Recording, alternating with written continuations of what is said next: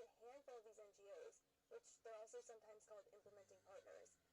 And just a handful of them are really awarded the contracts by USAID to implement that humanitarian assistance.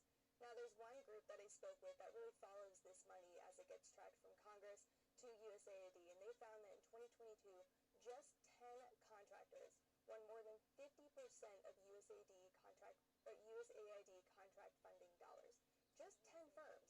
So this is also kind of where the numbers get tricky, and I want to walk you through this. So numerous studies have found that just a relatively small portion of those funds actually make it to local partners on the ground. There was one study from researchers at the University of Washington that found that these implementing partners can retain the majority of the funds awarded to them to pay for things like overhead costs and staff and salaries for their organizations, rather than get that money to the front lines and the places that need it. Now, all of this to say that the criticism of USAID and how their contracts are awarded, who they get awarded to, have persisted in Washington consistently, particularly on Capitol Hill, where representatives have been asking to review how the money that they have awarded is actually spent. And Olivia, one more question for you. What will actually happen if USAID is actually dissolved? Well, there's no doubt that the shuttering of USAID is going to have a global impact, because despite all of these criticisms I just laid out for you, there is Specifically talked about that you recently had 3 national declarations for disasters, and I want to enter into the record a unanimous consent. Trump moves to abolish FEMA. Who are no longer going to be able to support, their businesses from American taxpayers, and we simply want accountability. We want oversight. This is the Oversight Committee, and unfortunately, Congress has done a crap job of oversight and accountability over quite some time, I would say decades, and that is why we have this new commission that is created, and Americans are grateful for it. President Trump campaigned on having this DOJ commission to have oversight and accountability, and it is our responsibility to codify what happens. I am pleased with the expedited efforts that have taken place to really get this out in the open and explain to the American people what their money is actually being sent to. And let's just be honest with the American people. Unelected bureaucrats have been funneling their hard-earned taxpayer dollars to ridiculous and even malicious causes. DOJ is doing the hard work to uncover the truth and make our government work for the people rather than funding policies that are actively hurting them. For example, Dr. Resch, in your testimony, you state that the recommendations from the Department of Government Efficiency will exacerbate public health crises. How is that the case when DOJ is advocating to defund EcoHealth Alliance, which was involved in the research in the Wuhan lab that created coronavirus, that created this global pandemic that killed people and ended the livelihoods of many others? My statement was in reference to across-the-board firings without specific I think government employees have been given the option. They can have an. And those that will be given the option will be more competitive on a private market basis than those that stay. So then you'll be losing your best public employees. Were our best public employees at the Wuhan Lab of Virology? Were those our best employees? Was that where our funding was going, to the best and the brightest who started a global pandemic? I'm saying when you make a 20% across the cut without any I think there's been a lot of inefficiencies, and I'm excited to see where this goes and the exposure of that. And Dr. Resch, the last administration weaponized NGOs to aid and abet illegal aliens across and within the interior of the United States. We saw millions of taxpayer dollars being funneled to NGOs that were spent on plane and bus tickets, hotel rooms, and even to coach illegal aliens on how to illegally stay in the country. Heck, we have a congresswoman who is currently coaching illegal aliens on how to stay in the country, what terms to use, even if they are untruthful. Now, Dr. Resch, how does transporting millions of unvetted illegal aliens into our country make America safer? And how does stopping the funding of those NGOs harm America? That is tangential and irrelevant to my Oh, it is not irrelevant. Let's go through the list of relevancy, shall we? When we have open borders allowing millions of illegal aliens coming into our country unvetted, then the relevancy is in terms of Laken Riley, Jocelyn Nungary, Rachel Morin, Ruby Garcia, Elizabeth Medina, and I could go on and on and on and on with the American citizens who were killed at the hands of illegal aliens. So I think it's pretty relevant to say we need to look into these NGOs and what they are doing with these unvetted illegal aliens coming into our country and remaining into our country. Would you agree? Does that bring some relevancy to the topic, sir? Not to workforce cuts across the American public service. Well, but we're also talking about the funding that is going out. We are cutting spending at an executive level, and I hope that we codify all of that here within these chambers to ensure that it doesn't go out again. Now, in your testimony, you also mentioned that DOGE proposals reflect an agenda to dismantle professional government. According to you, this is fundamentally at odds with the principles of democratic governance. In November, President Trump won by a decisive mandate promising to maximize governmental efficiency and productivity. And how are actions, these actions fulfilling the president's campaign promises, fundamentally at odds with the principles of democratic governance? And while my time is running out, I want you to answer that, sir. But we hear about unelected folks. Democrats didn't even get a chance to vote for their own presidential candidate in their primary. So don't talk to me about unelected people actually being involved in the decisions in this country. But I would like to hear how that's at odds, sir. I have no response to that. Well, that's kind of Chairman, the gentlelady. I yield. Thank you. Chair, now recognize Mr. Kassar. We're going to recognize Mr. Kassar, then Mr. Jordan, and then at the request of the witnesses, we're going to take a brief bathroom break. So, Chair, recognize Mr. Kassar for 5 minutes, and then after him, it'll be Jordan, and then a brief 10-minute break. We're going to recognize Mr. Kassar. Chairman, I don't know why Republican members even show up to this committee or to Congress when it's clear who's really in charge of the federal government right now, and that's Elon Musk. And at the beginning of this hearing, when we asked our Republican colleagues if we could bring Mr. Musk to this committee, Republicans ran cover for him. They want him hiding in the White House tweeting, and they voted unanimously that they didn't want to hear from Elon Musk. Supposedly, this committee is supposed to be about rooting out waste, fraud, and abuse. And I agree. So let's talk about waste, fraud, and abuse. The biggest fraud in U.S. government right now is Elon Musk pretending to care about efficiency when what he cares about is taking your taxpayer dollars, taking your Medicare, taking your Medicaid, taking your Social Security, and enriching himself and his billionaire buddies with it.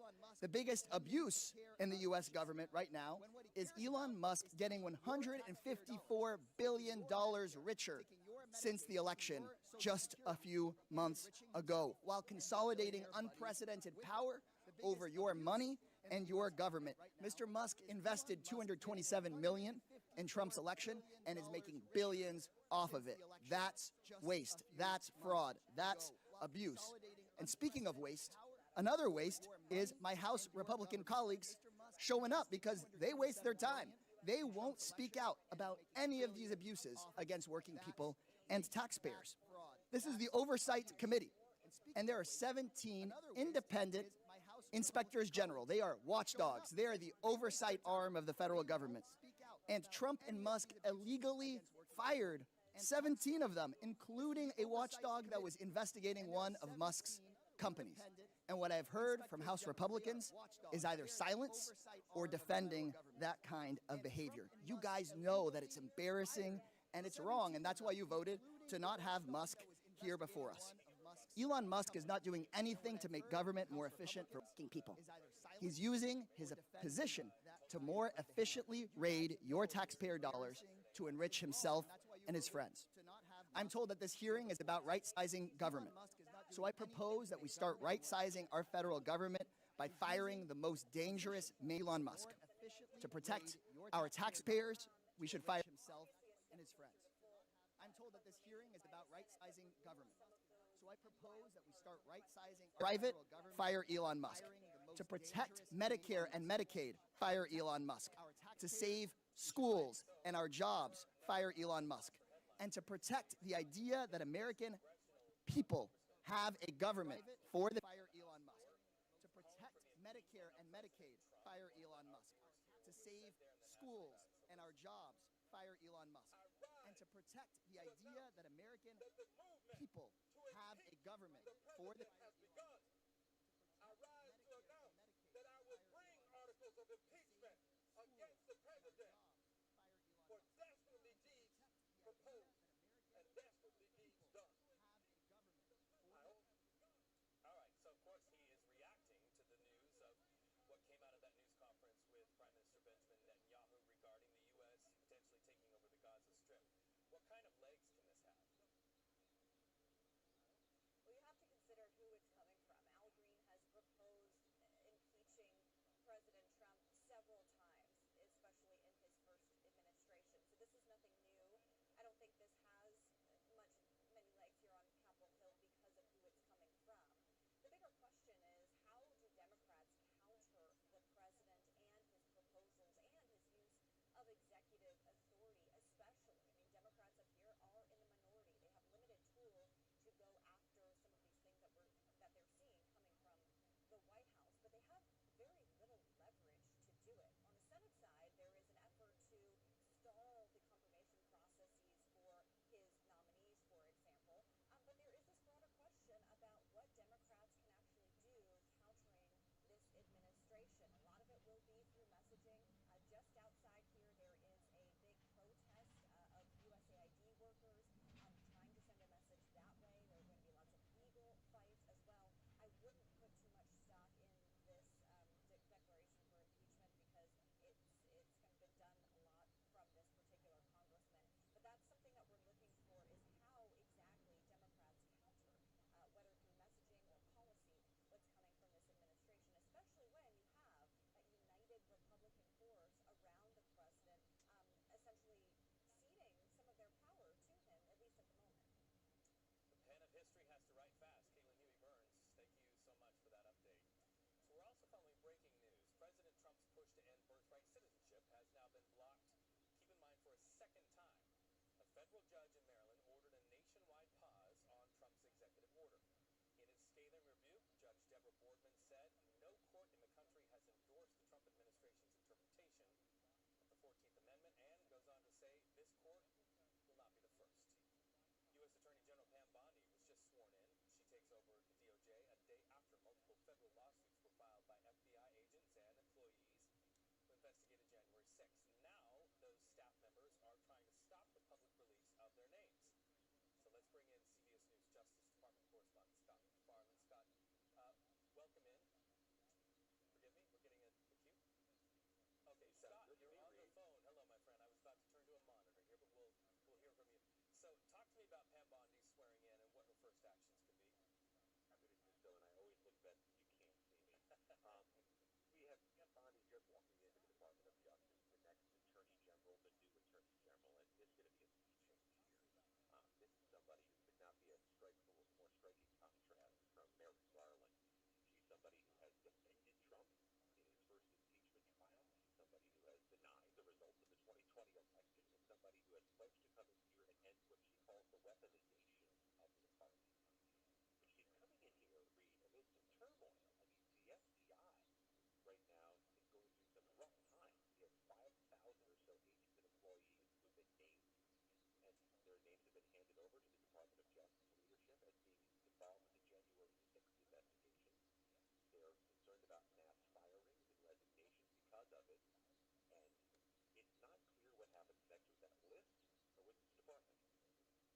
Any sort of insurance for these FBI agents who are just following orders, Scott? So far, a few things have been done to firewall this.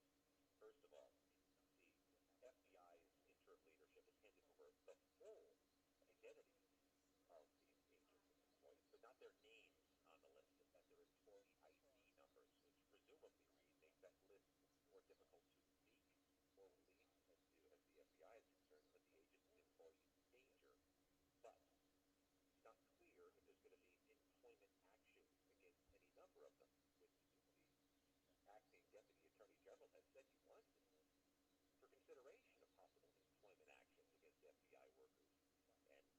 And how many and how far they'll go is far from clear to the agents. That's why two different groups of FBI employees have filed suit against the Department of Justice, against their own employers, saying their privacy has been invaded, that their due process rights have been violated, and that the court should order that list not be released.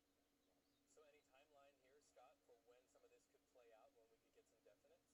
Yep, we expect a court hearing tomorrow morning, 10:30 a.m. Washington, D.C. time, where the attorneys for those FBI agents will face a judge and ask for some type of court action against the listing and the potential release of the list of agents. Pam Bondi is expected to speak publicly at some point in the next day or two, potentially here from the Department of Justice headquarters, either to the media or to the employees here in the building. Whether she addresses this issue is far from clear.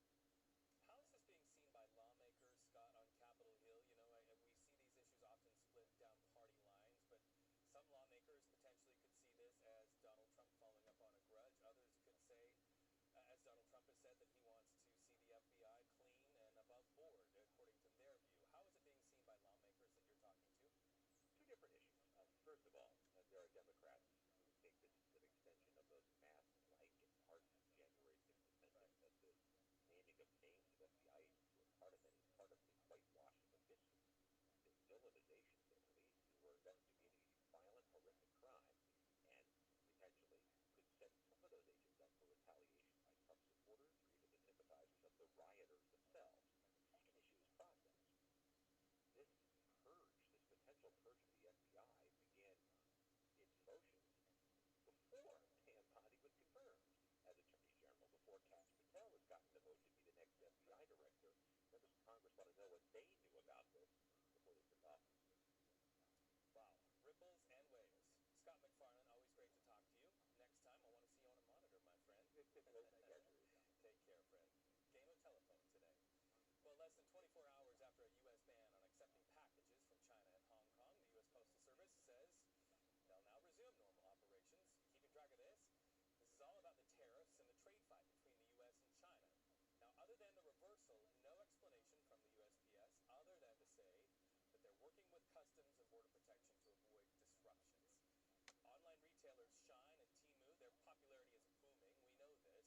And perhaps another trade war punch, President Trump is considering adding the retailers to the Department of Homeland Security's forced labor list. It's a list that singles out companies that rely on that forced labor to manufacture its goods. The Trump administration has not made a final decision on this matter, but we'll be watching it closely. Well, you can now add the CIA to President Donald Trump's buyout list. Workers of the Central Intelligence Agency can now join the so-called Deferred Resignation Program.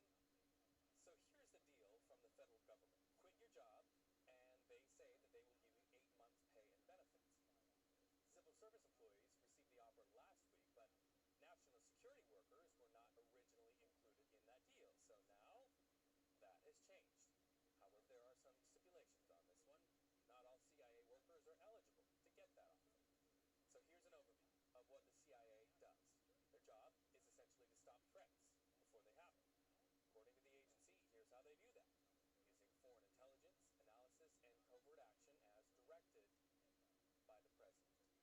We'll continue watching that. Plus, we're watching those podiums at the White House press briefing room. So many questions directed at the press secretary, Ms. Leavitt, regarding what is going to happen in Gaza 1 day after President Donald Trump stood shoulder to shoulder with Prime Minister Benjamin Netanyahu and suggested the U.S. could take over Gaza. Where would the citizens of Gaza go? Many questions when we come back. The stakes are that high.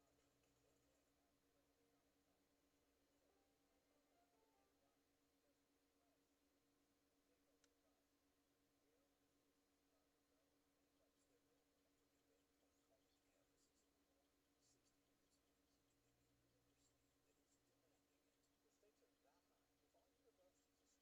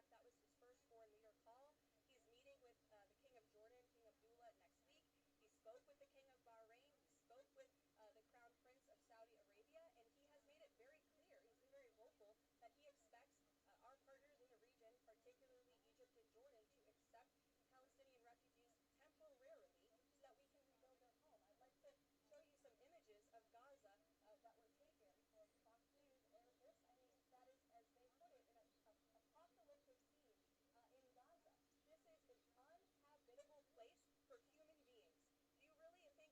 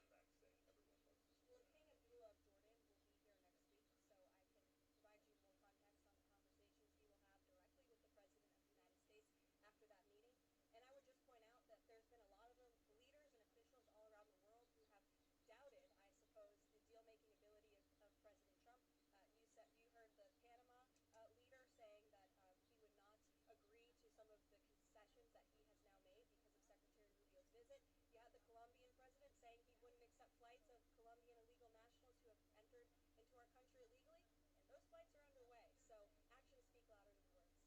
Dasha. You said the president has been working on this idea for a while behind the scenes now. Is there a written plan based on the president's proposal for Gaza? And if so, when was it drafted and who had a hand in that? The plan was written in the president's remarks last night as he revealed it to the world and to the American people, and his team are continuing to be engaged on this effort. I saw the National Security Advisor this morning. He has a very busy day of calls, and they will, again, continue to engage with our partners. That includes Steve Witkoff as well.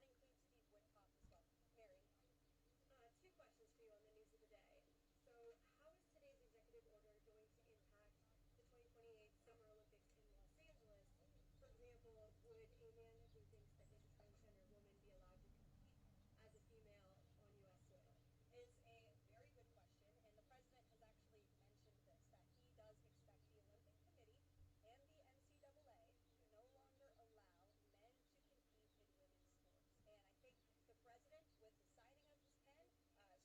who thinks that he's a transgender woman be allowed to compete as a female on U.S. soil? Is a very good question, and the president has actually mentioned this, that he does expect the Olympic Committee and the NCAA to no longer allow men to compete in women's sports. And I think the president, with the signing of this pen, starts a very public pressure campaign on these organizations to do the right thing for women and for girls across the country. Again, this is an incredibly popular position.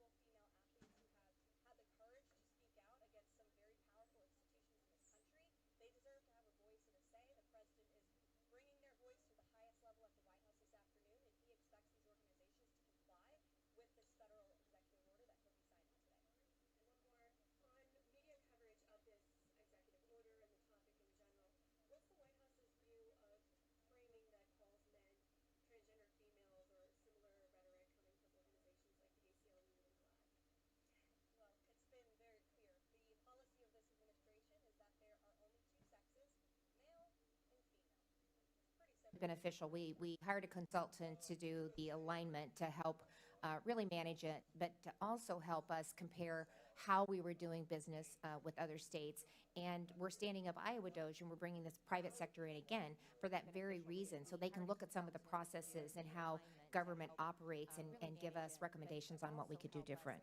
Yeah, would you embrace if Elon Musk offered to you to come in with no pay, with a team of people with, 200 level IQs, all with no pay? Would you embrace that? I would welcome that, especially when we look at the legacy systems and the antiquated systems that government is working under.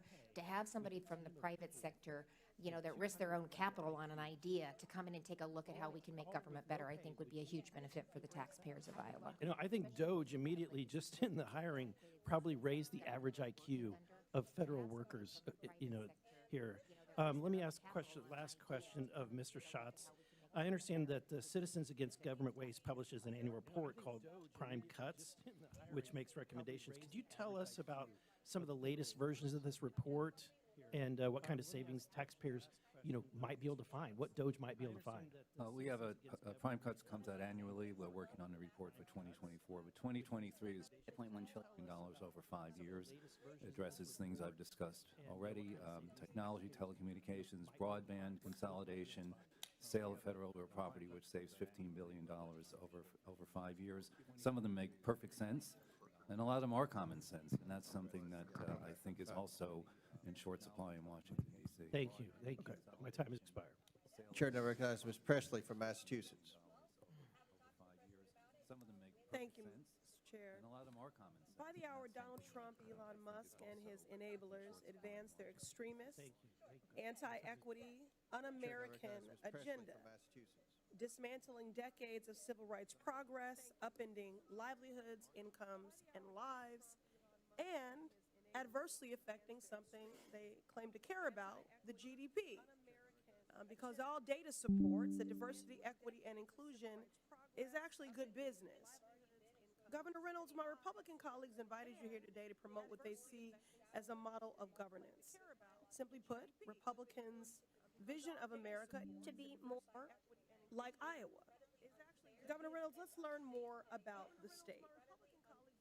Do you know what percentage of Iowans are white and what percentage are black? I don't know the exact percentages, no. We're by far a larger percentage of white population. That's correct. Iowa is 90% white and only 4.5% black. So that is drastically different from the national population. So when Republicans suggest Iowa should be a national model, They are advocating for a government that doesn't reflect our country. So let's talk about what this model of governance actually means in practice.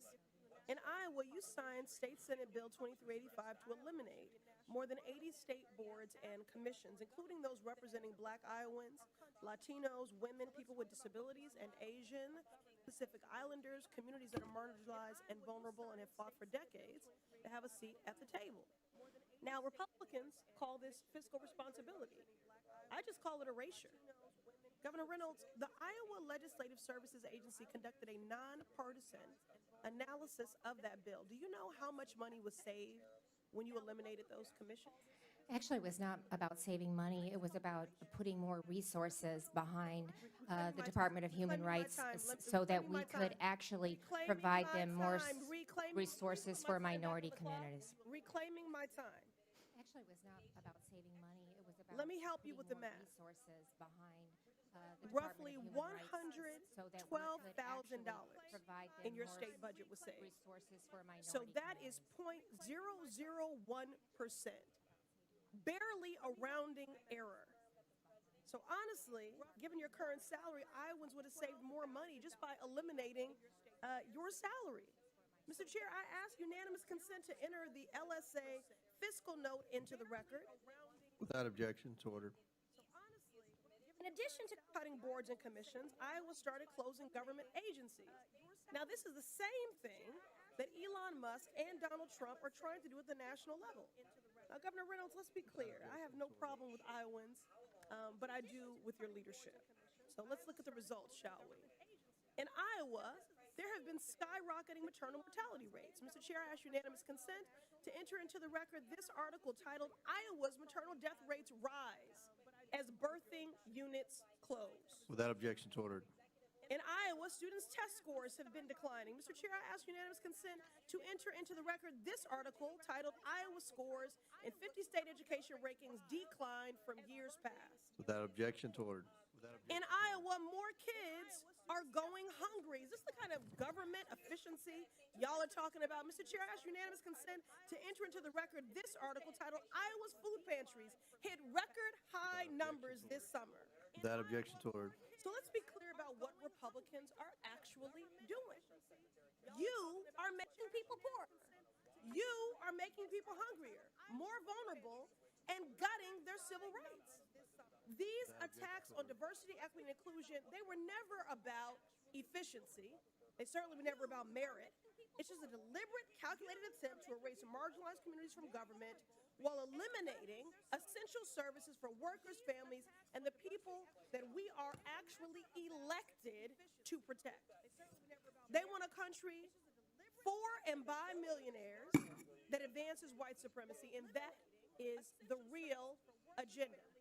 And I will do everything I can to speak truth to power and to stand in the way of that. I yield back. Gentleman yields back. Chair and we've got to go to two Democrats now. Chair recognizes Mr. Randall.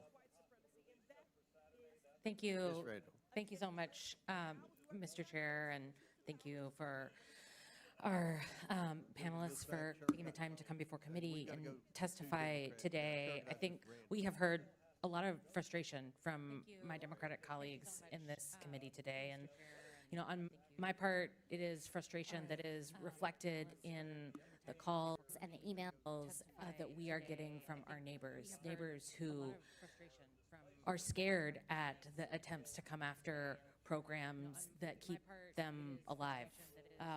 You know, a colleague, Republican colleague, equated this work to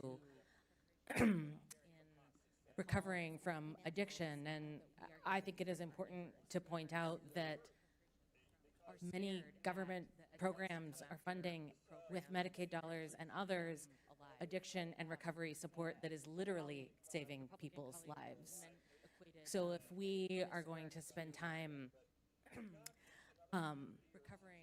dismissing those important life-saving programs, the important lives of the people we represent, I feel like we are doing a disservice to our neighbors. I want to talk about some of my neighbors in the 6th Congressional District, a district that I have mentioned before, includes many federal workers, many federal employees, 27,000 in the 6th congressional district, making up almost 8% of our workforce. And these employees are doing lots of different jobs, you know, making sure that we get our mail, providing healthcare service to veterans, and also ensuring that our national defense is well-staffed and ready to protect our country when necessary.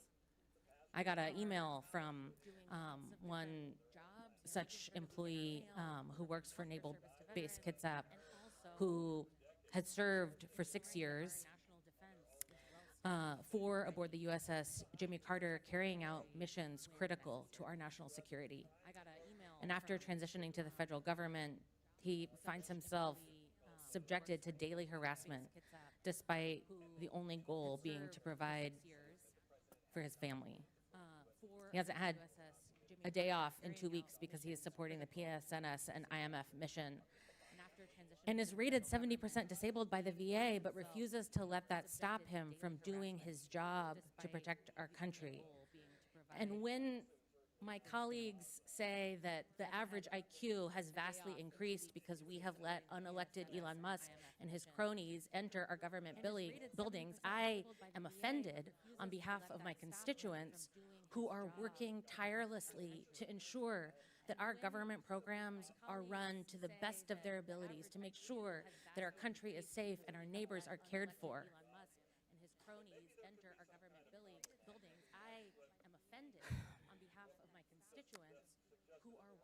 I believe in government accountability. I've represented the people of Washington for 6 years in the state legislature, where we have one of the most transparent budgeting operations, and we have a AAA bond rating. We have good budgeting practices and good programs that invest in community. I believe that government can do both, can invest in our neighbors and be accountable. But we can't be accountable when we fire all of our inspector generals and take away that watchdog authority. Dr. Resch, our veterans have sacrificed so much for us. And a 2024 report by the VA Inspector General noted that 86% of Veterans Health Administration facilities reported severe occupational staff shortages. For medical officers, 82% had shortages for nurses, and yet we are seeing an unelected billionaire striving to immediately decrease 5 to 10% across the board cuts to our government's workforce, including the VA. What would happen to agencies and departments like the VA if 5% of their employees suddenly left their jobs? Well, again, when you're making broad cuts indiscriminately, you're not choosing per se poor performers, you're just making blanket cuts. Again, it's going to create an environment of fear, an environment of uncertainty, and you're certainly not going to be attracting the best people to public service under those conditions. And so what I would say to you is that what it will do is diminish the very capacity that you're looking for in government. It's almost as if by losing the best people that work for you, being a corporation, firing your accountants and expecting profits. Titillates time's expired. Chair recognizes Mr. Fallon from Texas. Thank you, Mr. Chairman. You know, you hear a lot of interesting things when you sit on the Oversight Committee. Doge. It's curious that it seems to me that that's like a dirty word for many Democrats. They recoil when they hear it. Doge. Or if they say the word Doge, it leaves a bitter taste in their mouth, very acidic. That's like Doge. But what does it stand for? I'll tell you what it doesn't stand for. It doesn't stand for oligarch. It doesn't stand for billionaire. It doesn't stand for unelected billionaire. It doesn't stand for Project 2025, and it sure as hell doesn't stand for Elon Musk. It's the Department of Government Efficiency. Who in their right mind would oppose our federal government operating with more, wait for it, efficiency? Who in their right mind believes that a 1.7 million strong civilian federal workforce operates currently at maximum efficiency? Of course it doesn't. But I figured I'd hear certain things, and our colleagues across the aisle didn't disappoint. They went to the tact of venerating the flawless federal worker without whom we would all see our lives disintegrate before our very eyes. How dare we even question these benevolent public servants? In far too many instances, federal bureaucrats have become not the public servants, but they've evolved into public masters. Now, do some federal workers do a fabulous job? Absolutely. Do some federal agencies provide critical services for Americans? Of course. But not all. And where there isn't value being provided, we need to trim the excess. We need to eliminate waste. We need to expose the abuse. And we need to streamline efficiency. Take, for instance, the Department of Education. When you say you want to eliminate the Department of Education, liberals' heads will explode. But it was formed in 1979. And when you look at the proficiency in math and reading from 1979 to current day, it's stagnant. It's a rounding error. It goes up a little, goes down a little bit. But when you look at adjusted for inflation, the spending per pupil on education, it was $9,615 in 1979. It's now just under $20,000. So we spent double the money, but it's not reaching classroom performance. Block grants would be a far better way rather than spending $79 billion on a Department of Education at the federal level. We went to the moon without a Department of Education. So the growth in the federal government has been staggering. If you look at just the last 100 years, in 1929, the federal government spent $3.6 billion. Adjusted for inflation, that's $66 billion. Today, that number is $7,300 billion, 110 times in 100 years, or 11,100% in a century. There are 400 executive branch agencies and sub-agencies and 1,000 federal boards and commissions. I think we should look to the states, and we have Governor Reynolds here. And Governor Reynolds, I commend you for taking the cabinet position numbers from 37 to 16 and eliminating 500 unfilled positions, and then eliminating 83 state boards and commissions. How much is it projected to save your taxpayers, Governor? In the first 18 months, it's saved $217 million, and that's exceeded what our original projections were for 4 years. So I will continue to see savings as we move forward, as we've really had visibility into the agencies and look for opportunities to continue to make us better. $217 million, and having been in the state legislature for 8 years, that's real money at the state level, particularly in a state the size of Iowa. What is the feedback you're receiving from, is it Iowans? Not Iowites, right? Iowans? Iowans, yeah. Iowans, okay. What are Iowans telling you about this? Well, they appreciate it. First of all, you know, I have an obligation to make government accountable to the taxpayers, and I want to continue to bring the taxpayer burden down on Iowans. And by keeping spending in check and making government more efficient, we're going to be able to do that. I started my comments today. When I took office, our individual income tax rate was 8.98%. Today, January 1st of 2025, it's 3.8%. So when we saw 9% inflation under the Biden administration, this was a way that I could help give back to Iowans some of their hardworking dollars so that they could offset some of the cost of gas and groceries that they were experiencing.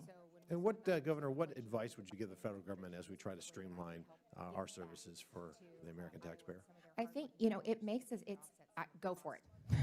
Everybody's going to tell you can't do it. I haven't heard any other suggestions on doing something different. In Iowa, it had been 40 years since we'd taken a look at the structure of government. That's ridiculous. It was bloated, it had grown, and we could do things better. And this has been an opportunity. It's changed the culture of our agencies, our cabinet, and most importantly, our employers. They feel like they're making a difference, and they're making a difference in how they're serving Iowans. Amen. Thank you. And coming from Texas and looking at the growth of Texas and Florida, people vote with their feet, and they're moving to the states like Iowa, Tennessee, Texas, Florida, because we're doing it the right way. And at the federal level, Mr. Chairman, we can and we must do better. Thank you, Governor, and thank you, Chairman. I yield back. Chair now recognizes Mr. Subramaniam from Virginia. Thank you, Mr. Chair. I've just been listening to the comments today during this hearing, and I hear these things like we want to trim the inefficiencies in government. We want to do the least amount of harm, is what someone said. We want to get rid of the low-performing employees, but that's not quite what's happening, is it? Right? These are blanket cuts across the board that are indiscriminate. And let's be clear. This DOGE effort it can't be about getting rid of waste, fraud, and abuse. Because if you look at our federal spending, civil servants are a drop in the bucket when it comes to our budget. The math doesn't work, actually. In fact, civil servants actually save us a lot of money down the road. They prevent food illnesses. They prevent a lot of bad things from happening that would cost us more money down the road. So, yes, there are inefficiencies in government. Let's fix them. That's bipartisan. I've done that work myself. But, if the kitchen cabinets in your house are broken, fix them. Don't burn the house down, right? And I don't think this is about waste, fraud, and abuse. I think this is about revenge over civil servants who may have slighted the president. I think this is about control over the federal agencies and federal government, ones who especially had actual oversight and did actual regulation of companies that were slighting consumers. And this is about stopping the protections of consumers. And it's about having civil servants with a certain ideology. And this is not legal, and this is not constitutional. And I wish we had the Doge folks in here today, but we don't. So we just have the governor of Iowa. And so I'll just ask Governor Reynolds, when you made Doge reforms in Iowa, did you freeze all spending while you were doing your review? No, we did not. And when you brought in those consultants, did you let those consultants take over your payment systems and give access to every person's personal health information to them? We did not. And do you think it's okay for outside consultants with no security clearance to handle classified documents? No. And do you think it's okay for outside consultants to handle sensitive data haphazardly that could cause cybersecurity breaches? I'm just curious. That's not been our experience in Iowa. Yeah, we don't know who the people are. At least you knew who your consultants were, right? We even tried to go into the Treasury building and meet with them. We tried to go into USAID and meet with them, and we were turned away, us, members of Congress. But the reason I know what's going on inside those buildings is because I have constituents who actually work in those buildings. And let me just tell you some of the stories I'm hearing. One at USDA said that they've frozen funding to control invasive species protections, which would cost us hundreds of millions of dollars if these pests get into our country and devastate crops and livestock in states like Iowa. Or at one agency, they actually just came in, one of the Doge employees came in and said, just cut 50% of the employees indiscriminately. And then the Doge employee actually started living inside the building. So our federal agencies are now Airbnbs, apparently. And now we have nuclear scientists that are resigning. We have PhDs. They're not dumb people. They may not have 200 IQs, but it doesn't seem like the Doge people do either. But what they're doing is they're resigning because they don't want to put up with this anymore. And it's going to be hard to replace these folks. It's going to be a brain drain on our federal government. This is not the right sizing of government. This is the dumb sizing of government, and it has to stop. And Congress has oversight over this. This committee has oversight over this. But what are we doing about it? We're talking to the governor of Iowa, no offense. We're talking to think tanks. We're talking to folks that are not actually doing this work. Let's actually give the American people answers. Let's give our constituents answers. And let's actually use Congress's powers to fight this, or at least figure out how we can work together to fix what's wrong in government. I'm down to do that. I know both sides of the aisle want to fix what's wrong in government. The American people deserve to know, though, what's going on right now, why it's happening, and how to fix this. But what's happening right now is way overstepping the bounds of executive power. It's overstepping Congress's power. We're getting rid of agencies that Congress authorized. We're going way over the line here, and this is unprecedented and needs to stop. And so we're going to continue to ask questions. We're going to continue to ask for hearings, and we're going to continue to ask for the people who are actually doing this, because we want answers. I yield my time to the ranking member. And I would just ask the gentleman from Virginia, and we want to add to that, we want Elon Musk to come here since he's an unelected, unaccountable, major player in all of this, unlike the process in Iowa, which was transparent and accountable, in order to answer to this committee in our legitimate oversight functions. Is that not correct? Absolutely, that's correct. I thank the gentleman. Chair now recognizes myself for the purpose of asking questions. Governor Reynolds, again, thank you for being here. You're a role model for government efficiency. That's why we asked you to come in, and you've done a tremendous job explaining what you did in Iowa as we work, at least on this side of the aisle, to sincerely try to reform government and reduce unnecessary spending in Washington. I understand you were asked a question that mischaracterized a bill you signed a couple of years ago that addressed the Iowa State Auditor. Can you talk about why the legislature passed the bill? Yeah, the bill was passed, again, to promote government efficiency, so it completely fell in line with the government efficiency and alignment bill that we were working on. And what it did is it required that two government agencies to mediate conflicts rather than going to the court and racking up legal bills that the taxpayers have to pay for. So it did not limit the auditor's access to necessary information. It was more about the process of when two agencies disagreed, that they could actually mediate their conflicts instead of taking it through the courts, racking up additional cost on taxpayers. Right. Like you worked with your legislature to amend laws that needed change to complete your alignment. President Trump has said he will work with Congress where he needs to, but he will take executive action where he can. You did that too, correct? I did the same thing. When we started, I did it through 2080 agreements. I had one director acting for both public health and human services. We did it through a 28E or an MOU. We did a proof of concept, and then we took it through the legislature. I also did executive orders with the rules moratorium. I initiated that with an executive order, and then when we took the next step, we actually took it through Congress when it needed a statute change to implement some of the ideas that we did either through an executive order that I stood up or through a 28E. Then we brought in the Congress and utilized them to make the statute reflect what we were doing. Great. You eliminated a host of state agencies, commissions. It saved money and streamlined the state bureaucracy. I wonder, did you encounter opposition from entrenched interest when you did that? You know, we really didn't, but I will say we did a lot of the homework on the front end. And these were common sense changes, as I talked about. You can't have different functions spread across multiple agencies and expect to be efficient. So we brought in the directors early, we brought in the leaders, we brought in the chairs, we reached out to stakeholders, but no. And the few incidents where there were some concerns that were raised, it never came to bear. So it sounds like people in Iowa were serious about reforming government. I don't get that feeling in Washington, D.C., at least with half of the Congress. What sort of blowback did these proposals get when they were first announced? Well, again, I mean, we hadn't looked at the government structure for 40 years, so I don't think they were surprised. I had done a complete tax overhaul. Again, I started with the merger between public health and with human services, and so I had a great proof of concept.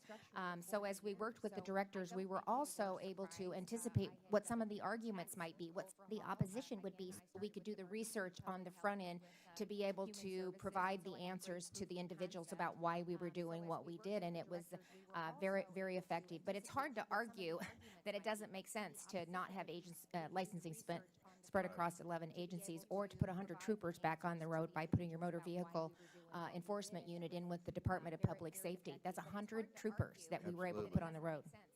Did some say that your proposals would disrupt government services and lead to other problems? A lot of it was the existing, maybe some of the agencies that we were moving off the cabinet. It was the agencies, not the individuals, not Iowans that had the most pushback. See, I think that's who's leading a lot of the fear and criticism of Elon Musk. I think it's some of the federal agencies and federal employees who are about to be disrupted.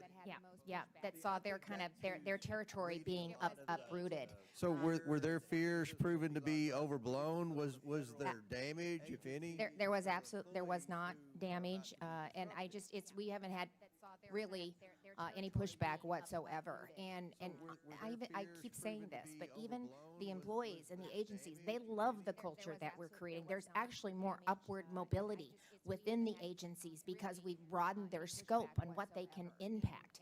And they love that. They like being a part of that. Were people in Iowa ever allowed to work from home for years after COVID? No, not for years. See, that's part of the problem. I think that's what set the ball rolling of fear and opposition among a lot of the federal employees. There's so many in this town that are still working from home because of COVID years later.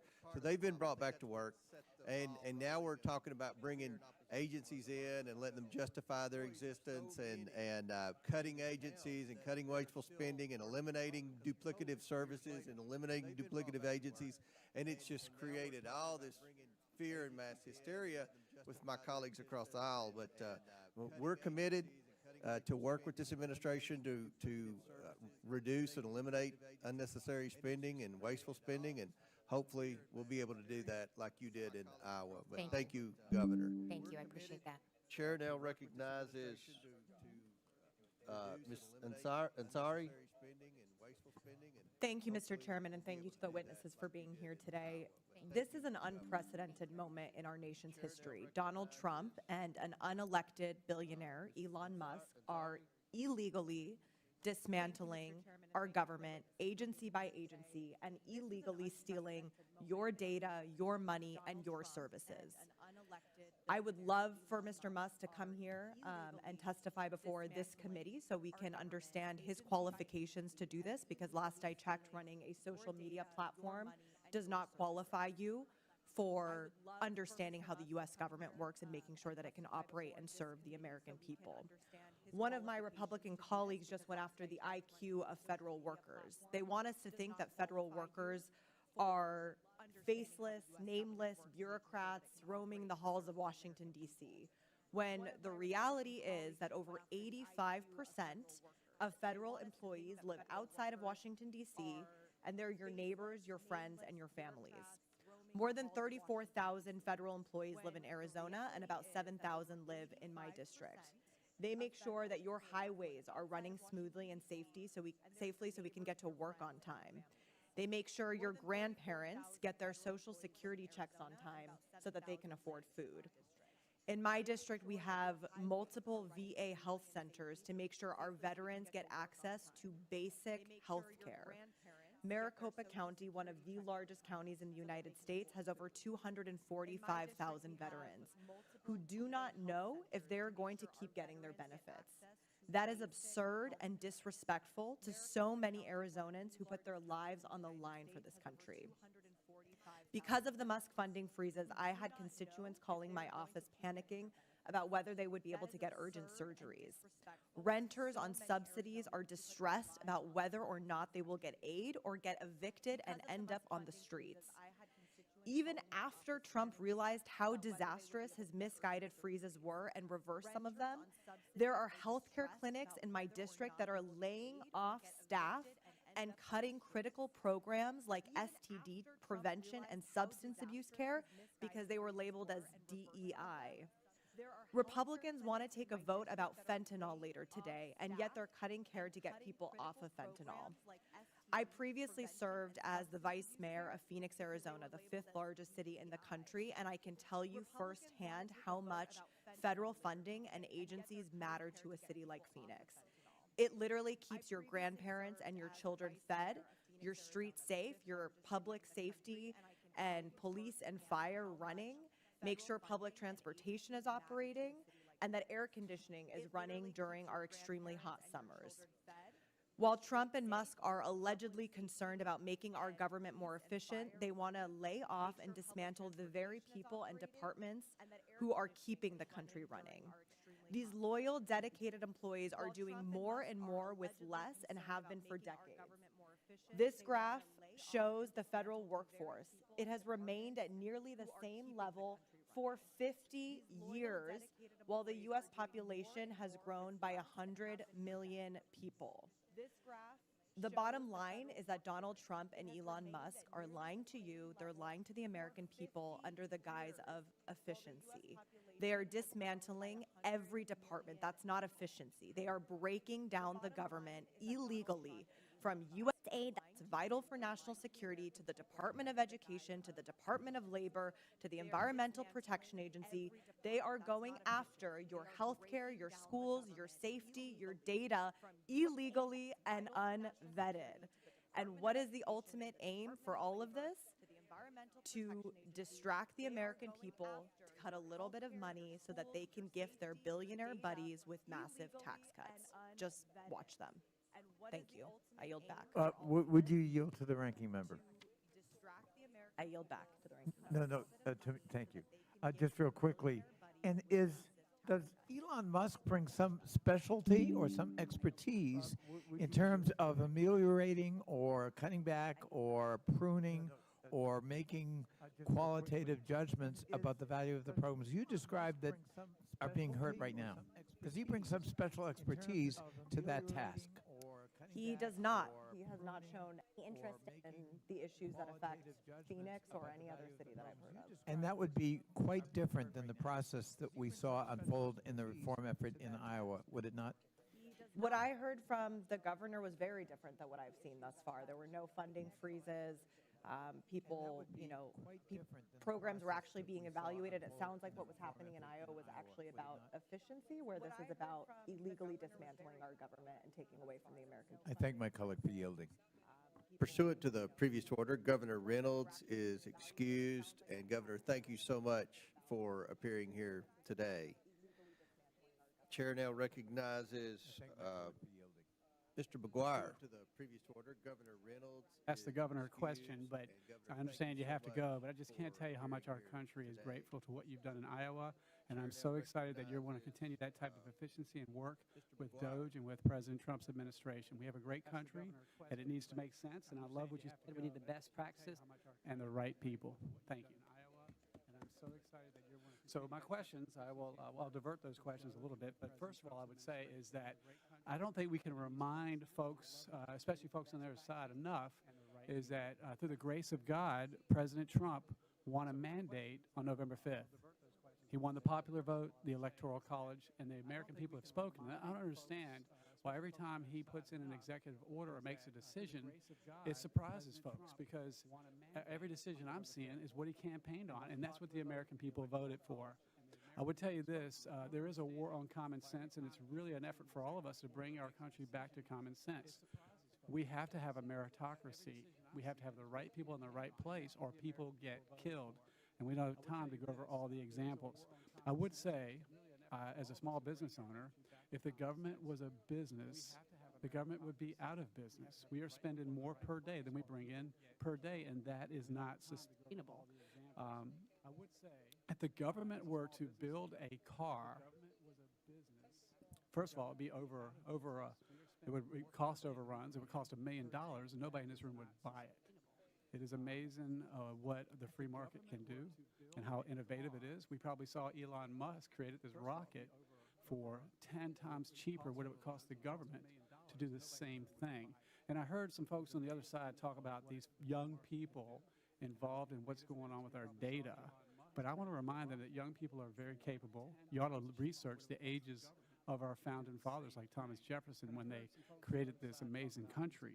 But if you look at young people saved the world during World War II on the Normandy beaches from Nazism. So young people are quite capable, and if you have the bright young minds, I don't care. I got to tell you, as a veteran, if you saved my life on the battlefield, I wouldn't care if you call yourself a Democrat, Republican, Independent. I don't care if you're young or old or pink or blue. We're all Americans, and we're in big trouble. And I think we're on the way to a sovereign debt crisis because we're spending so much. And I hear this talk, and we all know the government's not efficient. Corporate America and the corporate world is talking about how people perform better face-to-face in an office environment. And so we want to bring people back to work, yet folks on the other side are saying it's a terrible thing to bring people back to work. I got to tell you, people in my district have to go to work every day, and they don't understand why people who work in the government don't have to go back to work. We also heard a testimony in this committee about a week or so ago about a guy it took him 3 years to fire. I talked to a very, very successful businessman on breakfast yesterday, and he said if we have a guy who's not performing, we get rid of him in 3 minutes. We need to make the right decision. So my first question, and I apologize if I pronounce your name wrong, Mr. Schatz. Yes, sir.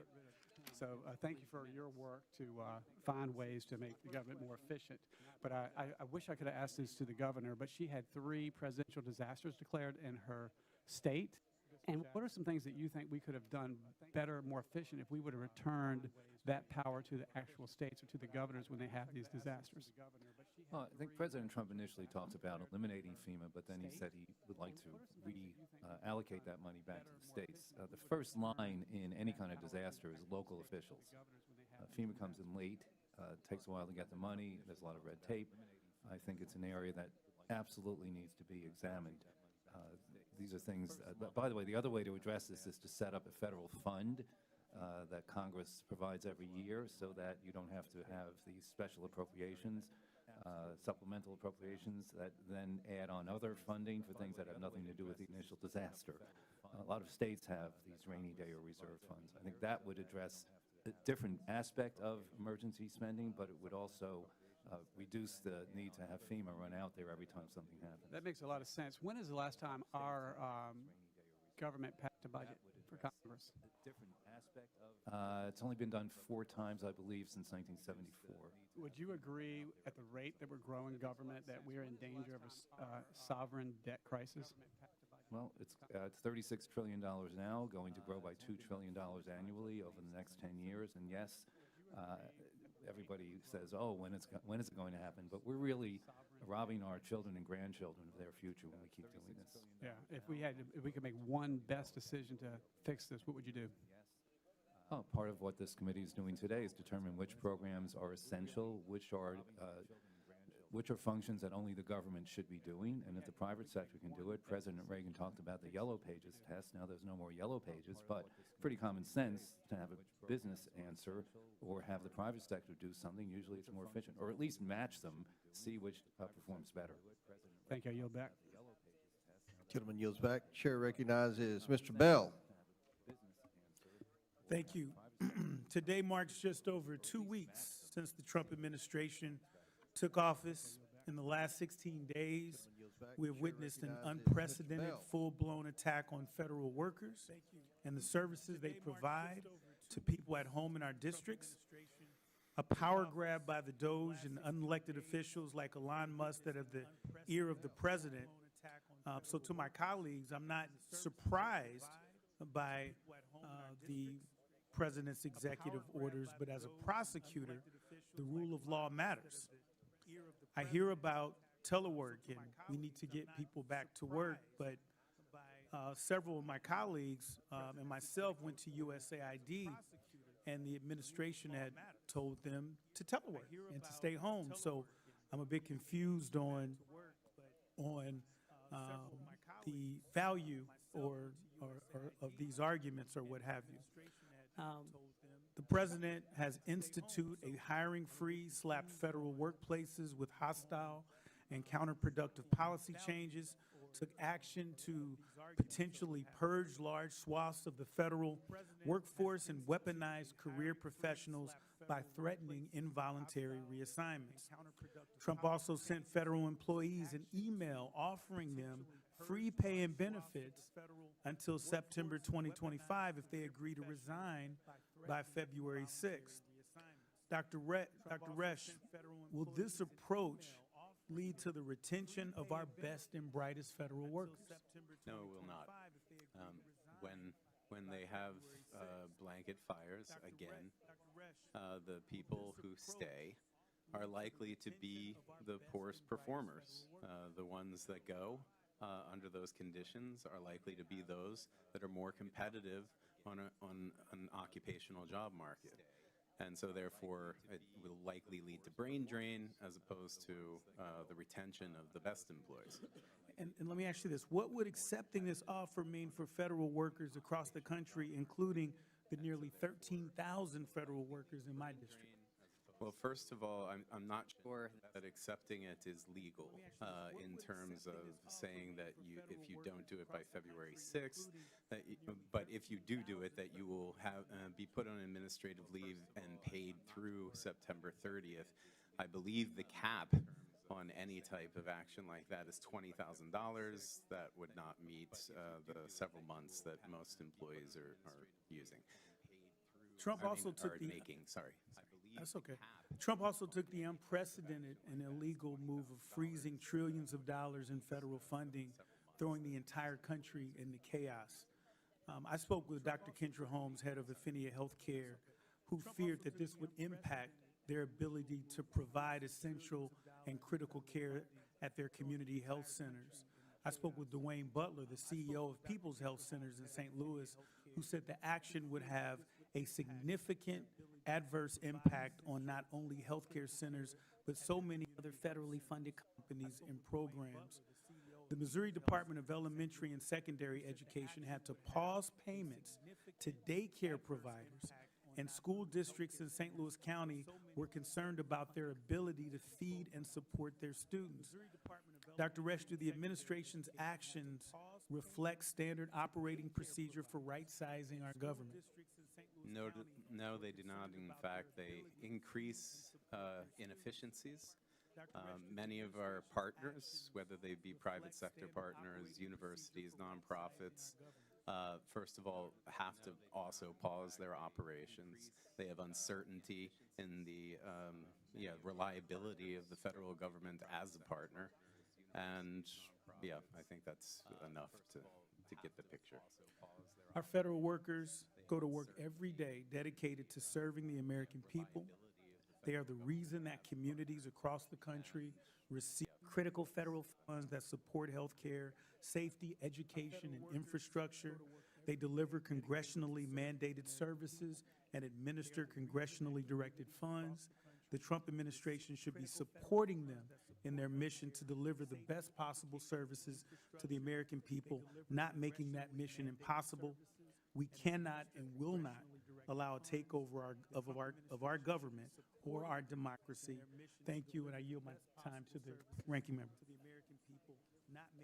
I thank the gentleman for what he just said, and I know that my constituents, as well as his, who work for the federal government, appreciate it. Thank you.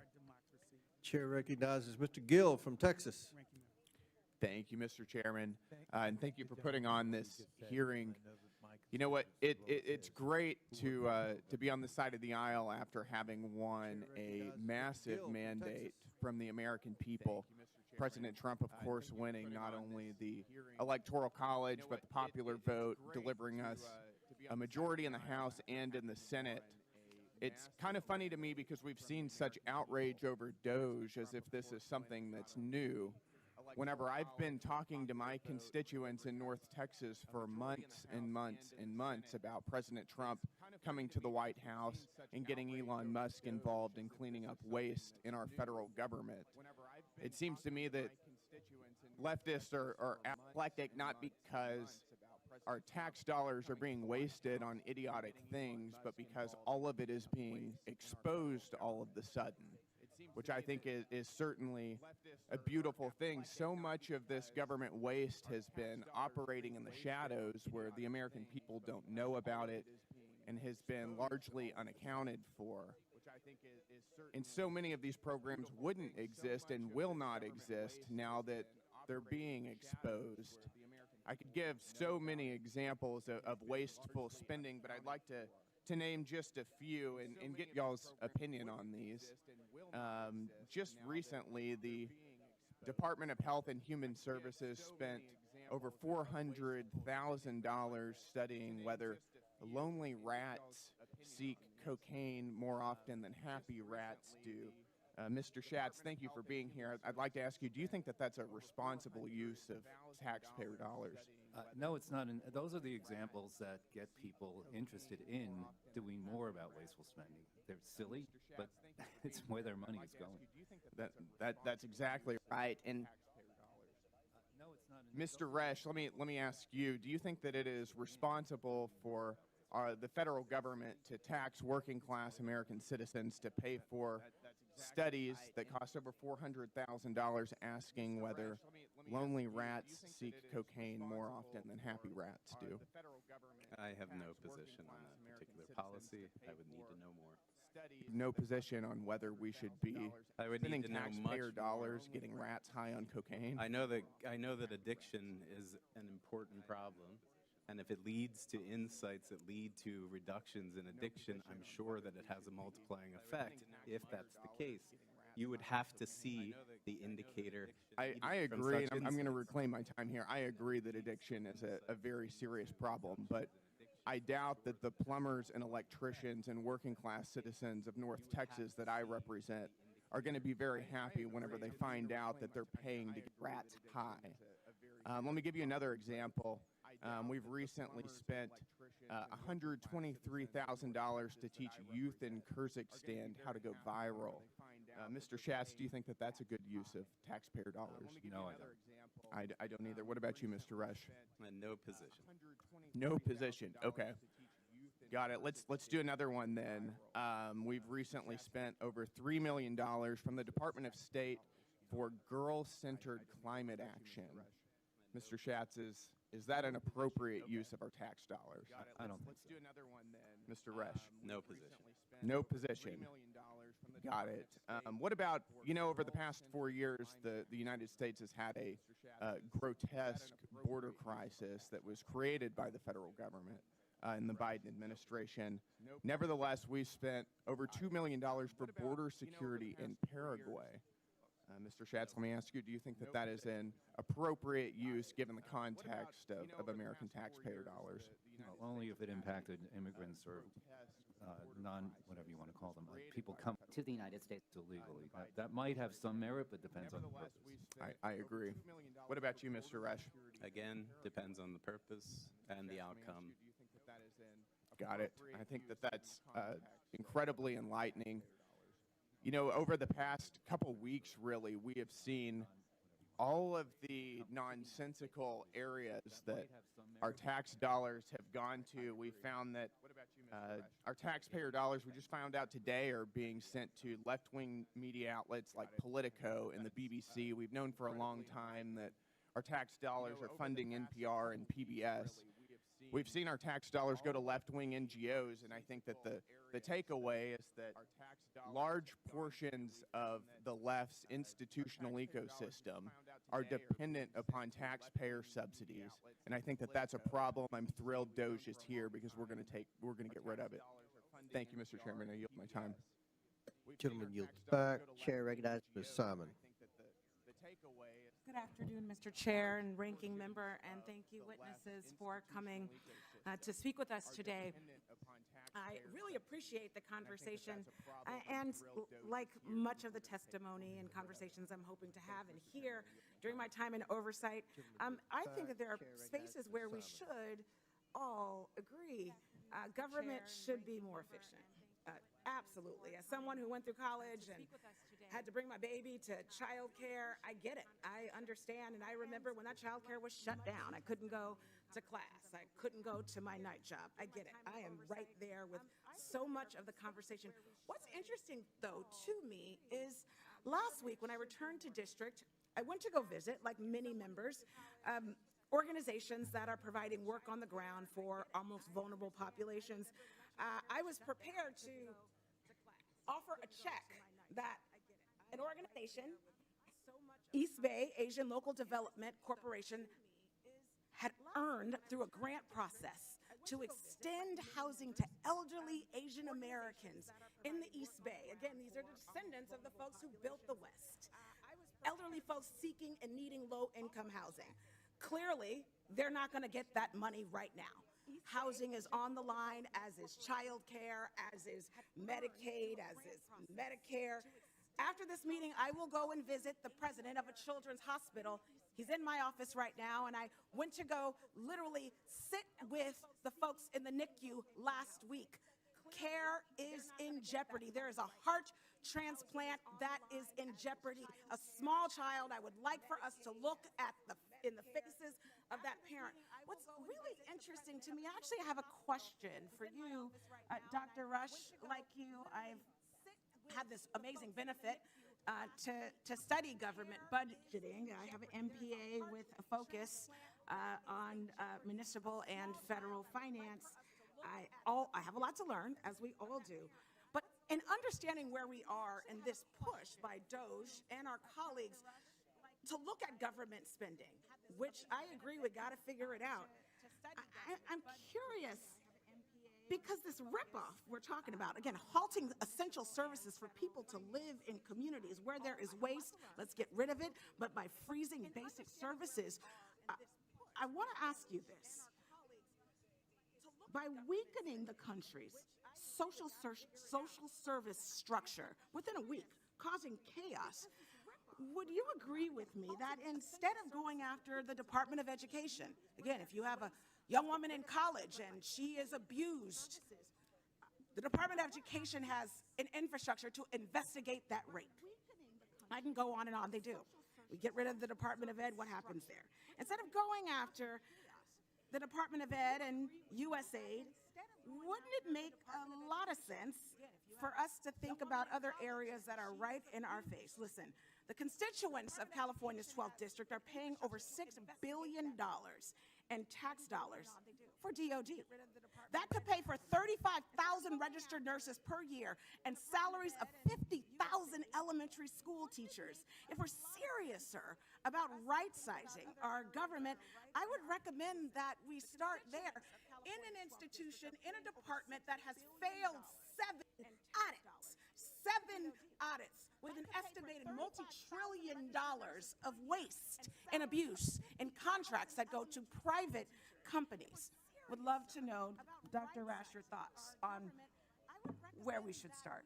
Congresswoman, thank you for the question. I'd just like to note that throughout this testimony, I've been asked questions about a very, very insignificant proportion of our federal budget, and that is domestic discretionary spending. If the committee is serious about right-sizing government in terms of dollars, then it should not. That's very tiny proportion of our overall federal budget has seemed to be the focus throughout this meeting. $14,000 grant to something through AID is nothing compared to the non-discretionary funds. But if we were talking about the Department of Defense, it is not subject to some of the same scrutiny as well as these programs that offer social services, so on down the line. Thank you to all the witnesses that came today, and thank you, Dr. Rash, for your answer. I yield back. Chair recognizes Mr. Jack from Georgia. Well, thank you, Mr. Chairman, and thank you for letting me get a little exercise this morning. I appreciate that. I want to start by saying, throughout this hearing, I've heard over and over and over again from our colleagues on the other side, Elon Musk's name invoked. And to me, it rings very similar to what I experienced over the last 9 years I've worked for President Trump. It seems like the Democrat playbook from 2015 through 2025 has been to singularly target one individual and over and over and over repeat talking points against that individual. And some pre-political advice, in 2016, it didn't work. In 2020, House Republicans gained seats. In 22, we gained seats. In 24, Donald Trump delivered one of the most impressive historic landslide victories we've ever seen. And it's because he offers solutions to the American people, and that's exactly what we House Republicans are doing. I want to spend my time today engaging with Mr. Schatz talking about a solution that I campaigned on and that really resonated with the constituents across my district. And I'll predicate by noting I'm probably one of the few members on this committee who actually was a federal employee. From 2017 to 2021, I served in the Executive Office of the President as the President's White House Political Director. And one of the things that I was tasked with while working for the President was helping move departments and agencies outside of Washington, D.C. so that they could be headquartered in areas that are more reflective of the people they're targeting to, or designed to serve. And Mr. Schatz, in your testimony, I very much appreciated you noting that 17 of the 24 agencies only use an average of 25% of agency headquarters office space. The American taxpayer is paying for office space that is not being used. And it's one of the things that I'm very passionate about. In 2019, we relocated large agencies within the Department of the Interior to Colorado, and we found a lot of success in doing so. So I just would love to get your thoughts and comments on that. I think that's an innovative solution that this Congress can move forward and something President Trump campaigned on, and I'm so proud the American people gave him the victory and affirmation for that. Well, thank you, Congressman, and we completely agree with that concept because it would enable the federal government to work more closely with state agencies that in many cases perform a lot of the same functions. And that's another form of duplication. That isn't necessarily turning those functions over to the states, but it is determining where it might be more effective and more efficient and deliver those services. And just briefly, the objective of an agency should be to deliver a service to someone, period. Right? And then determine how that gets done, and then determine how much it costs. And the reverse is true. It's spend the money. If that doesn't work, spend more money. Don't take the time to figure out what works, this would be very helpful to reaching that conclusion. Well, in that vein, and as my esteemed colleague to my left, Mr. Gill noted, all the programs that were all the money frivolously spent by USAID, I have to imagine the people of Texas's 26th congressional district or Georgia's 3rd congressional district would not have made those decisions had they been employees at that agency headquarters. And in that vein, I just want to also note for the record, you'd have to drive an hour from where we sit right now to reach a precinct that voted for President Trump. Yet, of course, we saw a landslide victory across our country. To me, you need a federal workforce that's reflective of the balance that America is. And in this general area, we've got 95% Democrat participation in elections. To me, that's from where our federal workforce is coming. That's why we have so many problems that we've discussed here today. I also want to note, Mr. Schatz, your leadership at Citizens Against Government Waste has led to trillions of dollars of savings for Americans. You've done an incredible service to your country. And I just want to close with a final question to you. Based on your wealth and knowledge and experience, what are the most prominent patterns or locations that you find waste, fraud, and abuse in our federal government? Any advice to the committee before I finish? Well, it runs across all agencies. And I would note on the Department of Defense, when the Grace Commission made its recommendations and found $424.4 billion in savings, 25% of that was in the Department of Defense. As has been noted, they failed an audit. Joint Strike Fighter is pretty much of a mess. Less than half, about 55% of them are available for use. So the procurement system needs a lot of reform. Information technology, 80% of the systems are legacy systems, and some of them, they're so old you can't find people to fix them or service them. And that's an investment, in our view, that's worth making. Upgrade those systems, and then people will be able to find out from the click of a button, what's going on with their money, and that would be extremely helpful for transparency, accountability, and more efficiency. Well, I'm grateful for your testimony today. I hope every committee member reads all the innovative solutions that you've offered us, and likewise, I hope my colleagues join me in helping relocate our departments and agencies outside of Washington, D.C. I yield back to our distinguished chairman, Mr. Comer. Gentleman yields back. Chair recognizes Mr. Min from California. Mr. Schatz, Dr. Resch, thank you for testifying today. Now, this hearing's happening because of Republican concerns about the size of our government. But I would submit they're missing basic economics here, and particularly the chapter on public goods. As a reminder, public goods are things that governments provide that we all benefit from. National defense, infrastructure, education, police, firefighting, air traffic control, all examples of public goods. And the most important thing to recognize is that these are all things that private markets typically do not provide on their own. So when we're talking about making cuts to the FAA budget for air traffic controllers, understand that no one is going to fill that gap to make our skies safer. When we cut the budget for FDA and USDA inspections, no one's going to step up to come and ensure that our foods and drugs are safe. That is why the government provides these things. Now, I realize it makes for a great talking point to talk about getting rid of waste in government. And I'm sure there are many examples we can point to. I know my colleagues have pointed to some if we look closely enough, just as I'm sure we can find lots of examples of waste and corruption in large private companies as well. But here's the thing. The reality is that what you're looking for is just not possible at the scale you're talking about. Elon Musk and many of my colleagues on the Republican side of the aisle have publicly stated that their intention is to cut $2 trillion from the federal budget. The problem is that this is just bad math. And yes, I'm Asian, and yes, I'm pretty good at math, but you don't have to be very good at math to understand this. The chart behind me illustrates very clearly the entire domestic discretionary budget, that's the primary focus of today's hearing, is only $917 billion. You can cut everything: education, food safety, air traffic safety, wildfire prevention, affordable housing, the FBI, the DOJ, and you're still not even halfway to the amount that Elon Musk and the Republicans are trying to cut. You can fire every single person in the federal government. That's 4% of the federal budget, a tiny fraction of what you're looking to cut right now. You can cut all military spending, $805 billion. You're still not there. So let's be realistic and talk about what's really at stake here. When we're talking about $2 trillion, we're talking about non-discretionary spending, which is a fancy way of saying Social Security, Medicare, and Medicaid. These are earned benefits, the checks that my mom and dad rely on for their retirement, that your moms and dads, grandmas and grandpas rely on, that they spent their lifetimes paying into. And let's be clear, this is what Elon Musk and many of my Republican colleagues are targeting right now. They've made it very clear with their statements, such as when Nancy Mace in March 2023 called for huge cuts to Social Security, saying everything is on the table, quote. And so that brings me to my first question. Dr. Resch, I assume you're familiar with the United States Constitution. Yes, sir. Article 1, Section 1 states, all legislative powers herein granted shall be vested in a Congress of the United States, which shall consist of a Senate and House of Representatives. Article 1, Section 9 gives exclusive authority for appropriations to Congress. Are you aware of any provisions in the Constitution that allow the President of the United States to unilaterally take away Congress's legislative and appropriations authority? I am not.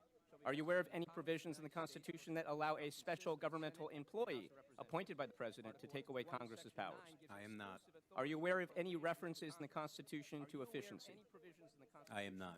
That's right, because they do not exist. Because efficiency, while important, is not something that the founders thought was a constitutional priority. Founders were very aware that democracy was a messy and inefficient way of running a government. It would be far more efficient to have a monarch or dictator decide how to fund programs rather than have 435 members of the House and 100 senators debate and deliberate and vote about it. But this country was not founded as a monarchy, not founded as a dictatorship, because we expressly decided that democratic representation, as inefficient as it might be, was more important than pure efficiency. And that's the point that my Repub colleagues need to recognize. We can debate our views on Social Security and Medicare and government spending. In fact, it's critically important that we do that. But those debates belong here in Congress. And we should not lose sight of the fact that Elon Musk, an unelected billionaire, is playing God with the federal government, deciding at whim which programs and agencies he wants to, quote, delete at the flip of a switch. Elmo has gained control over our federal payment systems. He's universally declared that certain agencies we've created here in Congress are terminated. He's locked federal employees out of their systems, and he's threatening to end federal disbursements that he does not like. This is all illegal and grossly unconstitutional. The United States of America is not a monarchy, it is not a dictatorship, and Elon Musk is breaking the law repeatedly by taking Congress's legislative authority. So to my Repub colleagues, I want to plead with you, this is not a partisan issue. It is your authority here in Congress that is being stolen by Elon Musk right now. If you do not speak up, you are going to permanently lose your legislative authority. We all swore an oath to support and defend the Constitution of the United States, and that is what I'm asking you all to do. We have an obligation to uphold the rule of law and defend the Constitution against this unprecedented assault. I yield to the ranking member. And that is what I'm asking you all to I thank the gentleman for his observations and for his cogent points. I also would like to request unanimous consent to enter into the record a New York Times article titled U.S. Agencies Fund and Fight with Elon Musk. A Trump presidency could give him Without power over objection to order. which describes how Elon Musk were, quote, promised $3 billion across nearly 100 different contracts last Without year objection with to 17 order. federal agencies. Got it. Thank you, Mr. Chair. I also have a unanimous consent request, Mr. Chairman. I ask unanimous consent that the statements of the American Federation of Government Employees and National Active and Retired Federal Employees be entered into the record. Without objection to order. And I further ask unanimous consent that the article Doge AIDS Search Medicare Agency also be entered into. Without objection to order. I thank the chair. Chair recognizes Ms. Tlaib. Thank you so much, Mr. Chair. Since we're entering items to the record, it's really important, as I do a lot of these question lines, to center it around my constituents and my residents who very much feel like there's so much instability and chaos right now. So if I may, I would like to submit a letter from the CEO and founder of Cody Rouge Action Alliance in the 12th Congressional District in Michigan, just about the freezing of the funds and what it meant for her seniors and many of the community members that she supports. Many of them are retirees. Many of them rely heavily on this agency to, again, supplement the high cost of living right now for many of our families. And so if I may, I would ask unanimous consent to, again, send this letter. Without objection to order. Thank you. You know, I want to cut through the BS because I am from Detroit, and we like to speak truth to power and be very honest. You know, the American people feel very much we're in a constitutional crisis. They cannot understand, you know, this billionaire. I don't even know really how to describe him. Of course, he's the richest man in the world. And to think that he can just walk in to an agency that I can tell you for many of my families from the Social Security, the Medicare, I mean, it is literally part of how they survive in our country. And it's not just about the private information. It's about the fact that this person who they have no way of, they didn't get to elect him. He's not held accountable to them, the community, the public. And so they are very much living in fear right now. And we are in a constitutional crisis. One of the things that I continue to talk to our ranking member about, and thinking about even the folks that voted for the president and others, if I was to ask the American people, do you think Elon Musk cares about you? Do they think that he cares about your disabled child that relies on Department of Education services through the IDEA Act? Do you think he cares for any of our families right now? No matter how hard they work, they're still in survivor mode, not thriving in our country. The disconnect that his own lived experience will never ever be able to connect to that family in North Dakota, to the teacher in Detroit, to the child living and trying to survive through the education program, living with autism, and so much more. And so I'm just curious. I mean, really, this is my, do you think Elon Musk cares about the American people, Mr. Shades? I don't think that's the issue. I think the question is what is going to be done about the $36 trillion debt and the $2 trillion. So you want to talk about the deficit. debt, but the Congress, they're in control. Why not go through the public process? If you want to make cuts, then vote to cut it. Why are you having this person do it? Are you giving him your power as an elected person representing 750,000 people? You represent equal number of people I do. I want to get a chance to vote on this, hear from my constituents, have it be done in a public process. You want to deal with it, you're in power. You have a trifecta, the White House, the Senate, and the House. But no, you want to do it this way. The cruelty of it. The fact that even American people, no matter in their political affiliation, I'm telling you right now, feel like they have no control over the decisions being made. Why? Because members of Congress have circumvented and said, hey, we're good. Go ahead and do it for us. Go ahead. Even though they know it is going to impact farmers, veterans, disabled residents, folks living with disability, and so much more of these infrastructures that they don't understand support all of our families. So you can keep talking about the debt. They have control. They can deal with the debt if that's really what they want to do. Instead, they're just yielding their power to Elon Musk, who has, again, been unelected, and we can continue to say that. But one of the things you can go around the country is they don't want Elon Musk making that decision. They want their member of Congress that is elected making that decision, Mr. Shades. That's the problem. And I will never, and Mr. Chair knows this, vote your district. Come here and vote your district. If your district wants you to cut these various programs, go cut a public education, Department of Education, then go ahead and vote on it. Introduce a bill to cut the Department of Education. Do not say, hey, I don't have no cuts. You're just literally giving it to this person. It doesn't make any sense. Dr. Resch, do you think the American people think that Elon Musk cares about them? I don't think the American people should really care what he thinks. They should have someone making decisions who's taken an oath to the Constitution. Oh, that's actually very important, isn't it? You know, the Constitution gives Congress control over the spending, not the president, and certainly not Elon Musk. And the American people need to understand why that balance of government is there. It's to protect all of us from these kinds of decisions that are hurting people now. And Mr. Chair, just know this. This is the same man that continues to want to cut, but he has $20 billion in federal contracts.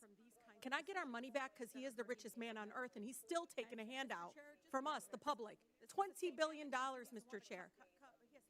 If it's really about that and not about hurting these public infrastructures, which really are critical and important for, I guess, the most vulnerable, and really, you'd be surprised how many people in your community and in your districts, no matter, again, political affiliation, will be harmed by these decisions that, again, overpass the congressional public process. It's our constitutional duty and responsibility to be able to authorize spending and cuts. We should be able to do it, not Elon Musk. With that, I yield. Gentlelady yields. That concludes our questions. In closing, I want to thank our witnesses once again for their testimony today. I'm now going to yield to the ranking member for some brief closing remarks. I thank the chair and I thank our witnesses. You know, we've spent the entirety of this hearing under the rubric of right-sizing government, as if we all know presumptively what the right size is, which of course nobody does. In fact, it's not even necessarily a sensible question. But we have ignored half of what should be involved in in any enterprise, business, nonprofit, or government, and that is the revenue side of the picture. You cannot right-size, whatever that means, government by only looking at expenditures and investments. You've got to look at how we finance it. Does anyone think that Elon Musk, in running Tesla, had a meeting when he took it over and said to his management crew, whatever we do, we are never again discussing or modifying the price of a Tesla. Whatever it is today, it's frozen forever. And all company profits will be derived from spending, expenditure cuts. Of course not. I heard the governor of Iowa say we ought to run government like a business. Well, then run it like a business. And that means there are two sides to the ledger, revenue as well as expenditure. I also heard the governor of Iowa say that there's nothing wrong with looking at the enterprise and making recommendations. I couldn't agree more. But that isn't what Elon Musk and company are doing. They're taking a wrecking ball to the federal government. They're firing people. They're intruding in very sensitive databases. They are threatening to close down entire departments and agencies of the federal government without any mandate, without any confirmation by the U.S. Senate, and without a howdy-do by the Congress of the United States. This committee and Congress cannot be supine in the face of that threat. We must play our legitimate role. And if my colleagues on the other side can muster a majority to, in fact, shut down these agencies, then so be it. But it cannot be something delegated to an unelected billionaire oligarch from South Africa. I yield back. Gentleman yields back. I must say, there's been a virus that has been spreading throughout the inside of Congress for the past 4 years. It's called Trump derangement syndrome, but it appears over the last week it's mutated now into Musk derangement syndrome. And all we have here is a business guy, an outsider, much like many outsiders and many business people on the local and state levels all over America that have been asked essentially to serve on a board to make recommendations to make government more efficient. What a noble idea on the federal level. And we welcome Elon Musk. We welcome any individual in America who has ideas on making government more efficient. But I will say this publicly, to make government more efficient and to live within our means, which is what the American people voted for in November, we're going to have to make cuts. We're going to have to reduce the size of government. And that's not going to be an easy task. It's easy to spend money. Everybody's popular when they're spending unlimited amounts of money and doing check presentations and things like that. But when it gets to making cuts, that's tough. That's what people in the private sector have to do every day. That's what people who work and pay taxes and struggle to make ends meet have to do every day. They have to make tough financial decisions. Congress has been immune for that for a long time.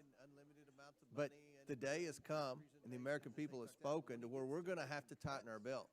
And that's what, at least my side of the aisle is committed to doing. And we're going to work with DOJ. We're going to work with the Trump administration. We're going to work with all of his cabinet secretaries. We're willing to work with Democrats across the aisle on sincere ideas to make government more efficient, to end duplicative services, to reduce wasteful spending. That's what we want to do. That's what this hearing was about. And I want to thank our witnesses who came here today to testify about that. With that and without objection, all members have 5 legislative days within which to submit materials and additional written questions for the witnesses, which will be forwarded to the witnesses. If no further business, without objection, the committee stands adjourned. That's what this hearing was about. And I want to thank our witnesses who came here today to testify about that. With that and without objection, all members have 5 legislative days within which to submit materials and additional written questions for the witnesses, which will be forwarded to the witnesses. If no further business, without objection, the committee stands adjourned.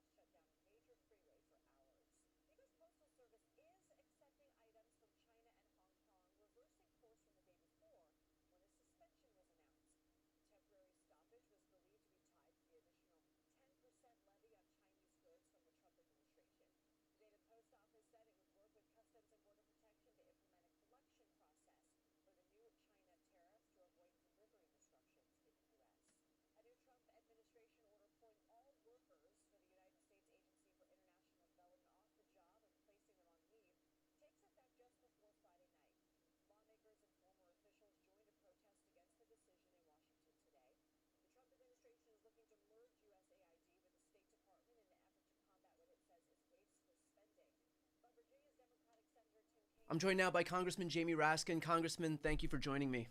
You bet. I'm delighted to be with you, Brian. All right, so we are in a constitutional crisis right now where the executive branch, led by the unelected richest man in the world, is basically usurping all power in government and unilaterally accessing sensitive information, has access to the Treasury. He's shutting down agencies, deciding where congressionally allocated funding can go and whether it can go. So I want to start off by channeling the voices of millions of people out there who want to know really what the hell is going on right now and what Democrats are doing to push back against this. Well, thank you, Brian, for putting the question so clearly. I do believe that as despondent as it is, we need to be very clear about what's going on. And I think the easiest way to wrap your head around it is that this is a coup, which is a seizure of state power by unelected actors, by taking control over the central institutions and functions of government. So Elon Musk has essentially seized control over the financial payment systems of the U.S. government, much of the communications systems of the United States, the data infrastructure, and of course, he's got his claws also into the military infrastructure as well. So, in addition to everything that Donald Trump is doing to dismantle every part of government that doesn't profit him personally and his friends personally, we have this additional problem of Elon Musk essentially trying to consolidate state power under him and transform the nature of our constitutional order. So as it relates to Elon, I know that the answer is that he can't do the things that he's doing, but the reality is, the practical reality is that he is doing them. So given that we're beyond the point where he and Trump are respecting the law, what is our recourse then here? Well, we're going to have to fight them in every channel and social context and governmental arena that we can. We're going to fight them in subcommittees and in the committees of the House and of the Senate. We're going to fight them in court.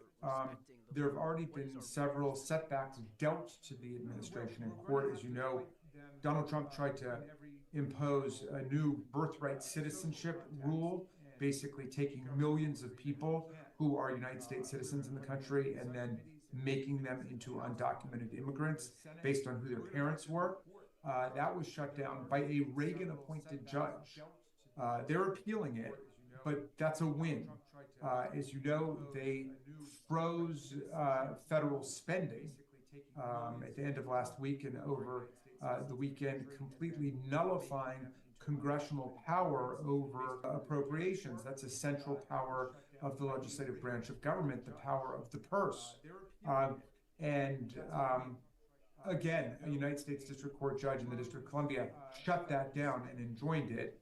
And there were oral arguments on that yesterday that went very well for our side. So we are going to assert the Constitution, the rule of law, the civil service rules as a blockade against what they're doing at every turn. And public pressure, public vigilance about what's happening are going to be essential in this process.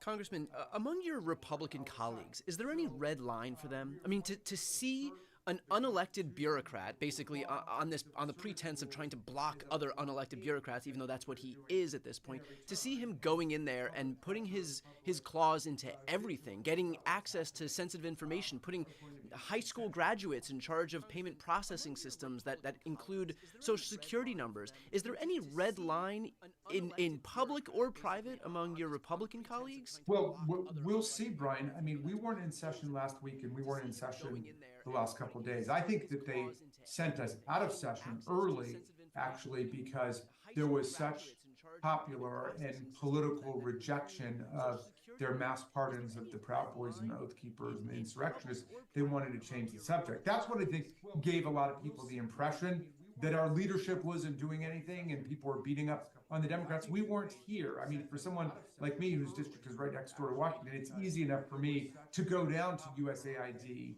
and to protest and to object. And we had a bunch of the Maryland and Virginia people there. But in any event, we have gotten our fight back. People are ready to fight this. Now, as for the Republicans, we don't know. There are one or two who have been uttering some of their reservations and their objections to what's going on, but I've been absolutely shocked and really devastated at the way that they've fallen into line for these completely corrupt and unqualified cabinet nominees that Trump has put through, including Kash Patel, an election denier, a J6 enthusiast and supporter, and an avatar of MAGA lawlessness, who is just about to become the director of the FBI. I mean, it's just dumbfounding to me this is taking place. And Lincoln's party of liberty and union has become Trump's party of chaos and dysfunction. You'd mentioned that there were all of one or two who have been, issuing some rumblings behind the scenes. What do you think that these same people, these Republicans, would say if George Soros all of a sudden was anointed some special government advisor and got access to every sensitive agency, every sensitive piece of information, all of Americans' private data, social security numbers? What do you think those same Republicans, all of whom are falling in line right now, would say about that? Well, Brian, I used to perform that mental experiment all the time, including during the impeachment crisis, where I said, imagine if Bill Clinton or Barack Obama had incited a mob of tens of thousands of people to go and fight like hell, and if you don't, you're not going to have a country anymore, and sat back and watched it eating hamburgers outside of the Oval Office and not saying anything other than my vice president didn't have the courage to do what needed to be done. And I would always flip it over and I would pose it to them. And then I realized that that represents an obsolete mode of thinking, which is that the GOP members will act according to principles and to principled reasons for action. They have dissolved into complete tribalism. They believe, including the ones they've stuck on the Supreme Court, that Donald Trump can do no wrong. Or as Trump, so vividly put it, I could shoot somebody in the middle of Fifth Avenue and I wouldn't lose their support. He was right about that. He understood the cultish dimensions of their support. So I try to flip these over in the mental thought experiment that you propose, but it's meaningless to them. They don't understand it. For them, whatever Donald Trump does goes. They will defend it no matter what. And whatever he says about the foes or the enemies of Donald Trump, they will believe and they will follow that too. Right, it's a complete moving target. Gone are the days where there's any long-standing principles that you can pin them to. At this point, to your exact point, it's just complete deference to whatever Trump says and does, and if that changes by the week, the day, the hour, the minute, so be it. They're just along for the ride. It's a completely humiliating thing to them. I mean, you have members over there like Marco Rubio or Ted Cruz, whom Trump has personally insulted. He's called their wives ugly, said Ted Cruz's father assassinated John F. Kennedy or was in on the plot to do it. I mean, just outrageous things. And they all come and they kiss his ring, and that's not all. And so it's utterly abasing and humiliating and denigrating for them, but they do it. So ours, in addition to being the party of democracy and freedom now, is the party of self-respect. Yeah. You got into a public argument with Elon Musk over the last couple of days where, you were standing up along with some colleagues to protect USAID. Elon came out, he called it a coup because, of course, he's trying to draw some false equivalency between January 6th and rightfully standing up for an agency that Elon Musk has no power to dissolve. While you were standing up for USAID, Elon Musk wrote back, and I'll put the tweet right here on the screen, what Raskin actually means is that he wants his kickbacks and bribes to continue. So that was obviously a defamatory statement by Elon. Because Elon and Trump and Republicans now clearly have their marching orders, and that is to destroy everything that really doesn't serve the ultra-wealthy, doesn't serve these Republican donors, and so they're on this scorched earth mission to just denigrate every agency that doesn't help them. First off, can you very briefly explain what USAID is and why it's important? Sure. Well, it was created originally by President Kennedy and by Congress to engage in what today we call soft power, or the projection of American influence and American foreign policy objectives by rendering aid to people. And that could be anything from helping people build effective water projects, to fighting HIV/AIDS, to malaria nets and anti-malaria campaigns, to building up development projects, democracy. We're all over the world with AID. It's less than 1% of the overall budget. It's the whole foreign aid budget's around $40 billion a year compared to $900 billion that goes to the Department of Defense alone, without getting into other national security agencies and departments. So it's a tiny fraction, but that money means something. It has helped to buy lots of goodwill for America, and also help to prevent diseases that come back and haunt us, and also prevent the disease of authoritarianism and autocracy, which is one of the key reasons that Elon Musk and Donald Trump want to dismantle. Right. Now, at the risk of getting too wonky here, on that exact point, this is a really important point, I think, about USAID. China has what's called the Belt and Road Initiative. So why is USAID important to combat Chinese soft power, and what are the implications going to be if we cede that ground to the Chinese? Well, we're already hearing now, with them having pulled the plug on all foreign aid projects on USAID all over the world, that China is moving in to say, well, they don't want to help you, but we're happy to help you. I mean, one of the things people love about America is the compassion of America, the democratic solidarity of America, the fact that we're a country with a big heart, made up of people who come from all over the world. And we stand with people, and then suddenly we're sending the message that we are going to stop programs to help pregnant women and infants all over the world. We're going to stop programs to bring food raised by farmers in Iowa and Louisiana and California to starving people in Asia and in Africa. It just makes no sense, but it is coherent from a political philosophy, which is that America can only get its way by being a bully. And we're seeing that same strategy play out right now with these tariffs and these trade wars. In your estimation, Trump basically pushing all of our allies away, showing them that America's word is no good anymore, that if we negotiate a trade deal, by the way, a trade deal like the USMCA, which Trump himself signed into law, that those are only as good as, you know, the person in power in the term that he's in it, and maybe not even beyond that. And so can you just speak on what that is, what the implications are going to be, what the impacts are going to be more broadly on America's standing in the world and our ability to even have alliances when, even among our own closest friends, we are instantly picking fights from Canada to Mexico to Panama to Greenland and on and on. I mean, I've seen TV ads that the Canadian government and Ontario government are running in America, just saying, remember, we are allies, we are closest trading partners, we are friends, we go back and forth, we were together in World War II fighting the Nazis. And so good for Canada, reminding the American people of the relationship that we actually have. And that's something that obviously people who live in Michigan and Minnesota and the northern states understand better than people who live, you know, in the South and so on.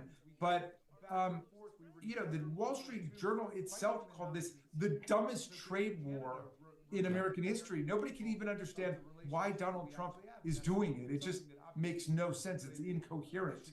More chaos, more dysfunction. Can you speak on the fact that really at the end of the day, what he was able to extract from the Canadians was border security that they had announced back in December. And so it would seem to me that what Trump is trying to do is just create a crisis, manufacture a crisis out of nowhere, look for whatever vague excuse of a concession he can cast out as some PR win and then beat his chest as some master negotiator, and that none of this is really amounting to anything. They're building ill will all over the world, including from our closest allies. And it may be that you're right, Brian, that he knew all along he was going to have to give nothing essentially, or rather get nothing, because what was given by Canada and Mexico was already given. I think the will is up. I mean, Mexico said they're going to put 10,000 troops on the border. They already had 15,000 troops on the border. That'd been negotiated, I think, a year or two ago. So, he just likes a lot of razzle dazzle and noise, but the leaders of the world are laughing at him. And we can recognize what like a fraudulent pretense this whole thing was. And at the same time, you've got Mexico and Canada as leaders who recognize that Trump really just is looking for some PR win, that he's looking for anything he can slap his name on and say, look, I've averted a crisis that, by the way, I created. But then you look at the Chinese, for example, they have placed retaliatory tariffs on the U.S. And so now this trade war is happening. We're in it because they're not playing into his gamesmanship. And so his effort basically to stave away, again, a crisis of his own making, at least as it relates to Canada and Mexico, is not going to work with the Chinese. That's right. That's right. Well, in fact, Elon Musk, who's obviously pulling Donald Trump's strings now, is completely in bed with the CCP and the Chinese government. So they're not going to do anything to help people in Taiwan or Hong Kong or the Tibetans. They're not going to do anything to challenge the authoritarian autocrats who they emulate. They think that there might be some political mileage in having a fake trade war with China, but everybody understands the game that's being played. This is like Orwell's 1984. They basically want to cede a sphere of influence to China so China can just stomp on the human rights of anybody under them, and they want to be able to do the same thing here. I mean, to the point of ridiculousness of saying they're going to take over Panama and Greenland as states. We do need two new states in America, but it's not Panama and Greenland. It's Puerto Rico and Washington, D.C. That's what we're fighting for. All the while, by the way, with this trade war in effect, that means prices are going to go up on Americans because China, we import goods ranging from clothing to electronics to shoes to toys and everything in between from China. And so that's going to have absolutely adverse impacts on everybody in this country. Thanks to a president, by the way, whose entire election campaign was predicated on this idea that grocery prices were too high. And that's something that he himself admitted, that the cost of groceries is why he won this election. And his first act as president is to launch a trade war for no reason at all, where the consequence of that is that Americans are going to be paying more money for all goods under the sun. The price of eggs, by the way, have never been higher in U.S. history. Yeah. I want to end with this. What can Americans be doing right now? I get a lot of emails from people saying, look, I understand this is what Democrats are doing in Congress, this is what Democrats are doing in the Senate, this is what our elected officials are doing, but what can we do out here? We may not be having women's marches with millions of people taking to the streets, but there are people agitating at home that are looking for some way to help. What can they do? Well, first of all, we're not having marches of millions of people right now because Trump would undoubtedly deploy his private militia of pardoned oath keepers and Proud Boys and 3%ers and violent insurrectionists to come and clash with protesters, to claim Antifa's there and to create street violence so as to give Trump an excuse for imposing martial law. So I think that the forces of opposition, which represent a majority of the American people, are being far more nimble and clever than that. And there are lots of rallies and demonstrations breaking out all over the country in different ways, in different places, but not allowing one to be the focus that they can try to go and crack down on.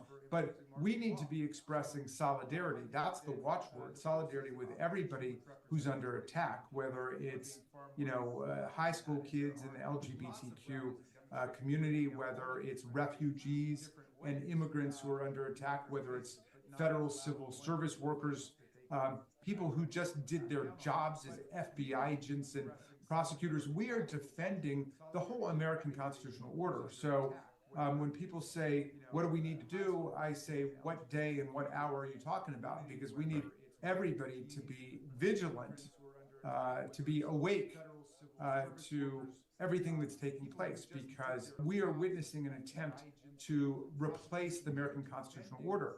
But they don't know what they're messing with on their side, because every time they attack another institution, another community, another person, that's one more ally for us, and our forces are growing. We get stronger every day.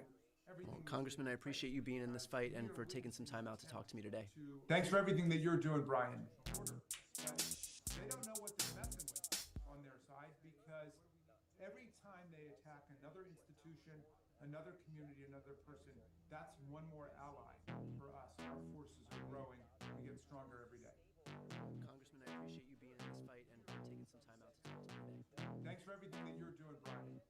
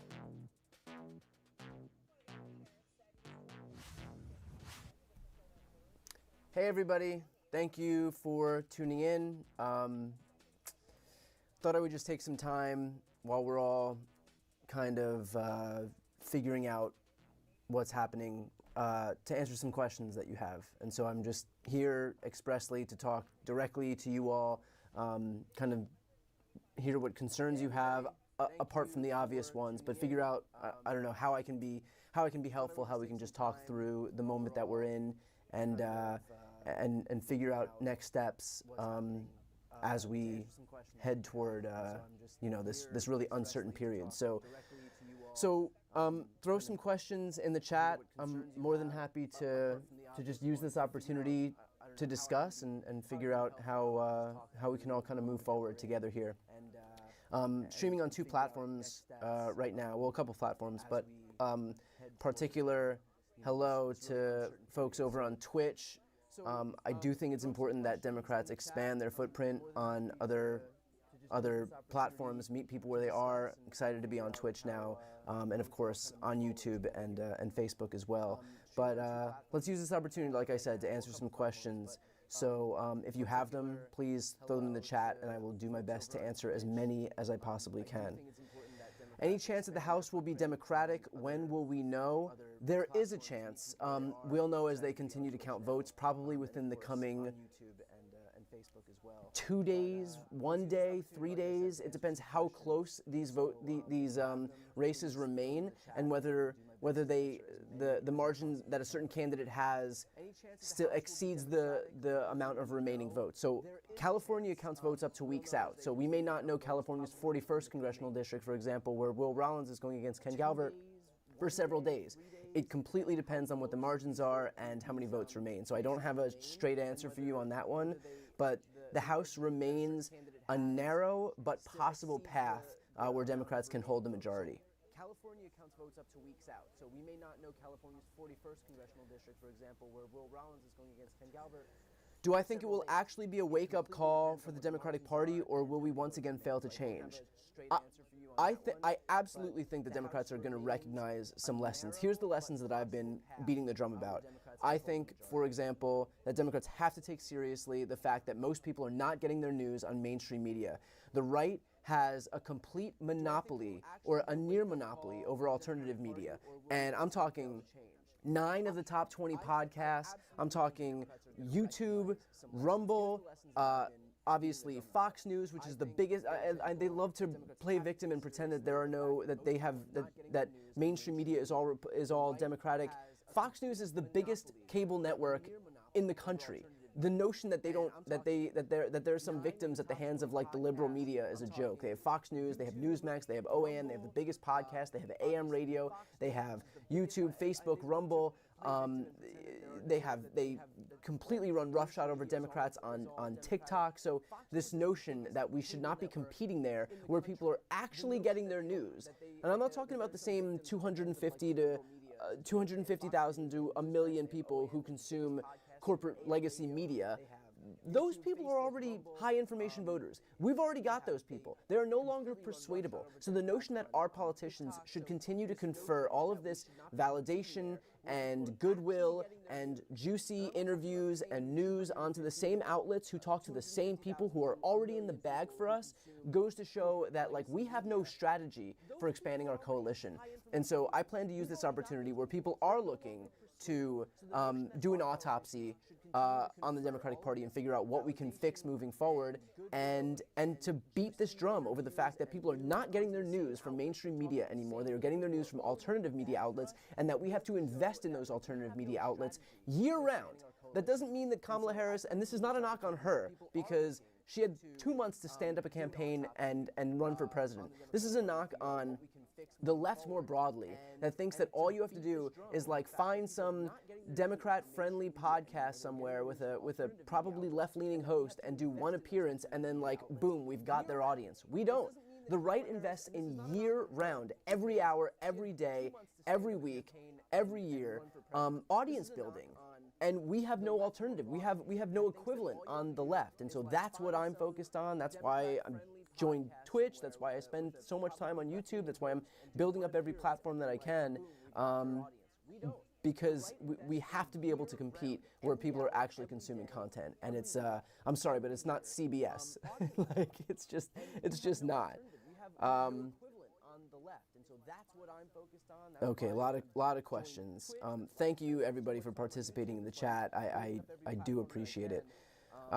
Let's see. Because we have to be able to compete where people are actually consuming content, and it's I'm sorry, but it's not CBS.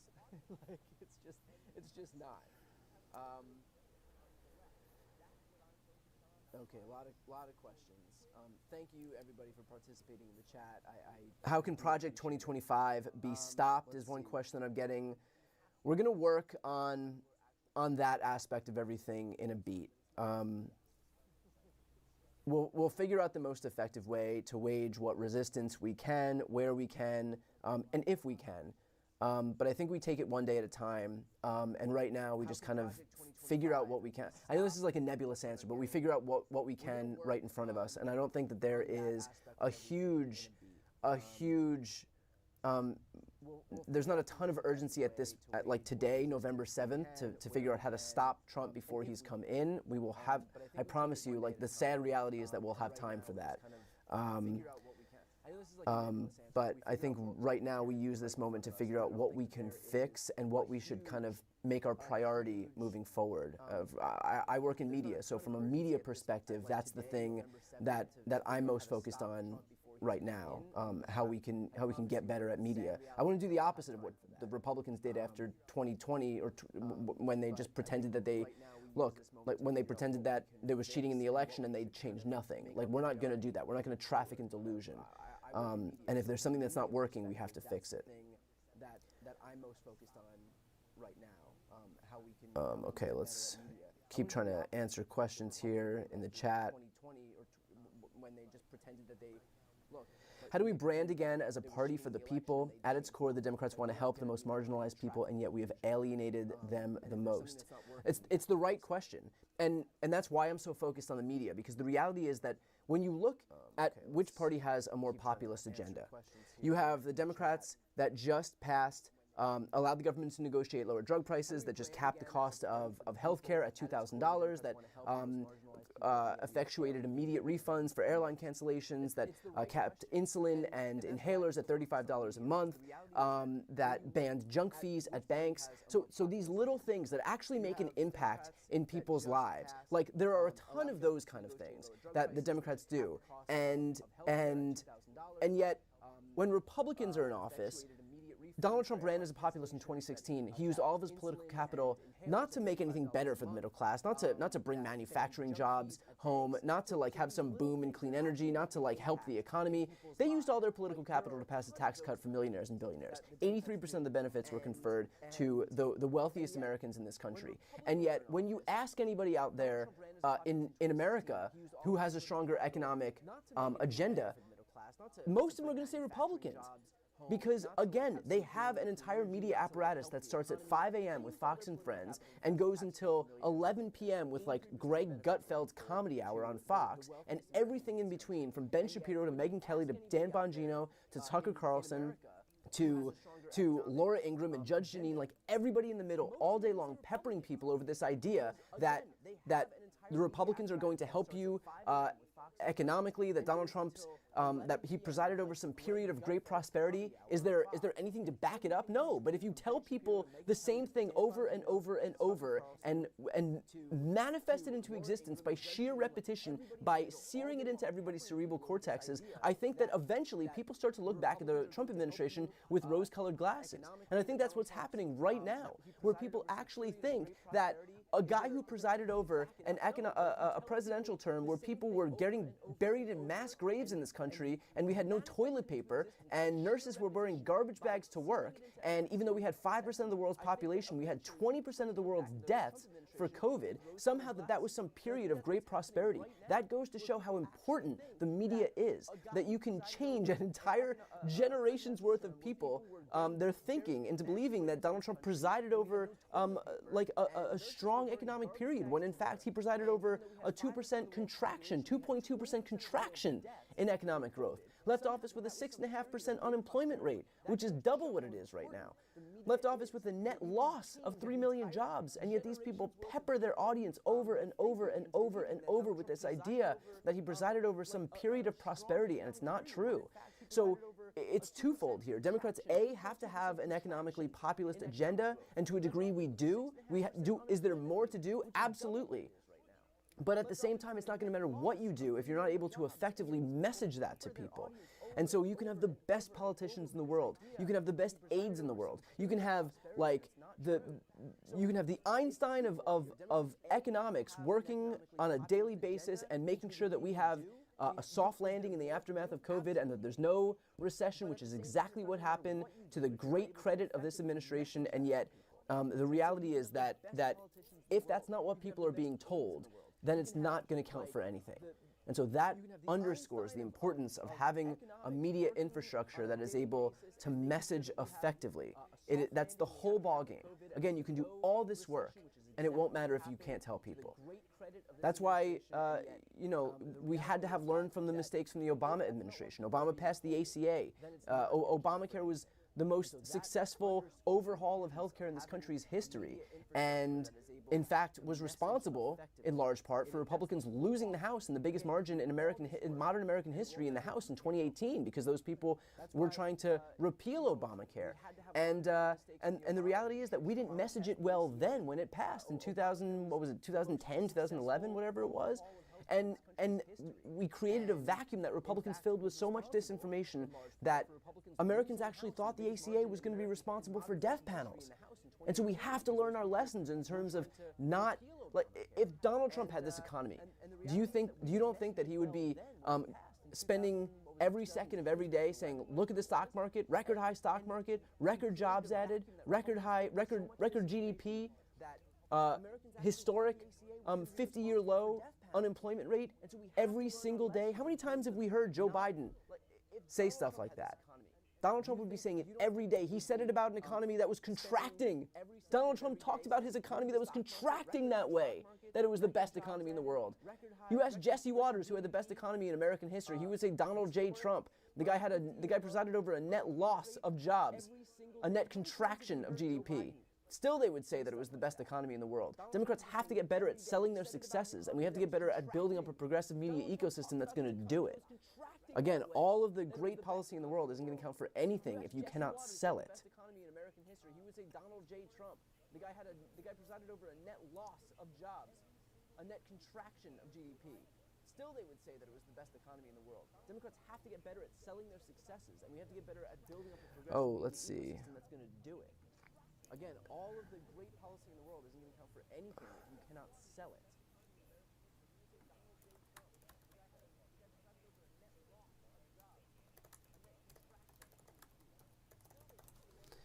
Let's see. Let's answer some more questions here. Can Donald Trump be disqualified via the 14th Amendment because he's aided an insurrection? It's a good question. I'm going to be perfectly honest. I would not hang my hat on this. I just wouldn't. Look, nobody wants to see it more than me. I can promise you, coming from the perspective of somebody who has spent his entire life, dedicated his entire life to making sure that Donald Trump does not take power, I would not hang my hat on this. He's aided an insurrection. It's a good question. I'm going to be perfectly honest. I would not hang my hat on this. I just wouldn't. Look, nobody wants to see it more than me. I can promise you, coming from the perspective of somebody who has spent his entire life, dedicated his entire life to making sure that Donald Trump does not take power, I would not hang my hat on this.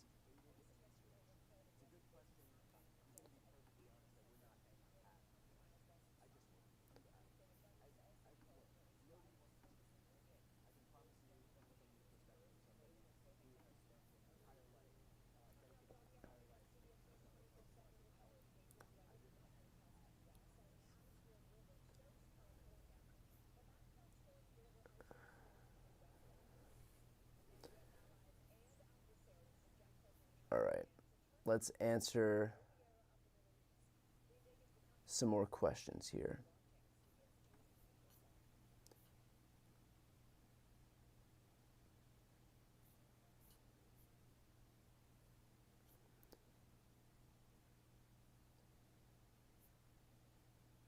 All right, let's answer. Do I think that Joe Biden will be investigated by Trump after he leaves office? I know it's a common threat, but would he actually go through with it?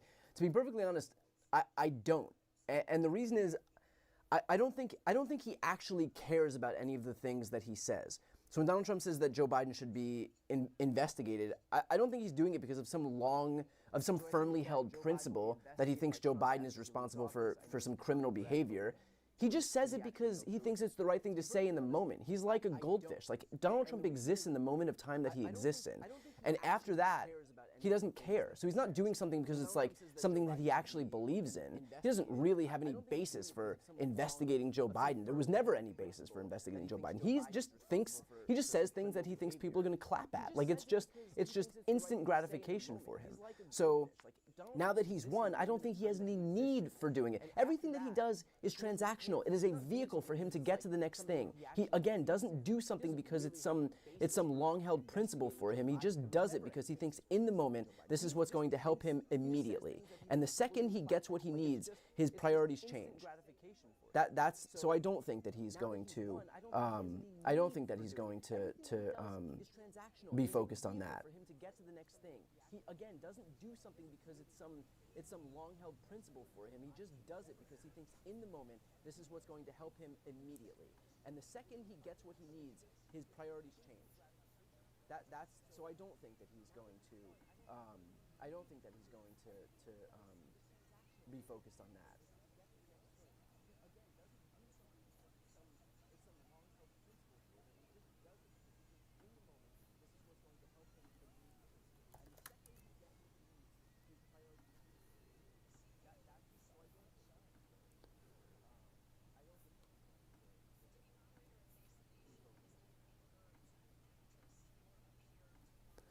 All right.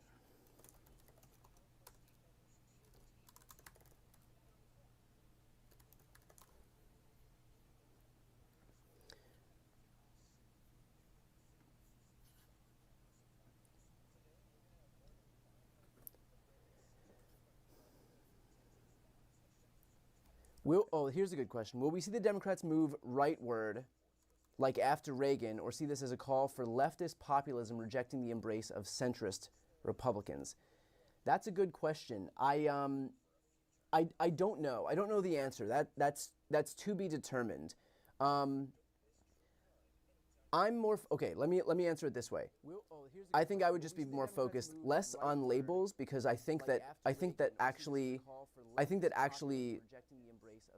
this can transcend labels, but I do think that there needs to be a stronger focus on economic populism, workers' rights, and making sure that people know it. So it's two-pronged. And this, I mean, I feel like I'm saying the same thing multiple times and in different ways, but I do think that we have to recognize the fact that while a lot of people in the Democratic Party are privileged enough to be able to say, climate change is my number one issue, threats to democracy are my number one issue. And for a lot of people, for tens of millions of people, that's true. But in terms of the margins, in terms of those people that we lost, look, a lot of people in this country can't afford, I think, 40% of Americans can't afford a $400 emergency. So in this instance, where there was a period of high global inflation, and people would go to the grocery store and see that food costs more money, eggs cost more money, that is going to be a higher priority for them than, for example, they don't have the privilege of being able to say my number one issue is climate change. And the reality is that for low information voters, and I don't mean that as a pejorative, I just mean that people who aren't paying attention to politics on a daily basis, for low information voters, they're going to do what people all around the world did, and that is reject the parties in charge. There wasn't a single party in power in an industrialized nation that gained seats this cycle. Everybody lost seats or lost power outright. Emmanuel Macron nearly lost to Marine Le Pen, far-right candidate whose father was like an avowed neo-Nazi. We lost. Rishi Sunak in the UK lost. South Africa, Senegal, like there were countries all across the world. Every incumbent lost power or lost seats in their majority. And that is the direct result of this period of global inflation that we're in. And so people are hurting, and a lot of these people do not pay attention to politics, or they're not listening when you know, if we're going to sit there and say, look, this is a period of global inflation in the aftermath of COVID, and governments had to infuse the economy with cash so that people could survive amid a global shutdown. Like, by the time you're 5 seconds into that, we've lost them. And so the reality is that just prices went up, and people got mad, and they wanted to punish the people who were in charge, and Joe Biden's in charge. And this was a global phenomenon where people are punishing people all across the country. So I think it's twofold. It is making sure that if there are issues that impact people, especially low information voters, where it's not gonna help to like explain in some deep, complex, nuanced way, then we have to make sure that those people are a focus so that we don't lose them, especially to a right-wing machine that is peppering them over the head with this idea that Republicans are going to be better for them. Republicans who are currently led by a billionaire, funded by the literal richest man in the world.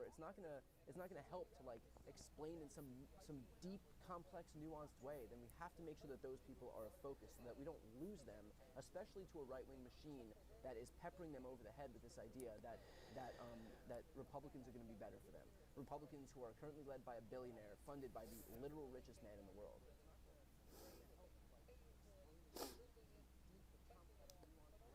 When is the Democratic Party going to accept that they have to speak out about corporate lobbying, even if it hurts the funding? The Democrats are losing because they're unwilling to talk about the problems with corporate influence. They've pushed out Bernie because he was too outspoken, and the DNC donors didn't want to lose funding because Bernie was talking about the problems with corporate lobbying and political corruption. So this is I think some conundrum with the Democratic Party, because the reality is that, well, I think here's what needs to happen, and I actually think that this is not mutually exclusive. I think that Democrats cannot unilaterally disarm and say do some take the high road position where they say we're not going to accept any corporate funding, because then we don't have any money to actually run a campaign against a Republican Party that is financed by the literal richest man in the world, like an endless supply of money. And so for us, in a moment right now where we're already at a structural disadvantage because we don't have the Koch brothers, we don't have the Elon Musks of the world funding these elections, but then to go out and say we're going to kneecap ourselves makes it impossible to even reach voters to be able to garner any votes and win any more elections. At the same time, I understand that's going to make it that, and so we do have to speak out about this stuff. But I don't think that we should stop. I don't think we should stop accepting money because we're not going to be able to reach any voters. But you're right in the sense that we do have to. It has to be a plank of our campaign to speak out against this. The fact is that Republicans have been really good at hitting boogeymen, at finding boogeymen in the Democratic Party and beating them over and over and over. And the boogeymen for Democrats should absolutely be, with a platform, by the way, that is pro-union, pro-workers' rights, pro-raising the minimum wage. Our platform should be vilifying billionaires, vilifying corporate CEOs, vilifying the food manufacturers that spent all of COVID and the period after COVID raking in record profits because they wanted to raise their prices under the pretense of an inflationary period and instead just got rich doing it. Those people should be our villains in the Democratic Party. And for some reason, we let them skate by, get off scot-free, and we don't vilify those people. And those people are directly responsible for Americans hurting for so long. And by the way, the Republicans are happy to have them do it because when there's high food prices, Republicans say, oh, that's Joe Biden's fault.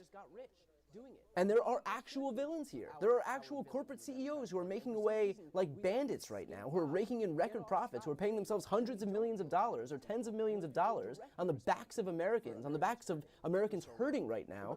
And yet the fact that we don't talk about those people, that we don't recognize how villainous they are, is a huge problem among Democrats, and absolutely something that we have to take into account moving forward. When we are talking to people, so that they do know, people on the campaign trail who think that Democrats don't care about them, so that they do know who's fighting for them. But it's a problem in the sense that, like, while we have a system where so much money is flowing in, what are we supposed to do? Not take money? So it's like this, it's this twofold system here, where we do have to participate in the same system that we should break down. So that they do know, people on the campaign trail who think that Democrats don't care about them, so that they do know who's fighting for them. But it's a problem in the sense that, like, while we have a system where so much money is flowing in, what are we supposed to do? How likely is it that Trump uses the military on U.S. soil? I don't know. I don't know the answer to that question. I mean, like, I could venture a guess, but I think we'll get to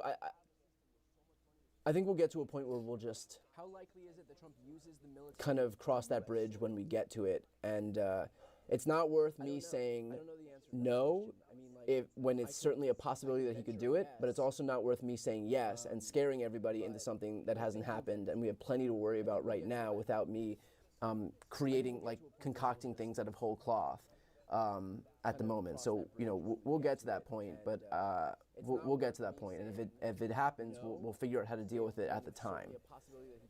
But it's also not worth me saying yes and scaring everybody into something that hasn't happened, and we have plenty to worry about right now. If the bill comes up for a national abortion ban, should the blue team filibuster? Yeah, I mean, of course. If a bill comes up for a nationwide ban on abortion, then we do have the filibuster in place where if any law wants to get passed, the Senate still does have a 60-vote threshold to be able to pass anything. And right now, the Republicans, I think they're going to have 53 seats in the Senate, 54 seats in the Senate, somewhere around there. But it's not going to be that 60-vote threshold that they would need. They're certainly not going to get 5 or 6 Democratic crossovers. So I wouldn't. So long as the filibuster remains intact, then we won't have to worry about a nationwide ban on abortion. Now, the irony of this is that if the filibuster is nuked, which is something that Democrats have been advocating for because we want to codify abortion rights, and so you can't do that so long as the filibuster is intact. If the Republicans nuke the filibuster to pass a nationwide ban on abortion, then they would be able to do that, and we can figure out, again, like we can get to that when we get to it. I wouldn't worry ourselves over something that hasn't happened yet, and that doesn't seem likely to happen because really, Republicans stand to lose more than Democrats stand to gain by actually nuking the filibuster. Republicans don't want any new legislation passed, and Democrats do. If we have the filibuster nuked and you can just pass legislation with a simple majority, if and when Democrats get back into the majority, then with a 51 vote threshold to pass any legislation, that means we're talking Voting Rights Act, codifying abortion rights, making gerrymandering illegal, assault weapons ban. Like, there is so much we can do, and I think Republicans know that nuking the filibuster just in service of them being able to pass a nationwide ban on abortion, while that may be good for them, the downside is so much greater versus what the upside could be by virtue of them doing it. Gerrymandering illegal, assault weapons ban. Like, there is so much we can do, and I think Republicans know that nuking the filibuster just in service of them being able to pass a nationwide ban on abortion, while that may be good for them, the downside is so much greater versus what the upside could be by virtue of them doing it.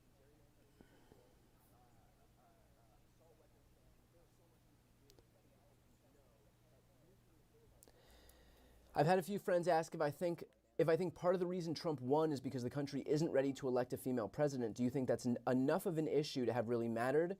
I would hope not, but honestly, I don't know. I think it probably doesn't help. I've had a few friends ask because we do live in a misogynistic country. We do live in a racist country. We do like there are bigoted people in this country, and I think that I don't think that there's a world in which, I don't think there's a world in which it helps, but I don't think that's why. Again, I would really because we do live in point everybody toward recognizing what the global environment right now look like, and reiterating that there isn't a single party in power across the world that has gained if they were in power during the period of inflation. Every government in power has been punished by virtue of costs going up and a period of high inflation. Every government on the planet. We weren't immune to that. The fact that we kept it relatively close, I guess, is some small silver lining. But look, if you had asked me in 2007 whether I thought a black man could get elected, I would have said no. But he did. I think if the conditions are right, then I think that it's certainly possible. I think if Kamala Harris ran at a time when there was no inflation, I think that she could have won. But I think that even if we had the best candidate right now, even if Joe Biden had won the 2020 election and immediately announced that he was going to step aside and be a transitional candidate and make way for the next Democrat, and we could have a true primary process where Democrats fought it out, voted, picked whoever we thought was the best person, and they spent the last 2 years having consolidated support among the electorate, being the consensus choice, and running against Donald Trump. Even if we had the full 4 years to do that, if Joe Biden stepped aside immediately after he won, I think that given the inflationary period that we've endured, I don't think it would have mattered. That's my honest opinion. I don't think it would have been possible for any Democrat to win in this environment. I think that the party in power was going to be punished. It certainly doesn't help that we have that we're contending with a right-wing media apparatus that just exists to lie with no oversight, and we have no answer for it. Certainly doesn't help, but we can't. I don't think that it's that we did something wrong so much as that we were the victim of the moment that we're in right now. What last-minute stuff can Biden impart to help anything long-term after January? It's a good question. I think right now it's incumbent upon Democrats to make sure that Ukraine gets aid, that Biden, if there's any pending projects where fossil fuel companies are waiting for sign-off from the federal government, that we deny them, that if there's any projects that require sign-off from the federal government that will promote clean energy, that we sign them, that we I don't know if there's any pending contracts right now to buy up EVs or something in like for the USPS, but buy them, pay for them, and get them delivered. like use this moment right now to do stuff that we can't do. Block any fossil fuel expansion, usher in EVs, and you know, the irony of all of this is that within the next couple of years, all of the benefits of the Inflation Reduction Act and the CHIPS Act are going to really show in this economy, and Trump is going to be able to take credit for it.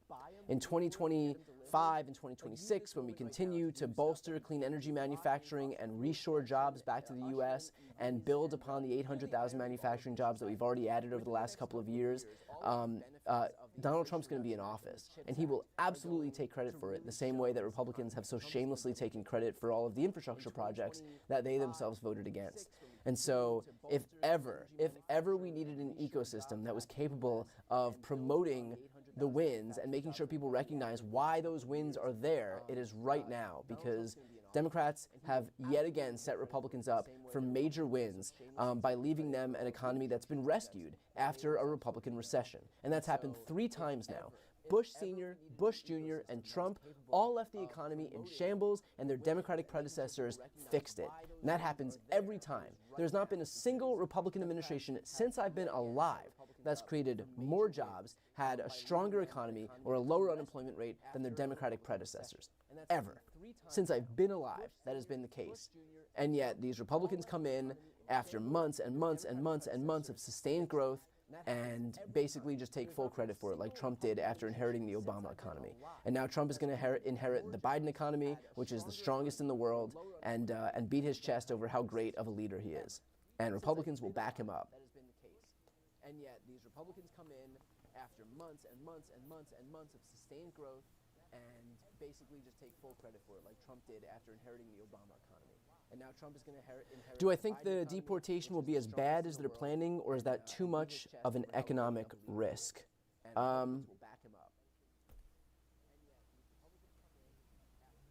I would probably, if I had to guess, gun to my head, I would say the former. I would say that they would be more inclined to deport versus recognizing the economic advantages conferred to the U.S. economy by virtue of having immigrants here, who, by the way, pay billions of dollars into the system and get no benefits back. Billions paid into the system, they don't get anything back through ITNs, through their it's not a social security number, it's an ITN. But I think that, you know, the people that Trump has surrounded himself with and the campaign that he ran was so deeply steeped in anti-immigrant sentiment that I think that they just view this as a mandate to enact this plan.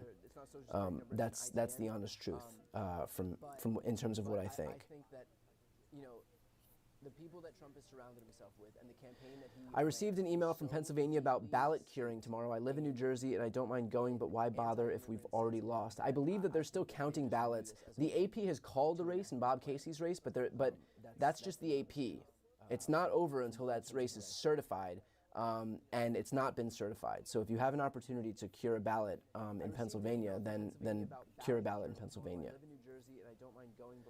With a little help from our Supreme Court and Congress, could Trump shoot someone on Fifth Avenue and get away with it, especially after what we've seen in the justice system in the last 4 years? The Supreme Court has given the president carte blanche to commit any act with impunity so long as it's under the umbrella of an official act. So Trump can't just commit crimes, but he can commit crimes so long as it's with this pretense that he's doing it as an official act. Now, what they would consider an official act, I'm sure there's a lot of latitude.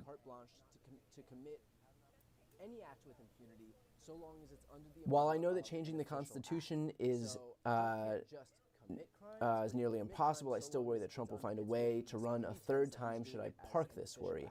Yes, I think for right now we have plenty to worry about without concocting like blatantly unconstitutional schemes. I'm sure this conversation will come up later, but we actually have a little bit of time before we have to worry about that. There's other things we can worry about in the meantime, but that is nakedly unconstitutional. Do I think Trump will actually leave NATO and cut aid to Ukraine? My honest opinion, do I think he will?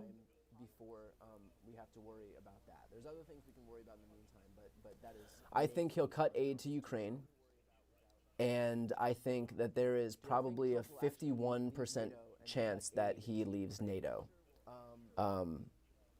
Again, like, I don't know that it's necessarily helpful to just to do this kind of conjecture, because there's going to be things to actually worry about when he does it, or if he does it. But to answer your question, like honestly, yeah, I do think there is a possibility that I think there's a better than even possibility that he will cut aid to Ukraine, and I think there's a better than even possibility that he leaves NATO. When he does it, or if he does it. But to answer your question, like honestly, yeah, I do think there is a possibility that I think there's a better than even possibility that he will cut aid to Ukraine, and I think there's a better than even possibility that he leaves NATO. What's my opinion on Donald Trump's secret that he didn't need the votes and they had all the votes they needed? I'm sure that you, as well as many, feel something isn't right and should be looked into. Look, I've obviously heard a lot of the discussion about the votes, and how we've heard about record voting, record numbers, and then we have 15 million fewer voters. I don't know. I can't speak to anything that I don't know about or that hasn't been confirmed. I know I'm hanging my hat, as naive as it may be. I'm hanging my hat on the fact that there are very, very, very smart and capable people for whom, if this was a possibility that they thought was legitimate, they would be investigating it. And I'm talking about the Mark Eliases of the world, and hanging my hat on this notion that if there was nefarious activity, that they're looking into it. Look, if we've all heard it, they've clearly heard it too. And if there's something there, they'll investigate. If there is something there, we'll hear about it. If there's not, then we won't. I don't know that it's helpful to talk about it if we don't have any confirmed information right now. I know that's probably not,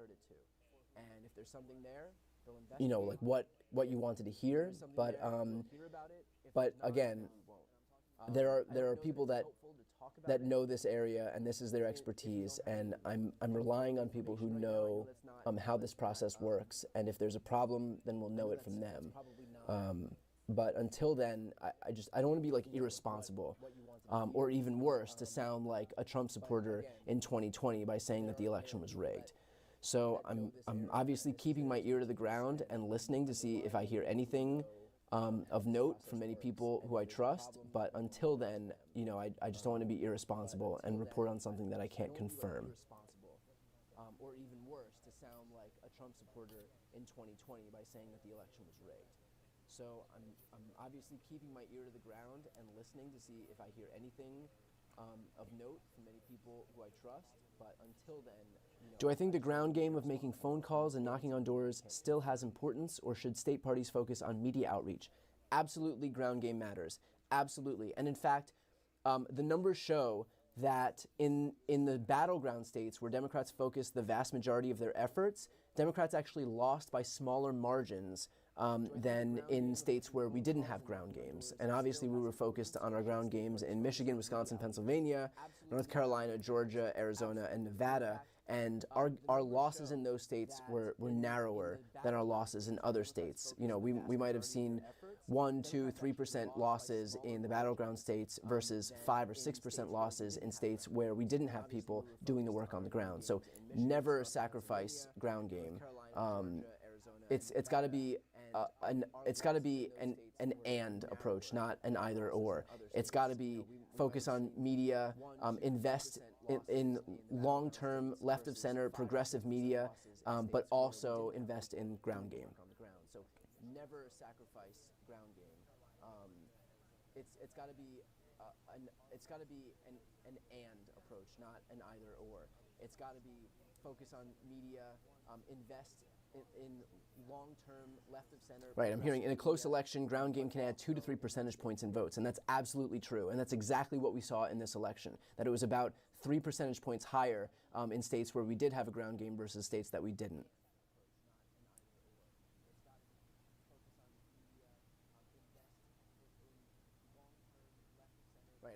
close election, ground game can add 2 to 3 percentage points in votes, and that's absolutely true. And that's exactly what we saw in this election, that it was about 3 percentage points higher in states where we did have a ground game versus states that we didn't.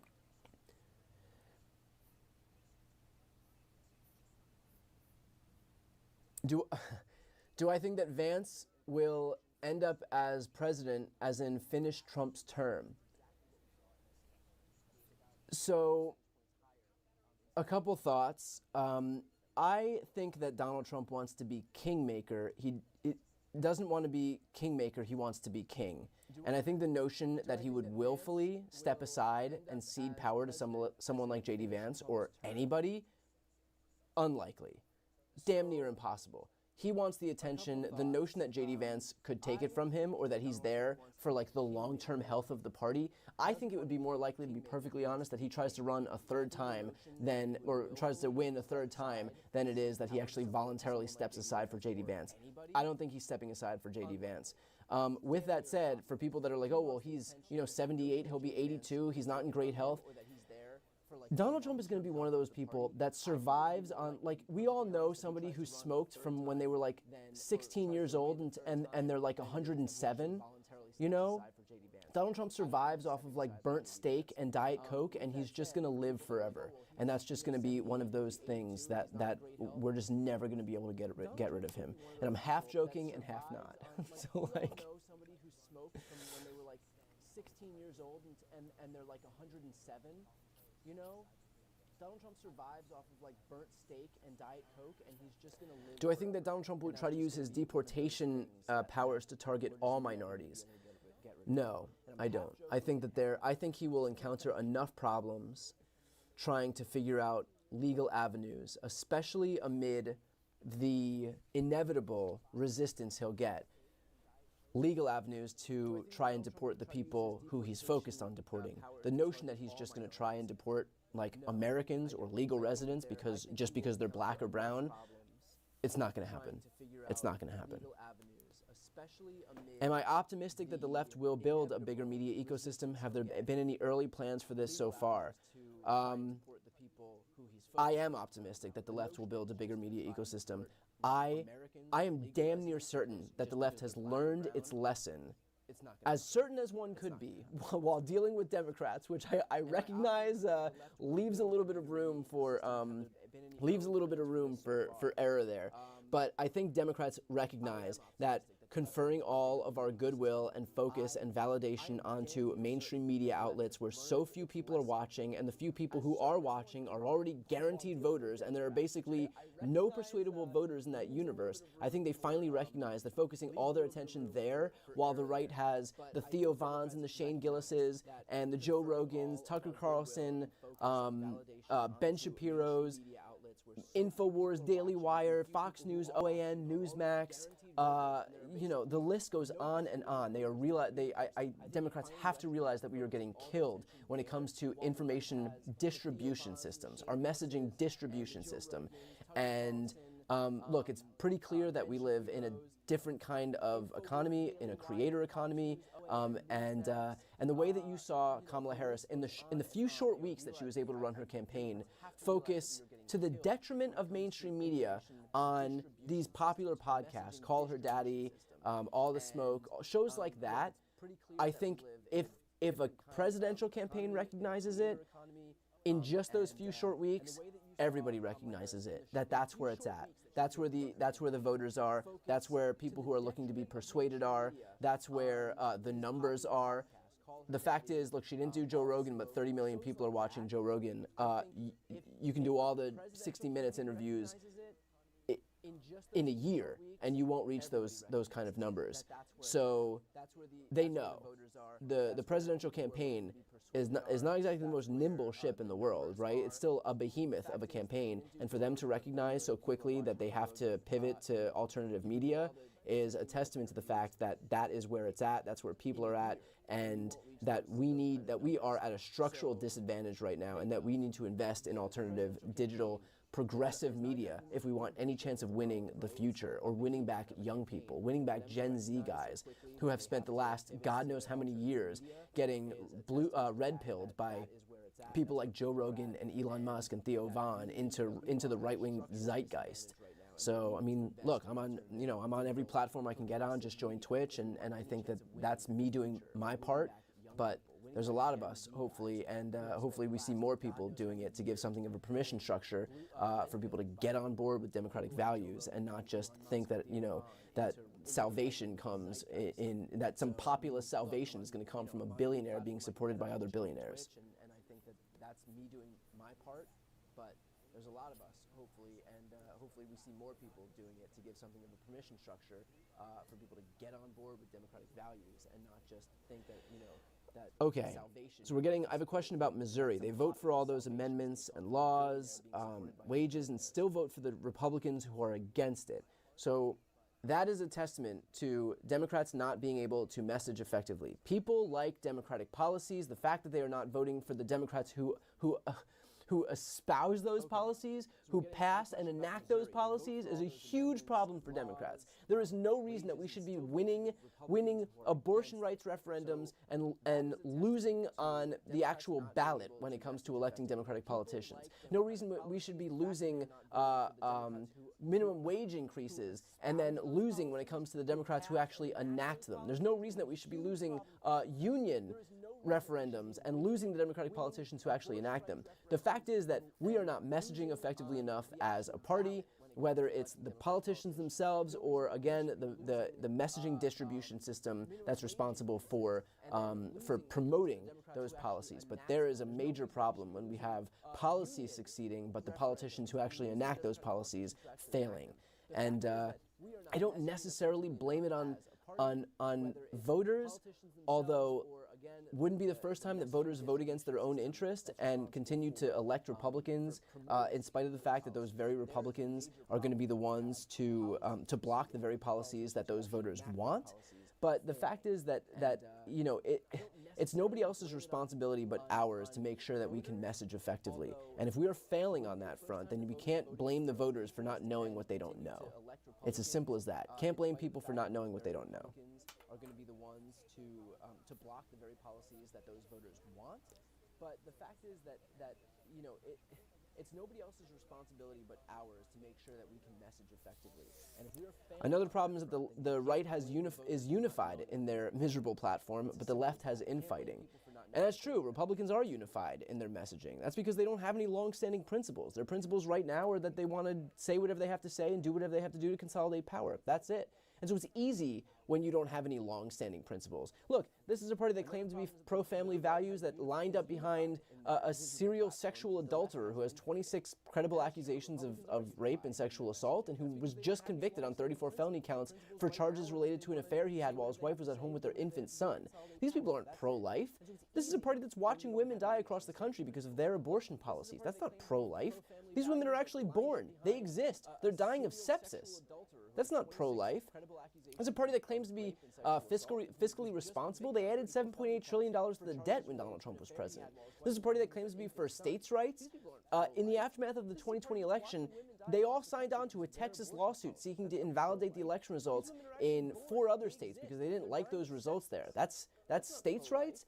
First thing that they did when when Roe was overturned and Dobbs was implemented, was Lindsey Graham introduced a nationwide ban on abortion. They'd been claiming they were for states' rights this whole time. They only wanted abortion to go back to the states. It took 5 fucking minutes before Lindsey Graham introduced a nationwide ban on abortion. That's states' rights? This is a party that claims to be the party of the Constitution. They backed a president who was responsible for refusing to abide by the peaceful transfer of power for the first time in over 250 years. That's the party of the Constitution. The party of law enforcement, where their supporters were bludgeoning police officers with American flag poles. Everything Republicans have said they are, they're not. And so when you don't have any long-standing principles or values or morals, it's easy to be unified. All you want is power. Doesn't matter what anybody does. It literally does. Trump himself said he could shoot someone on Fifth Avenue. It wouldn't make a difference. So of course they're unified. They don't care about anything.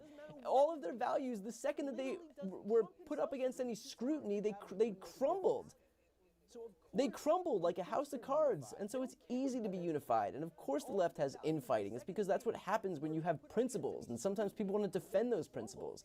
And it's a wide tent. It's a tent that expands from the Joe Manchins of the world and the Liz and Dick Cheneys of the world to AOC. So of course there's going to be infighting. It's a huge coalition. It's a huge multiracial, diverse coalition going up against a coalition of primarily white Christian men. So, of course there's going to be infighting. It's a huge coalition. It's a huge multiracial, diverse coalition going up against a coalition of primarily white Christian men.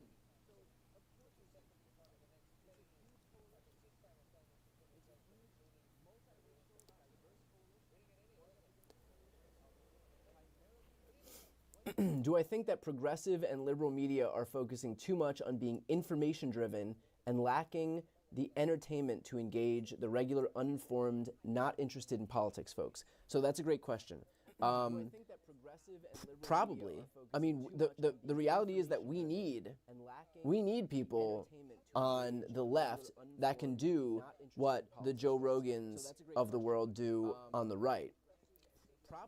These people who are politics adjacent, maybe not expressly political, but he's obviously a good entertainer. Dave Portnoy is obviously a good entertainer. Theo Von is obviously a good entertainer. Hell, Tucker Carlson is obviously a good entertainer, and Donald Trump is obviously a good entertainer. And that draws people in. It gives a gateway to whatever their ideology is. And so of course we need that on the left. Of course it's incumbent to have good entertainers. I think that's probably one of the most important things. And so yeah, we have to find personalities and seed them on the left wherever they are, or like fund them or promote them, whatever it takes to like make sure that we can compete.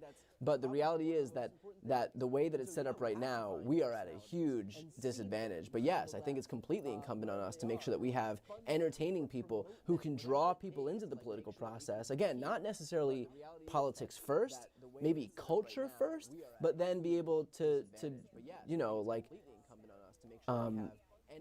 spread awareness for our values once they're in the door. Not necessarily politics first, maybe culture first, but then be able to you know, like, spread awareness for our values once they're in the door.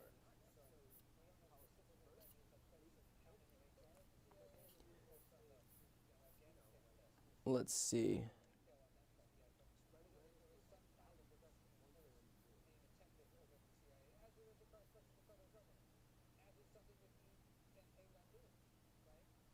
Let's see.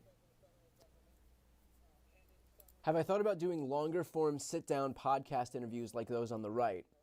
I actually, that's a great suggestion, and yeah, I have, and I think it's going to be incumbent on us to have I thought about doing longer form sit-down not feel like the only way to win in this economy is with like a 10-second soundbite or like a cute little 30-second TikTok, and think that that's going to like really inform people's ideologies.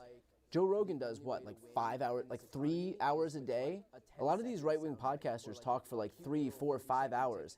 That is who is shaping generations of Americans right now. It's not going to be, like, I get that a lot of TikTok, like we're in the TikTok era, and so people are under this assumption that it takes 30 seconds worth of content to change, like, to really stick with people and like to really go viral. But the fact is that a lot of people are sitting down for 1 or 2 or 3 or 4 or 5 or 6 hours listening to this stuff. And I can promise you that if somebody's listening to their favorite influencer or content creator for 6 hours at a time, and when you compare that with like the efficacy or potency of a 30-second TikTok that sure may have gone viral, I wouldn't want to go up against that 6 hours of time if our ideologies were competing. I wouldn't, and you can't. That's not how you win, so you have to do longer form stuff. it's exactly the right question, though, that we do have to do longer form sit-down interviews and give people like a deep dive, nuanced look in the format that they're interested in. And we know that there's interest in that format because Joe Rogan is doing it, and he's the most successful person on earth doing it right now. And so there's something to be said for the fact that if it's working, then we shouldn't pretend that it's not. Interest in that format because Joe Rogan is doing it, and he's the most successful person. Do I think women will lose the right to vote? No, I don't. Is there a way they can shut your channel down and silence you? I'm worried for you. So Google, Twitch, Facebook, Meta, these are private companies. The government can't shut something down. The government can request that something be done, and the companies can decide whether to comply, but I'm not worried about that happening, to be honest. I have plenty to be worried about, but that's not among them at the moment. The government can request that something be done, and the companies can decide whether to comply, but I'm not worried about that happening, to be honest. I have plenty to be worried about, but that's not among them at the moment.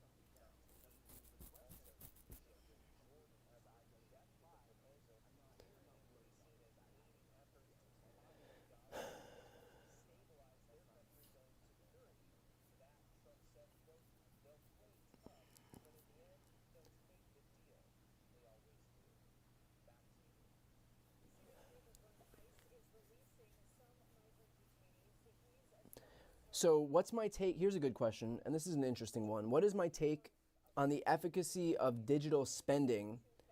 In the primary season, I saw a lot of takes that it was largely a waste of money for progressive candidates, and they would have been better off with TV ad buys.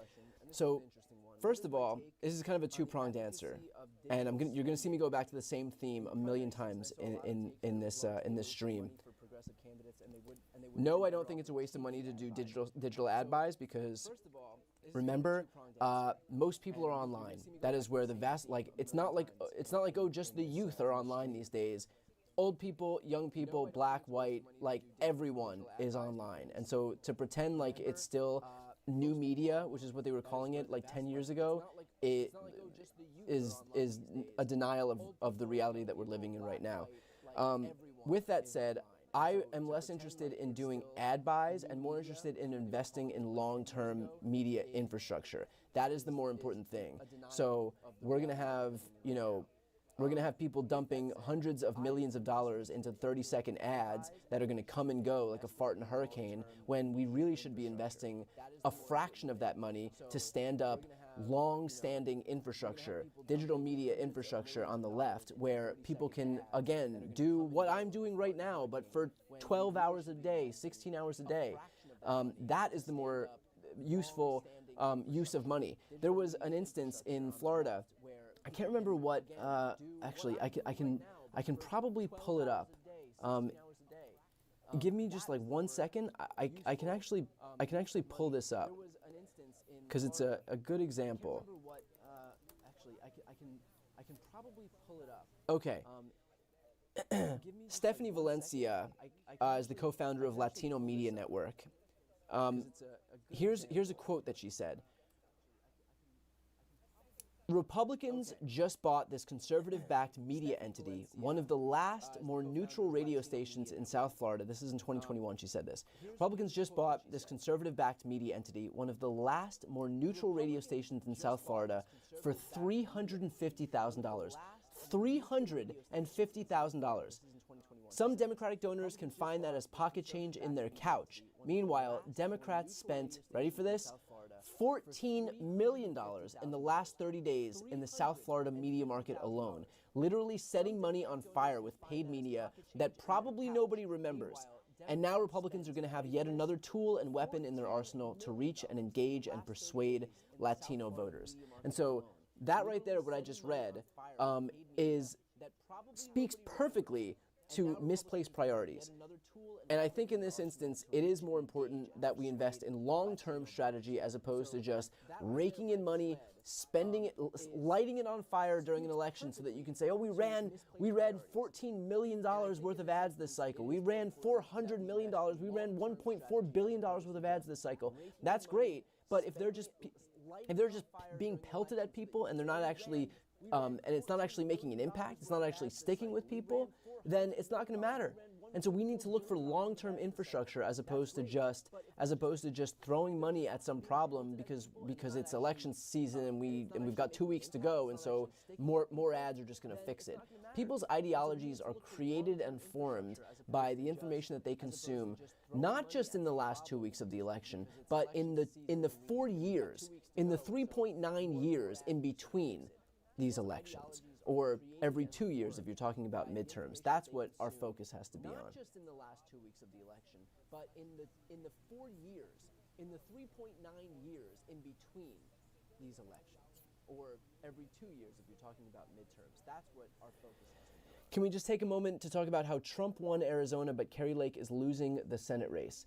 There are a few instances where we've learned that Trump can get away with stuff that even his Republican counterparts can't. And so there's a limit to what people are gonna accept when it comes to the crazy. And that limit is somewhere between Trump and Kari Lake. There probably isn't a lot of daylight between Trump and Kari Lake in reality, but Kari Lake just can't get away with the same things that Trump can, even if they're the same thing. And I think that in the same way that she's losing, and Mark Robinson, that there are certain people for whom voters are a lot less forgiving, and in some instances, people are just fans of Trump. That's it. It's I obviously don't see the allure, but I understand it. I understand that it's happening among his base. People are just fans of Trump. That's it. It's I obviously don't see the allure, but I understand it I understand that it's happening among his base.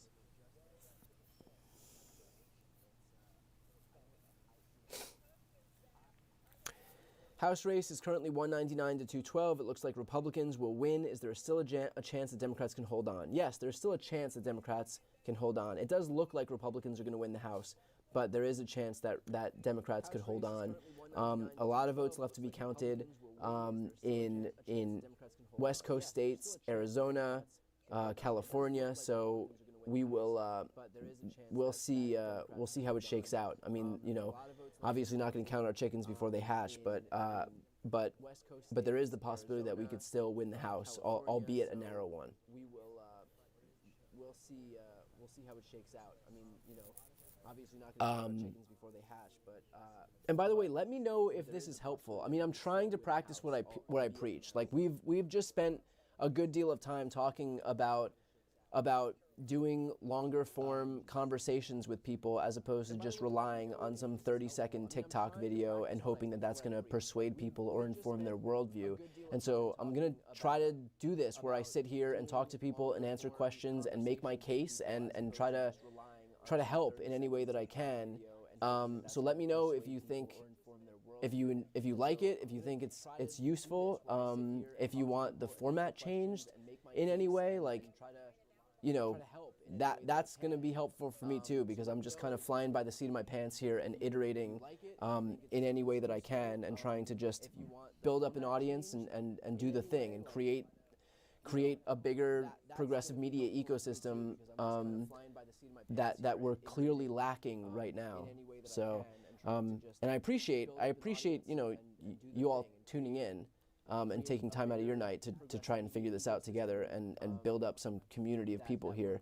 I know that, especially in this moment right here, I know people are worried and exhausted and scared, and having that community helps. One thing I will say, and it's what I said in my video that I posted onto YouTube last night, is that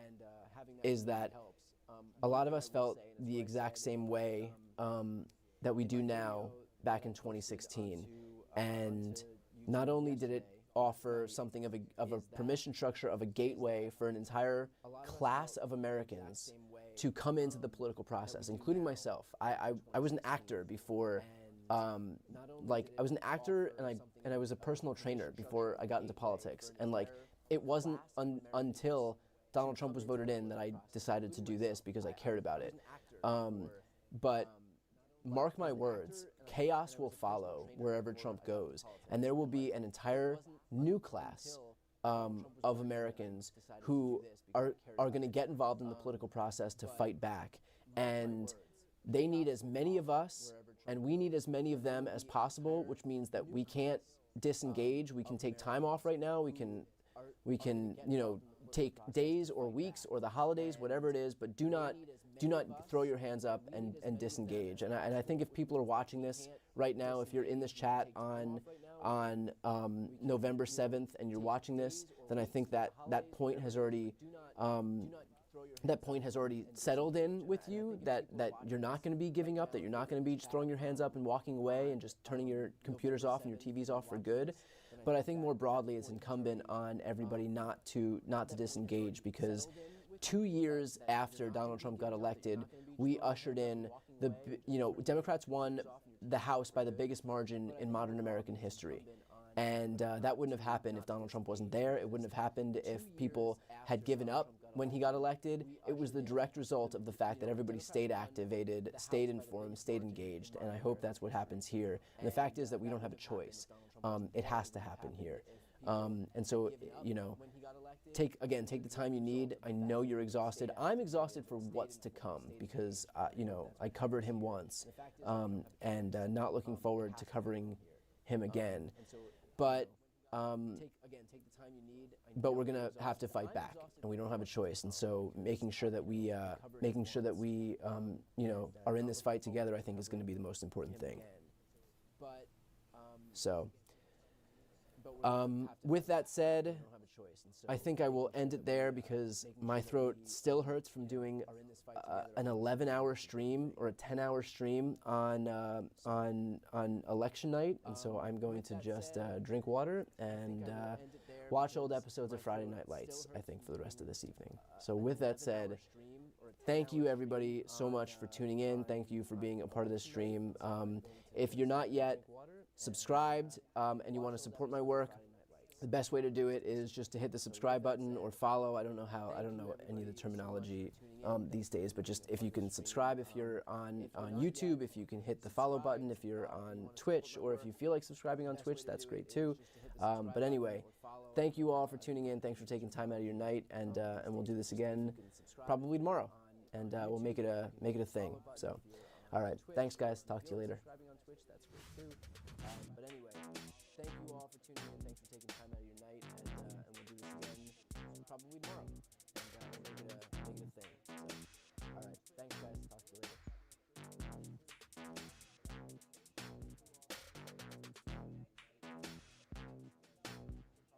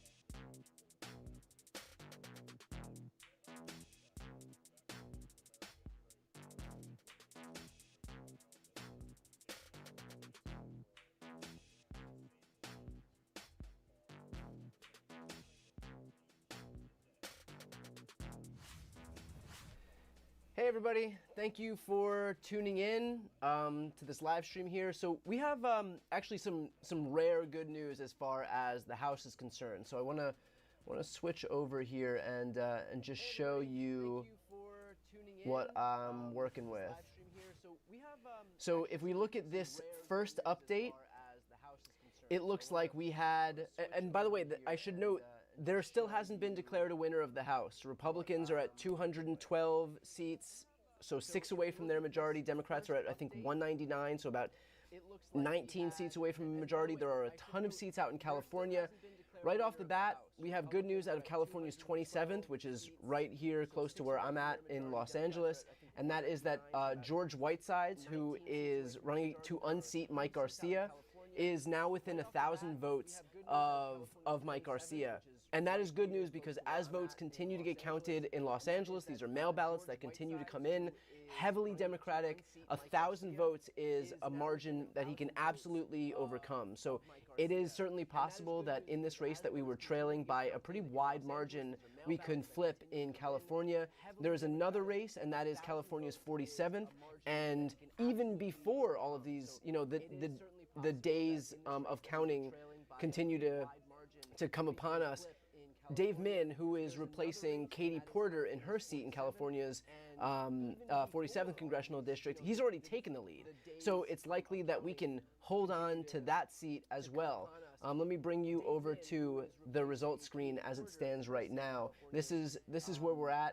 A lot of the races that have yet to be called are California races. We have California's 9th, California's 47th, California's 49th. And we have a number of toss-up seats over here. California 13, 22, 27, 41, and 45. So there are still a number of races yet to be called. For people who are holding out hope on the House, I have to let you know that it is going to be tight. There is very little margin for error here, but the fact is that we still do have a path to victory in the House.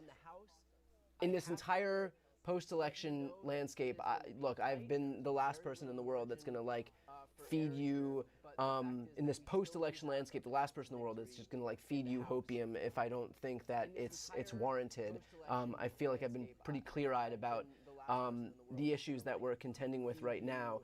But I do want to let you know that as far as the House is concerned, if there is anywhere to hold out hope, there is a small path to victory in the House, which is not to say that it's going to be easy or that it's likely, but it exists.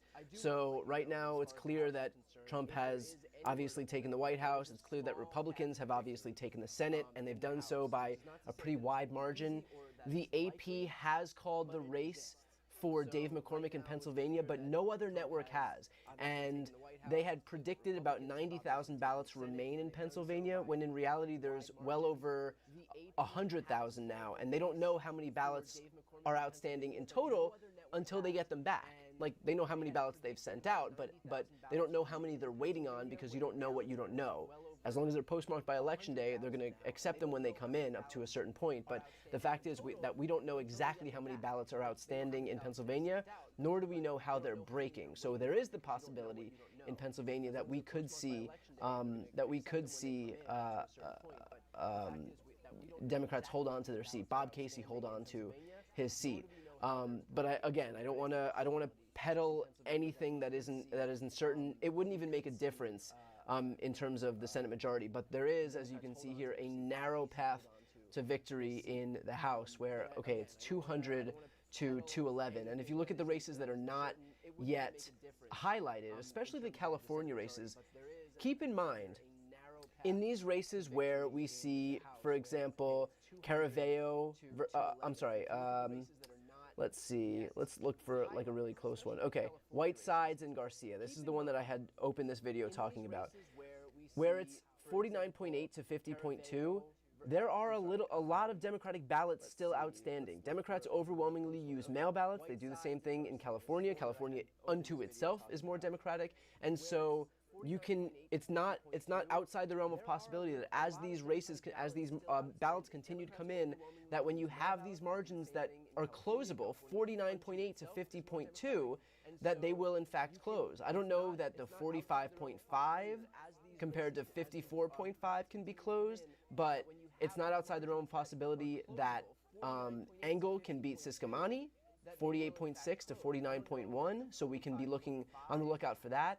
Will Rollins in California's 41st, which if you followed my channel, if you followed my YouTube, you've seen that I've interviewed him numerous times. He would be an amazing addition to the House and also would unseat a guy like Ken Calvert, who literally got his start in Congress by outing his opponent. He sent pink flyers about his opponent out to their district, and he hadn't even come out to his family yet, Ken Calvert's opponent. So, real piece of shit.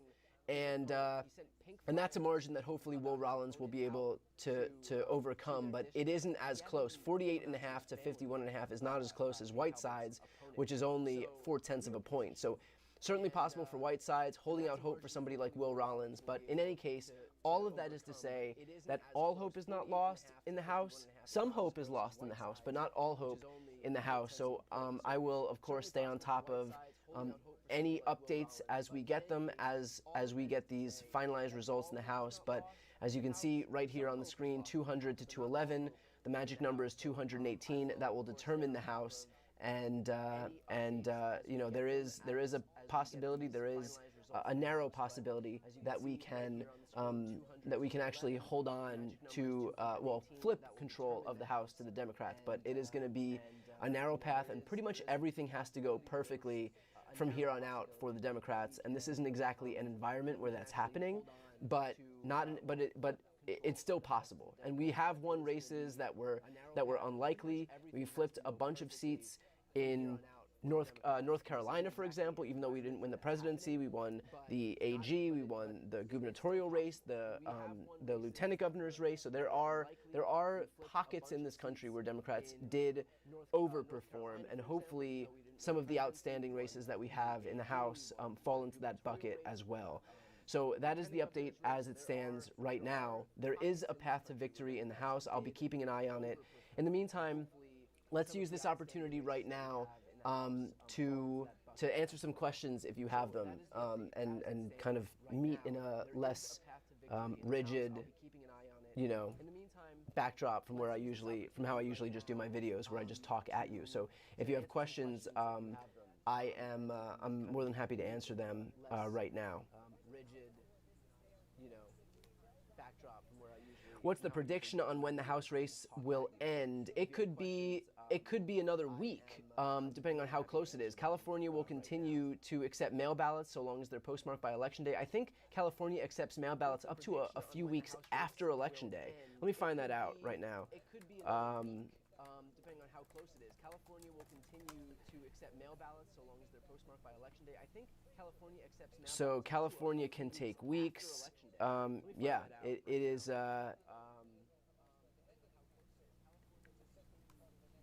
Yeah, I'm not sure exactly how many weeks, but I know that it can take weeks. The number that's in my head right now that I want to say is about 3 weeks. So we can be here for a while in terms of when we'll actually see a final result.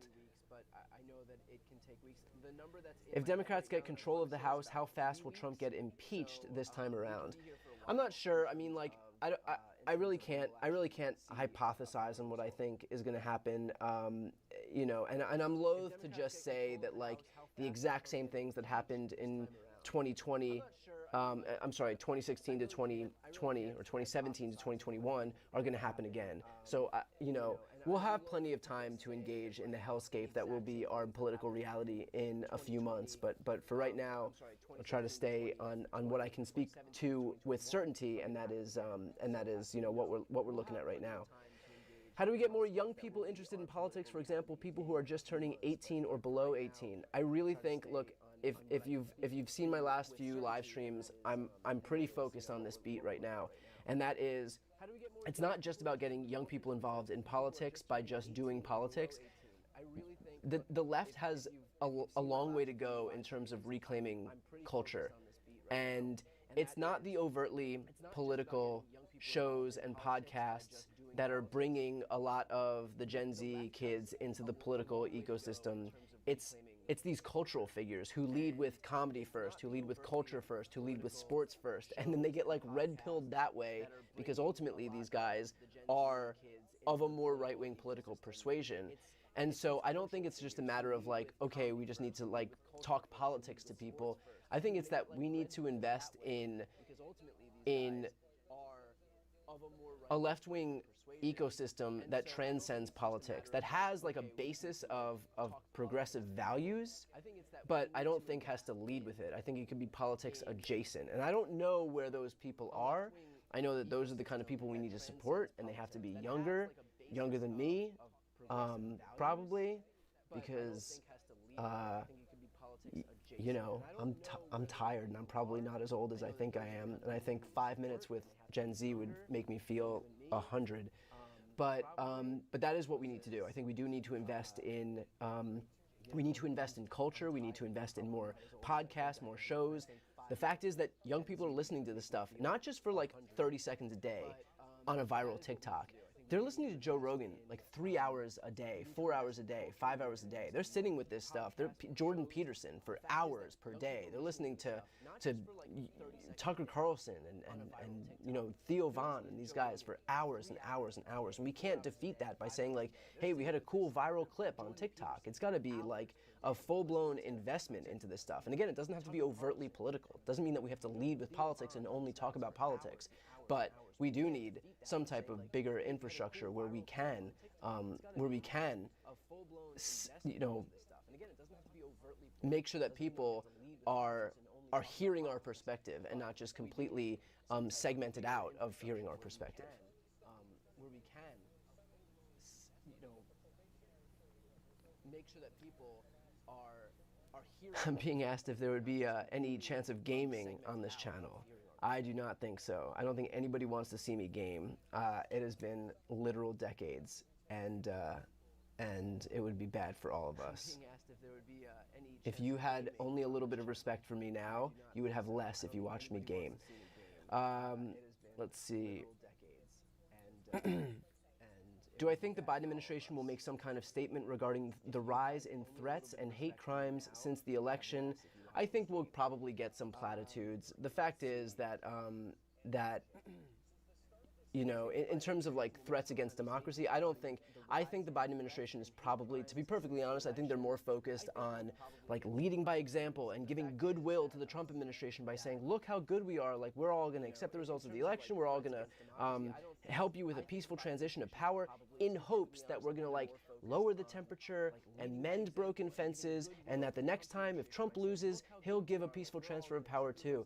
And it's just the Democrats, it's just Lucy pulling the football away from Charlie Brown over and over and over again, because we can confer all the goodwill in the world onto Donald Trump and these Republicans. It counts for nothing. It counts for nothing. I mean, that's the reality of the situation, is that we can give them the sun and the stars and the moon and think that, okay, next time around, if they lose an election fair and square, they're just going to lay down their swords and you know, give us a nice pat on the head and a firm handshake and just leave. And they won't. The fact is that Donald Trump was already preparing to take the election by tweeting out bullshit like, massive cheating in Philadelphia, massive cheating in Detroit, law enforcement is descending upon these cities. They weren't, of course, but he was laying the groundwork, because they don't know how to lose. They only know how to either win or cheat to win, or pretend they've won even when they've lost. And so we'll continue to heap goodwill onto Republicans, and they'll continue not to reciprocate, and we'll just be in this doom loop forever until we get some Democrats who are actually fighters and recognize that what we need to do is not assume that Republicans will should be given the benefit of the doubt and that they'll reciprocate goodwill, but we should just assume that they'll lie and cheat and steal, because that's what they do every time. And I don't know how many times they have to prove it to us before we just start to recognize that this is how they operate. And that they'll reciprocate goodwill, but we should just assume that they'll lie and cheat and steal, because that's what they do every time. And I don't know how many times they have to prove it to us. If the Republicans win the House by a slim margin, are there any Republicans that would vote with the Democrats to stop really insane shit? That's a great question, and I don't know the answer yet. I do know that there is one person who voted to impeach Donald Trump on January 6th. Let me see if I could find That's a great question, and I don't know the answer what his name was. I can't find the Republican. I can't find the Republican who won, but I do know that there was a Republican who voted to impeach Trump on January 6th. That in the aftermath of January 6th, who won despite efforts by Republicans to oust that person. But in any case, look, what's the saying? Democrats fall in love, Republicans fall in line, and I think they're very good at acting in lockstep. And this party has pretty much shown that it is willing to discard every ounce of integrity and dignity if it means pandering to Donald Trump. So if the question is, are there that many House Republicans out there that are going to vote with Democrats to stop really insane shit, or even Senate Republicans, I think it's probably safe to say that the answer is no. Relying on that, you got to remember, Susan Collins voted for Brett Kavanaugh because she was under some pretense that he would defend stare decisis precedent and say that Roe should not be overturned. And the second he had the opportunity to overturn Roe, he overturned Roe. So these people are not willing to listen to reason. Every Democrat in the world was like, what are you doing? He's going to vote to overturn Roe. And she was like, I believe him when he says that he's not going to vote to overturn Roe. And lo and behold, he votes to overturn Roe. And like, what do we get from Susan Collins? We get great concern, like we always do. So if you're asking whether I think that Republicans are going to wise up and like have some stand up on their morals, no. We have no indication that they'll do that because they've never done it before. And even on issues that they claim to hold dear, like Susan Collins with women's reproductive rights. So like, am I holding out hope? No, frankly, I'm not. Even on issues that they claim to hold dear, like Susan Collins. Do I think the left needs to invest in a cool hat with a slogan? That matters to stand a chance. Like, do we need our own MAGA hat? Is that like the answer? Like all we've been missing all of this time was like make America liberal again, and just everybody has to wear a hat, but it's blue instead of red. I desperately hope that the culmination of politics has not come down to what kind of hat people are wearing. I desperately hope that, I mean, there's nothing to suggest that our politics hasn't descended that low, but I really hope that you know, me coming on 10 years of working in political media, that it's not just been reduced to a hat. I really hope so, but then again, I wouldn't put anything past us in this political environment. But I really hope that you know, me coming on 10 years of what would happen to Medicare and Social Security under Trump's leadership?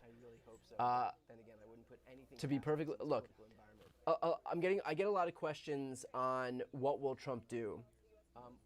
And I want to caution that we're going to have a lot of time to see what Trump is going to do because we're going to be here living it, and it's going to feel exhausting and nightmarish. And so I'm loath to say that this is what Trump is going to do because I feel like it's important to focus on the things in front of us instead of kind of anticipating some of the worst things before they've even happened. Like, I know that we're going to have an opportunity to talk about what he's going to do with Medicare and Medicaid because realistically they're going to probably try to cut it. They're even during the campaign, Republicans were coming out saying that we need to cut earned benefits. We need to get entitlements under control. That means earned benefits. That means Social Security, Medicare, and Medicaid. If they were saying that during the campaign on an issue that is so aggressively unpopular, it is like kryptonite for their votes with seniors. And by the way, they lost the 65 and older crowd. But if they were saying that during the campaign, then I have every reason to believe that they will take an axe to Medicare, Medicaid, and Social Security when they believe that they're coming into office, and to a degree they are, with a giant mandate from Americans. So do I think that these things can be on the chopping block? 100% I think they can. But I don't want you to take that as sacrosanct because we haven't gotten there yet. And we'll have plenty of time to see the horrible shit that they're going to do. But I would just caution against taking anything that I guess might happen as sacrosanct because, you know, we haven't seen it yet. And I don't want to cause alarm where there's not an absolute need to do so. But I would just caution against taking anything that I guess might happen as sacrosanct because... Do I think we need our own social media platforms, especially an alternative to X? I'm actually I'm actually a little bit split on this issue. I don't know that Democrats need to silo themselves off. I actually think that this is a moment where Democrats need to get in the fight and find people where they are, because in a lot of instances, we've lost broad swaths of the population to these right-wing ecosystems. And take X, for example, take Twitter, for example. If all the Democrats just move over to Threads, which is a left-wing echo chamber anyway, which is fine, like if that's what you want, that's totally fine. Some people don't want the trolls or the acrimony or the hostility, and that's completely okay. But if everybody goes to Threads and nobody's left on Twitter, then there's nobody making the case to these people who are just entrenching themselves further and further, deeper and deeper into this right-wing rabbit hole. And so we need to fight back on Republicans' terrain. And I don't think it helps us to say, don't go on Fox News, you'll validate that platform. Don't go on Twitter, you'll validate that platform. Don't go on Rumble, you'll validate that platform. The reality is, the sad reality is that those platforms are already validated. There are millions and millions and millions of people who watch Fox. There are millions of people who use Twitter and who go on Rumble. And at this point, our only hope is to try to reclaim some of them and make our argument. And by the way, I think our argument is better. If you're talking about abortion rights, I think the vast majority of Americans agree with us. If you're talking about climate change, I think the vast majority of Americans agree with us. If you're talking about common sense gun safety reforms, I think the vast majority of Americans agree with us. If you're talking about expanding access to health care and protecting pre-existing conditions, I think the vast majority of Americans agree with us. If you're talking about workers' rights, raising the minimum wage that hasn't been raised since 2009, I think the vast majority of Americans agree with us. So we need to go on these platforms and just make the better case, as opposed to just ceding all of this ground to purveyors of disinformation on the right, who are prolific, and there are a lot of them, and they're well funded. And so we've seen Pete Buttigieg and Gavin Newsom, for example, go on Fox News. I think that's smart of them to do. I would recommend that more people do that. I try to do my part and go on, like, Piers Morgan's show, for example, and do my thing on Piers Morgan's show. Is it going to have some massive, like, realigning of the viewership? No. Does it mean that I can pick off a few people who otherwise would have been sucked into some right-wing rabbit hole? Yeah, I think so. I think seeing Pete on Fox making his case way more deftly than those idiot hosts are going to be able to do, I think that does draw a few more people out of the rabbit hole that they would have been sucked into had he not gone on those shows. So in terms of creating separate ecosystems, I understand the basis behind it, but I really do believe that we need to find people where they are and really just work to get them back. And I do believe that we have the better message. It's just a matter of making sure that as many people can hear it as is humanly possible. By the way, for those just tuning in, I know people are just joining right now and asking about updates in the House. So right now, control of the House is 200 for the Democrats to 211 for the Republicans. There are 24 races that are still not called. One race that I want to draw your attention to is, well, two races in California. California's 27th. George Whitesides, a Democrat, is now within 1,000 votes of unseating Mike Garcia. And ballots can still be counted and collected in California for, I believe, another 2 weeks here. So 1,000 votes is a small gap to close if you're George Whitesides here in California. And I believe that he'll be able to overcome that deficit and that he will win this election and unseat the incumbent Republican Congressman Mike Garcia. Moving over to California's 47th, this is Katie Porter's seat. Dave Min, the Democrat, has now taken the lead already, 50.2 to 49.8, and that is before all of these votes have come in. So, which will likely, because we're talking about mail ballots, skew more Democratic than Republican. So, a good sign if Dave Min has already taken the lead in California.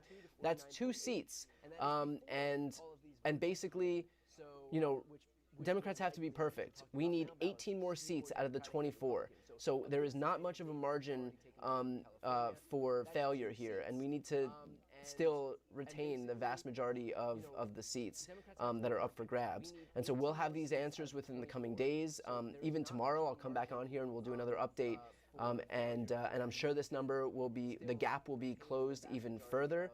But like I said, Democrats have to be pretty close to perfect here because Republicans only need 7 more seats for a majority. Democrats need 18 for a majority. So there isn't a giant margin of error here that Democrats can fall into. But as I said, I will continue to follow whatever happens in the House for the next few days or the next few weeks, however long it takes. And there's not a wide path to victory, but there is a path to victory for Democrats in the House. So do not lose all hope. Try to maintain what semblance of hope that you have left, but there is something there still. Not a wide path to victory, but there is a path to victory for Democrats in the House. So do not lose all hope.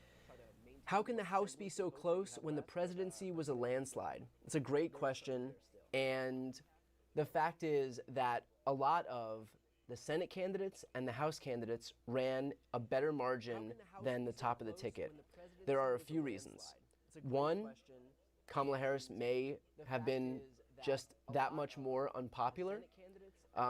She only had 3 months to introduce herself to the American electorate. A lot of people didn't know her. A lot of people fell for Trump's populist shtick. There is the fact that politics is more local, and so, everybody likes their congressperson, but nobody likes Congress, and this is a similar example of that. And when these people are able to knock on doors in their district, there's going to be a lot of ticket splitters. There's going to be a lot of people who vote for George Whitesides, but also Donald Trump, or Dave Min and also Donald Trump. The same way that, Alyssa Slotkin won in Michigan, but Trump won at the top of the ticket in Michigan. Ruben Gallego is on a path to victory in Arizona, and Donald Trump. So it depends on the individual candidates. Voters are weird. You'll often hear when it's primary season, people go out in the Iowa caucus and say like, okay, my top 3 choices are Ted Cruz, Pete Buttigieg, and Bernie Sanders. And it's like, what does that mean? Like, what is your ideology? But people are weird, and they don't fit into neat little buckets where you can say all the progressives are Bernie people, all the moderates are Buttigieg people, all the centrists are Biden people. Then you have the evangelicals with Ted Cruz. Like, people don't make any sense, and they don't fit into neat little buckets. And so oftentimes they'll vote for their congressperson because for whatever reason they might like them, but then they'll vote for Donald Trump because for whatever reason they might like him. And people aren't so affixed to their party affiliation in the same way that I think the political junkies like myself think about political affiliation, which is like, okay, I'm a Democrat, I vote for Democrats. Okay, I'm a Republican, I vote for Republicans. So affixed to their party affiliation in the same way that I think the political junkies like myself think about political affiliation, which is like, okay, I'm a Democrat, I vote for Democrats. Okay, I'm a Republican, I vote for Republicans. Okay, I get this question a lot. Does anybody think the election seemed off? I know that there's like a talking point that there's 15 million votes that haven't been counted yet. The reality is that we are going to see millions and millions and millions of ballots that have yet to be counted that are coming in from California, that are coming in as mail ballots. That margin is going to shrink. I defer to people that I trust on this issue, like Mark Elias, and he hasn't said anything, and so I think the responsible thing to do here is to wait for the people who, by the way, are advocating for Democrats, but if I don't hear any guidance from them, then I'm not going to make it up myself. Look, nobody wants Democrats to win more than me. Nobody wants Kamala Harris to have won this election more than me, but I think that it is make it up myself. Look, nobody wants Democrats to win more than me. Nobody wants Kamala Harris to have won this election more than me. But I think that it is.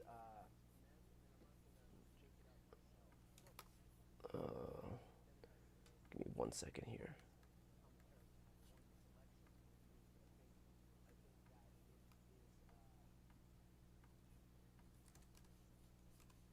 Okay. But I think in terms of some potential fraud, I have no choice but to follow the lead of people who I trust, who I would trust if there was fraud to be the ones to come out and talk about it. So that's where I stand on that issue. I have no choice but to follow the lead of people who I trust. how can an individual influence the Democratic Party by joining local clubs? Like, how best can an individual influence the Democratic Party?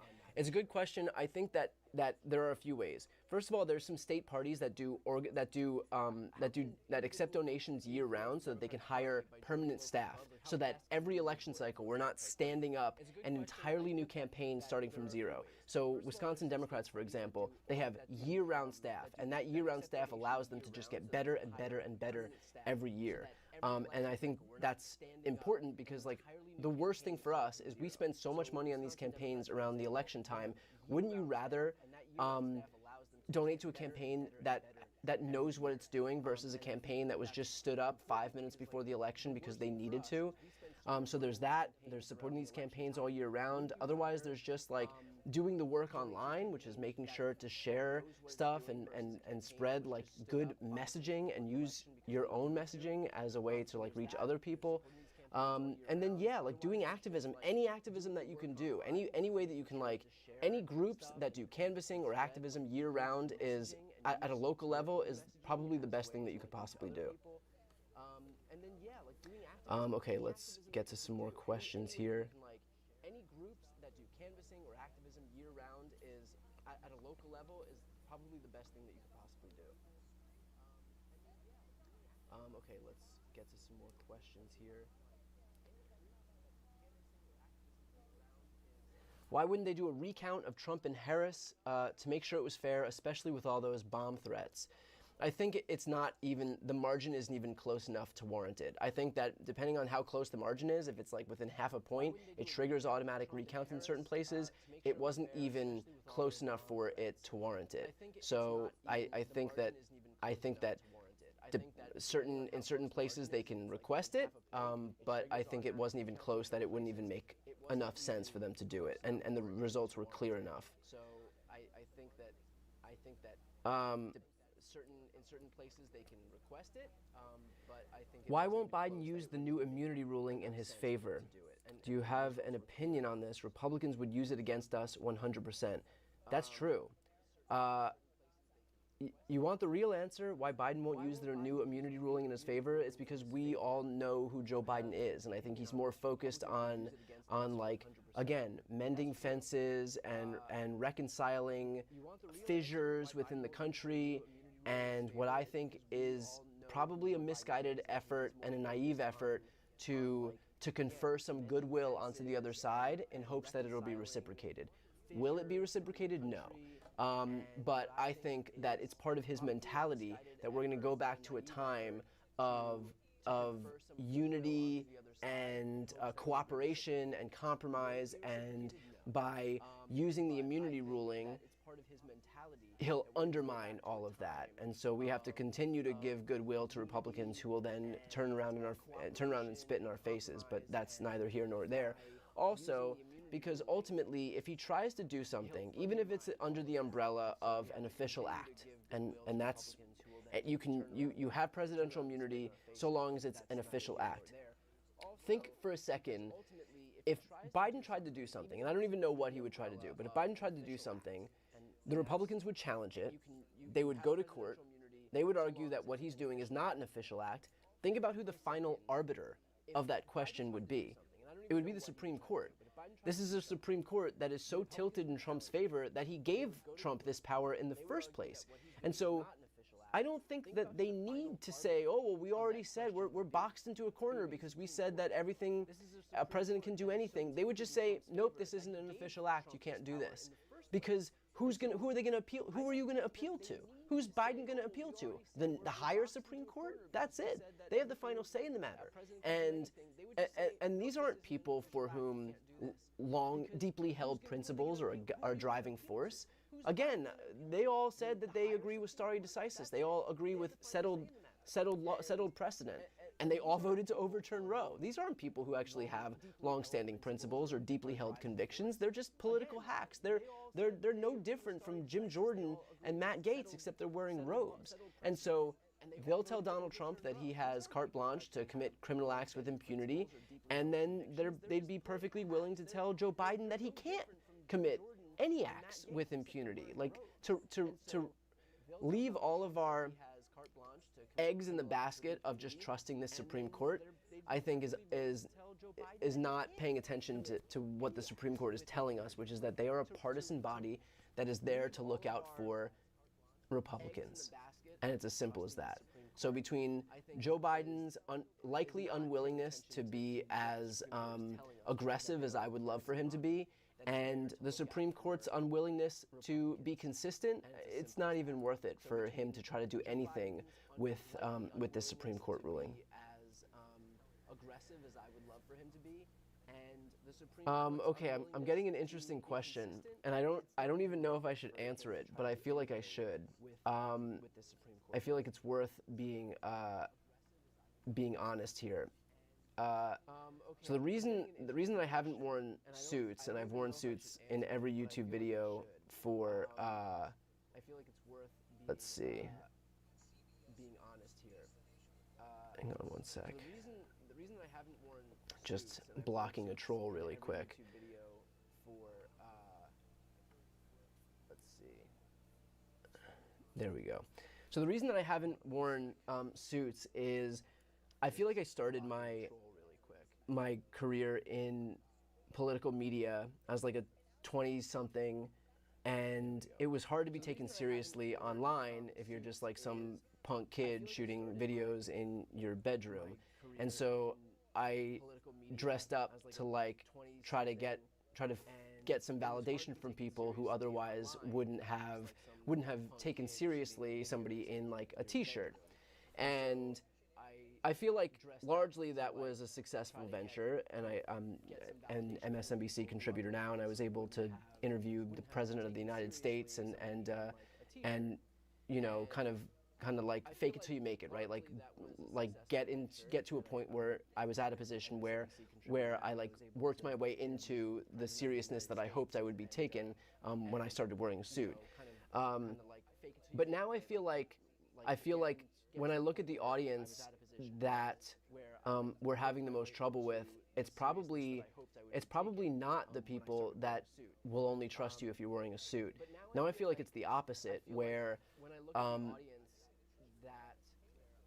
if Democrats have a problem with younger people and they see a dude in a suit, is that going to look more relatable than somebody wearing a t-shirt?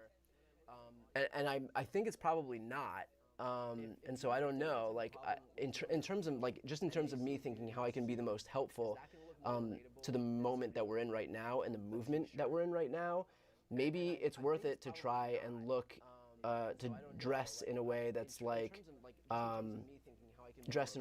that's more relatable to the people that we actually need to reach. So you know, that's where I'm at. I don't know if it's the right move. I really don't. But anyway, that's just some insight into where I'm at. So I'll figure out what I'm gonna do. You know, obviously, if I have interviews with like politicians, I'll wear a suit. But I'm just trying to, you know, we're in a weird spot right now. Like, I think everyone's kind of trying to figure out what everything's going to look like moving forward, and I'm trying to figure out how I can be most helpful moving forward. And so I know it's like a weird thing, just like what I'm wearing, but what everything's going to look like moving forward, and I'm trying to figure out how I can be most helpful moving forward. And so I know it's like a weird thing. Oh, let's see. I'm having. So I blocked somebody, but I don't know how to block them. I don't know how to block, maybe restrict. Oh, let's see. Maybe I did it. Okay, sorry, we were having an issue in the chat. I don't know how to block them. So I restricted somebody, but I don't know how to block. Oh, okay, I'm being told how to ban them. Here we go. Type. Maybe I did it. Okay, sorry, we were having an issue in the chat. So I restricted somebody. I think I did it. Sorry about that, everybody. Oh, okay. Okay, let's go back to some questions here.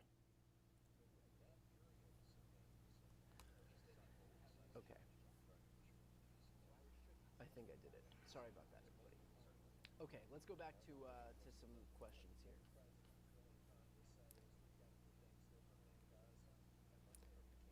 Besides the Democrats not being able to reach enough of an audience, do you think there's anything else they did wrong during the presidential campaign race? Okay, That's a great question. Here's my honest opinion on that.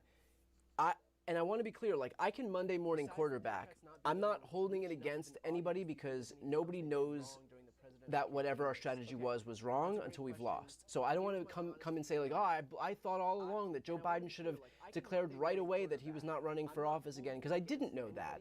And the fact is that we all watched Joe Biden beat Donald Trump, and then Democrats cruise to victory in the 2022 midterms, and then win all these special elections in 2023, and so I you know, like, with all of that said, now in retrospect, if I could go back in time and change things, I think the obvious answer is that after Joe Biden wins, then we probably do have a proper primary and figure out who the predecessor is going to be and give them enough time to both win the primary, mend some wounds that would inevitably come from a bruising primary, and then focus their attention on Donald Trump and raise their profile and make sure the American people knew who that person was. We didn't have that this time.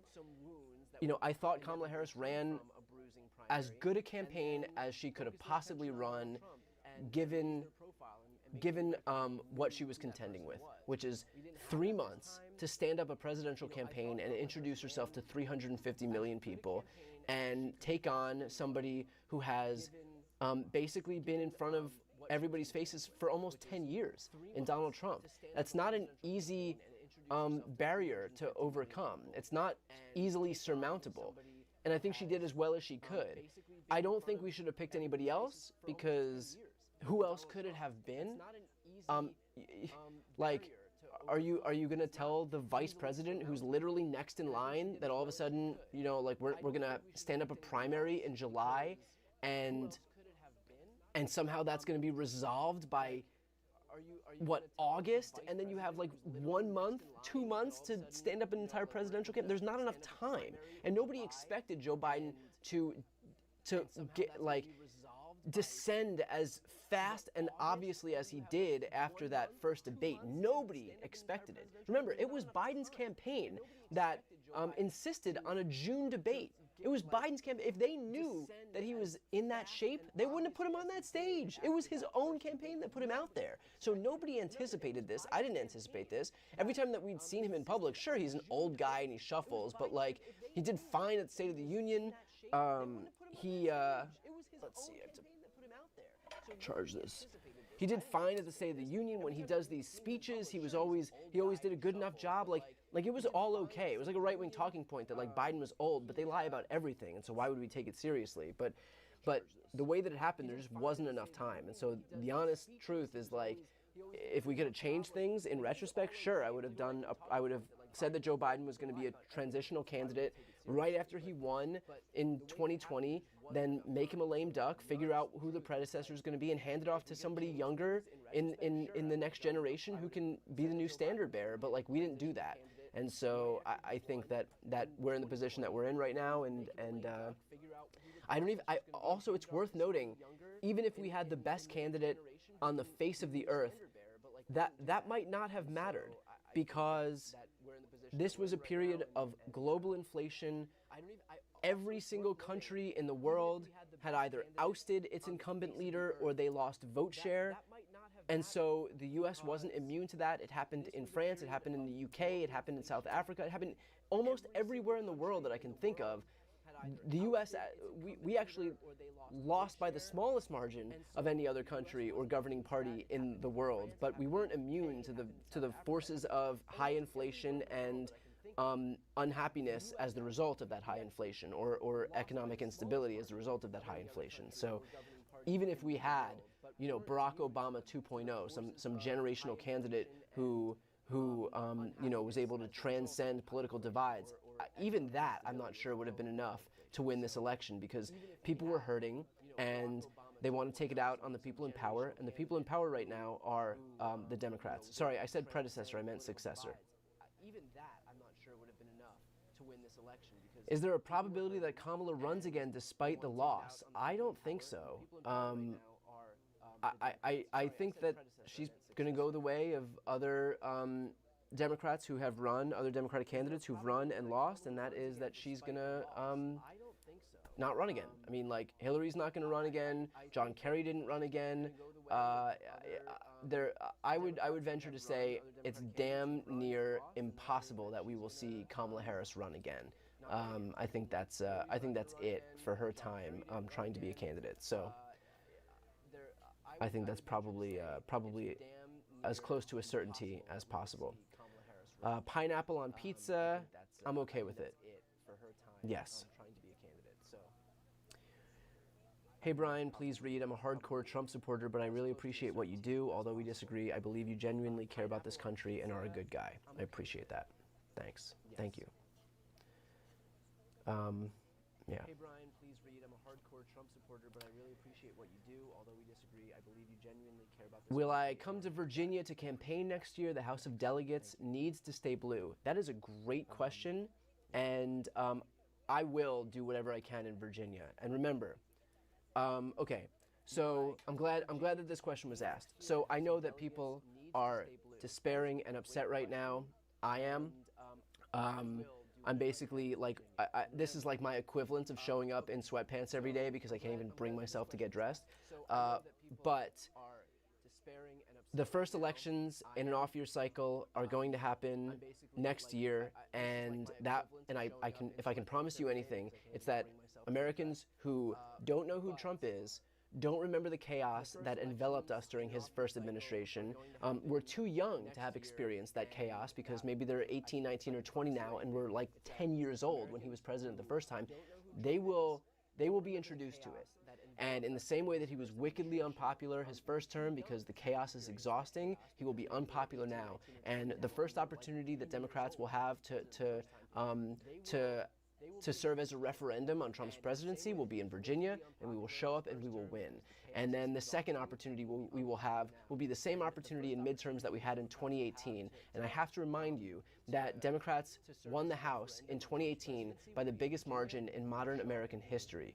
And so do not doubt the fact that we will have the opportunity to again vote in a way that acts as a referendum on Trump's presidency, and it'll happen in Virginia in these off-year elections, and then it'll happen in midterms in 2026. So when I say stick with us and do not check out, take time, take days or weeks, take the holidays, and then come back because there is a fight and we have the opportunity to voice our dissatisfaction, and I'm absolutely certain that we'll be able to do it, not just in these off-year cycle elections in 2025, but also in midterms in 2026 and beyond. So stick with us here.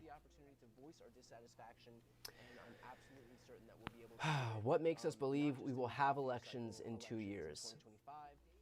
It's a fair question. There's always the possibility with somebody like Donald Trump that they'll do everything they can to prevent it from happening. But I think right now, until we have a reason to operate under the assumption that something's happening, that we continue to protect to move forward, assuming that we have the things that we have. I'll be the first one to raise the alarms if it looks like anybody's trying to cancel elections or doing anything like that. And hopefully if something that drastic were to happen, then even these fucking spineless Republicans would step up and say, okay, this is actually a bridge too far. That's my hope. Of course, you know, it's perfectly likely that you know, I'll be proven wrong because Republicans haven't been shown to have much of a spine when it comes to anything. But again, until we have a reason to panic about something, we shouldn't panic about it. We can worry about it, but you know, we'll get to the point where bad things will happen and we can give it its due attention. But I think right now we just have to continue operating under the assumption that until there's a threat directly to our midterm elections, then we just keep going and we look forward to winning these midterm elections. And we can give it its due attention. But I think right now we just have to continue operating under the assumption that until there's a threat directly to our midterm elections, then we just keep going and we look forward to winning these midterm elections.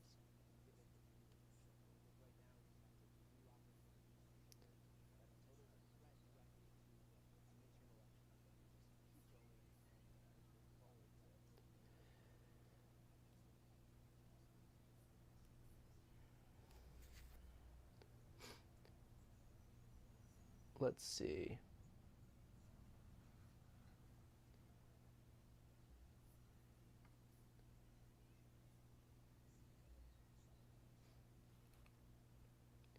let's see.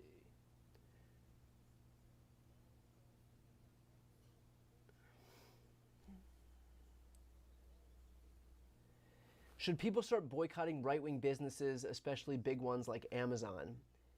It's so difficult for me to say because, like,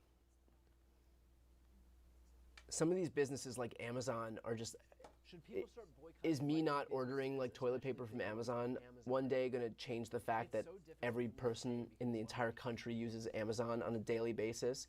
So it's difficult. Like, what we need is to continue having someone like Lena Khan at the FTC who will continue enforcing antitrust regulations and to ensure that businesses don't get too big like Amazon has. But the honest truth is, like, I don't know that we can do anything about Amazon right now. Other than, actually, the FTC is suing Amazon because of their unfair practices. So we do need, like we should be supporting people like Lena Khan at the FTC. But of course, Trump will fire her when he gets into office. But you know, all of that is to say that there are people, you know, doing the work in office, and it doesn't happen often. But those are the kind of people that we should support. But you know, all of that is to say that there are people, you know, doing the work in office, and it doesn't happen often. But those are the kind of people that. Can Trump still be disqualified from holding office? I mean, metaphysically, it's possible. Would I put any money on it? No, I wouldn't put a single dollar on it. So, you know, I'm just trying to be. I want to be realistic, and there are things that I think are you know, can happen, and there's things that I think are possible but are not likely going to happen, and that's one of them. So I would save our energy to fight to hold out hope when it's realistic for us to hold out hope. Are possible but are not likely going to happen, and that's one of them. So I would. Did the vote against gerrymandering in Ohio win? That is a great question. Independent Redistricting Commission. Did the vote against gerrymandering in Ohio? No, they. That is a great question. It lost. Damn. I actually was so focused on the presidential race that I didn't even see that. It lost. Damn. I actually was so focused on the presidential race that I didn't even see that. That's signed in there.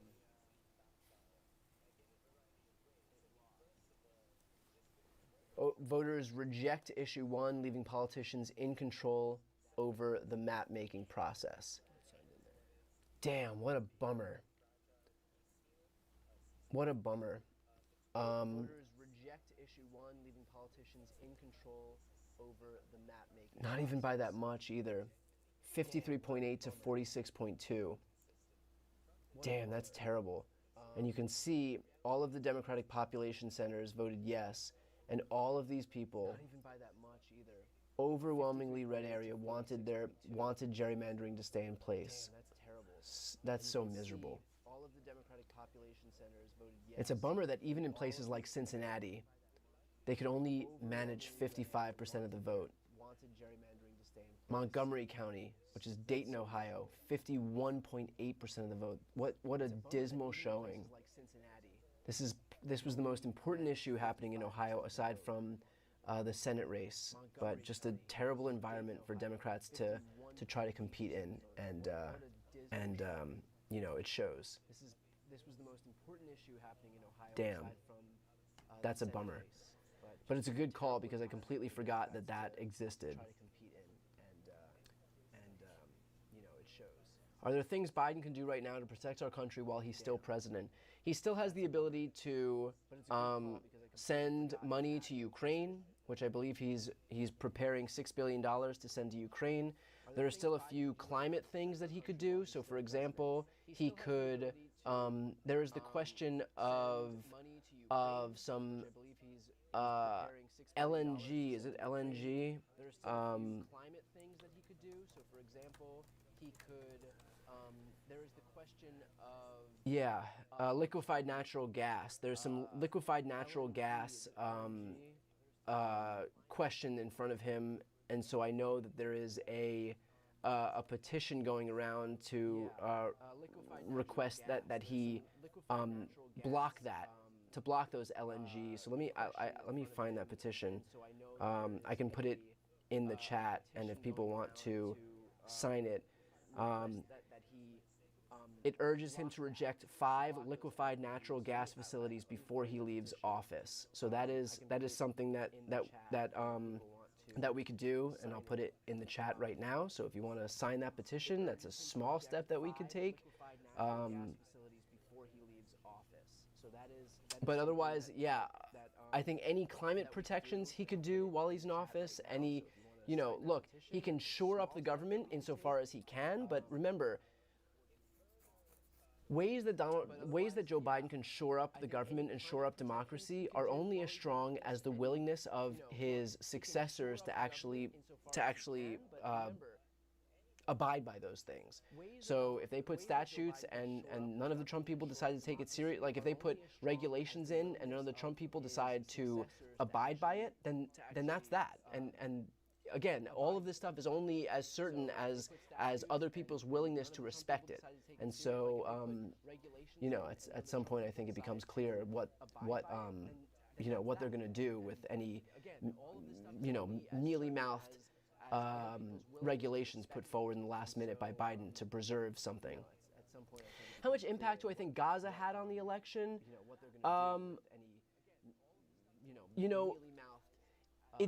It had some impact, but the reality is that Democrats backslid like in 99% of counties. And so this is a bigger problem than, even if there was no Israel-Gaza, the result would have been the same. Democrats lost ground in almost every county, in every state across the country. And so, except for like Washington, I think, was the only one. Or Colorado. I don't think that issue is top of mind for Democratic voters in Utah. I don't think it was top of mind for Democratic voters in Alabama or Mississippi. I think this was just so much deeper than that, and it certainly didn't help. Obviously didn't help. I think the Arab population in like Dearborn, Michigan swung something like 80 points to the right. Not going to help you win elections. And Alyssa Slotkin did win the Senate there, so I don't know, could Kamala Harris have won? Maybe. But the fact is, I think it was a much deeper issue than what we're seeing. Do I see a problem with Democrats in swing states moving to traditionally blue states like New York and California? It seems like it could turn into a trend, and it worries me. I think the opposite is happening. I think people are actually leaving blue states like New York and California and going to swing states like Arizona and Nevada and Texas, insofar as Texas could be considered a purple state, which it's not, but it could be. It's getting there, or at least it was before this election cycle. So I think it's the opposite of that trend. And by the way, just a note, if anybody wants to support my work, if you haven't yet followed or subscribed, that is the best way to support my work. I don't do sponsorships or paid ads, and I don't put my content behind a paywall. So just following and subscribing is the best way. But so thank you for anybody who's here who hasn't yet subscribed or followed. That is again a great way to support my work, and I appreciate it. My content behind a paywall. So just following and subscribing is the best way. But so thank you for anybody who's here who hasn't yet subscribed or followed. That is again a great way to support my work, and I appreciate it.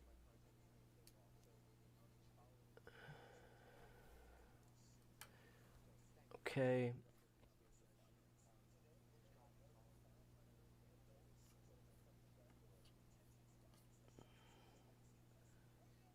How often do I plan to stream?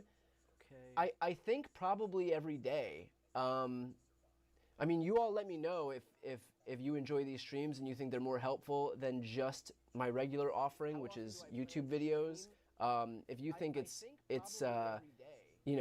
if you think it's helpful for me to sit here and answer questions, then I'll probably do it pretty often. But but that's really up to everybody who's watching. If you think this is worth it to continue doing this.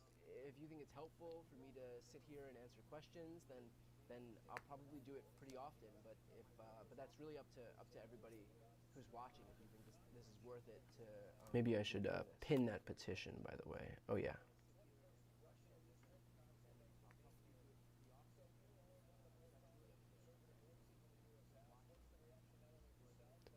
Maybe I should pin that petition, by the way. Oh, yeah. Do I think that, okay, here's a good question.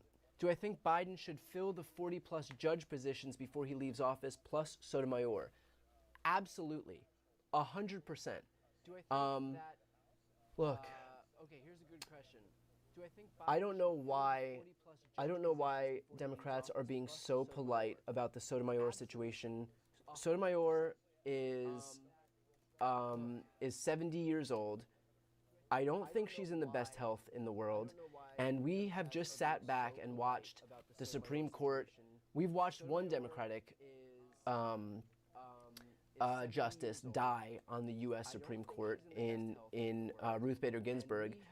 Oh, she's diabetic. That's right. Thank you. We watched one justice die on the U.S. Supreme Court. The notion that we should do it again because why? Because we need to be like polite. I mean, these people are not deities. They're not gods. Like this is part of a movement to protect the rule of law and democracy and women's reproductive rights and just a liberal ideology. And so if that person becomes a threat to that by virtue of, sure, like factors out of their control, we get it, it happens. It's not a knock on them, it's just reality. But if they become a threat to that by virtue of their age or their health, then like, we need to fix that, because if they believe in the things that they claim to believe in and they themselves become an impediment, then we have to replace them for somebody who's more certain. We can't just, we shouldn't have a monopoly on old people on the Supreme Court, especially entering in a really precarious situation right now where Donald Trump is coming into office and we don't know the next time we'll have a Democrat in office to appoint a nomination. And like, what if we're in a 12-year drought? What if we're in a 16-year drought? God forbid. But like, does that mean Sonia Sotomayor at 70 now, who might be 86 and diabetic, is going to survive? I don't know. So maybe we learn from the mistakes of the past and she steps down or she's replaced and we get somebody who's young in there. I think that's the most important thing. I think right now we have to do that. Again, like our politicians should not, like, we shouldn't treat them like deities. They're all here as vehicles for the movement that the agenda that we're trying to pass. That's all they are. Like, we don't owe people anything. They were elected, they serve a purpose, and then when they can't, or when they endanger that purpose, then they have to step aside, or we have to vote them out. Like, it's not about the people, it's not about the personalities, it's about the agenda. It's about protecting liberal democracy.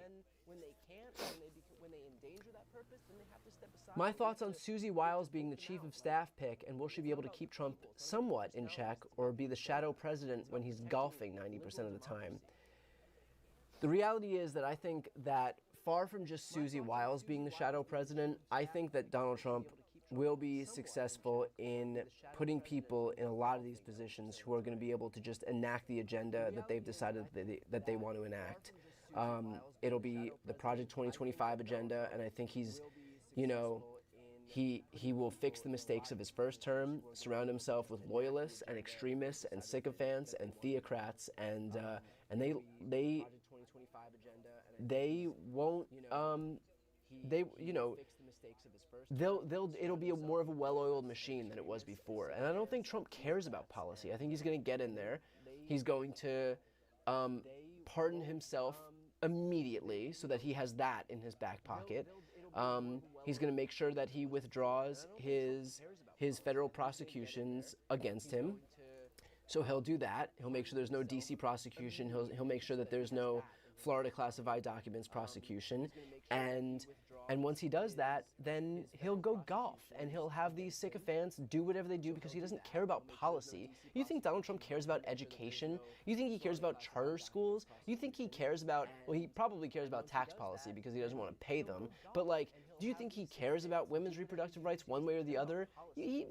Whatever people want around him, he'll just do it. He doesn't give a shit. He doesn't have long-standing principles. He doesn't have any deeply held convictions. Whatever way the wind blows is what he wants. But the people who surround him, they do. And if they want school vouchers, if they want, you know, the proliferation of weapons of war, like whatever it is the people around him want, sure, he'll be like, have at it. I'll sign my name at the end, and you know, we'll have a signing ceremony. I'll get the attention, but like in the meantime, I'll go golfing, and that's almost scarier than if Donald Trump was bumbling around himself trying to do this stuff. Would I consider hosting progressive panels with other online left-wing creators like Pacman, Kalinsky, Luke Beasley? We need to build a coalition. Yes, 100%. I will. I would and I will.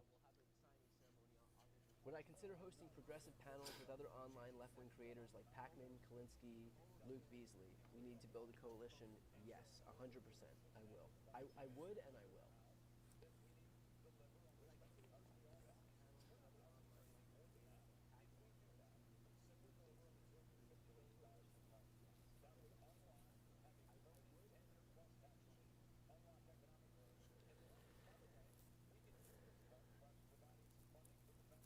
And Tim, I'll get Tim Miller on too. Actually, I think I asked Tim Miller if he wanted to join the stream, and I also asked, I asked a few people. So there will be, on these streams, we will have guests moving forward.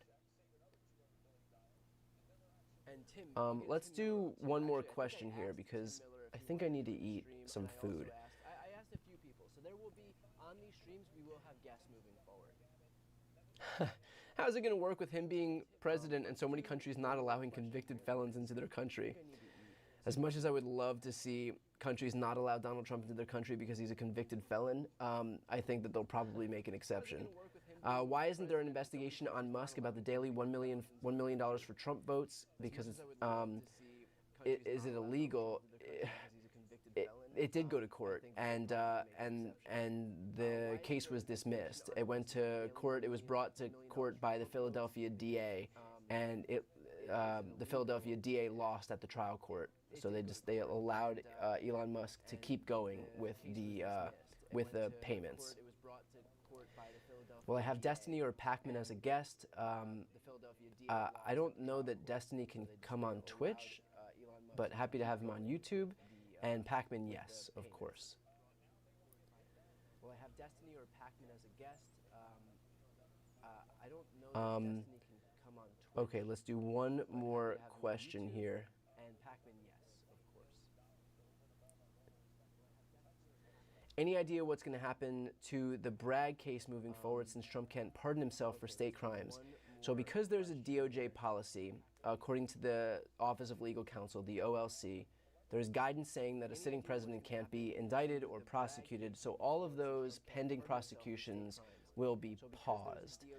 I don't know, and you're right, Donald Trump can't pardon himself for a state crime, or a president can't be or anybody can't be pardoned for a state crime, so there's no way he can insulate himself from that. I don't know what he could do corruptly to use the levers of government to make that prosecution go away. I think he'll try. We haven't seen it yet. As of right now, I can say that that prosecution will be paused, as will the Georgia prosecution against him. Remember, the Georgia prosecution, the RICO prosecution against Trump in Fulton County, Georgia, had 19 co-defendants in total. I think 4 of them flipped, and then 1 of them was Trump, so that puts us at 14.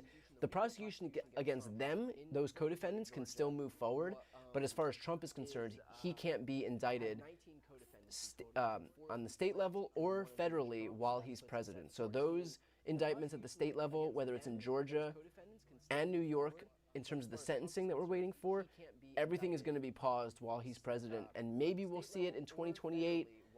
God knows where we'll be in 2028 or what the landscape will look like. So, you know, that's where we're at in terms of all of that stuff. God knows where we'll be in 2028 or what the landscape will look like. So, you know, that's where we're at in terms of all of that stuff. So, with that said, again, one quick note: if you'd like to support this stream, please consider subscribing, or following my page. That is a great way to support my work. Again, I don't do paid ads or sponsorships or anything like that, but just following along is the best way to support me. And I appreciate you all sitting in and listening to these chats here. And I'll continue them on a daily basis as long as people want to keep watching. So thank you again for tuning in, and I'll catch everybody on the next one. All right, bye guys. Thank you. To these chats here, and I'll continue them on a daily basis as long as people want to keep watching. So thank you again for tuning in, and I'll catch everybody on the next one. All right, bye guys. Thank you.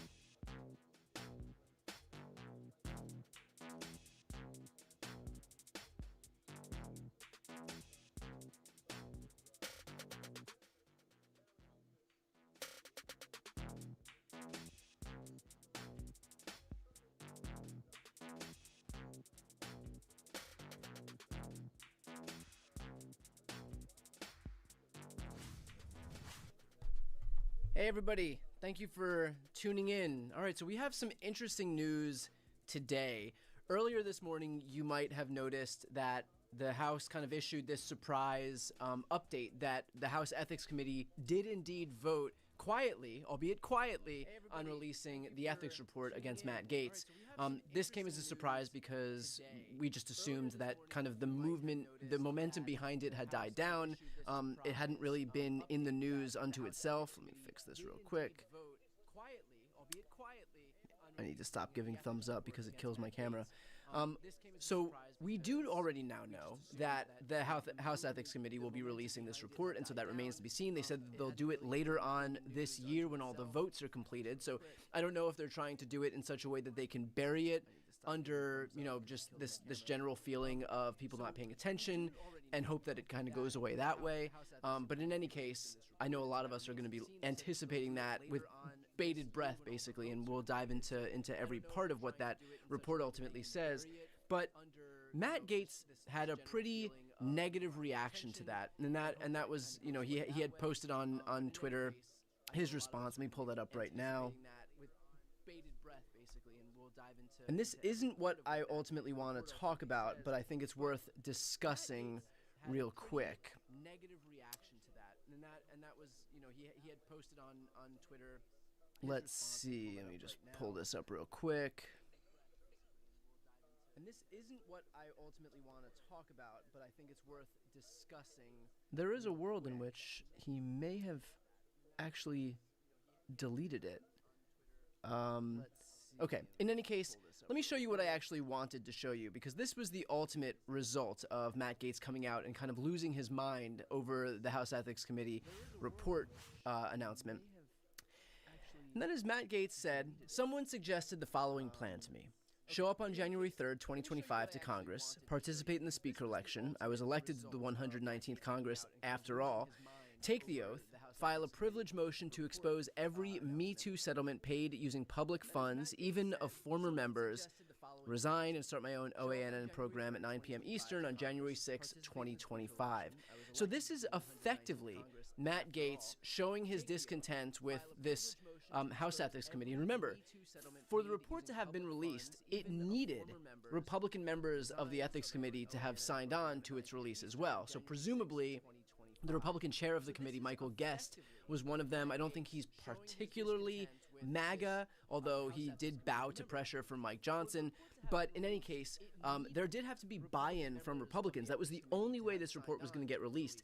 There was buy-in from Republicans. And so Gaetz now, feeling no allegiance to a party in a body of Congress that he's no longer a part of, and probably feeling scorned by his own party that voted to release this report against him, feels like, why not just go scorched earth here and take down members of Congress with them? And there had been a lot of allusions to this idea that Republicans have been kind of pilfering this slush fund that they use to just pay off people who had filed sexual assault claims or sexual harassment claims against members of Congress.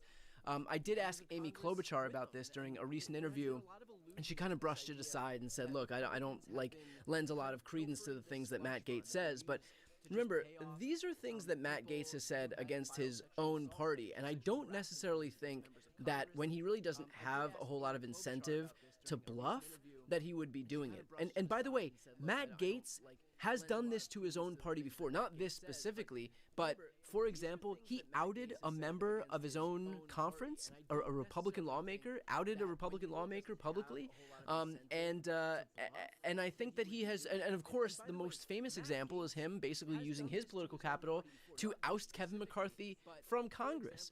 And of course, the irony of him using his political capital to oust Kevin McCarthy from Congress, to make him A, lose his speakership, and then B, lead him ultimately to resign, was that the reason he didn't like Kevin McCarthy in the first place is because Kevin McCarthy didn't support Matt Gaetz in this effort to brush his ethics scandal under the rug. So this is all kind of coming back now full circle, wherein Matt Gaetz is continuing to show that the only way he's willing to really flex his muscles here is by attacking people who support this very probe, this very ethics report. We have seen it before where he attacked Kevin McCarthy and basically ended his career in the House of Representatives, and now we're seeing this continue where still, because of the same issue that's been plaguing him, the alleged sexual misconduct with a minor and possible drug use, this same issue is leading him to continue going on his scorched earth retribution tour against anybody who's spoken out against him. And so we may very well be in a position where a former Republican member of Congress is the one who exposes all of these Me Too settlements paid using public funds, including former members, and presumably these are against members of his own party. Although, look, if there's members of the Democratic Party too, fuck it, I have no allegiance. I have no allegiance to any individual member, especially one that's used taxpayer funds to quiet a sexual harassment claim against them. So, look, you're not going to hear me say this very often, but I would be in complete agreement if Matt Gaetz decided to use his post congressional moment, whatever, job, to really kind of exact retribution against people who really deserve to be exposed here. I think it's also worth noting when he says that he should show up to January 3rd, 2025 in Congress, he does have the right to do that. He was elected to 119th Congress. Matt Gaetz resigned, but he resigned from this Congress, the 118th Congress. They haven't yet even sworn an oath to the 119th Congress. So the notion that he would be barred from serving in the 119th Congress, it doesn't exist yet. So he still could do this. With that said, if he wants to, let's not pretend that he needs to go through this whole rigmarole in order to accomplish this. He's getting an OAN show. He's going to have a show on One American News. And so if he wants to do this, know full well that he has the ability to do that, whether or not he shows up in January 2025 to Congress. Although I guess the important part would be then he would have the ability to basically draw out the documents themselves as opposed to just relying on his own testimony if he were to just do it on his show. As a member of Congress, he could use the levers of Congress itself to expose these settlements paid. It would be interesting, too, to see who opts to vote against it. Because I think in some instances, just watching the people who vote against something is pretty telling in and of itself. And the reason I say that is for this reason. Because I think in some instances, just watching the people who vote against something is pretty telling in and of itself. And the reason I say that is for this reason. So if you take a look at the screen right here, Matt Gaetz, this is from Newsmax, Matt Gaetz was the only lawmaker to vote against the human trafficking bill. And so I think it's pretty telling sometimes when you have certain lawmakers who decide to exercise their ability to vote for or against certain things, and sometimes they tell on themselves, because right now Matt Gaetz is alleged to have done exactly the thing that he voted against revealing, which is this human trafficking bill in and of itself. And so I think if he were to put forward a privilege motion where he does have the ability to file this privilege motion to expose any settlements paid using public funds, anybody who opted to vote against it, I think would in a way be telling on themselves. And I can't imagine that they would be falling over themselves really to kind of expose themselves in that way, whether advertently or not. So some interesting stuff still to come as far as the Matt Gaetz saga of it all is concerned. But before we heap too much expectation onto Matt Gaetz, I do think it's important to note that the report in and of itself is going to be coming out, and it's not for nothing. A few reasons here. First, this is a taxpayer-funded report, and so there is something to be said for the fact that we paid for it. We have a right to see what this report says. The notion that we have to pay for things that then we don't have the right somehow to see is completely bogus. Second of all, Matt Gaetz's career in politics may very well not be over. There is still a likelihood, I would say, personally, a strong likelihood that he'll run for the gubernatorial seat in Florida after Ron DeSantis is out. So I do think that Gaetz hasn't ended his political career. I think that, as much as I think him watching the third most viewed linear TV program on the right in OAN is gonna be attractive to him, I do think that he probably will kind of feel some need to get in a position of power once again. And so I do think that he'll run for governor. And in doing so, I think that it's incumbent upon Congress to show what it's revealed so that people know when they cast their ballots who it is they're voting for. And it's not just Democrats who have a vested interest in seeing this stuff, because I'm old enough to remember when there was a whole alt-right, far-right QAnon movement predicated on its opposition to people who committed misconduct with minors. That seemed to be a whole driving force behind this movement on the right. And yet now we have the allegation that Matt Gaetz did exactly that, and suddenly you want me to think that A, this is some Democratic scheme against Matt Gaetz, or that B, only Democrats are going to care? If it was Republicans who have been beating their chests for years and years and years about how disqualifying it is for something like what they claim is happening in Washington in pizza places, basements that don't exist, for this to continue happening, and now when there's possibly evidence that Matt Gaetz did exactly that, you want to tell me that these people want to bury their heads in the sand? I think that everybody would have a vested interest in seeing what's happening here. So still a lot to come on the Matt Gaetz front and why it's important to see what this report ultimately uncovers. It's also worth noting, and I think this is kind of some tertiary benefit to all of this, is that what this report does uncover, if it does indeed show that there was some misconduct by Matt Gaetz, if it proves it true, I think what's going to be important here is to show what kind of person it was that Donald Trump wanted to put in charge of the DOJ.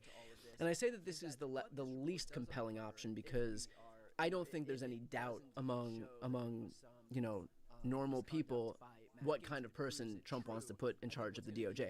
I already, even with these allegations unto themselves, even what we do know about Matt Gaetz that has been proven, it's not exactly clear that this is some beacon of integrity. And so, but if the depths of his perversion really do go as deep as reporting suggests they might, then I think that could be instructive in terms of the kind of people that Trump is surrounding himself with, and will pop this illusion perhaps among some people on the right that this is somebody who's going to like drain the swamp, and you're going to do that by putting into power as the top law enforcement official in the country somebody who may very well have committed sexual misconduct with a minor. That's really how you're going to drain the swamp. And look, I don't think that there's too many people who really are going to make that connection or are going to care, because I think for people who like Donald Trump, they just like Donald Trump, and they're just, there's no real sense of, okay, I'm going to be let's see how I want to put this, depending on who he puts in, that suddenly I'm going to realize that what he was saying was complete bullshit about draining the swamp. Like, I think that they give him full deference in terms of who he puts in anyway, and it's not usually on Democrats who are going to be effective at convincing these Trump supporters. They're just going to believe Trump when he says, oh, I'm going to drain the swamp and I'm going to do it with these criminals. But I still do think that there may be a few people out there for whom that is enough of the last straw, and they're going to be like, really?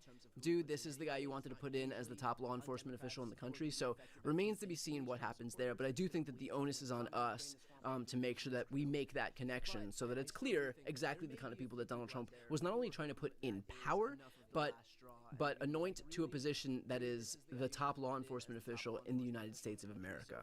Remains to be seen what happens there, but I do. Although, the cynic in me would say that far from being some disqualifying factor, that committing some atrocities against people is actually a prerequisite in the Trump administration, and I feel like there are more Trump administration nominees than not who have their own sexual misconduct allegations against them at this point. Somebody wrote Pizzagates. I think that pretty much sums it up at this point. Pizzagates, Gaetz. That's pretty smart. Okay, so that's where we're at with the Matt Gaetz of it all at this point right now. So much sums it up at this point. Pizza Gates. G-A-E-T-Z. I'm getting the comment from Cal here. I'm sure Trump would be happy to give him some role that doesn't involve Senate confirmation because he knows Gates will do anything he asks. And we have seen that of Donald Trump basically handing out appointments or ambassadorships to people who he knows are going to be loyalists, and especially to positions that aren't Senate confirmable. Trump has so far handed out positions. I believe today Herschel Walker, ambassador to the Bahamas, if I'm not mistaken. We've seen Carrie Lake get some ambassadorship. Really, anybody who has ever shown any loyalty or deference to Trump over the last several years has been rewarded with a spot in government, not because they're qualified, not because they're competent, not because they deserve the spot, but rather because they've done the one thing that Donald Trump is seeking from them, which is to show undying fealty to the God King. With that said, let's take a brief moment here to for a little palate cleanser. And we have a visitor. Come here, buddy. They've done the one thing that Donald Trump is seeking from them, which is to show undying fealty to the God King. With that said, okay, a brief moment here for a little palate cleanser, and we have a visitor. Come here, buddy. We have the mascot. Okay. He still has some bandages on him. I don't know if you can see them. I think you can't see them because the camera is too low. But he's got some bandages on him here because he had a couple of things removed. Okay. So, in any case, that's our midstream palate cleanser.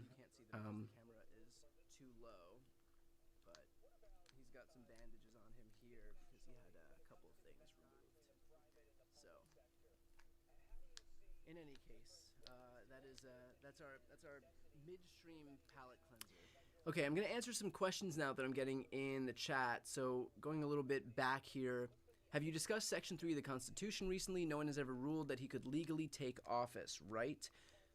So I have, well, actually there was a ruling by the Supreme Court that Section 3 of the 14th Amendment is not going to apply to Trump. Remember, there was a judge in California, Judge Wallace. There was a trial judge in Colorado, followed by the Colorado Supreme Court, all of whom ruled that Donald Trump was disqualified for office based on Section 3 of the 14th Amendment.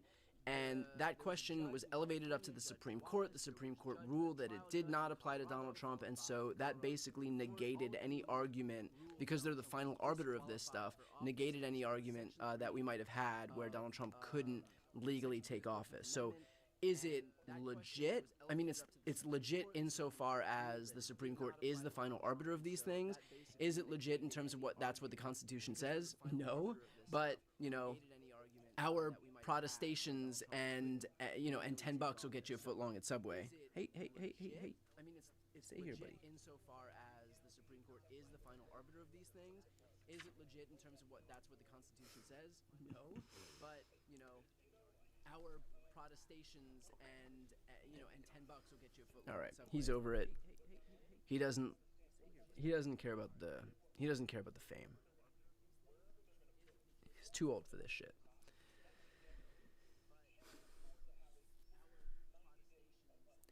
That's not okay. Why have a constitution if they're going to ignore it? It's the right question. The reality is that the plain text of the 14th Amendment, Section 3 of the 14th Amendment, would prohibit somebody who has engaged in, or running for office again, who has engaged in or aided those, or given comfort to those who have engaged in insurrection. That is exactly what Donald Trump did. Did it matter? No. I get it. It undermines our whole argument for saying that that we have to defer to the Constitution when the Supreme Court justices can just make up the Constitution as they like, but that is the reality that we live in right now. Did it matter? No. I get it. It undermines our whole argument for saying that that we have to defer to the Constitution when the Supreme Court justices can just make up the Constitution as they like. Okay, very important question. Is Aston a loud barker or is he quiet? He's very quiet. You wouldn't know he was here. Here's one story about Aston. He never barks except when somebody's at the door. That's it. Otherwise, he's dead silent, never makes a sound. And I bring this dog everywhere with me.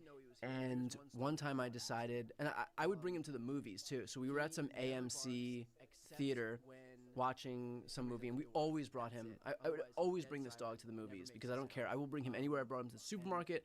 I'll bring him with me wherever we're going, and he's always right next to me. And I brought him into the movies one time, and it was like the 10th time that I brought him to the movies. Nobody cares, especially out in Los Angeles. Everybody has their dog attached to them like appendages.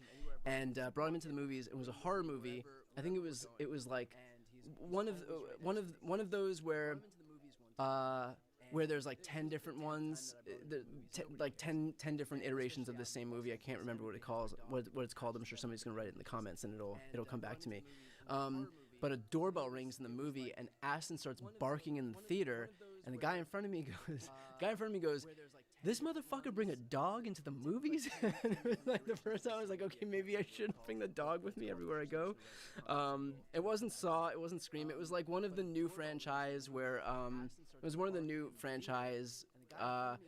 where the old lady is I can't remember. I mean, me saying it was the scary movie with the old lady, but anyway, Aston goes wherever I go, and yeah, he'll bark if there's a doorbell. It doesn't matter if it's a digital doorbell, doesn't matter if it's a movie doorbell, doesn't matter if it's an IRL doorbell. He will bark at it, and that's the only time he'll bark. And yeah, so that's my story of bringing Aston to the movies. Yeah, he'll bark if there's a doorbell. It doesn't matter if it's a digital doorbell. Okay, back to politics here. I think it's also worth talking about for Insidious. That is the movie franchise. We were in an Insidious movie, and one of like the 10 Insidious movies, and he started barking. So yeah. Okay, I'll keep answering questions now. So you can go ahead and throw them in the chat if you have them. Insidious movie, and one of like the 10 Insidious movies, and he started barking. So yeah. Okay, I'll keep answering questions now. So you can go ahead and throw them in the chat if you have them.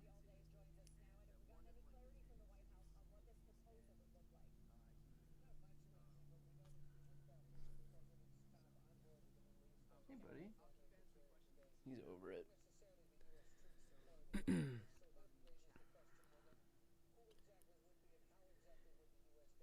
Okay, let's talk about President Elon. I think that is a good idea here. Obviously, President Elon, he has allowed his sidekick, Donald Trump, the vice president, to make at least something of an appearance over these last couple of days, which is super nice of him to kind of share some of the spotlight. But otherwise, President Elon has really been doing his level best to make sure to sabotage the government. Right now, Congress basically, so here's how it worked. Congress had this continuing resolution to be able to raise the debt ceiling so that the government could stay open. They needed buy-in from some Democrats because some Republicans were coming out and saying that they wouldn't. It's Republican anarchists, right? Arsonists coming out and saying that they wouldn't support it unless it was extreme to the nth degree. Inherently within that, then, you need some Democrats to be able to compensate for the fact that there are not enough Republicans to be able to pass this alone. When you get buy-in from Democrats, you have to give them some stuff. You have to make concessions to those Democrats. When you make concessions, it's going to push more Republicans away, and those Republicans will complain about it. But the reason that they had to make those concessions in the first place is because not enough Republicans within their own party were able to pass it onto themselves. And so they have this vicious cycle where more Republicans step away. That means to get buy-in from Democrats, you have to make concessions, which pushes more Republicans away. They do not know how to govern. This is a constant theme that we see with Republicans who are trying to keep the government open. Anyway, they negotiate something. It has enough support, presumably among both members of both parties in Congress. Then at the 11th hour, Trump comes in. By the way, the government's going to shut down in 2 days if there's not funding. Then President Elon comes out and says that there shouldn't be anything done until January 20th when Trump comes into office. Trump and Vance come out and say that they don't support the continuing resolution. And so now the onus is on Mike Johnson to figure out some way to keep the government open or not, knowing full well that unless he accedes to Trump's demands, which, by the way, Trump is not the president yet, and he has no vested interest in keeping the government open because it's not going to impact him. Really, unless he can figure out some way to do that, the government is going to shut down through the winter here. And this is one more instance where even when they have control in the House, they are not able to do the bare minimum, which is just to keep the government open right now. So do I think that we'll see a government shutdown? It depends on whether Mike Johnson is going to defer to his responsibility to keep the government open, to make sure that people continue getting paid over the holidays. Like, there are hundreds and hundreds and hundreds of thousands of government employees who, I don't know, might want a paycheck over the holidays to be able to afford gifts and food and rent. And it might help if they're able to keep the government open so that they can get exactly that.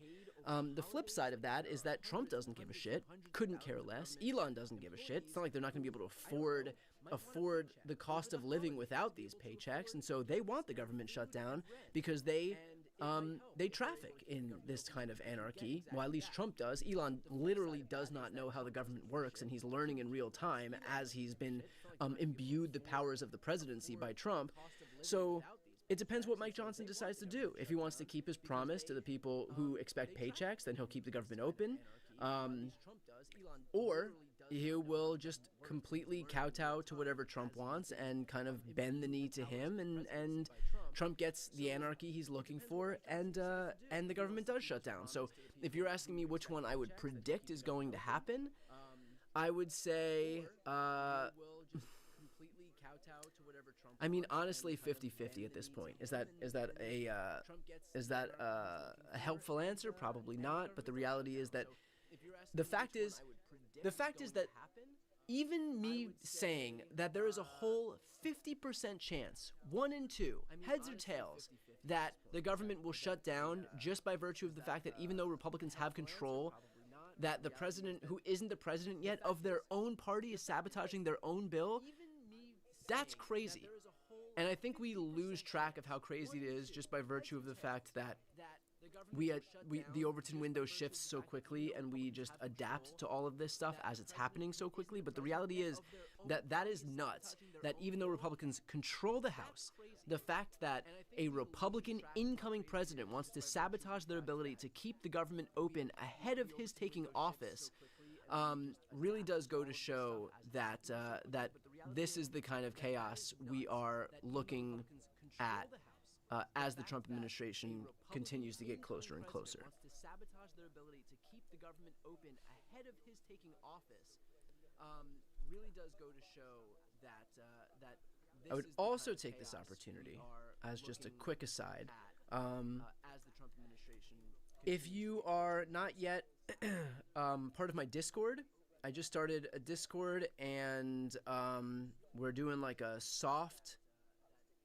launch right now, so only people who are watching this stream and a few previous streams have joined. So if you use Discord and you want to be a part of this one, again, we haven't gone wide on it. It's just kind of like beta testing it right now and figuring out some of the kinks and figuring out what works, what we want to change, and whatnot. We have really amazing, helpful mods in there who are helping build and put this whole thing together.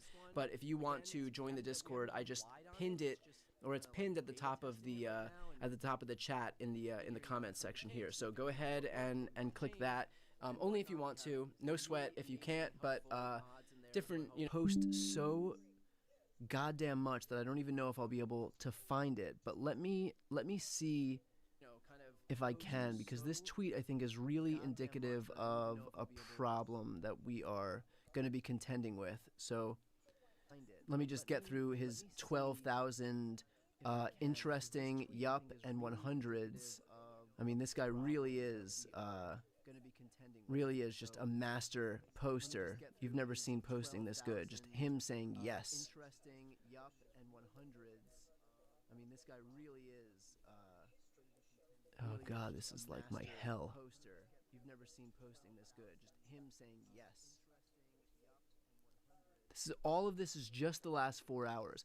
If I had, I'm sorry, but if I had all the money in the world, the last place I would be is posting on Twitter all fucking day. All of this is just the last 4 hours.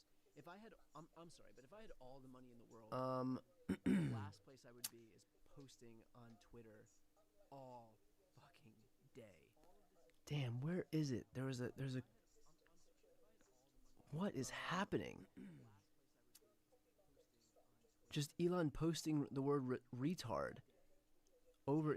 This guy is so desperate to be cool, but he's like, his mental state is stuck in like 2002. Just Elon posting the word retard. All right. In any case, this guy is so desperate. I'm gonna have to paraphrase it because I don't know that I have the time, and I don't know that you all have the energy to see me just try to find any single tweet by Elon Musk because he does not sign. He does not log off. But basically, what Elon said is something along the lines of that anybody who doesn't, accede to his demands should be primaried. And the reality is that. Let's see, man, I wanted to find it, but okay. In any case, I gave you the Cliff Notes version of it, that they should primary anybody who doesn't like accede to his demands, and the reality is that he has the money to fund primary challengers for anybody who does that. And so really, in terms of, the question that I got was is anybody going to be willing to stand up to Trump? And the reality is that the answer is probably no, because now Trump has, President Elon's checkbook to be able to use, and if anybody upsets him or doesn't kiss the ring or doesn't toe the line properly or appropriately, then Trump and Elon will just pool their money to make sure that they get somebody who's better than that person as a primary challenger, who will do the business of kowtowing to Trump and showing nothing but fealty to the God King.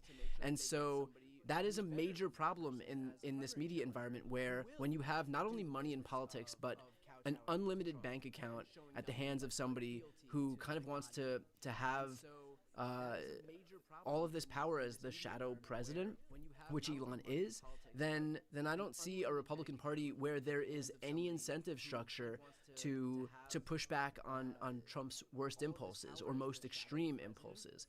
So, as far as Republicans are concerned, do I have any hope that we're going to see like some bulwark within the party against him, that we're going to see some Mitt Romney faction of Republicans? It's not going to happen.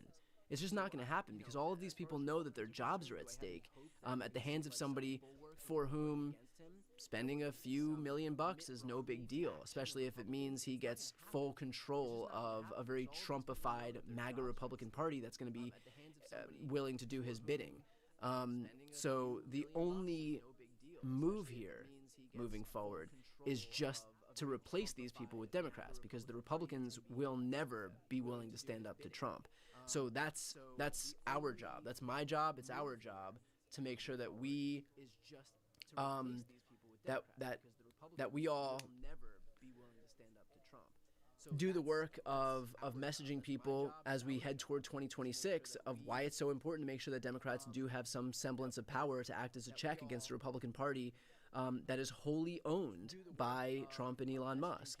So that's what the work is. The work is just making sure that we persuade enough people out there in this country that, okay, you might have voted for Republicans in the past because they said they were going to enact some or implement some big populist agenda, but just like the first time, there is no populist agenda that Trump is looking to implement here. I mean, Trump came into office the first time saying that he was going to pass some big infrastructure bill, that he was going to pass some big healthcare bill, that he was going to usher in some American jobs boom, that he was going to pass a tax cut for the middle class. He did none of those things.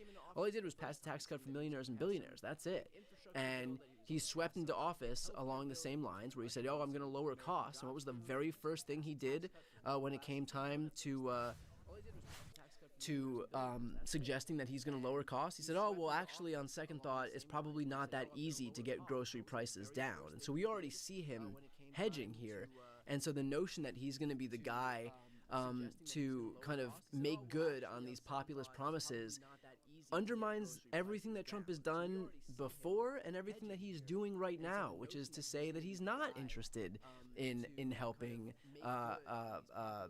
working class people in America. And in fact, I can guarantee you that their number one priority is going to be passing an extension of the 2017 tax cut, where 83% of the benefits were conferred to the richest Americans, millionaires and billionaires. And that's going to be why they're in office. I mean, they sweep into office every election cycle under this pretense that the biggest issue facing Americans is that trans people are doing this and that gay people are walking into bathrooms, and they are so good at waging culture war issues as a distraction to prevent people from waging class warfare. And the reality is that in terms of the class that Republicans protect, you don't have to look far. I mean, there is a reason that the shadow president right now is Elon Musk, the literal richest man in the world. It's no secret who this guy is pandering to in terms of who Donald Trump's focus is. Look at his cabinet, 14 billionaires so far. I think maybe 11, 12, 13, something like that. Anyway, about a dozen billionaires in his cabinet. This is not somebody who is focused on the concerns of the working class. And I think that the fact is that we're going to see really soon that it's not going to be the price of eggs that Donald Trump is focused on. He's not going to support any legislation that would prevent price gouging. That's not his priority. In fact, far from that, we may see Trump's FTC renege on Lena Khan, her ability to block the Kroger-Albertsons merger for grocery stores. And then we'll see, and if they do allow that to go through, then we'll see we'll see prices continue to surge. If Trump makes good on his promises to enact these tariffs, then again we'll see prices surge. So Trump isn't worried about the cost of goods for regular people, and I can guarantee you that his priority is not going to be doing things that will bring the cost of goods down. He's going to be doing things where he can flex his ego and try to win, or try to be some big grandiose deal maker, when in actuality the impact, the consequence of those actions is going to be that prices actually go up. All the while his priority is going to be making sure that rich people pay less taxes. That's going to be his focus. When in actuality the impact, the consequence of those actions is going to be that prices actually go up. All the while his priority is going to be making sure that rich people pay less taxes. That's going to be his focus.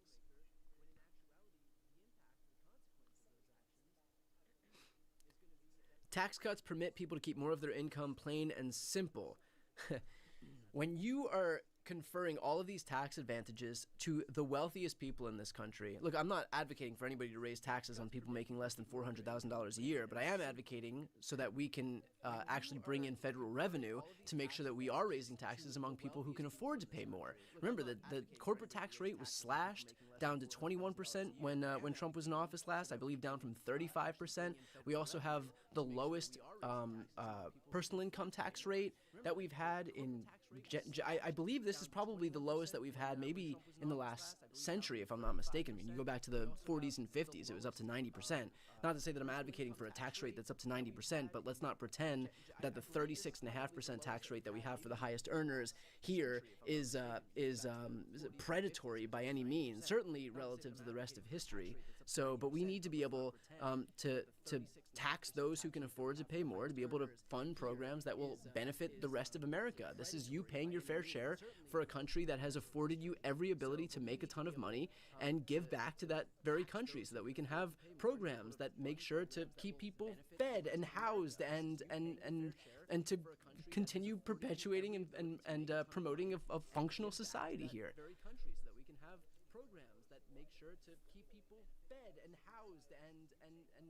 And to continue perpetuating and promoting a functional society here.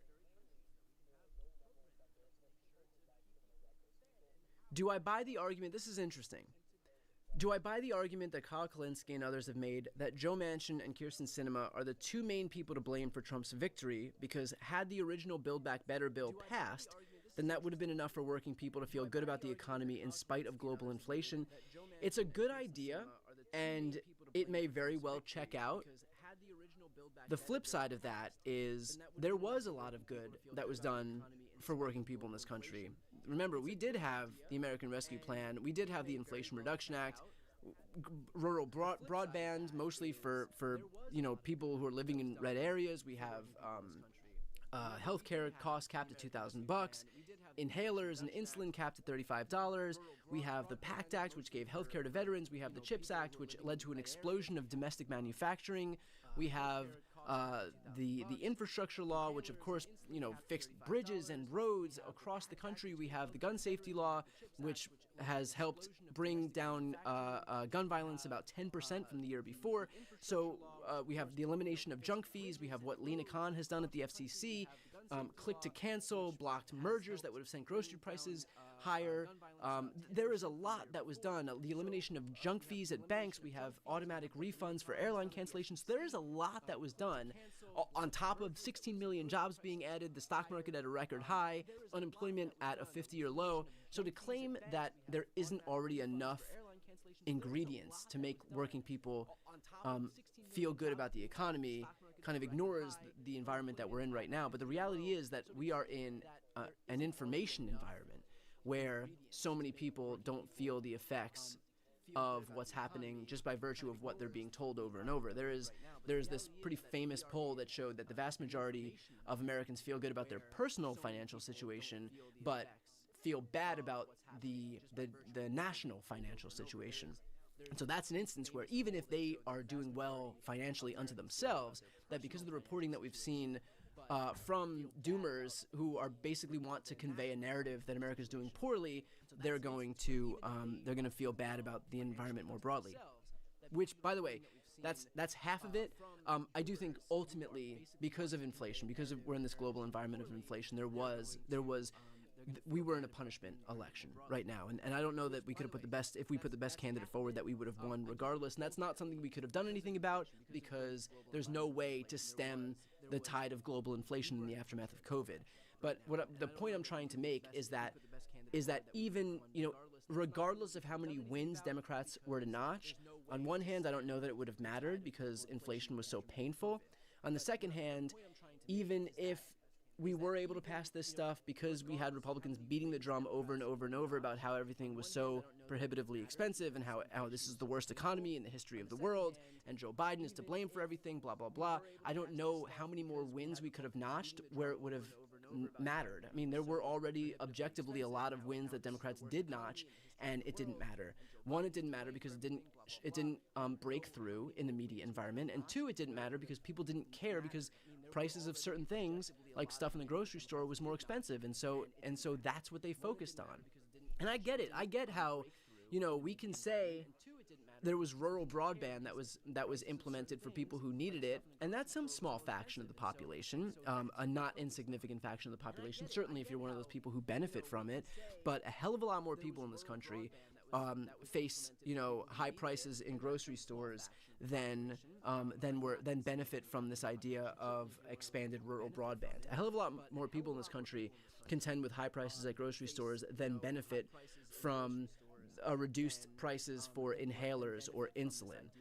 Again, not to say that these successes weren't great, because they were, but the fact is that at scale, a lot more people were implemented by high prices. So ultimately, I don't know that had the original Build Back Better passed, that it would have made a huge difference, because I think at the end of the day, we were destined for an economy where people were just hurting as the result of global inflation, and there was nothing to do to push back against that.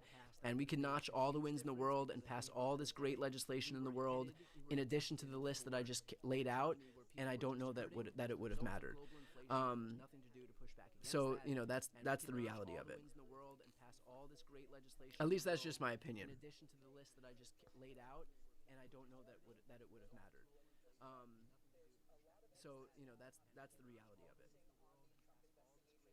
At least that's just my opinion.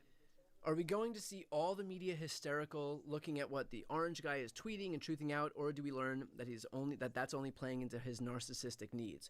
So I think the question here is, are we going to do what we did the first time around? Every time Trump tweets or truths or whatever it is, that stops the presses and we have to cover it. I think two things. I think one is his posts they just don't carry that much weight anyway. Certainly not the way that they did during his first term in office. So I think that there is just a general sense of exhaustion with what Donald Trump says. So I don't think that every tweet is going to be covered in the same way that it was during the first term. And the second thing is that I do think it's incumbent upon us on the left to make sure not to to make sure to pick our battles, basically, to know which hills to die on. That if everything feels like a 5-alarm fire, and I've said this before, that nothing feels like a 5-alarm fire. So we have to know where to focus our attention, knowing full well that we have limited political capital, we have a limited ability to command attention from people who are tuning in, and if we are screaming about 10 different things that day, then ultimately nothing sticks. And by the way, if we're screaming about 10 things that have happened that day, that is by design. Republicans love to ascribe to this Steve Bannon model of flooding the zone with shit, and that allows them to scatter Democrats because they know that we're going to fall for everything, and that if Trump, commits 10 atrocities and Democrats go in 10 different directions screaming about every single one, then really nothing garners the attention that it deserves. And so I think it's going to be incumbent upon us moving forward to figure out which of these things to focus on and which of these things to allow to fall by the wayside. And it's a shame that there's going to have to be anything that falls by the wayside, but that's the political environment that we live in right now. Moving forward to figure out which of these things to focus on and which of these things to allow to fall by the wayside. And it's a shame that there's going to have to be anything that falls by the wayside, but that's the political environment that we live in right now.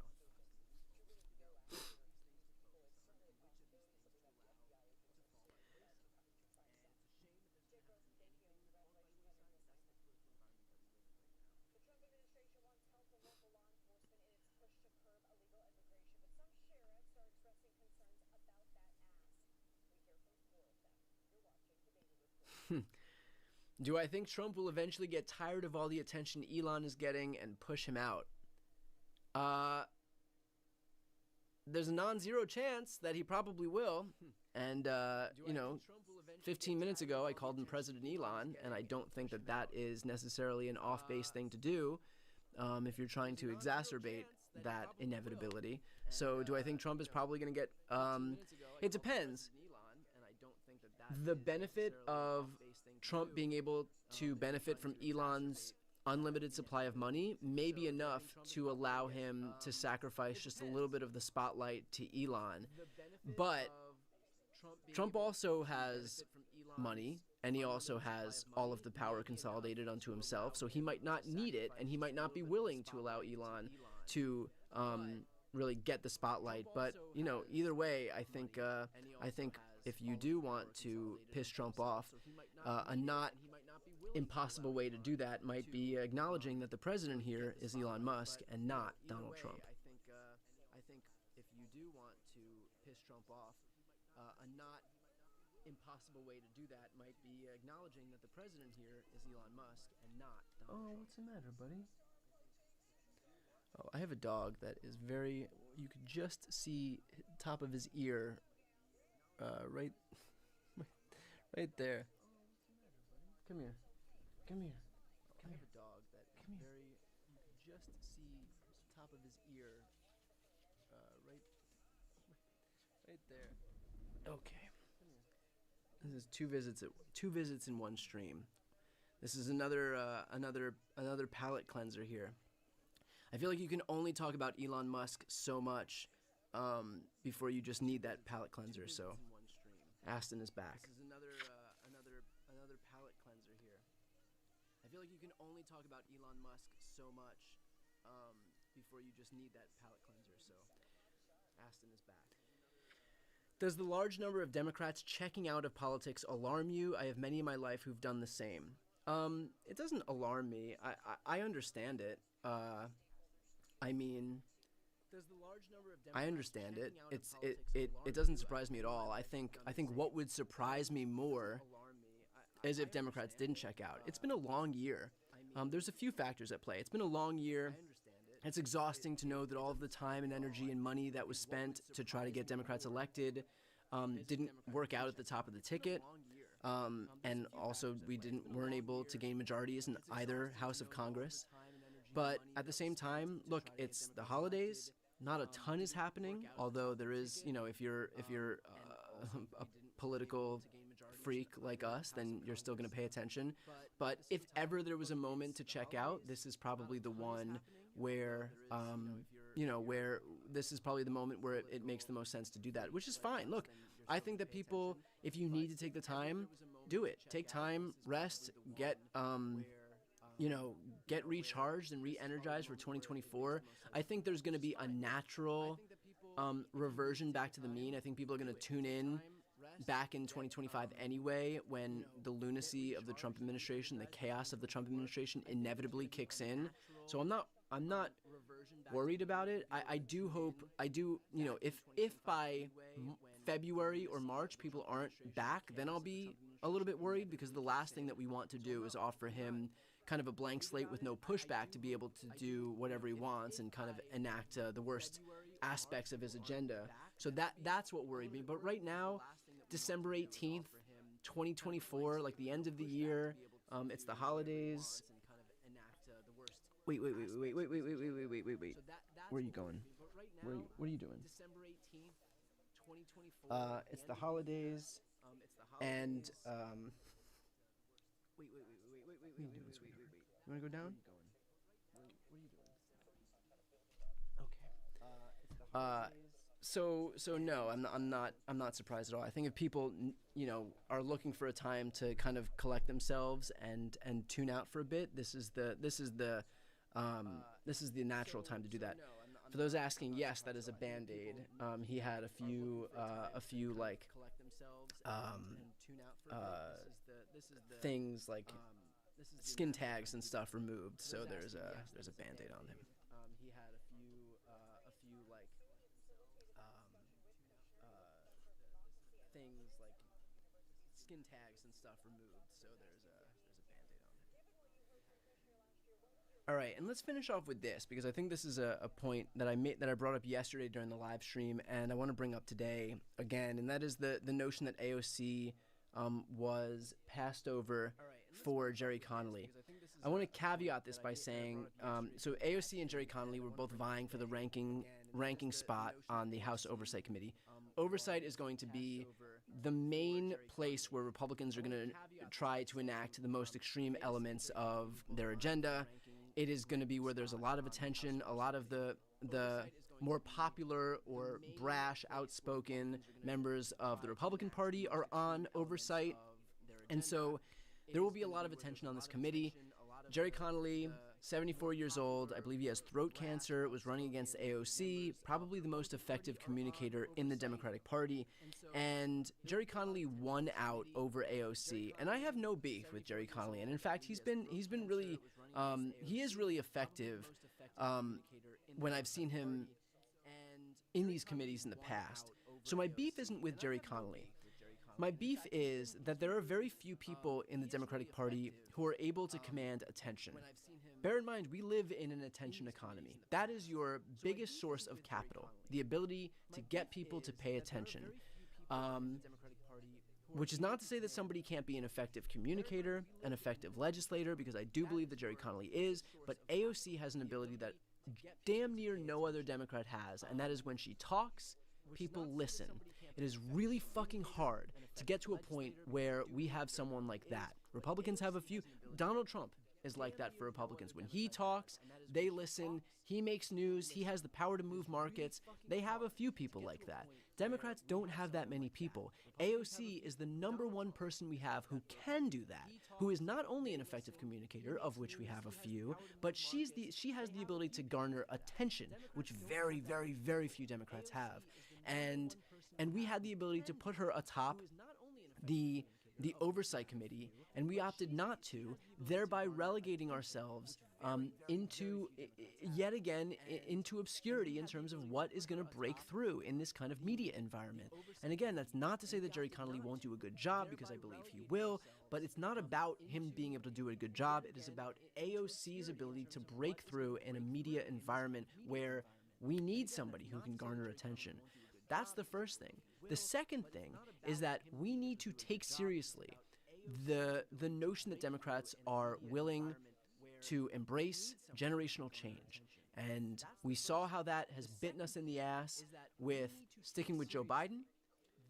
We saw how that's bitten us in the ass with Ruth Bader Ginsburg not stepping aside before she died on the bench during Trump's administration. We have seen over and over Democrats die in office or have these committee spots where they have the ability to garner all the attention in the same way that Jim Jordan does for Republicans, James Comer does for Republicans. We keep putting really, really old people in charge who aren't able to command the same degree of attention, or certainly nowhere near the same degree of attention, or who aren't even effective communicators as younger Democrats are. And our unwillingness to embrace the idea of generational change bit us in the ass with the Biden situation. And, I think like there is a sense of understanding now that, look, this is very much Monday morning quarterbacking, but there is an understanding now that had Biden stepped aside, that would have been our only chance at success moving forward. Do I think it would have mattered? I'm not even sure, because again, as I mentioned 10 minutes ago, I think that this was an election where really people were looking to punish those in charge because of high prices due to inflation, and they were going to punish the Democrats. Maybe if we had a Democrat that was so not aligned with Joe Biden, like for example his own vice president, they would have been more effective at doing so. Who knows?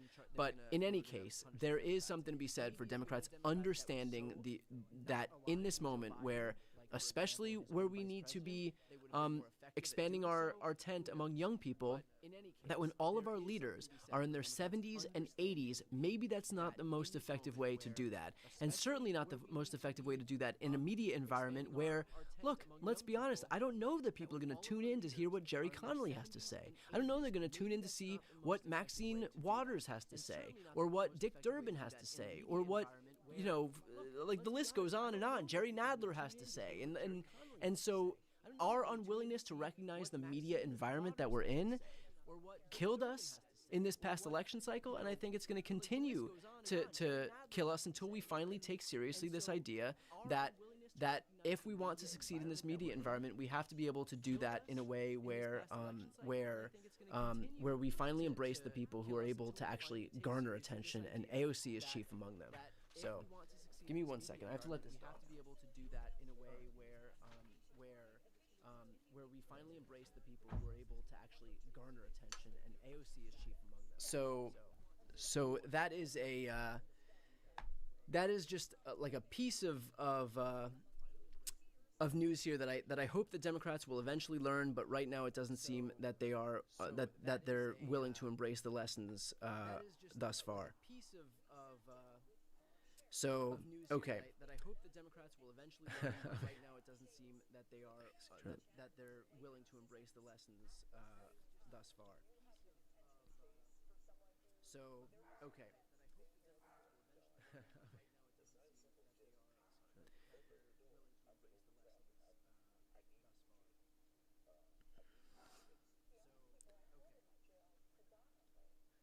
How do we make sure voters are educated and knowledgeable? I think it's just doing the work every day, getting in front of more people as much as we can. Look, I know that you all know that since the day after the election, I've been streaming as much as I can. That is why I'm on Twitch, for example. So I would just ask, if you're watching this right now and you're not yet following me, please give me a follow, support independent progressive media. We have to do everything we can to build up an infrastructure that can try and compete with what they have on the right. We have a little bit of time right now to figure out how to build up that infrastructure in the most effective way. But, the reality is that we pale in comparison to what they have built on the right and what Republican elected officials have done to embrace and nurture their ecosystem. And so it's twofold, right? It's making sure that all you out here who are watching this continue to support independent progressive media, but then also that our Democratic elected officials embrace independent media and stop conferring all of their goodwill, attention, and time to legacy media, the same legacy media, by the way, that turns around and shits on them the moment they have the opportunity to do so, or that take their cues from the right. And so what you're left with is, the liberal media in the New York Times doing 69 cover stories on Hillary's emails, for example. So, okay. We will leave it there. Thank you all for tuning in. Again, if you haven't yet had the opportunity to follow along, please make sure to do so. Also, in the pinned comment is the link to my Discord. I think it's still pinned there. I'm not exactly sure. But if you have the ability to follow along with the Discord, that would be a big help too. Right now, it's just the OGs in the Discord. It's not launched wide. It's just people who have followed the last few streams that are going to be like the OGs in this thing. So eventually it's going to be released wide, and hopefully we'll have, you know, tens or hundreds of thousands of people who are in there. But right now it's just a couple hundred. And so help me out. Jump in, be one of the founding members here, and we'll get this thing off the ground and try to expand independent progressive media that way. All right. Thanks so much, everybody, and we'll do it again soon. Okay. Expand independent progressive media that way. All right. And thanks so much, everybody, and we'll do it again soon. Okay.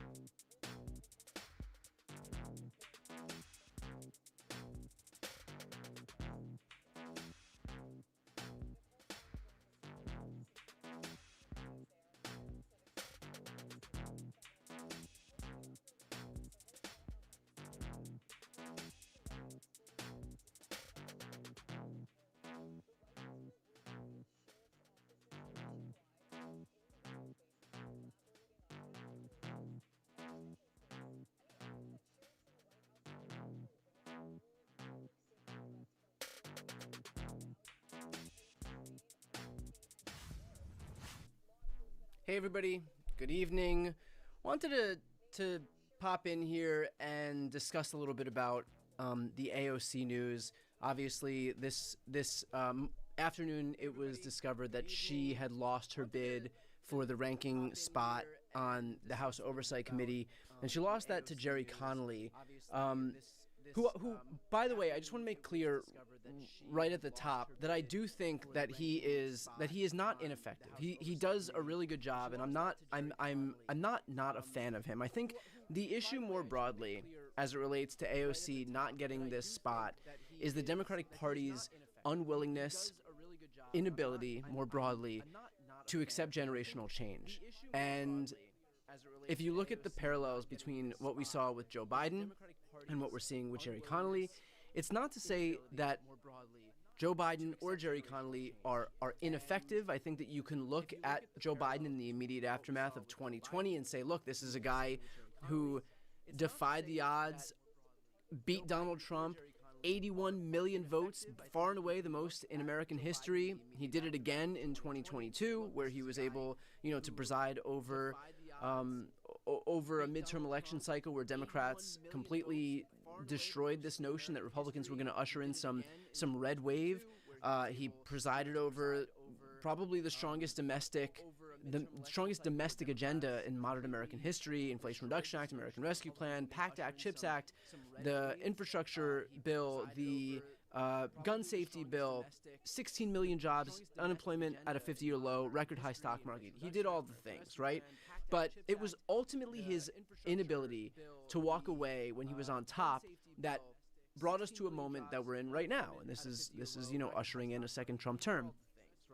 I'm not equating what Jerry Connolly is doing with that, but at the same time, there is an unwillingness for Democrats to realize what we stand to lose by not ushering in or not facilitating a generational change in the party. And we have seen it with Biden. We have seen it, by the way, with Ruth Bader Ginsburg's unwillingness to step aside to the point where she literally died on the bench and prevented Democrats the ability to have replaced her before Trump had taken office. But we will sit there until we are literally dead in this party rather than cede some power and embrace this idea of generational change. And we're seeing that today. And again, the caveat up top was to say that I don't have any beef with Jerry Connolly, but I do have beef with the Democratic Party's broader unwillingness to actually to recognize that we have effective communicators who are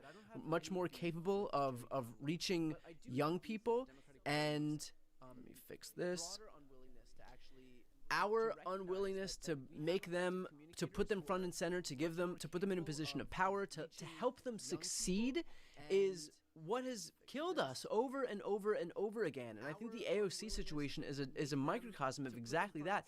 This notion that the only way to get these ranking spots, these chairmanships and these ranking spots on the committees is by virtue of seniority, inherently puts us in a position where the only people who are going to have the biggest megaphone and the biggest perch in our party are the people who are oldest. Is that really the best system to be put in place to help the Democratic Party succeed, especially a party that we're in right now where we are losing young people because of our inability to be able to relate to them? And so is the move here in the very powerful Oversight Committee, which is going to be largely responsible for curbing Trump's excesses in his second term, to keep somebody who is like, this guy's 74 years old and has throat cancer. That's who we're imbuing with all of this power and the biggest megaphone in the House right now, to be able to again serve as the bulwark to the abuses of a second Trump administration? Is that really the move that we're doing right now? Which is, by the way, not to say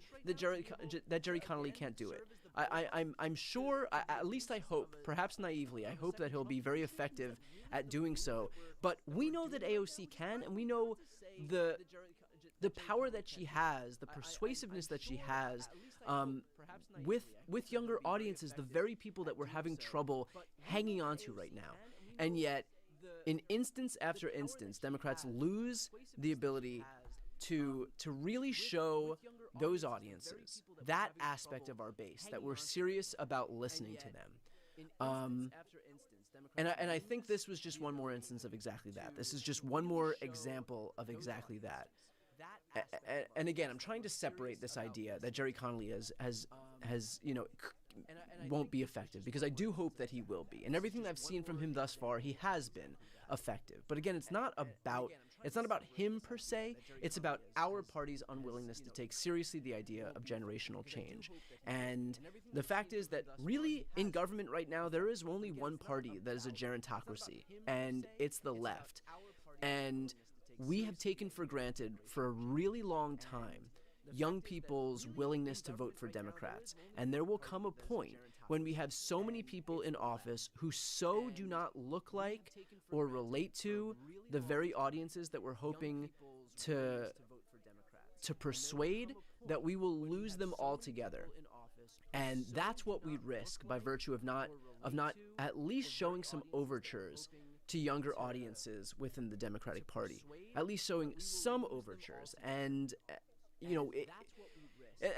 that really is the story of the Democrats more broadly, is that we will take for granted aspects of our base until the moment that we lose them.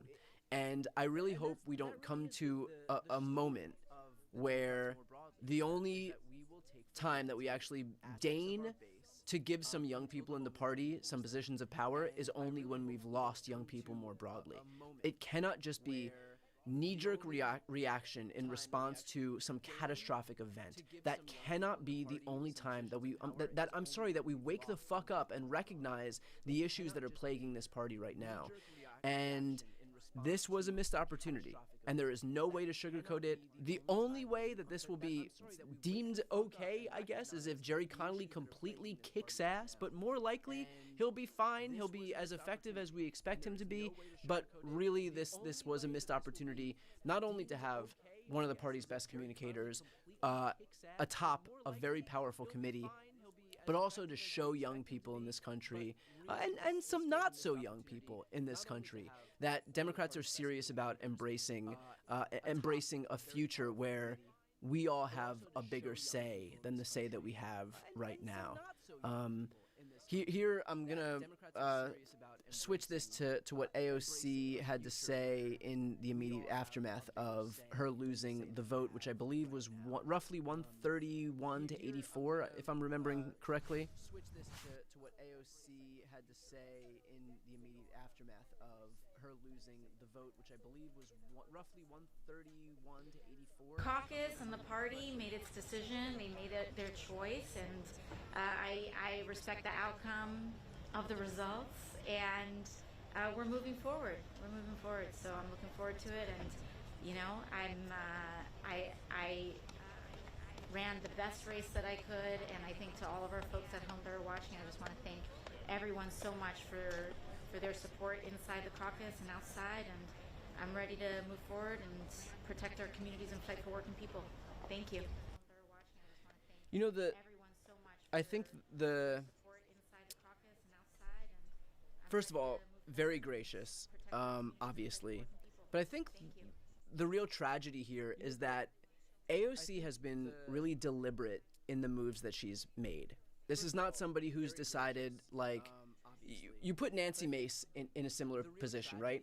Where she has the opportunity to make some news, and she's just a complete, like, throw her like a media hound to the nth degree, probably already looking at her next opportunity to run for higher office, maybe even, you know, if she can raise enough stink about trans people going into bathrooms, she can even launch a bid for president one day. Like, this is their mentality.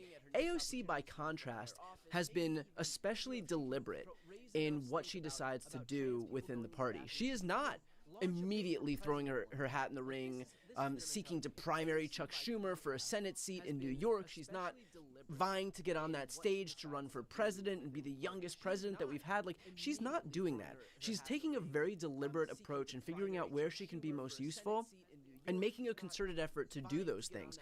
Her running for ranking member of the Oversight Committee was a rare example of her trying to be deliberate and exercise power where she thought she would be most useful, and this was an opportunity where the party didn't the party more broadly, like her colleagues in the House, or the majority of her colleagues in the House, weren't willing to help her in those efforts. And I think that's the biggest tragedy of all, is that this is somebody who is careful about the moves that she makes. This is somebody who doesn't do things that she doesn't think are ultimately gonna work out. She's been again very deliberate about the steps that she's taking, and that was squandered by a Democratic Party more broadly that is steeped in the throes of an election loss at the hands of somebody who was too old to run, and yet the lesson that they took from it is, no, we should not replace the 74-year-old with throat cancer for one of, if not the most effective communicators in the Democratic Party. And I think that is the wrong lesson to have taken out of this. And at the end of the day, look, it might not be that big of a deal, but I do think it is a major misstep and a major loss for the party that we should have recognized a month ago, and yet does not bode well for having learned any lessons or having sat in a moment of introspection, that our takeaway here was to further cement the power of the gerontocracy in the Democratic Party, to the detriment of somebody like AOC, who, look, agree with her or not, and I know there's plenty of people who are watching right now who do agree with her, and I know there's plenty of people who are watching right now who don't agree with her. You cannot doubt the effectiveness of this woman as a communicator in the Democratic Party. She is easily top 3, if not the #1 best communicator that we have. And I think that our unwillingness, our inability to recognize that and to nurture that is going to turn around to bite Democrats, especially at a moment where we need to be doing everything we can to show young people that we are serious about this moment, that we are serious about taking our outreach to them, earnestly, and we've missed that opportunity. So that's my beef with today. Look, I know that there's some people that are going to be like, oh, why are you doing the both sidesism? Why are you criticizing Democrats? If we can't criticize Democrats now, in this moment, the immediate aftermath of the election, when really we should be taking all of this time to figure out how to get better, then I can assure you this isn't the channel for you. We have to be in a moment where I think the one lesson that we have to take out of this is that we have to be open to criticism more than we are, less willing to lecture or scold than we are, and more willing to accept people who do not satisfy what were previously imposed purity tests on the party.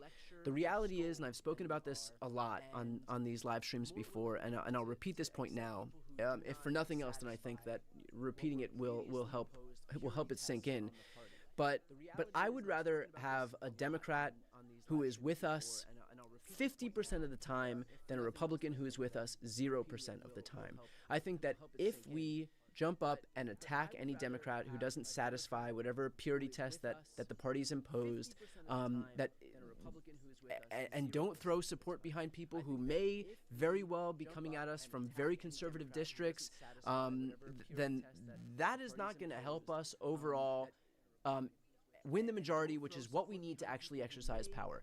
So we have a choice to make here, where we can either sit at the top of our moral high ground mountain in the minority, wielding no power whatsoever, or be willing to make concessions to people who may live in very conservative districts or people who may live in very progressive districts, and recognize that, okay, these people might not be the mainstream of the Democratic Party, they may not pass all of our 100% of our maximalist agenda that we've decided warrants inclusion in the Democratic Party, but the fact is that having them is going to mean that we're one step closer to being in the majority, and I would much rather have to fight with these people to support legislation than to expect Republicans under a Speaker Johnson to be able to do anything. And so the reality is that this is politics. We're not choosing a partner. We're not choosing a spiritual leader, a priest, a rabbi. We are not seeking... I'm frozen here. I don't even know how long I've been frozen. We're not seeking a partner, a spouse, a spiritual leader. This is politics. We just have to be willing to win so that we can wield some power to help make people's lives better. That's the reality of this. That is what we should be focused on. And I think that our pursuit of perfection so often gets in the way of our ability to recognize that this isn't about perfect. It's about winning. It's about getting us into the majority so that we can get one step closer to passing legislation that can make people's lives better, to making sure that we have an expanded child tax credit, to make sure that we protect the ACA and expand it to more people, to make sure that we protect earned benefits like Medicare, Medicaid, and Social Security, to make sure that we can get some steps forward on gun safety legislation, to make sure that we can continue protecting the climate, to codify women's reproductive rights, to make sure that more people have access to health care, that we're taking climate change seriously, that we're trying to raise the minimum wage. All of this requires Democrats being in power. If that means that we'll have the Joe Manchins of the world, who, by the way, I should remind everybody, comes from West Virginia, a state that Trump won by like 30 points, then yes, it's going to be difficult, but I would rather have Joe Manchin than somebody like Jim Justice, who's going to take his place, who's going to be with the Democrats virtually no % of the time. Again, this is not our pursuit of perfection. I use this example a lot. We're not ordering a car to bring us right to our door. We're getting on the bus that's going to bring us the closest to where we ultimately need to be. And so, look, I plan on talking to a lot of people in the coming weeks who a lot of folks might not agree with. I plan on talking to Chris Cuomo. I plan on talking to Cenk Uygur. I'll talk to anybody. Half of which is maybe just to hear differing opinions. Maybe some of it sticks, maybe most of it doesn't. The other half may be for me to be able to persuade them to come onto the other side. But I think being able to talk to people, being able to hear differing opinions, being able to stop imposing litmus tests within the Democratic Party, I think is going to be really important moving forward, if we want any hope of expanding the coalition and bringing people back in who we would have otherwise, or who we may have already lost in these last couple years. So anyway, that's my. I hope all of that resonates. I hope I hope that didn't come across as lectury, because in my effort to persuade Democrats not to be lectury, I hope that the last thing that you took out of that was that was that I'm being lectury. So I hope that's not the case. But I do hope there's some degree of tolerance, at least in this moment when, let's be honest, it really doesn't matter in this moment who we talk to, what ideas are put forward, what ideas are shot down, who has a platform. I think that this moment we have nothing to lose by virtue of hearing from as many people as humanly possible and figuring out what things need changing and what things need staying the same. And the reality is that there are things that need to be changed. And if anybody is coming to you right now, myself included, if anybody's coming to you right now and claiming that what they did in the lead up to the election is the right thing to do and they don't have to change anything and everybody has to hedge to make themselves more like that person, they're lying to you. Like, nobody has all the answers here, and I think everybody can stand to benefit from at least being open to listen to other people, at least now. I mean, like, it's not like we have an election around the corner and hearing somebody say something crazy is going to hurt the party.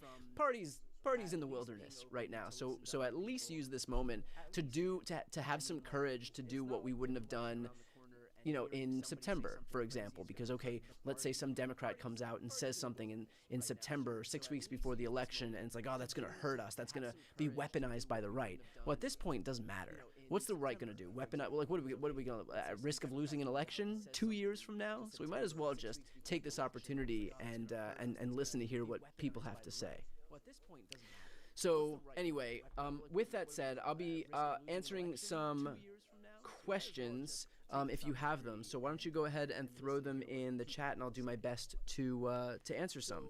Anyway, with that said, I'll be answering some questions if you have them. So why don't you go ahead and throw them in the chat, and I'll do my best to answer. Shouldn't the Democrats be planning for the next 10 or so years instead of only seeing what's next in line? Plan a path forward, push the younger ones into the spotlight, get them ready and such, like in a sport. Yes. Exactly. You don't just refuse to, like, sports is the perfect analogy because a lot of these young guys do have the ability to become leaders in advance, and they're not just making sure that the vets are the only ones with some leadership capabilities. I do think that Democrats would stand to benefit from looking a little bit farther into the future, and the way that I can kind of back that up is Democrats have an unwillingness or inability to match what Republicans are doing on their side until it's too late. So Republicans started gerrymandering seats in the aftermath of Obama's 2008 win. And they enacted a plan called Project Red Map, which was basically their plan to gerrymander all the state legislatures. And then when you have state legislatures, you can redraw the maps and you can therefore gerrymander the congressional delegations. And so just by virtue of working from a bottom-up approach, you can flip states, you can flip the congressional map, you can flip the House, and ultimately prevent Democrats from enacting any legislation just because you've been so successful at gerrymandering. Democrats didn't even know what the word gerrymandering meant until like 2018 or 2020. That means that Republicans had nearly a decade head start at gerrymandering the entire country. In the aftermath of the 2010 election, Republicans were successful at flipping something like 1,000 state legislative seats, 1,000 across this country. And it took us so long to be able to claw our way back, and we're still not clawed back. You look at what Republicans just did in North Carolina. They were able to flip, that's a 50-50 state, a state where Donald Trump won at the top of the ticket, and yet Democrats won the gubernatorial seat, the lieutenant gubernatorial seat, the attorney general seat, like every statewide election, Democrats won in North Carolina, and yet Republicans have the vast majority of seats right now in their congressional delegation, because still to this cycle, they are still gerrymandering seats, and Democrats do not have an answer because we waited so long to be able to fight back. It happened in the media, too. Republicans began building up an infrastructure for independent media a decade ago, more. I mean, Fox News came about, what, in I believe 1994, Fox News was introduced by Roger Ailes, who worked with Richard Nixon and saw the way that Nixon didn't have support in the aftermath of Watergate and figured that they need some media apparatus to make sure that what happened to Nixon never happens again. And then look at the way that Republicans have embraced podcasts. Look at the way they've embraced OAN and Newsmax, these fringe lunatic networks that now have stamps of approval by the Republican Party. Look how they've embraced Daily Wire and Dan Bongino and Megyn Kelly and Ben Shapiro and InfoWars, for fuck's sake.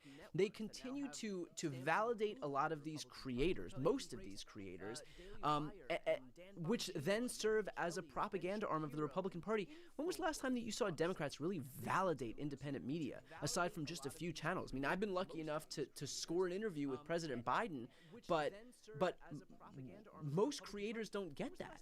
Most independent media outlets don't get that. And that's just Joe Biden. When was the last time you saw a real news break, not on legacy media, mainstream media, but on independent progressive media?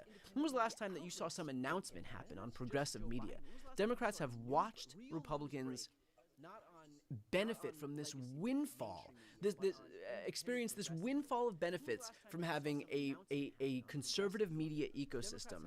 And it's been years and years, if not decades, of watching this bear fruit for them as they exist in this hermetically sealed bubble where there's no pushback and Republicans are just presented in the most favorable light. And meanwhile, we're going on, legacy media outlets where there's a ton of pushback, and that's in addition to a bunch of critical coverage. And we've not even recognized the benefits of having a left-wing media ecosystem that exists to promote the virtues of the Democratic agenda.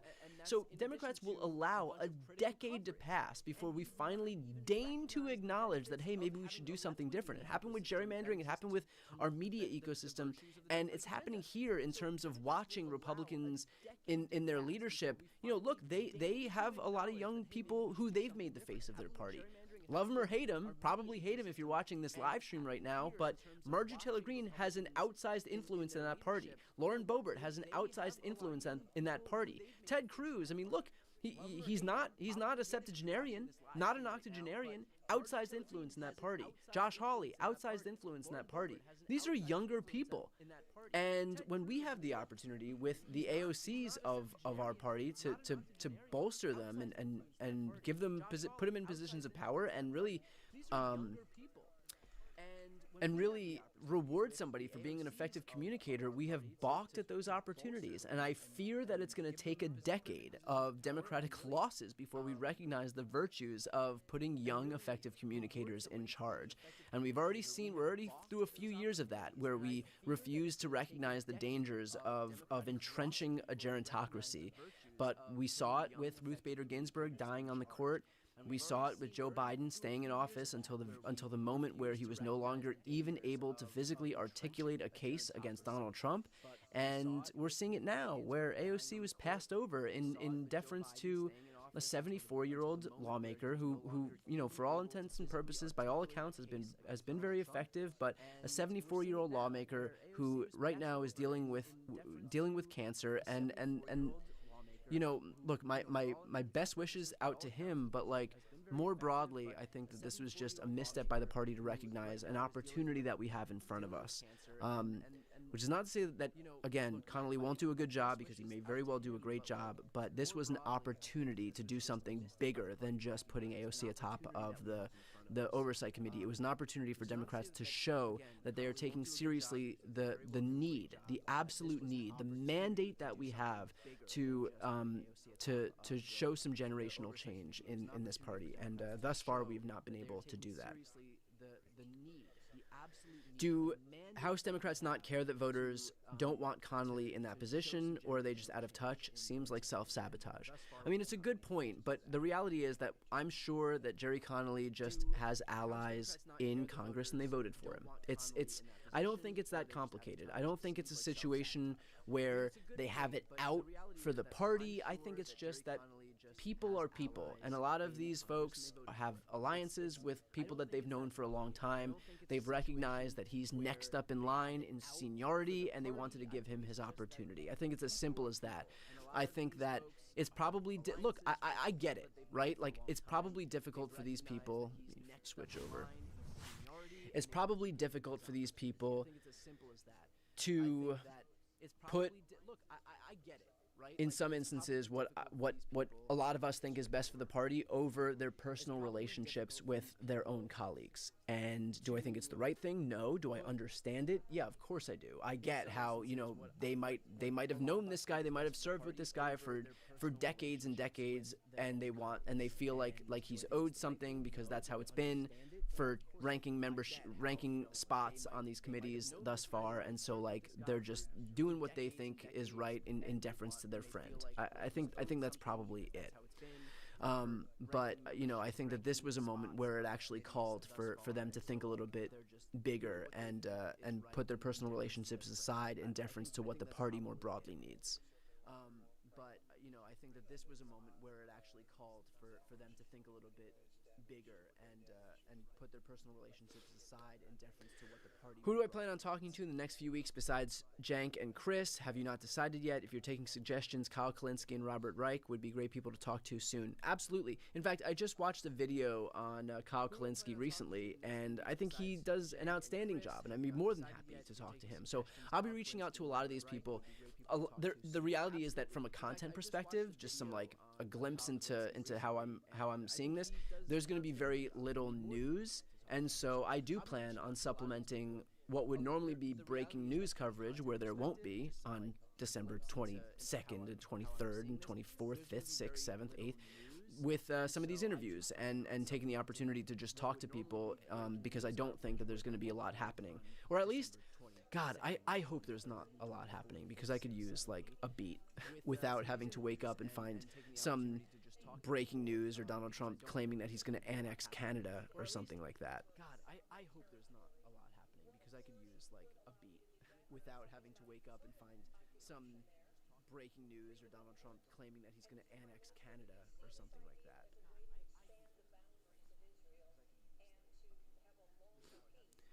My thoughts on Ben Wickler's chances at the DNC chair. I'm actually in the process of trying to hopefully moderate a forum with the DNC chair candidates. So I want to wait and see what happens there. Obviously, everybody who subscribes to my channel knows that I'm a big fan of Ben Wickler.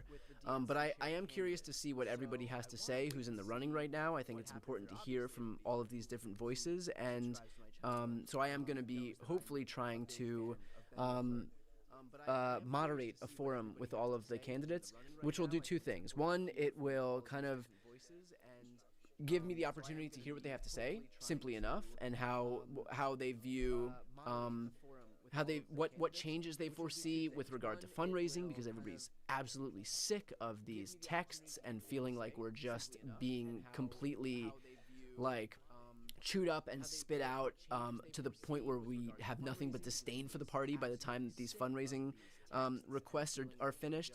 But also as a way to see if the DNC is taking seriously this shift from legacy media to independent media.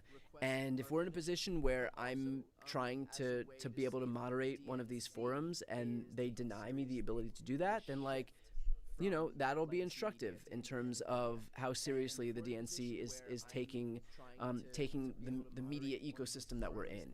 And I do hope that they recognize the importance of being able to embrace independent media.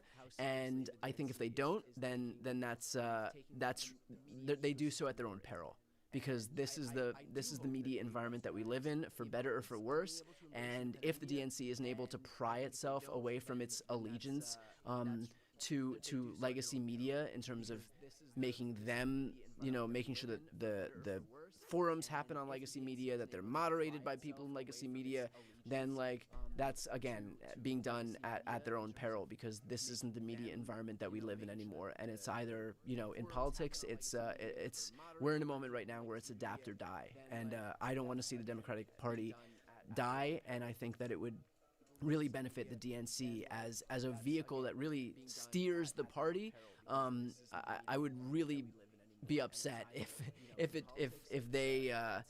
they kind of proved in the aftermath of this election cycle that they learned nothing. But I don't think that's what's going to happen, and I hope that's not what's going to happen. really benefit the DNC as if I had to give advice to AOC, what would it be, and what should her next move be, and what would you call her attempt a failure, like the Post says? I wouldn't call her attempt a failure. I would call her attempt a success. I would call the Democratic Party's unwillingness to embrace her the failure. And I do think it's a failure in this instance. My advice to her would be, look, she is somebody who I think in our party has one of the few people who really can be a major validator and legitimizer in independent media. And so in the same way that Donald Trump, to his credit, went around and found any conservative influencer who had $60 for a podcast mic, sat down with those person and legitimized them, which therefore resulted in those people seeming validated. It grows their audience, it gives them cred within their ecosystem, and it makes them an evangelist for the message moving forward. All it took Trump was like 10 minutes of his time with somebody to not only validate those people more broadly, but make them somebody who, for the other 365 days of the year, would go out and do the work for him without him needing to be there. Talk about an ROI. You want to talk about a win-win? Trump sitting down for 10 minutes to legitimize somebody, and then for that person's newly legitimized platform to be doing the work for him for every other day of the year. Like, why wouldn't you replicate that strategy? That is brilliant. And yet the Democrats are very loath to do that.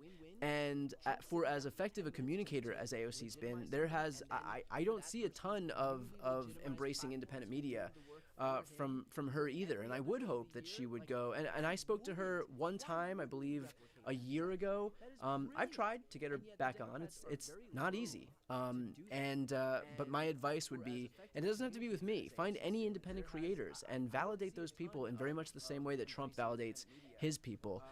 Because I think it'll pay dividends to not only having people who are going to advocate for you, but who are going to advocate for you in an ecosystem where we need more of these people who have legitimized platforms. It can't just be a few of the big YouTubers, of which, I would include myself, but like we need a sprawling left of center ecosystem to be able to compete with what they have on the right. People who are going to advocate for you, but who are going to advocate for you in an ecosystem where we need more of these. Okay, so I get a lot of iterations of this question. I think it's worth it to focus on this. We need a sprawling left of center ecosystem. So the question I'm getting here is, I might be happy to see the party die. I just wonder how long it would take to build something new and good enough by the next election cycle. I'm not advocating for that, and I think that if we were in a moment where we weren't contending with opposition in a Republican Party that would do so much damage in Democrats' absence, I think it would be a different story. But think about what happens if Democrats aren't there to push back against the worst abuses by this MAGA Trump Republican Party.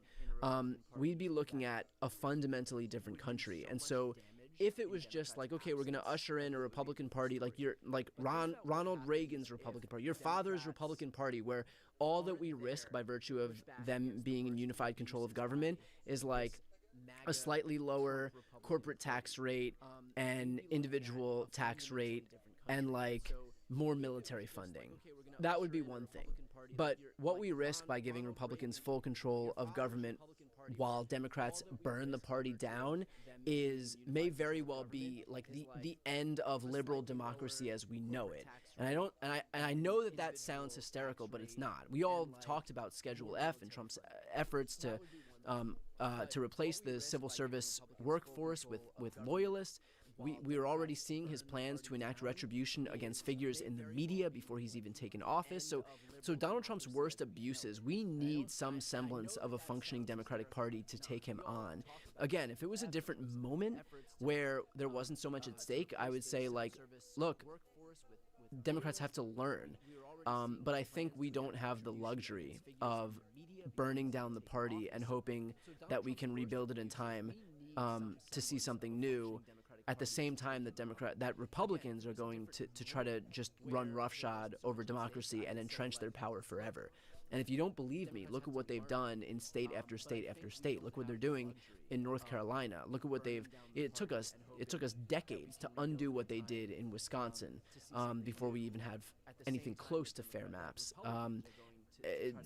Look at how they've gerrymandered their districts in Texas. Look at how they gerrymandered their districts in Florida. So this is what Republicans do. They have a playbook, and we know it, and we risk a lot by virtue of not immediately fighting back, even if it's part of a broader goal of rebuilding the party. I think that we don't have that luxury right now. But it's the right question to be asking. We just have to keep pressure on where we can. And this is an instance where we do have a vested interest in keeping pressure on. That's why I'm doing a live stream right now where I'm showing that I have a lot of issues with what Democrats did to AOC by virtue of not embracing her. This is one of those instances. And so we don't have the luxury of burning the whole party down, but if there's an instance where criticism is warranted, short of burning the whole party down and rebuilding it from the ashes, that's when we need to come out and voice that criticism. It doesn't mean that we're abandoning the values of the Democratic Party. It doesn't mean that we're kowtowing to Trump. It doesn't mean that we're doing the mainstream media both sidesism. It means that if we want to get better, knowing full well that this is the best vehicle we've got to fight back against Trump, that sometimes criticism is warranted and sometimes it has to be said out loud. That we're abandoning the values of the Democratic Party doesn't mean that we're kowtowing to Trump. It doesn't mean that we're doing the mainstream media both sidesism. It means that if we want to get better, knowing full well that this is the best vehicle we've got to fight back against Trump, that sometimes criticism is warranted and sometimes it has to be said out loud.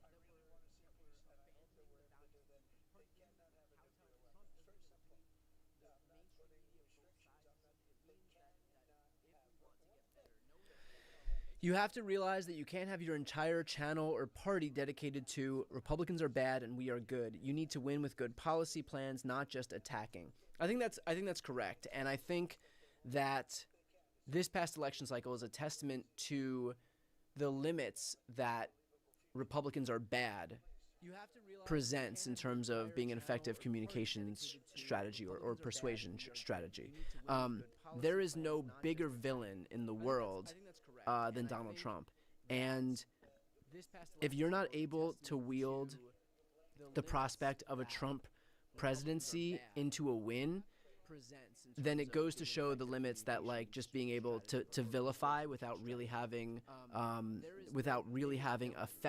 effective enough persuasive message, positive message, will have. And so I do think that Democrats moving forward, which by the way is not to say that we don't, because I think that Kamala Harris did have her housing plan. She did have her economic plan. She had her small business plan where she was offering to 10x the small business tax incentive from $5,000 to $50,000, $25,000 to first-time home buyers. There was a little bit in the beginning of a focus on holding price gougers to account. So there was elements of a plan. But I do think that largely, and I absolutely consider myself part of this, but there was largely an over-reliance on just attacking Trump when in reality this election was a referendum on high prices, and it wasn't going to be potent enough of a message to just say, Trump is dangerous and we have to do whatever we can to stop him.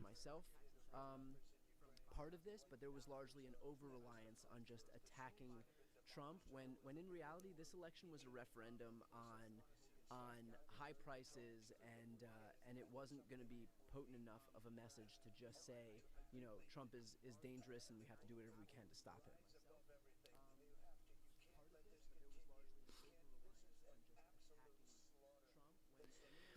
Here's a great comment. I think people need to grow up and realize this is a game of inches. And I would tend to agree with that. And I know there's a lot of people who are watching who are saying, fuck that, I'm tired of incrementalism. I just want to blow the whole system up. It sucks that our politics is so broken and all we have to do is celebrate little tiny victories. But the reality is that oftentimes that's what gets us, those are the most realistic things. And I spoke earlier in this live stream about the dangers of imposing purity tests on maximalist positions, and the reality is that it's difficult to do that. Like, it's going to be difficult to do that, and we can notch a lot of very real wins just by virtue of recognizing that it is a game of inches, and that if your only goal is to win 100% and accept nothing less, then it's going to be more disappointment than celebration. And that's the sad reality of our politics, that we can't do big, bold things anymore. But we're in a period of hyperpolarization, and we usually, if Democrats are in the majority, they have that majority by like 1 or 2 seats. And so we have to realize that we should take wins where we can get them without recognizing that anything short of some massive overhaul is a failure. That's the reality of our politics, that we can't do big, bold things anymore. But we're in a period of hyperpolarization, and we usually, if Democrats are in the majority, they have that majority by like 1 or 2 seats. And so we have to realize that we should take wins where we can get them without recognizing that anything short of some massive overhaul is a failure.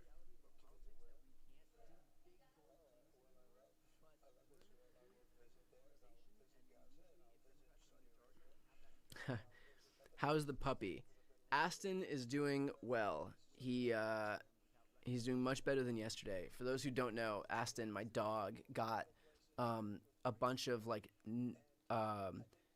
little skin tags and stuff removed, and they were a few of them were like bleeding, and so we didn't, and they were getting bigger and bigger, and so we had a bunch of them removed. And so it breaks my soul into pieces when he's upset or when he has to go to the vet, and especially when he has to like be sedated and have like, you know, a procedure done. And so I had to like end my live stream early yesterday to go make sure that I can just sit with this dog. But yeah, he's doing much better now, so I appreciate it. It breaks my soul into pieces when he's upset or when he has to go to the vet, and especially when he has to like be sedated and have like, you know, a procedure done. And so I had to like coming in my live stream early yesterday to go make sure that I can just sit with this dog. But yeah, he's doing much better now, so I appreciate it. No, I'm still on. Come here. Come here.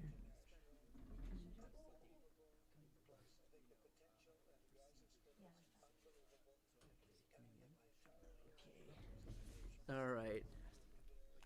So here's the little guy. You can see a little bit of, he has some stitches here, but he's doing okay.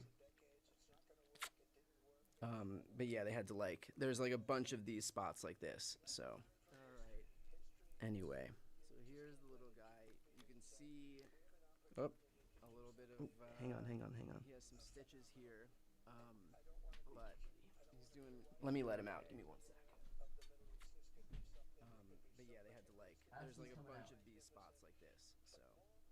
Hey, Aston's coming out. Anyway.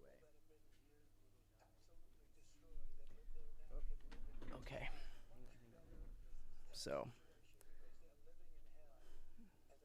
Let me let him out.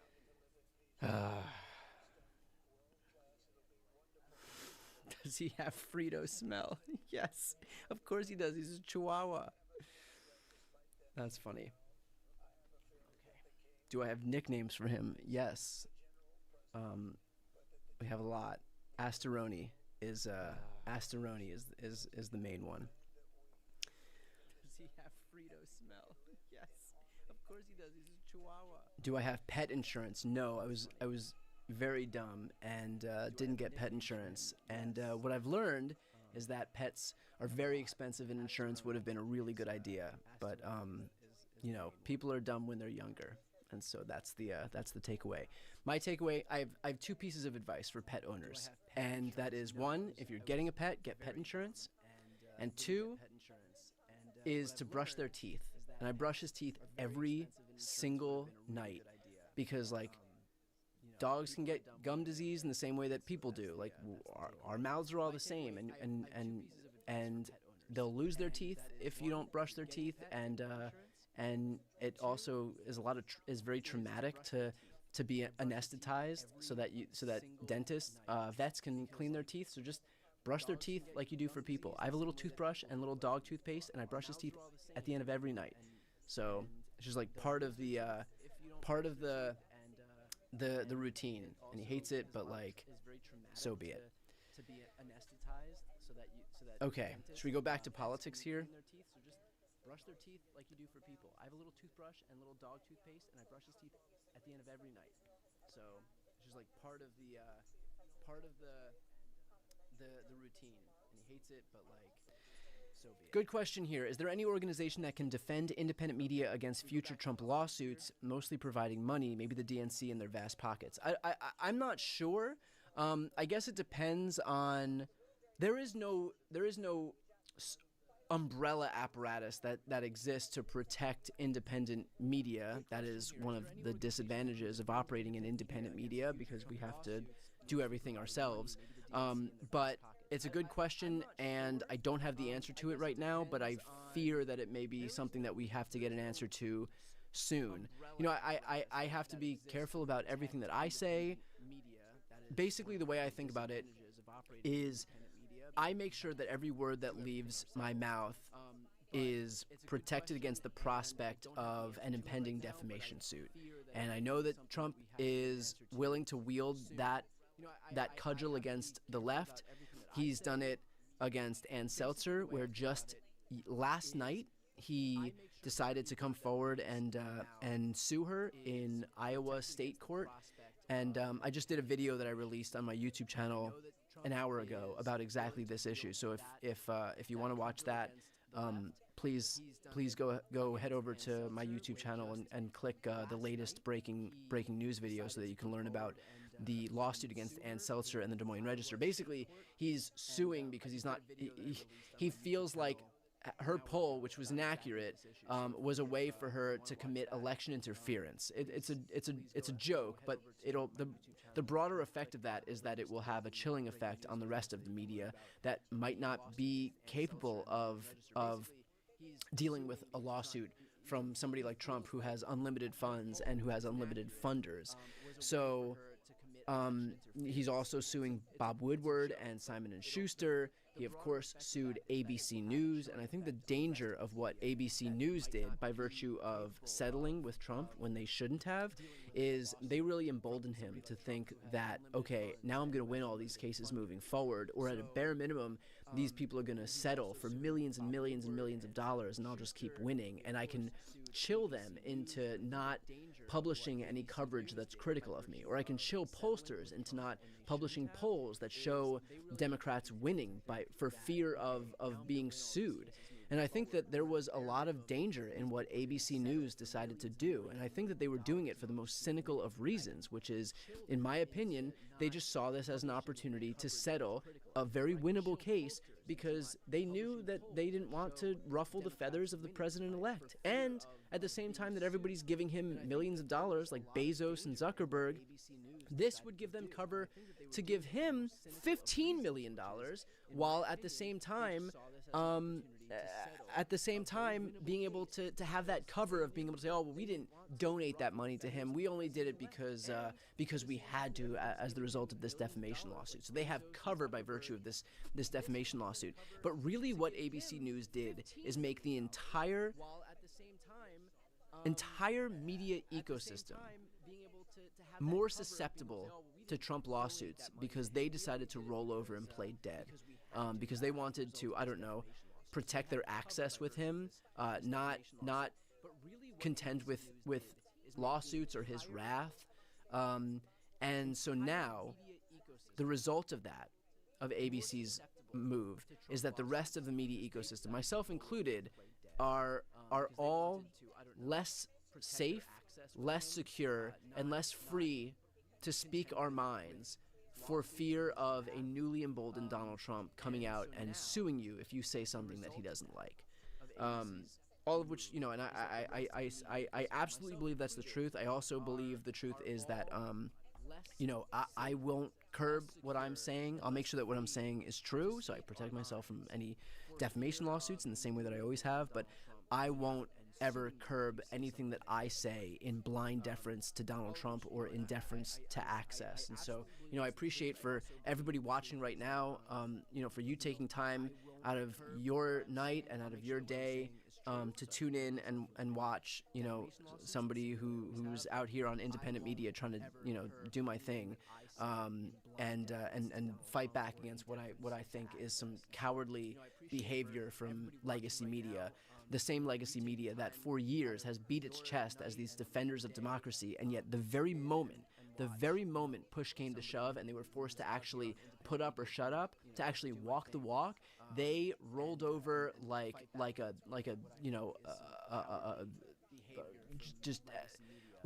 dead animal. And I think that's a real shame, and kind of goes to show that maybe everything they were saying about democracy was nothing more than a flashy little bumper sticker to make themselves feel good, because when democracy was actually on the line and they could actually have the opportunity to stand up to somebody who very much wants to usher in an illiberal democracy, the first thing they do is heap money onto this guy. I'm sorry, but fuck that. Fuck that. Than a flashy little bumper sticker to make themselves feel good, because when democracy was actually on the line and they could actually have the opportunity to stand up to somebody who very much wants to usher in an illiberal democracy, the first thing they do is heap money onto this guy. I'm sorry, but fuck that. Fuck that.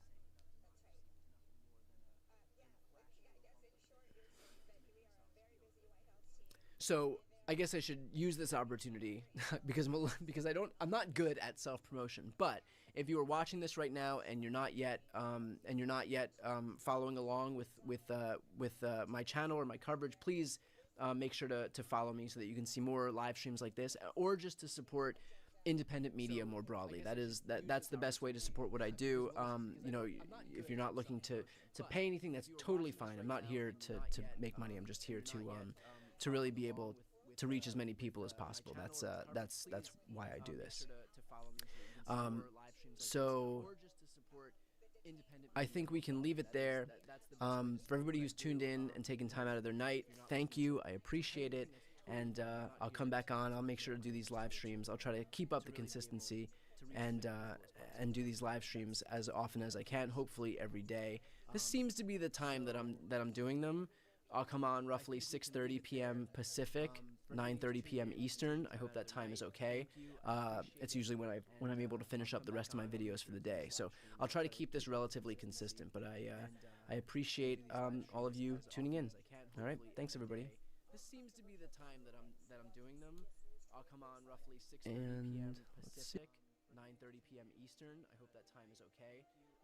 It's usually when I'm able to finish up the rest of my videos for the day. So I'll try to keep this relatively consistent. But okay, hi everybody. Thank you for joining. We are a couple of minutes late here, so I'm going to start this event right away. Kamala Harris is now sitting down with the National Association of Black Journalists. This is the same organization who Donald Trump sat down with when he decided the best course of action for him would be to deny Kamala Harris's biraciality on stage.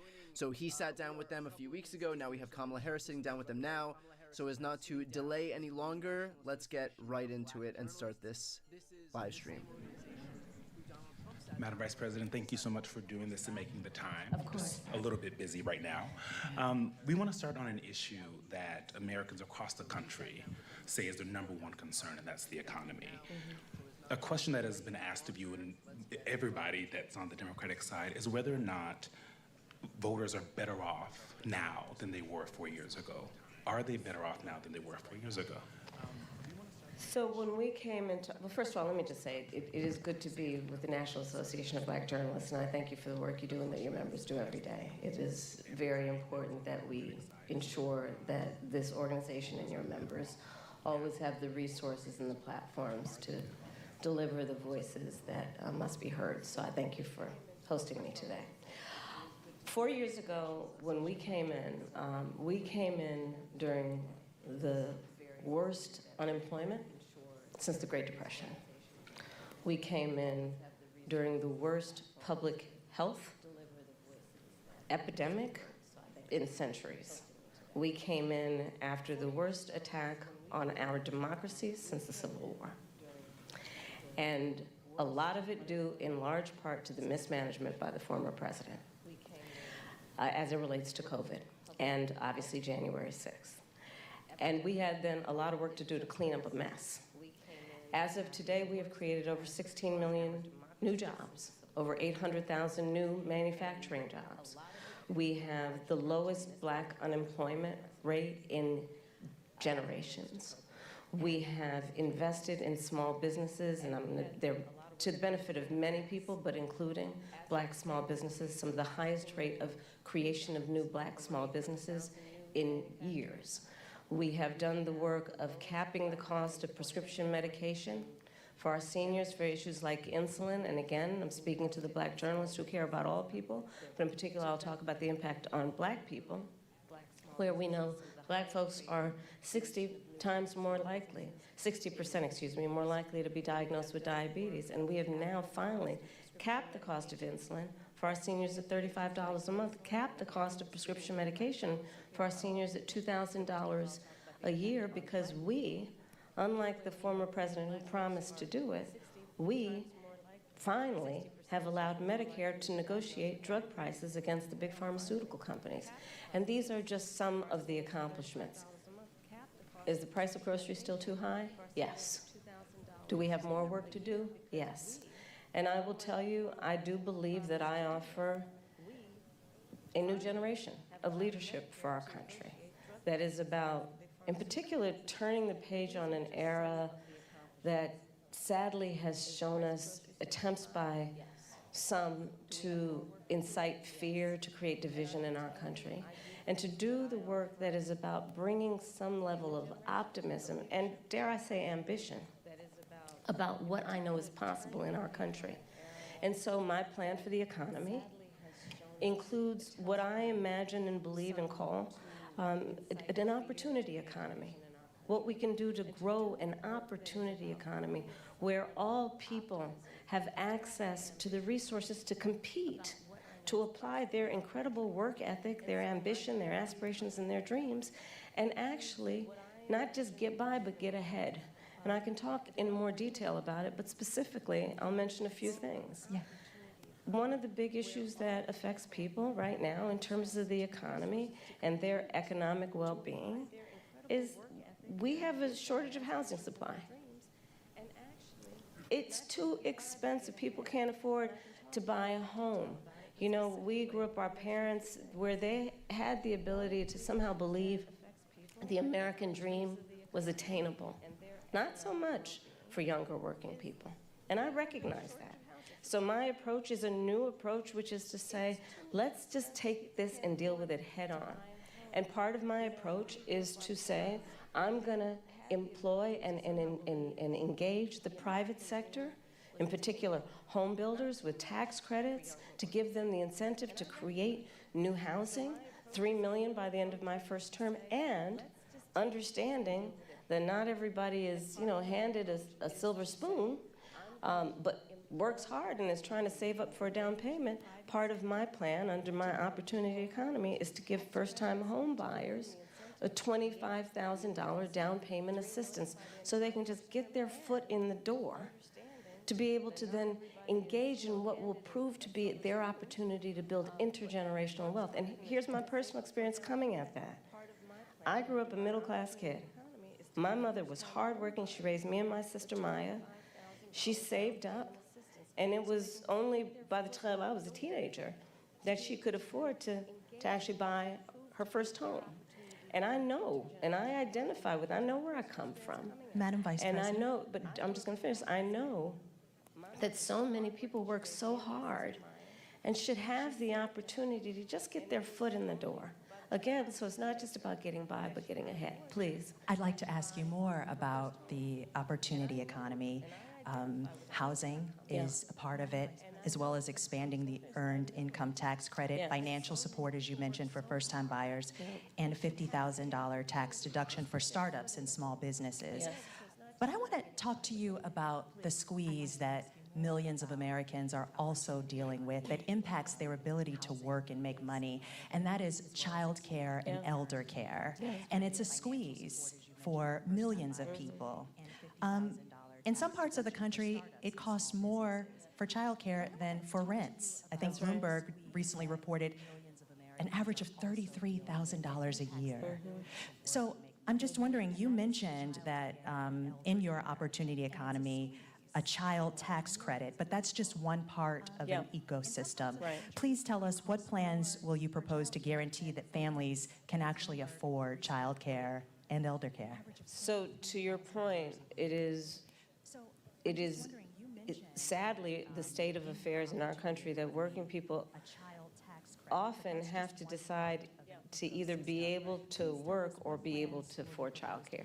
Like they can't afford childcare and actually do the work that they want to do because it's too expensive and it doesn't actually level out in terms of the expense versus the income.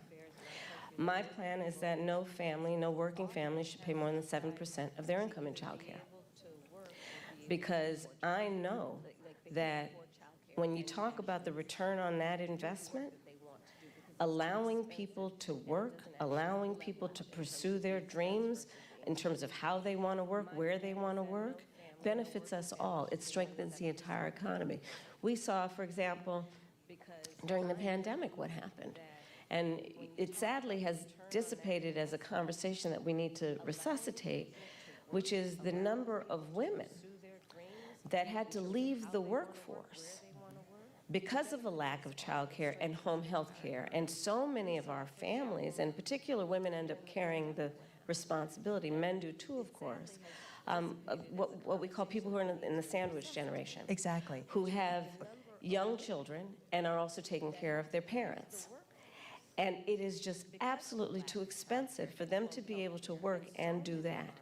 So my plan is not only about 7% of income for working people for childcare, but also we need to do better for our childcare providers and our home healthcare providers in terms of ensuring that they receive the wages that they deserve based on the dignity of their work. I have spent time with home healthcare providers, and their work is some of the most taxing work you can imagine. And I actually, when my mother was sick with cancer, did a lot in terms of taking care of her.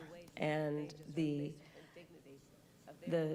work that is about taking care of a loved one, in particular an elder, is extraordinarily heavy in terms of the emotional toll, the time it takes.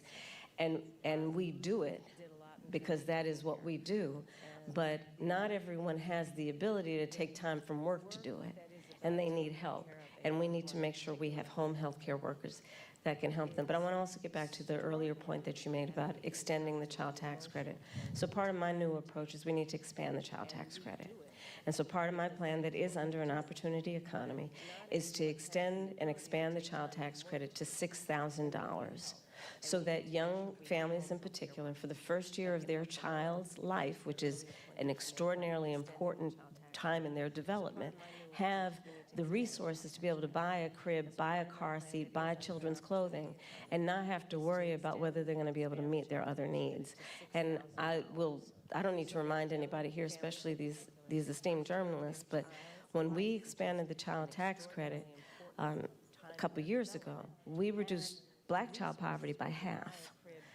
And so again, if you talk about the benefit, and if you think about the benefit to the economy overall, it strengthens our economy to do things like pay attention to affordable child care, affordable home health care, and extending the child tax credit. Madam Vice President, Black men, as you know, are a closely watched voting bloc. You've hosted Black men at your residence. Yep. You have engaged Black men and centered them in your economic opportunity tour.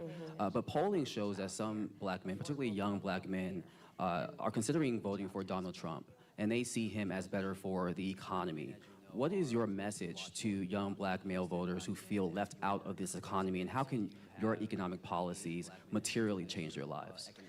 So I appreciate the spirit of the question, but I'll tell you, I've often been asked this question in a way that I've had to respond by first saying that I think it's very important to not operate from the assumption that Black men are in anybody's pocket. Black men are like any other voting group. You got to earn their vote.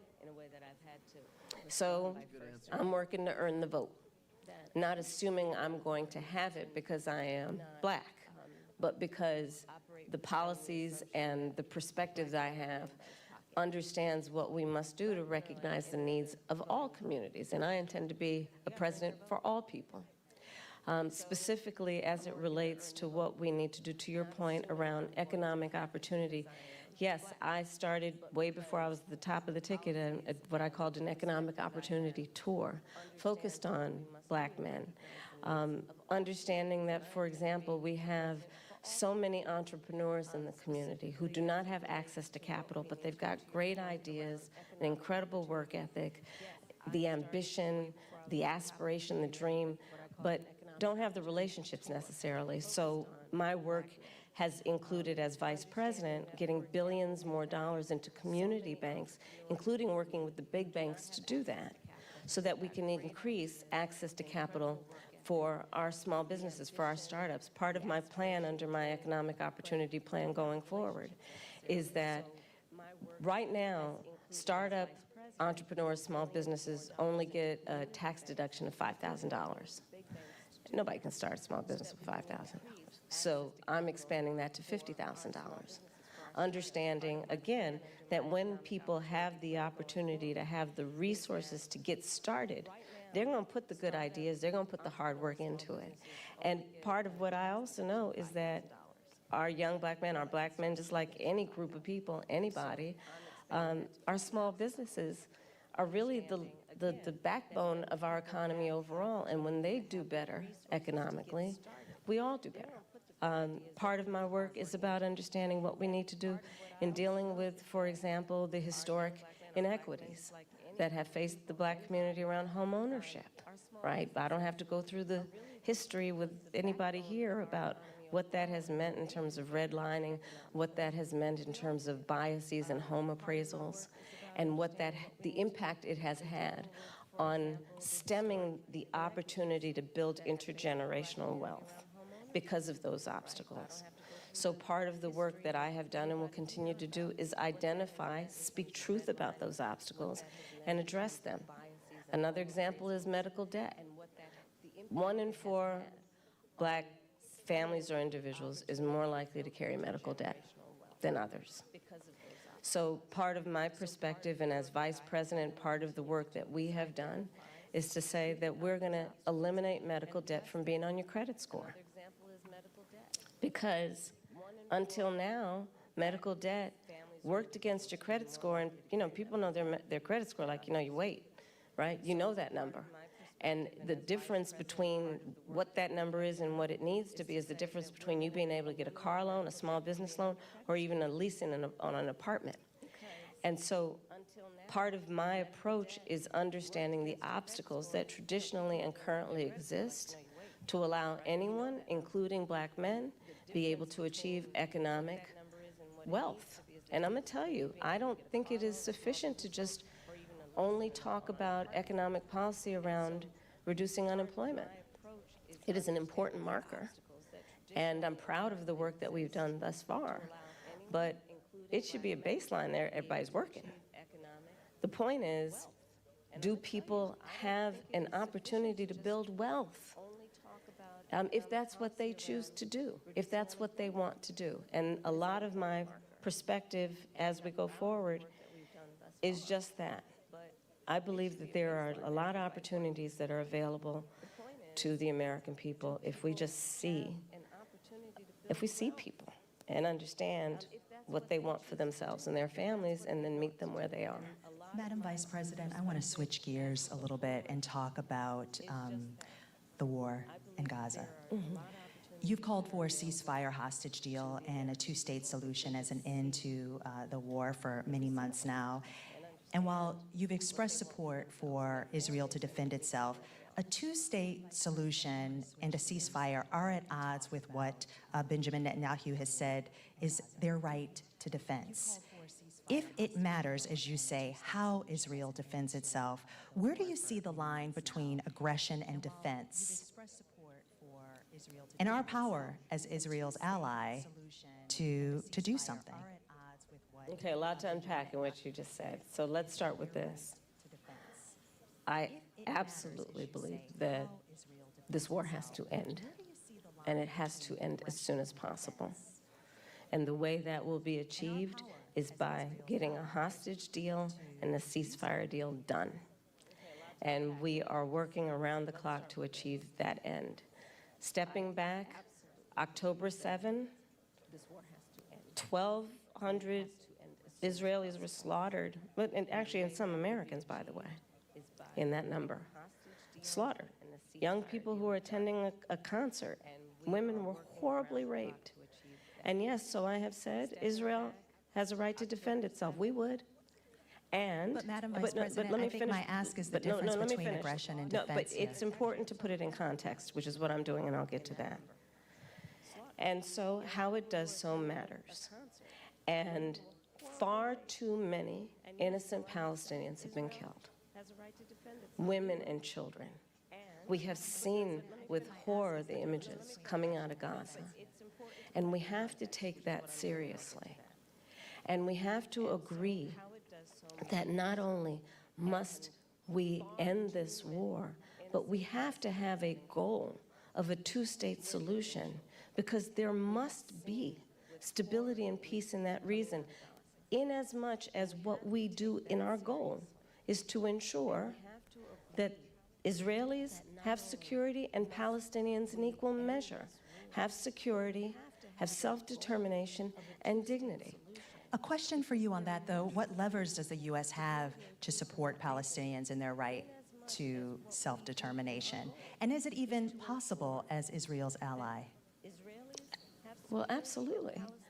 I will tell you, I have been actively involved in, for example, meeting not only with Israeli officials, but with Arab officials to talk about how we can construct a day after scenario where we participate in ensuring those exact goals that I outlined, including as part of the principles that should be applied to those goals, that there be no reoccupation of Gaza, that there be no changing of the territorial lines in Gaza, that there be an ability to have security in the region for all concerned in a way that we create stability, and let us also recognize in a way that ensures that Iran is not empowered in this whole scenario in terms of the peace and stability of the region.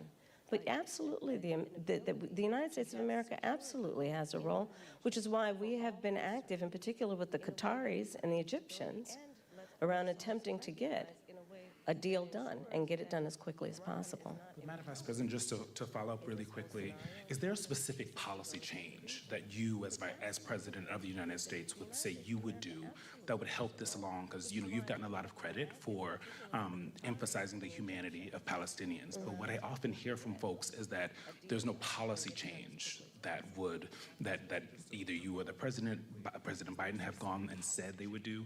Is there a specific policy change as president that you would do in our helping of Israel? We need to get this deal done, and we need to get it done immediately, and that is my position, and that is my policy.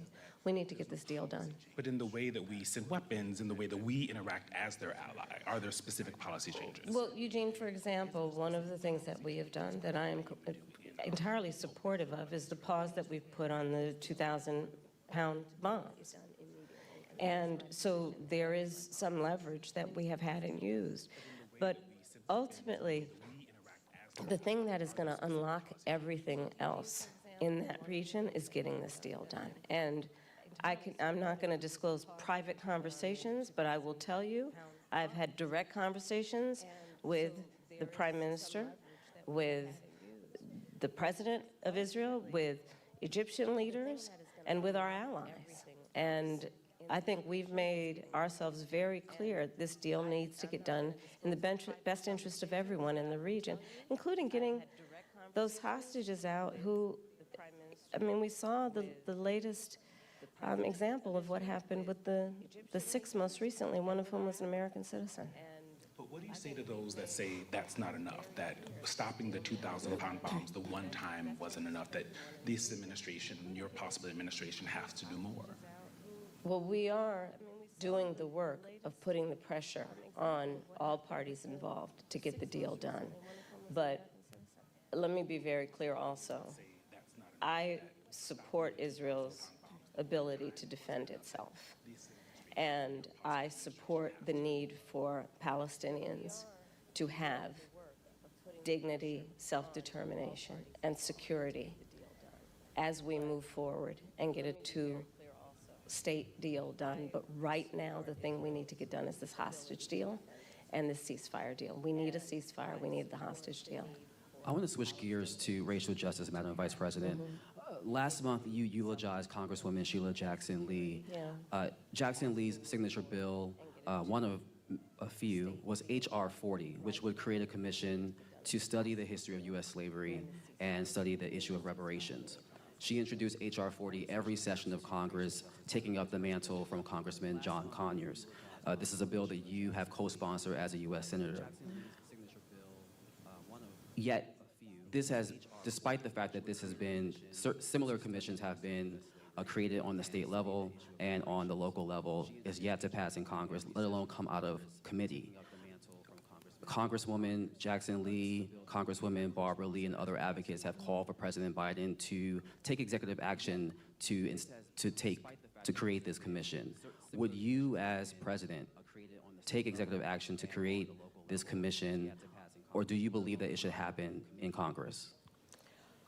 Well, first of all, I just, as you mentioned, Sheila Jackson Lee, she was an extraordinary leader who we just recently lost, and she was a friend and a real champion for so many issues. So I feel compelled to say that about her. On the issue of what we need to do going forward, look, first of all, we just need to speak truth about history in spite of the fact that some people are trying to erase history and try and teach our children otherwise.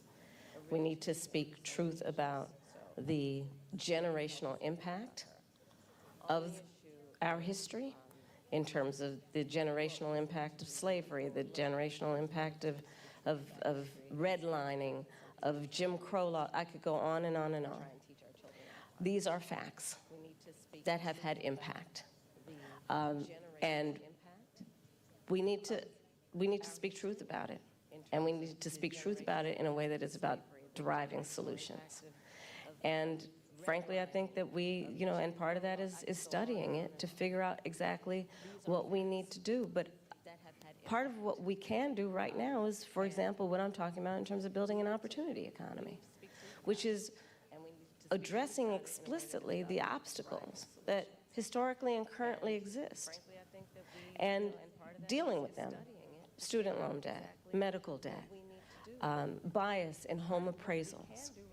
What we need to do in terms of dealing with an issue that I have championed for years, Black maternal mortality, which is the fact that Black women are 3 to 4 times more likely to die in connection with childbirth than other women. And we know that the reasons for that include disparities that pre-exist her pregnancy, including disparities that exist in the system during her pregnancy. So all of those things must be addressed. Do you have a position on whether that should happen, this commission should happen through executive order or via Congress? I think Congress ultimately will have the ability to do this work. I'm not discounting the importance of any executive action, but ultimately Congress. Because if you're going to talk about it in any substantial way, there will be hearings, there will be a level of public education and dialogue that, and I think that was part of the spirit behind the congressional action thus far, to ensure that everyone can participate in this conversation in a way that elevates knowledge about history and the reference points that have that are the impetus of this conversation. Especially, again, when people are trying to deny history. When people are, so-called leaders are saying that enslaved people benefited from slavery. I mean, let's talk about the delta here in terms of the work that needs to be done. It's profound. Madam Vice President, I want to move to Springfield, Ohio, and what's happening there. We've seen school closures, parents worried about their kids leaving the home because of racist conspiracy theories that I won't repeat here, but they have been repeated by leaders on the Republican side, President Trump, former President Trump, and Vice Presidential nominee J.D. Vance. From your perspective, is this just a case of irredeemable racism that can't be mitigated by any rational action, or is this a situation in which a federal response could help this community heal? There's a question of resources and... Well, no, I'll let you finish, and then I'll speak. It's a crying shame. I mean, my heart breaks for this community. You know, there were children, elementary school children, who it was school photo day. You remember what that's like? Going to school on picture day? Who were dressed up in their best, got all ready, knew what they were going to wear the night before, and had to be evacuated. Children. Children. A whole community put in fear. And I'll say a couple things about it. One, you know, I learned a long time ago in my career, having a background as a prosecutor, when you have these positions, when you have that kind of microphone in front of you, you really ought to understand at a very deep level how much your words have meaning. I learned at a very young stage in my career that the meaning of my words could impact whether somebody was free or in prison. As Attorney General, I was of California, fifth largest economy in the world. I was acutely aware that my words could move markets. When you are bestowed with a microphone that is that big, there is a profound responsibility that comes with that. That is an extension of what should not be lost in this moment, this concept of the public trust. To then understand what the public trust means. It means that you have been invested with trust to be responsible in the way you use your words, much less how you conduct yourself. And especially when you have been and then seek to be again President of the United States of America. And so I go back to, it's a crying shame, literally. What's happening to those families, those children in that community, not to mention what is happening in terms of, look, you say you care about law enforcement resources being put into this because of these serious threats that are being issued against a community that is living a productive, good life before this happened. And spewing lies that are grounded in tropes that are age-old. And look, I said it not very far from here the other day at the debate. This is not new. This is not new in terms of these tropes. This is not new in terms of where it's coming from. And, you know, whether it is refusing to rent to people, rent to black families, whether it is taking out a full-page ad in the New York Times against 5 innocent black and Latino teenagers, the Central Park 5, calling for their execution, whether it is referring to the first black president of the United States with a lie, birther lies. And look, the American people deserve, and I do believe want better than this. I do believe that. I know the vast majority of us as Americans know we have so much more in common than what separates us. I know that. I know that regardless of someone's background, their race, their gender, their geographic location, I know that people are deeply troubled by what is happening to that community in Springfield, Ohio. And it's got to stop. And we've got to say that you cannot be entrusted with standing behind the seal of the President of the United States of America, engaging in that hateful rhetoric that, as usual, is designed to divide us as a country, is designed to have people pointing fingers at each other. It's designed to do that. And I think most people in our country, regardless of their race, are starting to see through this nonsense and to say, you know what, let's turn the page on this. This is exhausting, and it's harmful, and it's hateful, and grounded in some age-old stuff that we should not have the tolerance for. So let's turn the page and chart a new way forward and say, you can't have that microphone again. Madam Vice President, I'm switching gears again. Quick question. I want to talk to you about gun control. So you've said you support an assault weapons ban and universal background checks, and we actually learned during the debate that you are a gun owner.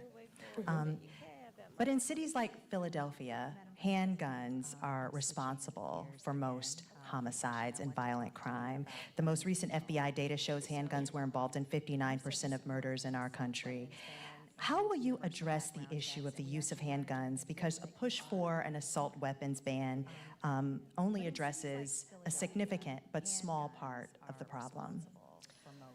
So, first of all, yes, I am a gun owner, and Tim Walz is a gun owner, and we're not trying to take anybody's guns away from them. But we do need an assault weapons ban. Assault weapons are designed to kill a lot of human beings quickly, and have no place, I'm going to get to it. Yes.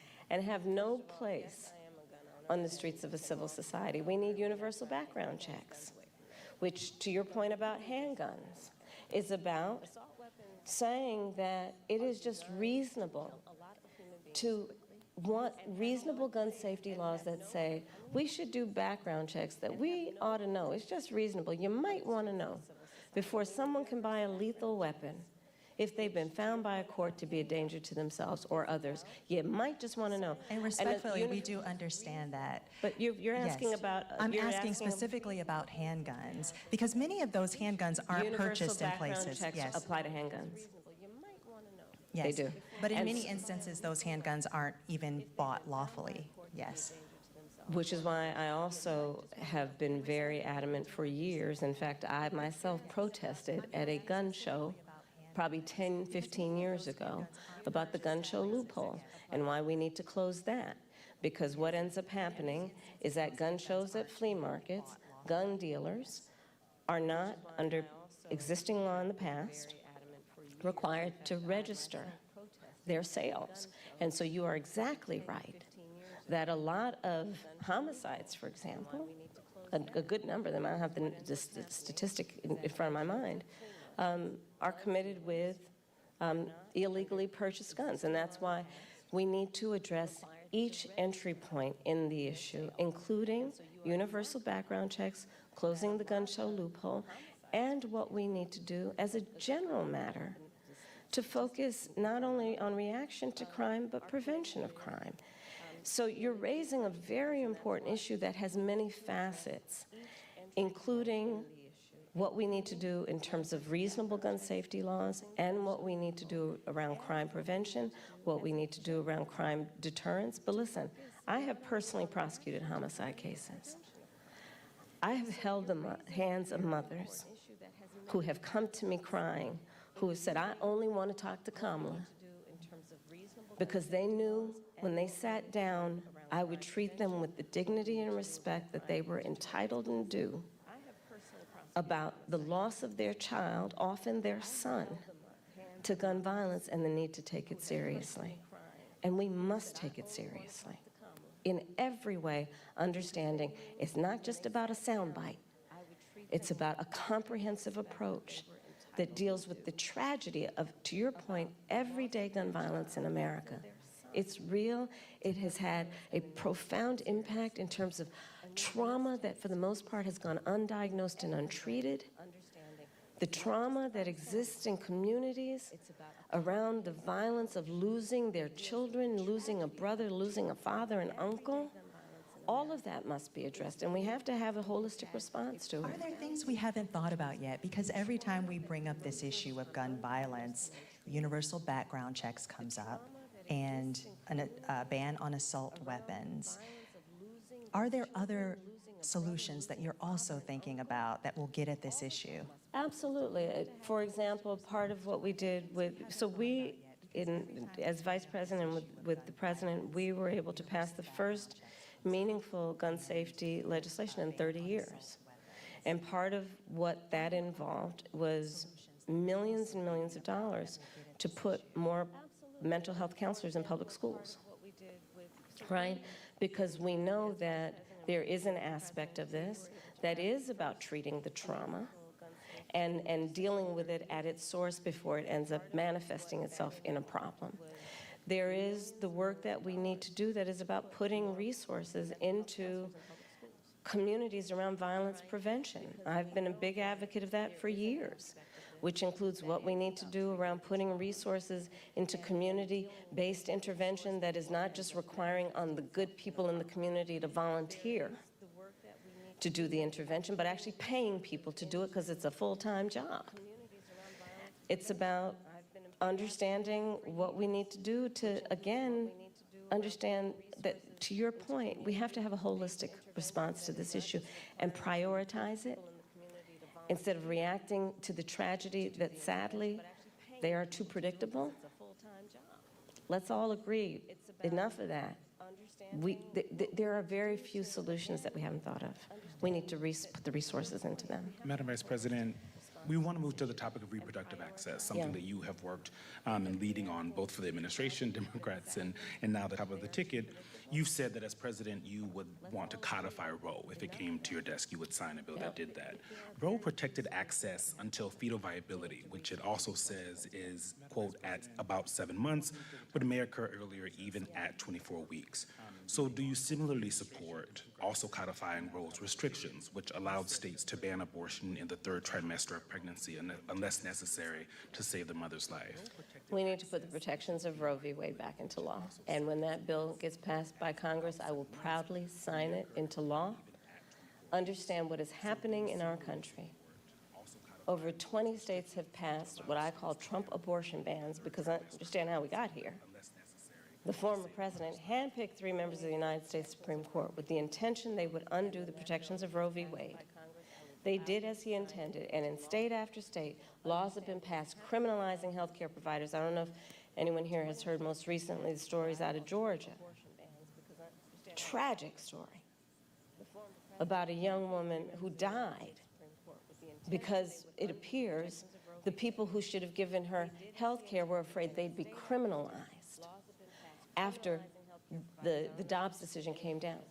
Laws that make no exception even for rape or incest, which means that you're telling a survivor of a crime of a violation to their body that they have no right to make a decision about what happens to their body next, which is immoral. An approach that doesn't take into account that most people, I think, agree you don't have to abandon your faith or deeply held beliefs to agree the government should not be telling her what to do with her body. If she chooses, she will talk with her pastor, her priest, her rabbi, her imam, but it should not be the government or Donald Trump telling her what to do about her own body and her life.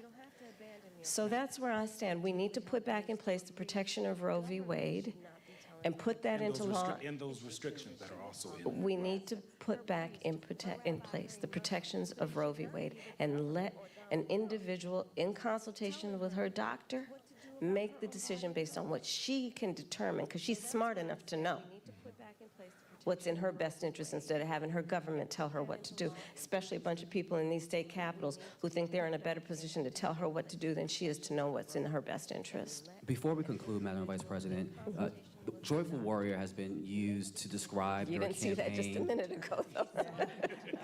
Okay, I'm back to my joyful part. And your opponent and Republicans have at times weaponized you laughing in campaign ads, for example. Why is joy important to you to insert into this election? And what do you make of Republicans using that as a way to suggest that you're not a serious candidate? Well, sometimes I think, and I'll say to whoever the young people are who are watching this, there are sometimes when your adversaries will try and turn your strength into a weakness. Don't you let them. Don't you let them. I find joy in the American people. I find joy and optimism in what I see to be our future and our ability to invest in it. I find joy in the ambition of the people. I find joy in the dreams of the people. I find joy in building community. I find joy in building coalitions. I find joy in believing that the true measure of the strength of a leader is not based on who you beat down, but who you lift up. And I think we should all find joy and have a sense of optimism about who we are as Americans and what we mean to each other and what we can do to lift each other up. Madam Vice President, President Biden spoke to former President Trump after the attempt on his life this weekend. Have you spoken to him? I have. And earlier today, I assume? Yes. How'd that go? You want to give us some intel? Sure. I checked on him to see if he was okay. Yeah. And I told him what I have said publicly. There's no place for political violence in our country. I am in this election and in this race for many reasons, including to fight for our democracy.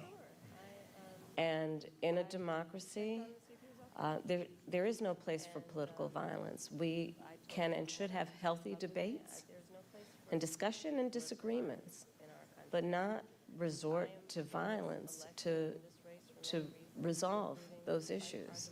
On January 6th, your vehicle was allowed to kind of pass a viable pipe bomb. We've seen. No, I was in the building. You were in the building. And we've seen what's happening with former President Trump. Do you have full confidence in the Secret Service to I do. protect all of you? I do. You feel safe, you and your family? I do. But, I mean, you can go back to Ohio. Not everybody has Secret Service. And there are far too many people in our country right now who are not feeling safe. I mean, I look at Project 2025, and I look at, like the Don't Say Gay laws coming out of Florida. Members of the LGBTQ community don't feel safe right now. Immigrants or people with an immigrant background don't feel safe right now. Women don't feel safe right now. And so, yes, I feel safe. I have Secret Service protection. But that doesn't change my perspective on the importance of fighting for the safety of everybody in our country. And doing everything we can to, again, lift people up and not beat people down so they feel alone and are made to feel small and made to feel like they're somehow not a part of it or us. Madam Vice President, thank you so much for your time. Thank you. Thank you. I've appreciated this. Thank you. Thank you. Thank you. And made to feel like there's somehow Okay, so let's go. it or us. So that was her wrapping up her speech, her talk, I'm sorry, with the National Association of Black Journalists. A big difference in two things, first and foremost. There was a lot of pressing her about her specific plans, which when you compare what she said about an opportunity economy, about giving small businesses $50,000 in terms of a tax credit, in terms of giving first-time home buyers $25,000, these specific plans that she brought forward stand in stark contrast to the, and I quote, concepts of a plan that Donald Trump was willing to offer when he was asked about what he would do during the debate. So a pretty stark contrast there from someone who quite literally cannot bring himself to outline one specific policy proposal because he does not know what he's talking about, and he has no policy proposals. He just has vague platitudes and buzzwords and fear-mongering that he throws at his audience. So that is the first thing. It's also worth noting that a big difference in the National Association of Black Journalists discussions between Donald Trump, who decided to use his time on that stage to deny Kamala Harris's biraciality. The difference being, of course, that Kamala Harris did no such thing. She had a normal conversation where she answered the questions that were posed to her. So just in terms of those two options, right there unto itself, there was a big difference in what we saw.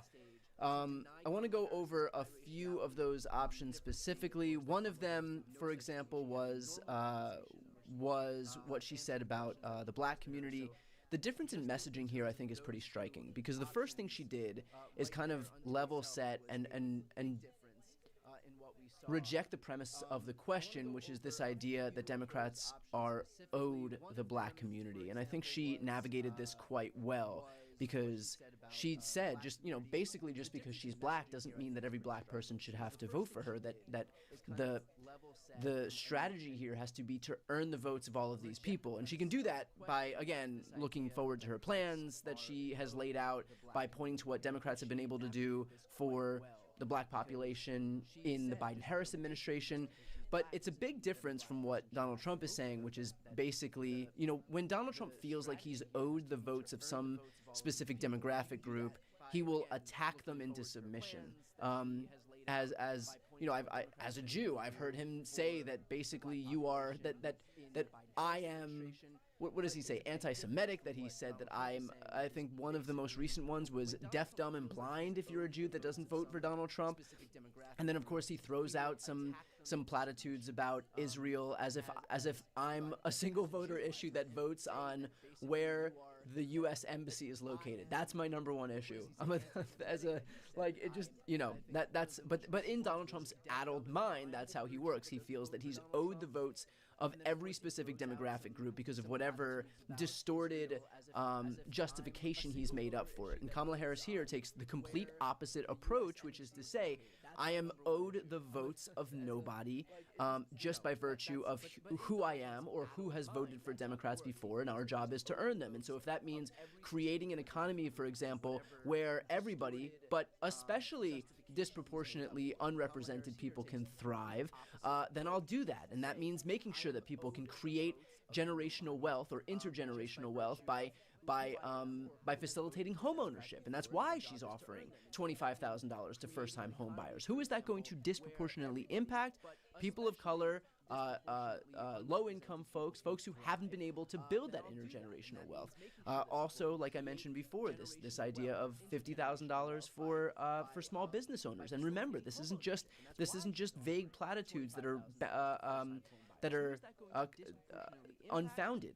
The Biden-Harris administration has the highest amount of small business applications of any presidency in modern American history. So this is happening right now. This is what it looks like when you have an administration that is already creating policies that facilitate the creation of small businesses, and it's going to increase. That she has the benefit of looking at the policies that work under the Biden administration and taking other policies that haven't been enacted during the Biden administration and creating them putting them together to create her own policy agenda for a 2025 to 2028 presidency. So that, I think, was a really striking moment in all of this.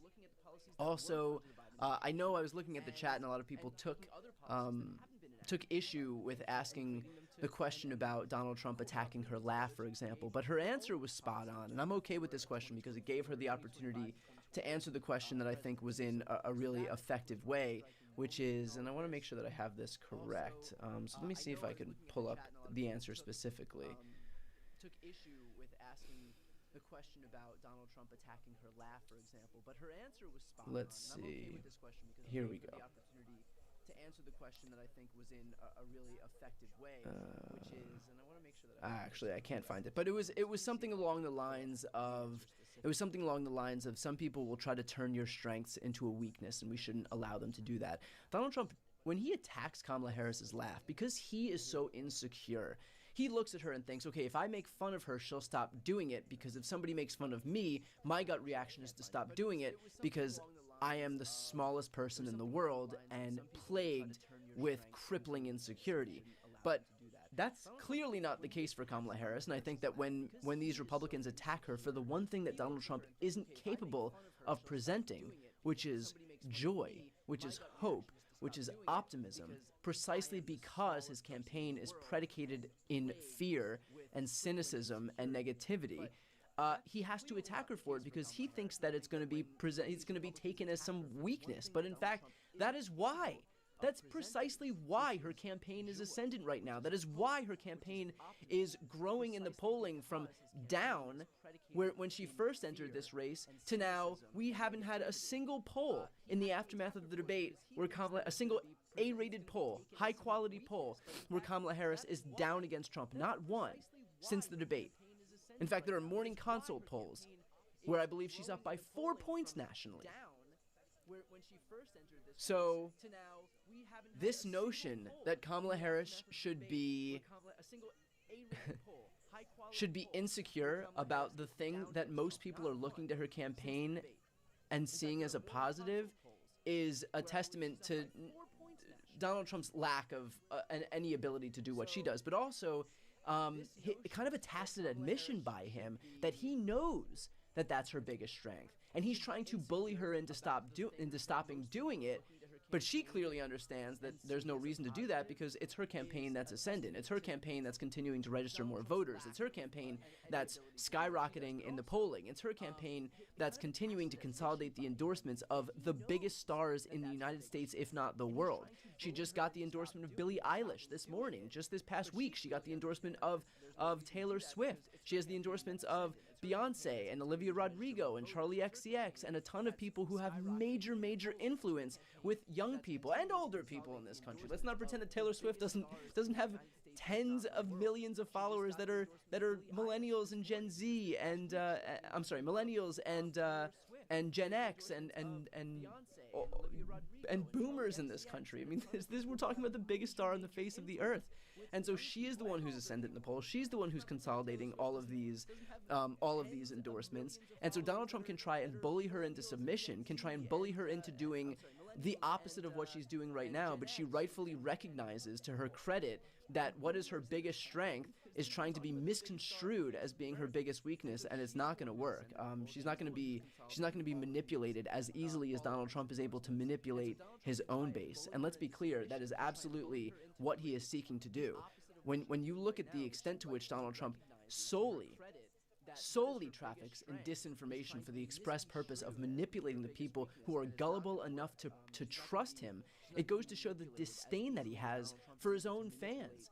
I mean, when he goes out there and claims, for example, especially that migrants are eating pets, do you think that somebody who has any respect, a modicum of respect for the people who listen to him, would say something so egregiously untrue if they didn't hate the people who were listening to them?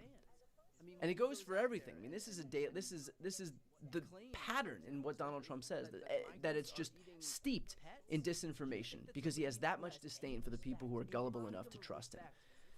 So,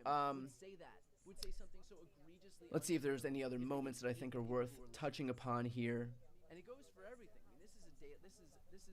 She did, to that point, touch on what's happening in Springfield, and I think that Donald Trump, first of all, the fact that we are talking about Springfield, the fact that it seems to be the Trump campaign that's digging in on what's happening in Springfield, Ohio, which is to perpetuate hate against migrants there, against Haitian immigrants there, solely because of debunked conspiracy theories about what they've done in that state, is a testament to the extent to which Donald Trump needs to distract. That's how bad his debate performance was. And again, I just mentioned it before, but there is not a single poll, a single major high-rated poll where Donald Trump is up over Kamala Harris in the United States right now That's how bad that debate was, and it happened in the aftermath of the debate. At least in the lead up to the debate, Donald Trump was winning in a few polls, and the validity or the legitimacy of those polls, we can debate that at another point, but at least he was leading in a few polls. He is leading in no highly rated national polls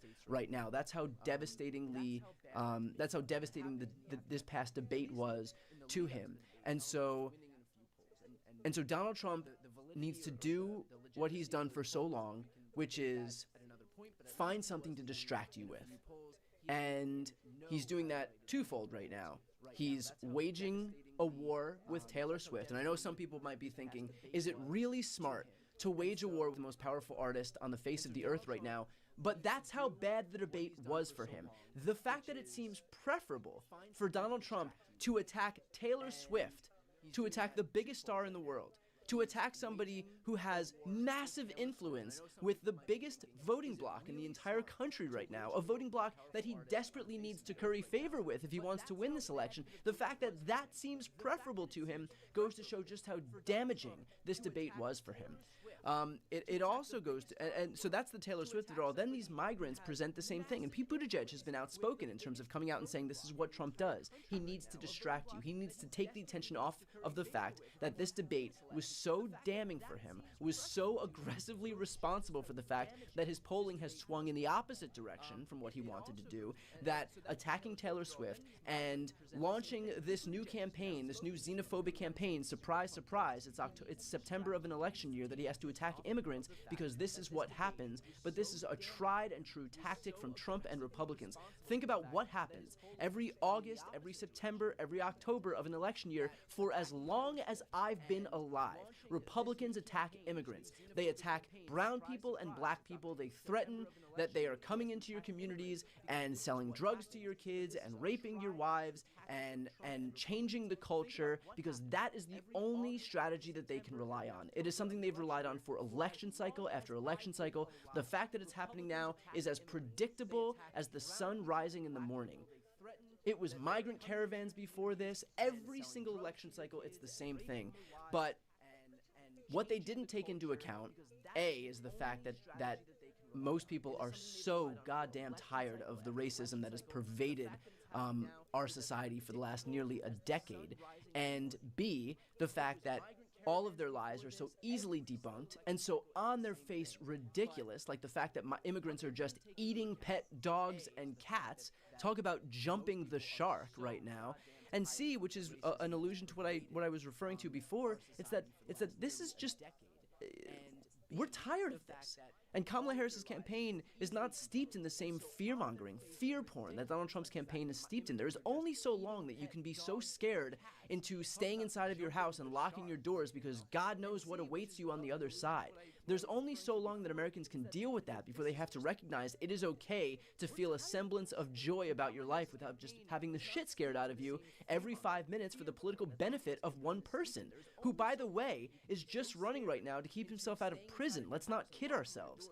He knows exactly why he's running. It's not to help Americans. He's outlined zero plans that would help people. He doesn't have a single policy proposal. When he was asked for his answer on childcare, he gave a 2-minute word salad diatribe that sounded like errant synapses firing in his brain and going to exactly nothing, with words just falling out of his face because he didn't know what the hell he was talking about. He has no plans. He has no answers. He has no solutions. He doesn't want to help people. He doesn't want to add jobs. He doesn't want to bring down costs or make life easier for people, make healthcare more affordable. He is only looking to help himself. That's why he has no plans. That's why he brings nothing forward. All of this is just to make people good and scared so that he can get into office and eliminate his prosecutions that he's contending with in New York and Georgia and D.C. and Florida. This election, as far as Trump is concerned, is about Trump, whereas Kamala Harris has laid out that this election is about everybody else. And by the way, there's already plenty of evidence to back that up.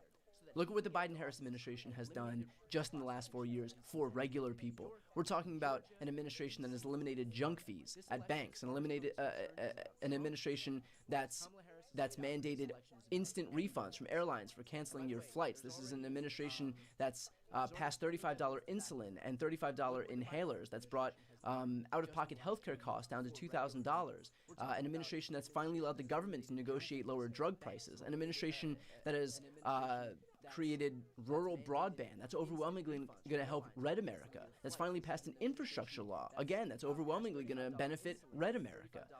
An administration that has led the U.S. to the strongest economy in the entire world. An administration that's added 16 million jobs, including 800,000 manufacturing jobs.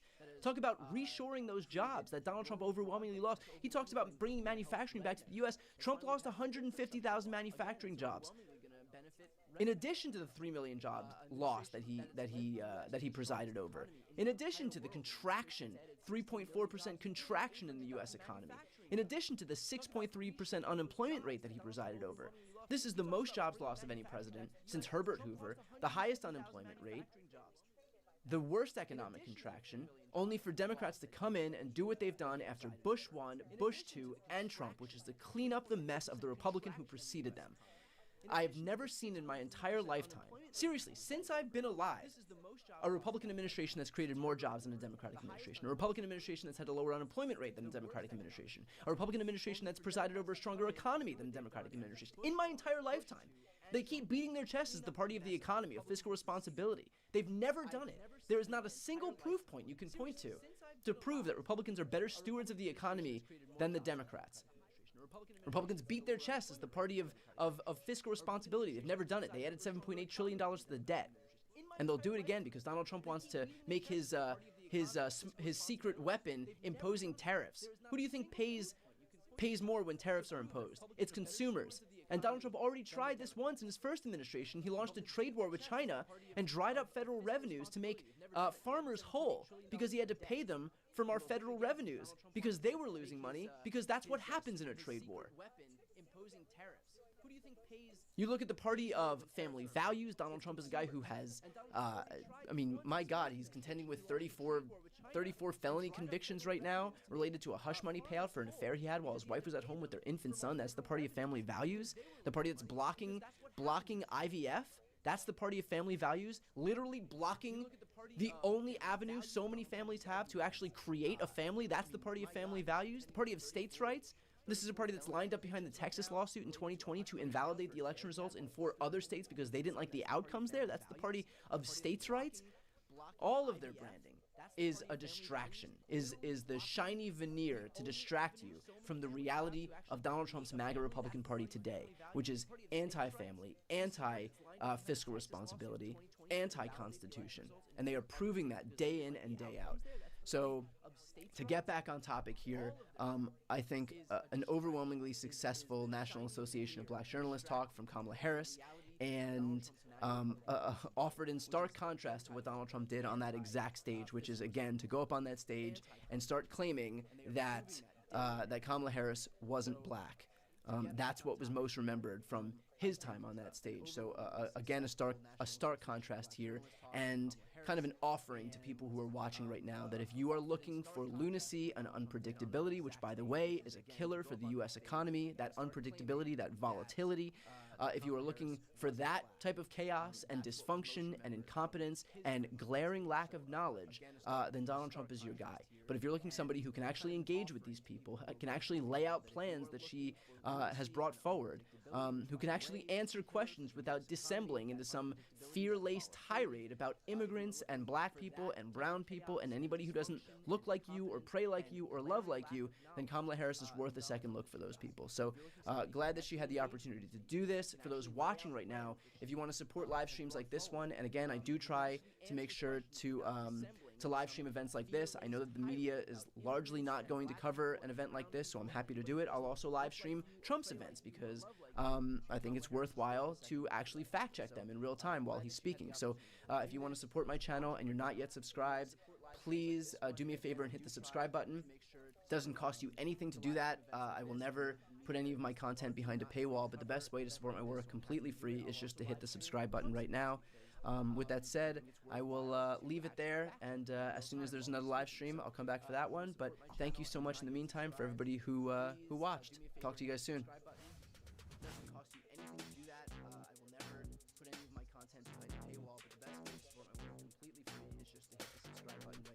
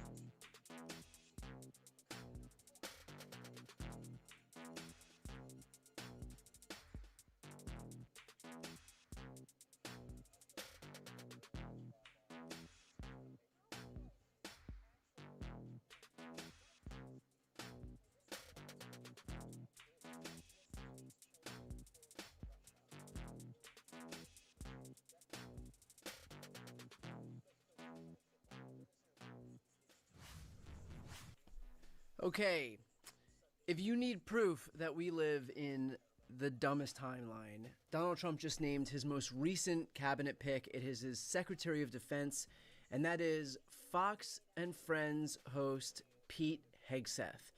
There is a Fox and Friends host that is in charge of, well, that's the Secretary of Defense right now. So that was his pick. Let's see if we can get some info here. Recent cabinet pick. It is his Secretary of Defense, and that is Fox. Let's listen in a little bit to, I guess, some of the ideology that Pete Hegseth has to get an indication of what the next 4 years are going to look like. Alma mater. I have a new rule. The more elite the university and advanced that a graduate is, the dumber they are. The less likely I am to trust them. If you went to the Ivy League, prove to me that you have any common sense at all. You went Ivy League, right? Yes, and I sent one of my degrees back for a alma mater. I have a new Didn't this guy go to Harvard or? a graduate is, the dumber they are. The less likely I am to trust them. If you went to the Ivy League, He went to Princeton and Harvard. What? What is happening right now? Like, these people love to just pretend that they're these outsiders who are contemptuous of the elite. This guy went to Princeton and Harvard. In any case, this is who the next pick is. Pete Hegseth, the next pick for Secretary of Defense as far as Trump is concerned, which adds to the ridiculousness of, I think, everything we've seen thus far as his picks are concerned. Trump made this whole thing where he was against Liz Cheney being a war hawk, and that was his excuse for saying that 8 guns should be pointed at her. And then he goes and hires Dick Cheney's like undersecretary for counterterrorism or something. I can't remember exactly what it was. It was Mike Walls. So all of these picks are so bizarre. You have Marco Rubio, who is reportedly going to be picked for Secretary of State. And I mean, Marco Rubio's entire history is just him. I can't remember exactly what it was. It was Mike Walls. Is him not only attacking Donald Trump, but attacking the cowards who ultimately come to support Donald Trump. And now he is his Secretary of Defense, reportedly. So it remains to be seen what actually comes out of it. But that's the reporting thus far. Is him not only attacking Donald Trump, but attacking the cowards who ultimately... So this is a good point that Jim Acosta makes. In a sign, he's been making his cabinet selection while watching TV. Trump picks Fox anchor Pete Hegseth for Secretary of Defense. Let's read this here. I am honored to announce that I've nominated Pete Hegseth to serve in my cabinet as the Secretary of Defense. This is just, again, the stupidest timeline that we have fallen into here.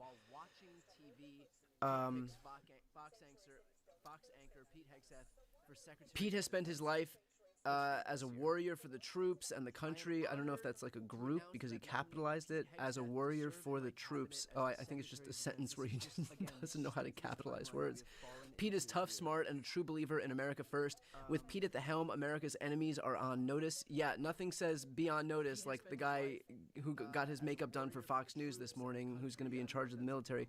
Our military will be great again, and America will never back down. Pete is a graduate of Princeton University and has a graduate degree from Harvard University. He's an Army combat veteran who did tours in Guantanamo Bay, Iraq, and Afghanistan. For his actions on the battlefield, he was decorated with 2 Bronze Stars as well as a combat infantryman's badge. So this is what Trump likes. Trump likes when people get awards. He likes shiny things.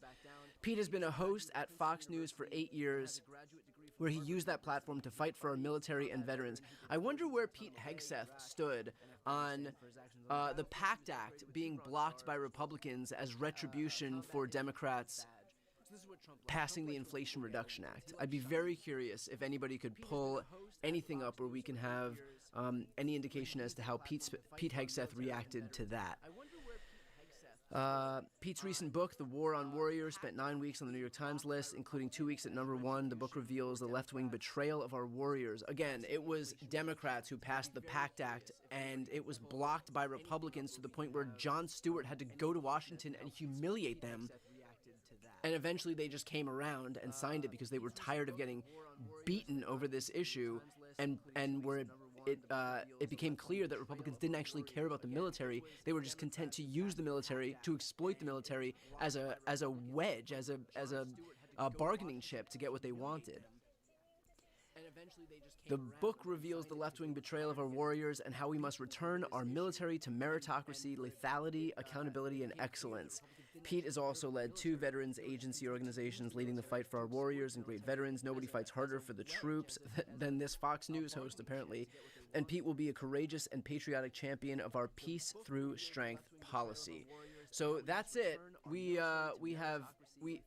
I don't want to say we've reached the dumbest timeline because there's still time. It's it's only November 12th, and there's still plenty of cabinet positions to be filled out, and we've still got plenty of Trump policy, Trump announcements, and Trump presidency to look forward to. But this really is one of the dumbest things that you could possibly hear. Here's another. Kristi Noem was nominated as the Secretary of Homeland Security. But still does not hold a candle to a Fox host right now being tapped for Secretary of Defense. So here we are. Real the Secretary of Homeland Security. These people are caricatures of themselves. Like right now being tapped for Secretary of Defense. Yeah. So here we are. Anyway, so that's where we're at right now. Are there any qualifications needed for these important roles? That's crazy. Yeah, I would presume some qualifications are necessary for these roles, and they may not include, ooh, I talked good on Fox, but apparently that's the only one that matters. I kind of just want to leave this picture here for the duration of this broadcast while we continue to discuss the descent of our presidential cabinet. So with that said, now that we've got an in through this conversation by virtue of the fact that Pete Hegseth has been named Secretary of Defense by Donald Trump, and Kristi Noem, Secretary of Homeland Security, and reported by the New York Times, Marco Rubio will be Secretary of State. Let's use this time to answer some questions that you have. This conversation by virtue of the fact that Pete Hegseth has been named Secretary of Defense by Donald Trump, and Kristi Noem, Secretary of Homeland Security. I'm being asked, let's see, he doesn't need Senate approval, does he? I do believe that Secretary of Defense is Senate confirmed.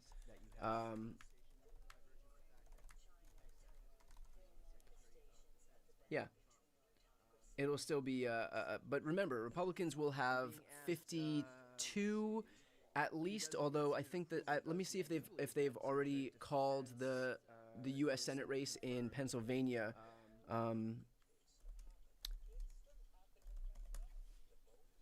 53. So they have called it for Dave McCormick. That is the AP's result. If I'm not mistaken, that other networks may not have called Pennsylvania. So if we go to Decision Desk HQ and see what they've done, they have not called Pennsylvania for Dave McCormick. So right now they have 52. Either way, whether it's 52 or 53 seats, it is not going to be that difficult of a confirmation process for folks like Pete Hegseth. So that's where we're at right now, as far as that is all concerned. So right now they have 52. Either way, whether it's 52 or 53 seats, it is not going to be that difficult of a. Here's a good question. Do I think anyone that he's appointing now will be there 4 years from now? No. I don't.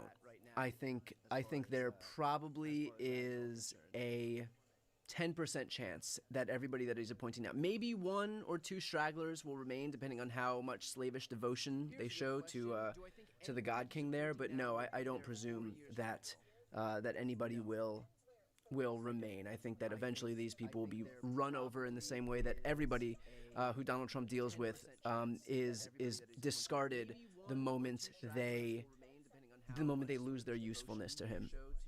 And so we'll see more of that. Another question I'm getting, 14th Amendment, Section 3 was nowhere to be seen this election. So the Section 3 of the 14th Amendment is that you can't serve in office if you have incited or engaged in insurrection against the country before.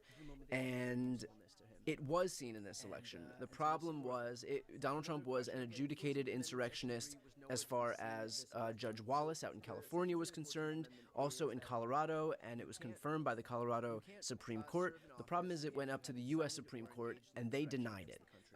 So that's it. I mean, they are the arbiter of all things law in this country, and so when they deny it, it kind of that becomes the prevailing precedent in this country. And so it's not that nobody was calling for Section 3 of the 14th Amendment.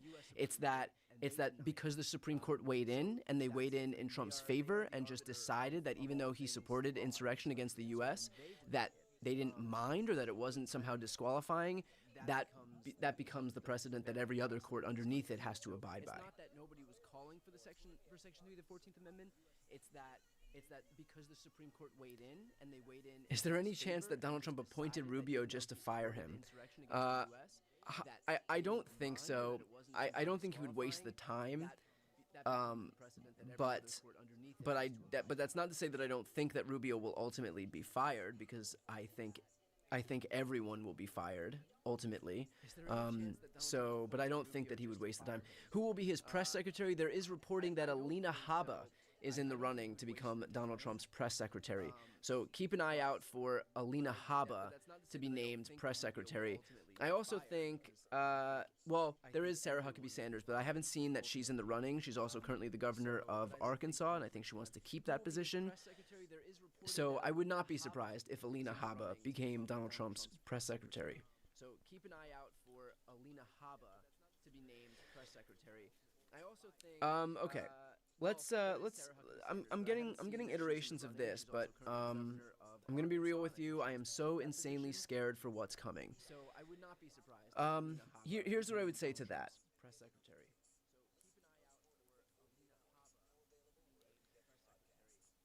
Let me think how I want to put this.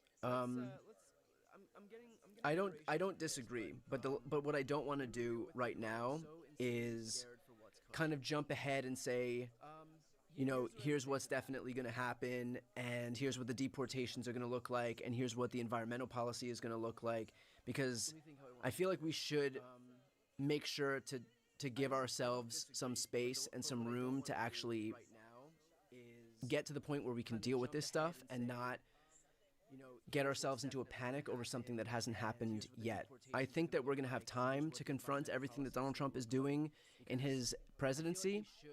Right now, we have the benefit of being in a moment of quiet where Biden is still president, Democrats still control the Senate, and so in this moment, I think it's incumbent upon the politicians that are in office right now to do whatever they can to bolster whatever they can bolster, whether it's climate, whether it's funding to Ukraine, whatever it is that they can do with their limited time left in office. I think from my perspective and the media's perspective, we have to do what we can to build up progressive media and keep beating this drum to let the congressional offices and lawmakers' offices and Senate offices know that, like, it's not a good strategy just to confer all of this attention and validation onto mainstream media. That's what we can do. And then from everybody's perspective, I think give yourself a little bit of grace here and know that it is okay to, like, breathe easy for a moment, and we're all going to get to the point together where we can confront what's happening on a daily basis. But there will be time for that. And in the meantime, while we still have a little bit of time, just try to do what you can to take care of yourself, because it's going to take a lot of energy to get through the next 4 years. I'm sure of that. And we've just come through an exhausting campaign. And even I was, like, waiting for this moment of relief where I can finally say, okay, we did all of this work and it was so tiring and I just want a break. And now I feel like I can't even get a break because now it's just this looming disaster that we're kind of waiting to hit, that we're waiting to hit us rather. And I think it's important right now, while nothing's happened, to again give ourselves some grace and just try to breathe easy in the meantime. And if things get bad, which they may very well, we will have that time to confront it, and we'll figure out how to do it together, and we'll figure out how to organize and be most effective in our efforts, and I promise you that. But I think for right now, while we have the opportunity to you know, to relax in the moment that we still have it, just take it and kind of take this day by day. I don't know if that's good advice, but that's kind of how I'm dealing with this, because I have enough that could send me spiraling, and I'm just kind of using this moment not to kind of put it aside, because I know there's going to be a moment for it. I don't know if that's good advice, but that's kind of. Am I going to be hosting progressive panels with online left-wing commentators like Pacman, Sam Cedar, and Kyle Kalinske? We need to expand the coalition. Sure, I'd be more than happy to do that. And we're in communication. Me and Pacman are in communication. We've been talking like behind the scenes. A lot of the progressive content creators. So we are not looking to squander this moment. Is basically what it comes down to. Can I discuss what I think is going to happen after Russia's release of Melania's pictures? I actually don't know this story. Progressive content creators. So we are not looking to squander this moment. Is basically what it comes down to. Whoa! Look at this. So Russian state TV airs explicit photos of Melania Trump as they congratulate her husband on election victory. That is wild. Whoa, look at this. So Russian state TV airs damn, I don't know why they're doing this, other than maybe to kind of assert their dominance, and that's the only thing I can think of. Like, maybe they just want to assert their dominance over Donald Trump and basically prove that he won't do anything, that they can humiliate him and his family, and that he won't reciprocate. I do think that this is some like psyop that they're engaging with, and wow, that's wild. Also, I feel very behind the news. This is how it's going to be now. I'm going to come on here, and everyone else is just going to tell me what the news is, and I'm going to learn it in real time. I do think that this is some like psyop that they're engaging with.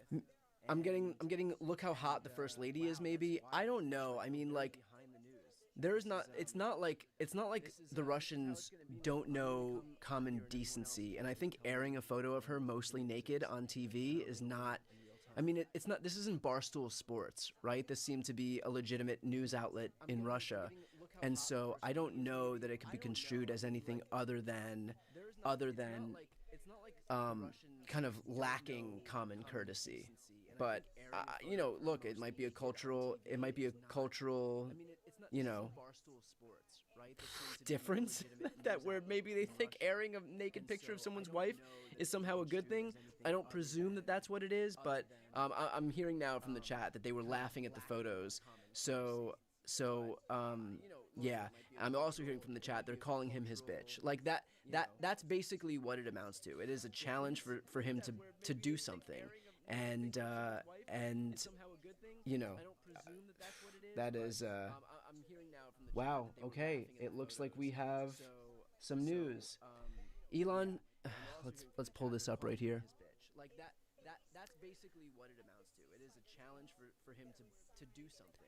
And Elon Musk and Vivek Ramaswamy have been tapped to lead the Department of Government Efficiency. So let's read this right here. Elon, let's pull this up right here. I am pleased to announce that the great Elon Musk, working in conjunction with American patriot Vivek Ramaswamy, will lead the Department of Government Efficiency. Oh, God. Oh, God, this is so corny. They called it Doge, like Dogecoin. I am pleased to announce that Together, these two wonderful Americans will pave the way for my administration to dismantle government bureaucracy, slash excess regulations, cut wasteful expenditures, and restructure federal agencies essential to the Save America movement. This will send shockwaves through the system and anyone involved in government waste, which is a lot of people, stated Mr. Musk. It will become potentially the Manhattan Project of our time. So this will become the project that created a bomb. Republican politicians have dreamed about the objectives of DOGE for a very long time. To drive this kind of drastic change, the Department of Government Efficiency will provide advice and guidance from outside of the government and will partner with the White House and Office of Management and Budget to drive large-scale structural reform and create an entrepreneurial approach to government never seen before. I look forward to Elon and Vivek making changes to the federal bureaucracy with an eye on efficiency and at the same time, making life better for all Americans. Importantly, we will drive out the massive waste and fraud which exists throughout our annual $6.5 trillion government spending. We will work together to liberate our economy and make the U.S. government accountable to we the people. Their work will conclude no later than July 4th, 2026. A smaller government with more efficiency and less bureaucracy will be the perfect gift to America on our 250th anniversary of the Declaration of Independence. So that's it. We started this broadcast saying there could be nothing dumber than Pete Hegseth being named the Secretary of Defense, and I guess that's what I get for making that declaration, because we found one thing that is dumber than Pete Hegseth being in charge of the Secretary of Department of Defense, and that is Vivek and Elon being named to lead the DOGE, the Department of Government Efficiency. Which of course is an allusion to Dogecoin, because these people are obsessed with crypto, and so now we have to hear crypto jokes for 2 years. Because we live in hell. So that is I'm going to stop making fun of the things that Donald Trump could do in his cabinet, because I feel like doing that is just issuing a challenge to the world, and it will just keep getting dumber and dumber. But in any case, that is where we're at right now. Elon and Vivek, the Department of Government Efficiency, the Manhattan Project of our time. Okay. I don't really know what to say about any of this stuff. The Department of Government Efficiency, the Manhattan Project of our time. The last thing I'm going to do is start talking about how nothing can get dumber, though, because that doesn't seem to be working out in my favor right now.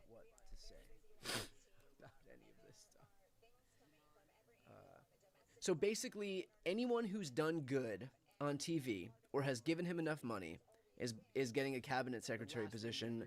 Again, we are expected to see Alina Habba become the secretary, the press secretary, but that is just a rumor thus far. So this is the cabinet as it stands right now. Can a president whip up a new department just like that? You need Congress for this, right? That is a good question. How to the secretary, the press secretary, but that is just a rumor. So this is the cabinet. There could be presidential appointments, but then others do have to be done by law. But remember, while we're talking about that, if you look at the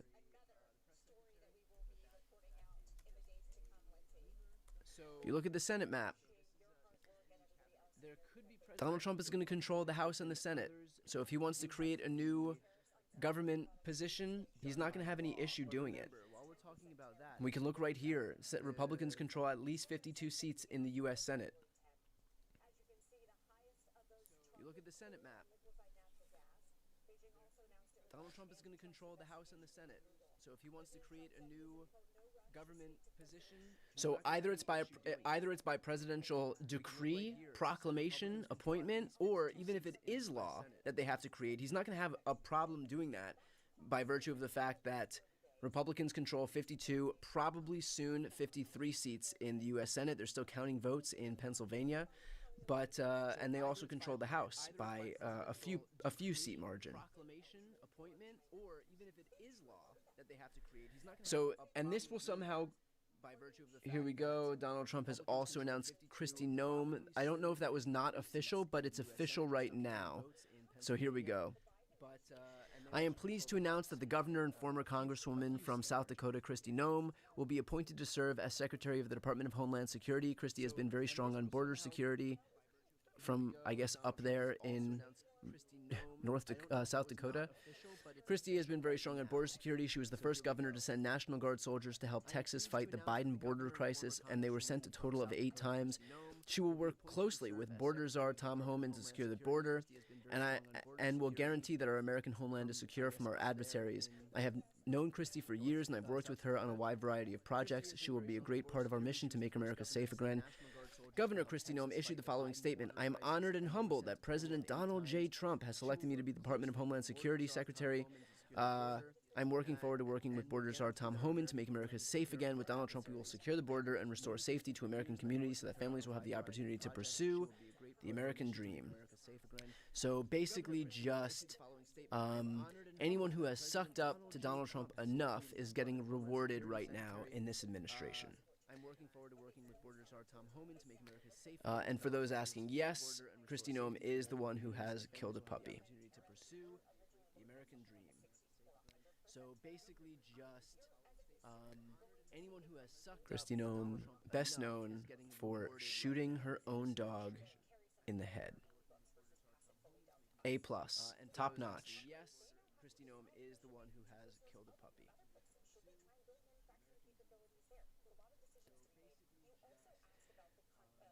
What's the first law that MAGA is going to pass? That I'm actually not sure. We may see some iteration of what they had, H.R. 2, which I believe was some border bill, which probably won't be too dissimilar to the border bill that was moved forward in the previous, or during this administration, that wasn't signed because Donald Trump called on it not to be signed because he wanted to preserve the border as an issue and not actually solve it. But I presume that we're going to see some type of border legislation as the first law that MAGA is going to pass. Which probably won't be too dissimilar to the border bill that was moved forward in the previous, or during this administration, that wasn't signed because Donald Trump called on it not to be signed because he wanted to preserve the border as an issue and not actually solve it. But I presume that we're going to see some type of border legislation as the first law that MAGA is going to pass. Right, it's a good point. The same people who went crazy in the lead up to the election about a squirrel being killed are now rallying around this woman who killed her own dog as if she's some great American hero. So it's almost like the convictions that we are told that the Trump supporters have aren't actually important to them at the end of the day. Who could have possibly guessed? We have no word to answer your question on RFK yet. As if she's some great American hero. So it's almost like the convictions that we are and what position he's going to be in. Although it's worth noting that Health and Human Services has not been named yet, and there is a non-zero chance, actually a pretty decent chance, that RFK Jr. will be the next Health and Human Services Secretary. And what position he's going to be in. Would Congress have to approve tariff proposals? I'm not 100% sure, but it either doesn't have to be approved by Congress, or even if it does, I don't know that it needs to be approved. I don't think that it needs to be approved by Congress. I think Trump will be able to do it unilaterally, but let me try to find out. Tariff proposals. I'm not 100% sure, but okay, so I am reporting that Trump will likely need 60 votes in the Senate to enact his tariff plan, but that was a suggestion by Rick Scott. So, and what he went on to say is, unless there's a way we can do it through reconciliation with 51 votes. So, will likely need 60 votes in the Senate to enact his tariff plan. Basically, reconciliation is the way that you can pass a tax or a spending bill with a simple majority in the Senate, so it avoids the filibuster, which would normally require 60 votes to overcome. And there's I can't remember her name. Whether it's permissible to be in a reconciliation plan depends on, I'm forgetting the position in the Senate. There is somebody in the Senate who will determine whether it's allowed to be included in reconciliation. But in the past, Republicans have actually fired that person if they didn't get the answer that they wanted. So when they've asked, oh, could XYZ be included in reconciliation? That person said no, and so they just fired them and hired somebody else who would say yes. So there is a non-zero chance that Donald Trump would be able to pass his tariffs by including it in reconciliation, which only requires a simple majority, which they'll have in both. The parliamentarian, thank you. The parliamentarian, which they'll have in both houses, the House and the Senate. So they just fired them and hired somebody else who would say yes. So there is a non-zero chance that Donald Trump would be able to pass his tariffs by including it in reconciliation, which only requires a simple majority, which they'll have in both. The parliamentarian, thank you. The parliamentarian, which they'll have in both houses, the House and the Senate. Is there any word on how this would impact programs like HUD, Housing and Urban Development? I presume that when the Trump folks come forward and say that they want to eliminate government waste, it probably isn't going to be to the detriment of any of the wealthy. I think that when you have Elon Musk, the literal wealthiest man in the world, who is going in there to hack away at programs, it's not going to be to hurt programs that help people like him. I think that, if anything, we're going to see the programs that are going to have the programs that are going to be impacted the most are probably going to be the programs that benefit low-income or working-class folks. To hack away at programs, it's not going to be to...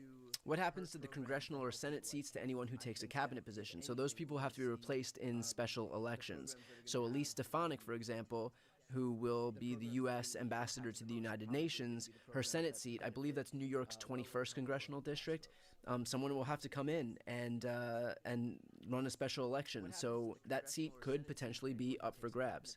So those people have to be replaced in special elections. So Elise Stefanik, for example, who will be the U.S. ambassador to the United Nations, her Senate seat, I believe that's New York's 21st congressional district, someone will have to come in and run a special... Is there any chance that we could see a bi-weekly or weekly episode of Class with Jamie Raskin? It seems especially relevant to educate the public now. I would love to. I'm at the mercy of his very, very busy schedule, so I would love to do more episodes of Class with Jamie Raskin.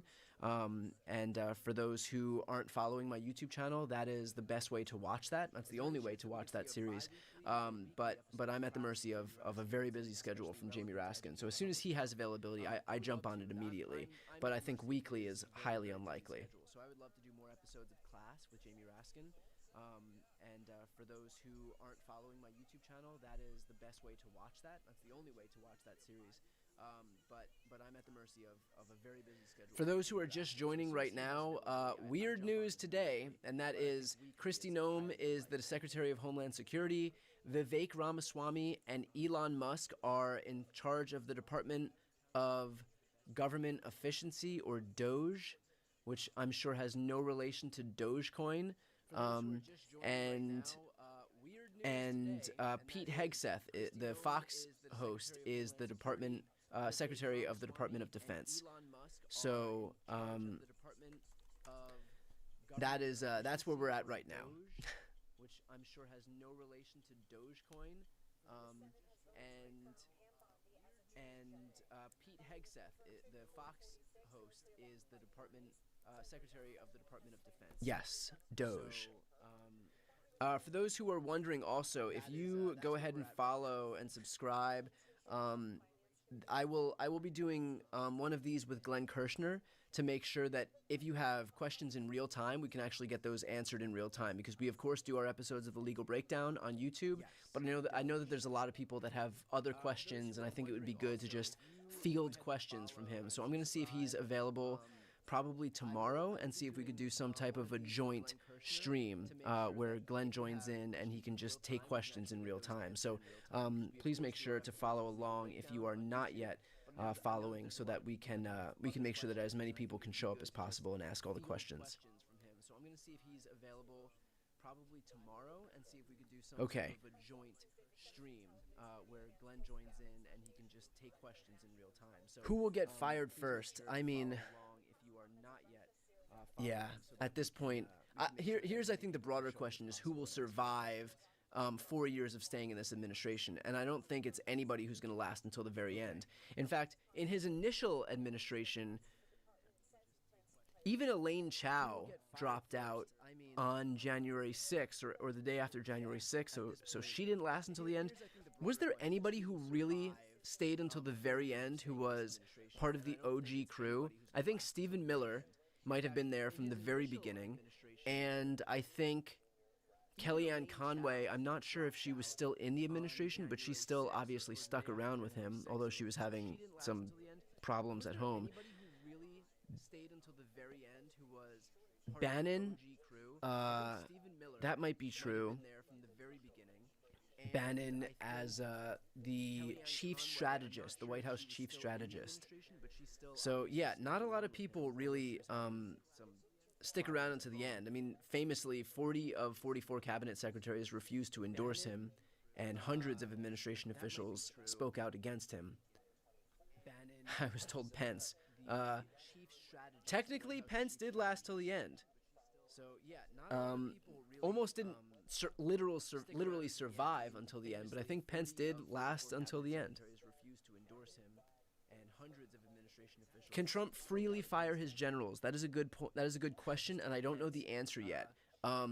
Right now, there's a way that you can do it, and it's not to just allow Donald Trump carte blanche to be able to fire them. But I don't know if he would be able to overhaul the process where he can. All of this is unprecedented. So I apologize if I don't have a direct answer to some of these questions, but there is no schema for something like this where, you know, can the president fire a 4-star general just like that? Because that's how Trump's going to try to do it. But I don't know if he would be able to overhaul the process where he can. All of this is unprecedented. So I apologize if I don't have a direct answer to some of these questions, but there is no schema for something. Hasn't he insulted all of his cabinet picks at some point? Yes, I'm pretty sure he has, except maybe not Kristi Noem. She might be the only one so far. Maybe Pete Hegseth has escaped unscathed too. But like when Donald Trump humiliates somebody, think about it in the same way as what we read here. Russian state TV airs explicit photos of Melania Trump to congratulate her husband on his election victory. Like that's a way of people like this showing dominance. And I think Trump is doing the same thing to these cabinet picks, like he did with Marco Rubio, asserting his dominance in the same way that Russia is asserting their dominance over him. And the humiliation is part of the process, really, to prove that, in fact, like that one party knows they are submissive to the other party. And so in the same way that Russia is proving that Donald Trump is kind of, you know, a joke to them and that they'll laugh at his expense because they know that they can, Trump is doing the same thing to the Marco Rubios of the world. It's a way just to dominate these people. They are submissive to the other party. And so in the same way that Russia is proving, with all the unchecked power he's going to have and all of his people letting him do whatever, is it honestly likely that will stop him from preventing the next free and fair presidential election? Shouldn't that be the first concern now? It's a way just to dominate these people.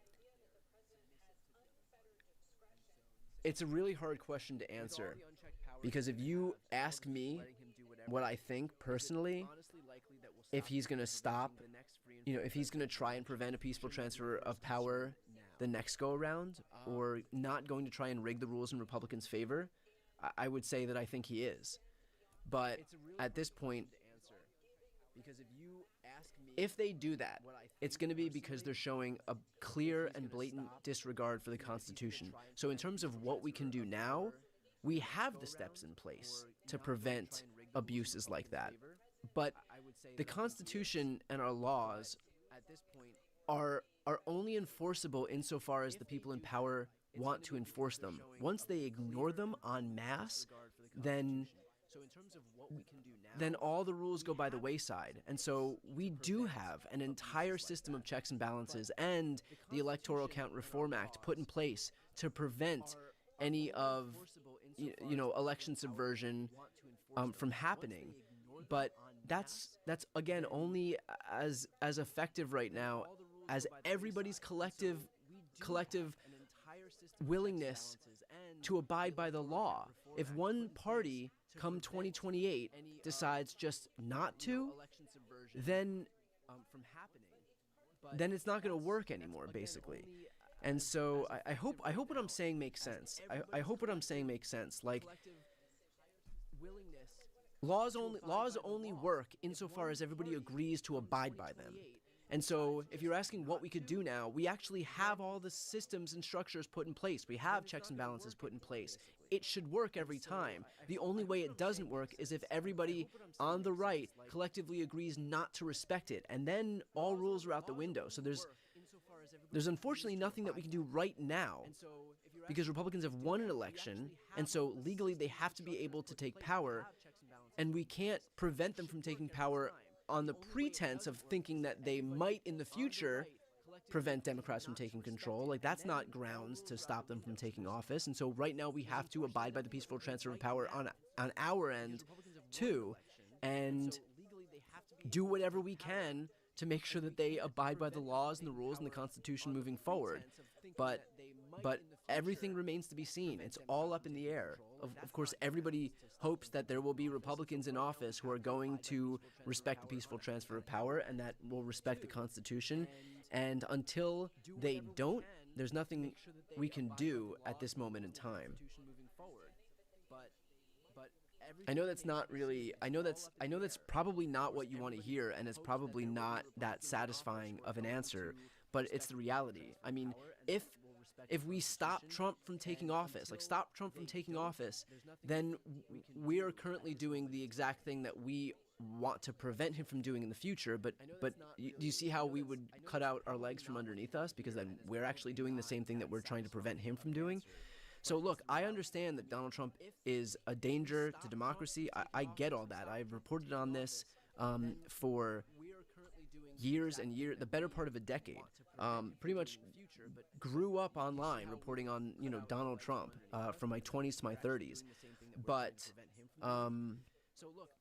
I think right now at this moment in time, fear of somebody doing something in the future is not grounds to prevent him from taking office. All we have to do at this point is make sure that there are people within the Republican Party who, if things got really bad, would finally wake the fuck up and have some allegiance to the Constitution over their political party. And it remains to be seen. Look, a lot of the people watched what happened on January 6th in the Republican Party and initially spoke out and eventually came around to Donald Trump. So that doesn't bode well. But at the same time, it remains to be seen what, the next election cycle is going to look like. But again, there's going to be a massive community of people who are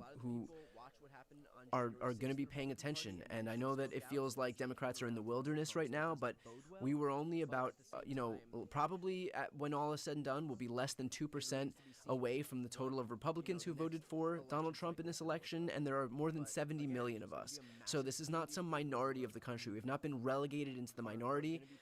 We were relegated into a voting minority in this election, but not by much. And I guarantee that as the chaos continues to surround Donald Trump and we get into the brunt of his administration, that coalition that we have on our side is going to grow, and people will tire of the chaos. They will tire of the dysfunction. They will tire of the glaring lack of humanity that's going to follow Donald Trump taking office. Chaos continues to surround Donald Trump, and we get into the brunt of his administration, that coalition that we have on our side is going to grow, and people will tire of the chaos. They will tire of the dysfunction.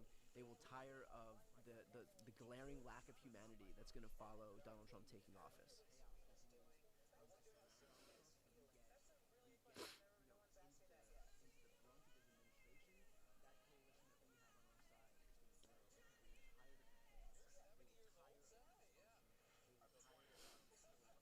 Do I think the Supreme Court would even allow something like that? Their job is to uphold the Constitution, so would they go against it? I don't know what the Supreme Court would do. Sometimes the Supreme Court is completely lawless, like when they've decided that all of a sudden Donald Trump inciting an insurrection on January 6th and giving aid or comfort to those who've engaged in insurrection suddenly they've just decided that it no longer counts, even though it is right there in the Constitution in plain text, Section 3 of the 14th Amendment. But then you have days like today, where the Supreme Court decided that Mark Meadows, his case couldn't jump from the from the state court system to the federal court system, and so he can still be prosecuted in state court in the Georgia RICO prosecution, and that will also allow the Arizona prosecution to move forward against Donald Trump's co-conspirators. So sometimes the Supreme Court decides to just make up laws out of whole cloth, like this presidential immunity thing, or sometimes they rule against these Trump lackeys. Like in 2020, the Supreme Court refused to grant Texas's lawsuit that sought to invalidate the election results in 4 other states. So I don't know what the Supreme Court is going to do. I know that a lot of what we're talking about is basically revolves around making Trump a dictator, and if that's the case, the Supreme Court probably has a vested interest in ruling against him, because a dictator, if there's one thing a dictator has no need for, it's a Supreme Court that is above him or that acts as a check to his power. So I would presume the Supreme Court has an existential vested interest in making sure that Trump doesn't have unchecked power. The Supreme Court probably has a vested interest in ruling against him, because a dictator, if there's one thing a dictator has no need for, it's a Supreme Court that is above him or that acts as a check to his power. So I would presume the Supreme Court these are always great from 2016. To a con artist. This is Marco Rubio, 8 short years ago, back when his spine was intact. Stakes are giving control of the party of Lincoln and Reagan, of the conservative movement, and ultimately of the United States over to a con artist. That will not happen. I make this promise to you today. I will do whatever it takes. I will campaign as long as it takes. I will stay in this race as long as it takes. Donald Trump, a con artist, will never get control of this party. He did, and Rubio let him.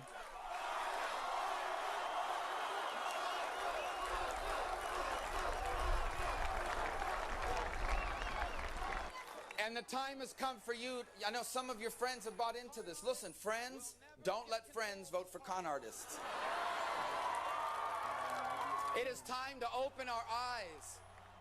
It is time to open our eyes. We cannot allow a con artist to get access to the nuclear codes of the United States of America. It's a big fraud, and it's time to open our eyes, and we will in the days and weeks to come. I'm confident of it.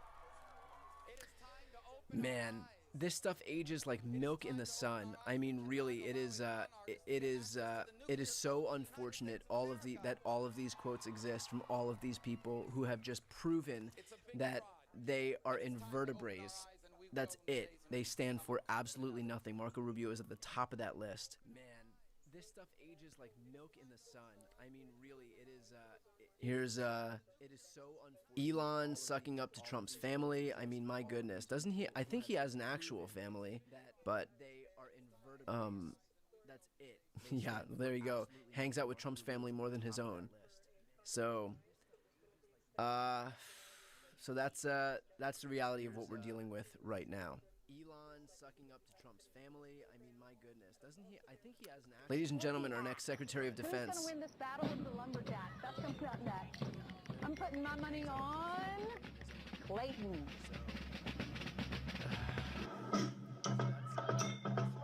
Oh my God. Have people seen this already?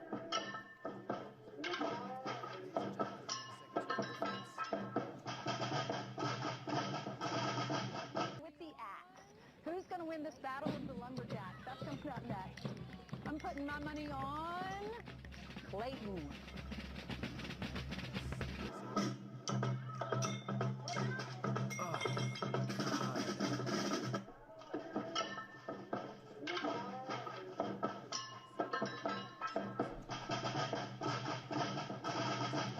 I just want one person who is not a complete clown. One, but I guess that's asking too much. Man, oh man.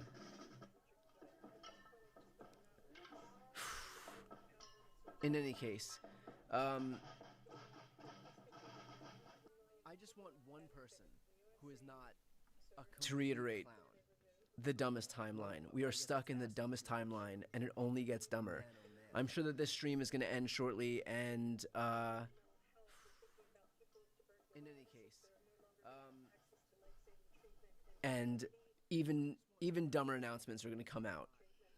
To reiterate, the dumbest timeline. We are stuck in the dumbest timeline. Okay, let's answer some questions here. This stream is going to end shortly, and even if we can't go after Trump at the moment for the insurrection on January 6th, can we go after those he wants to put in power? So, in terms of those who he wants to put in power, I mean, like, there's nothing we can do to members of his cabinet. I mean, we can prevent them from, we can vote them down in their Senate confirmations, but we don't have the results. And we can look right here at the results on this screen. Republicans will control the U.S. Senate, so we don't really have much room in terms of what we can do to exercise any oversight over the people Donald Trump wants to put in power. Someone's saying, can we boycott Tesla and Twitter? I mean, we can. Yeah, I mean, we have the full ability to be able to do that. No one is forcing anybody to use Tesla or Twitter. I mean, I had the opportunity to buy like a Tesla power cell for where I live, and like I didn't want to do it. So, so that's where we're at. That's where we're at right now. Let's see. No one is forcing anybody to use Tesla or Twitter. I mean, I had the opportunity to buy like a Tesla power cell for where I live, and like I didn't want to do it. So, so that's where we're at. That's where we're at right now. Let's see.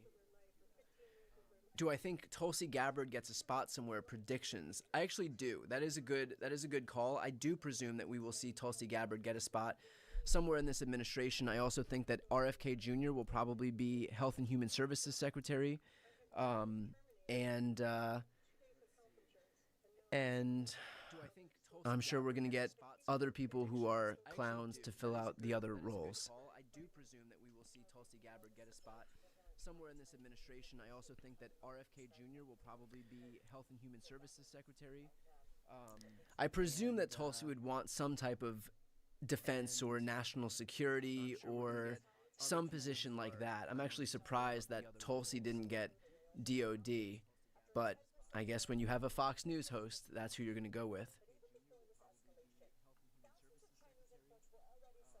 I presume that Tulsi would want. Do I think they'll try to repeal the 22nd Amendment and or try to increase term limits?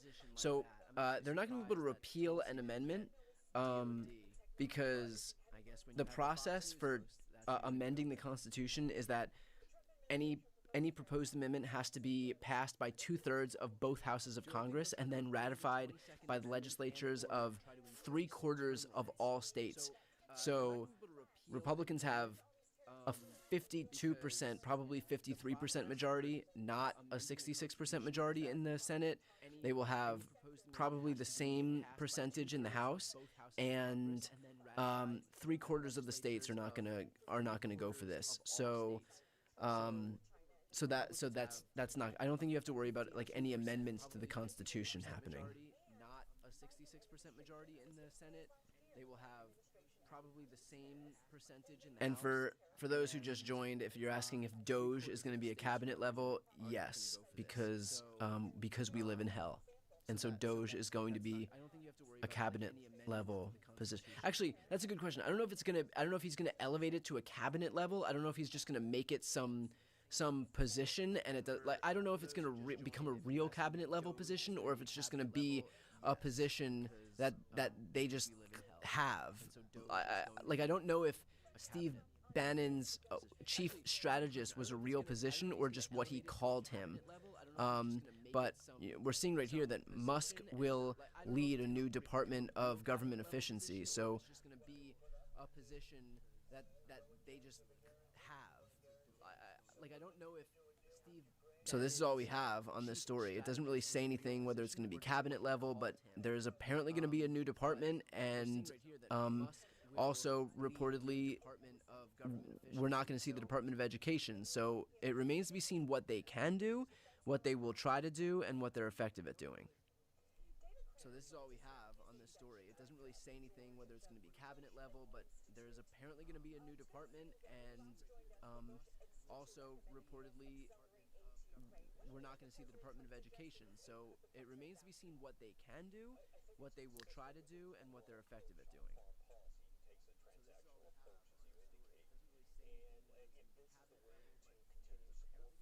Will Donald Trump put Marjorie Taylor Greene anywhere? I presume not. Even Donald Trump has to realize there are limits to how unqualified and incompetent somebody could be when they're in charge of some department. And Marjorie Taylor Greene would undermine all of that. Also, the margin in the House is going to be narrow. And so I think that Donald Trump runs a lot of risk by virtue of continuing to pluck people out of the House, especially when right now the margin in the House is quite small. Here's the margin right now, 210 to 219, and we're still waiting for, I believe, seven more races, if I'm not mistaken, most of them in California. So we have California's 21st, 13th, 9th. I know we have Alaska that we're still waiting for. I might not even be able to zoom in as much. But yeah, we're waiting for a handful of House seats as well. If I'm not mistaken, most of them in California. Let's talk about the National Popular Vote Interstate Compact. So the way the National Popular Vote Interstate Compact goes is if we want to stop relying on the Electoral College, we need enough states to sign on to this compact that says that as soon as one person hits that whoever wins the national popular vote will automatically be allocated 270 electoral votes, and that person will automatically become the winner. The only way it goes into effect is if enough states that have amount to 270 electoral votes sign on to it. So right now I believe there's 209 electoral votes from states that have signed on to it, and once that number hits 270, then it goes into effect. And of course it'll be challenged, but that is what we are waiting for as far as the National Popular Vote Interstate Compact is concerned. Again, there are about 209 electoral votes worth of states that have signed on. We're still waiting for a few more states to sign on, but that would mean that for the first time, the U.S. would rely on the popular vote, and that's how the 270 electoral votes would be awarded. National Popular Vote Interstate Compact is concerned. Again, there are about 209 electoral votes worth of states that have signed on. We're still waiting for a few more. Shouldn't immunity be a constitutional amendment, not something the Supreme Court can declare? Thus, Biden using to stay in office would put into question. So immunity. How the 270 electoral votes would be awarded. The Supreme Court has just decided that there is presidential immunity out of whole cloth.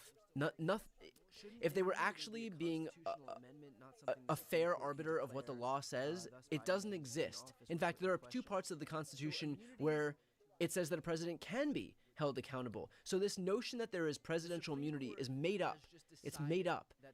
But nobody is there to be able to push back against the Supreme Court. There's no one to appeal to. And so we're in a bit of a difficult position because they are just making things up to help Donald Trump, and there's nobody above them. And so that's the position we're in right now. That is the danger of a position where even a branch of government that is supposed to be beyond, beyond the regular ideological whims of a political party is basically just acting like Jim Jordan and Matt Gaetz in robes.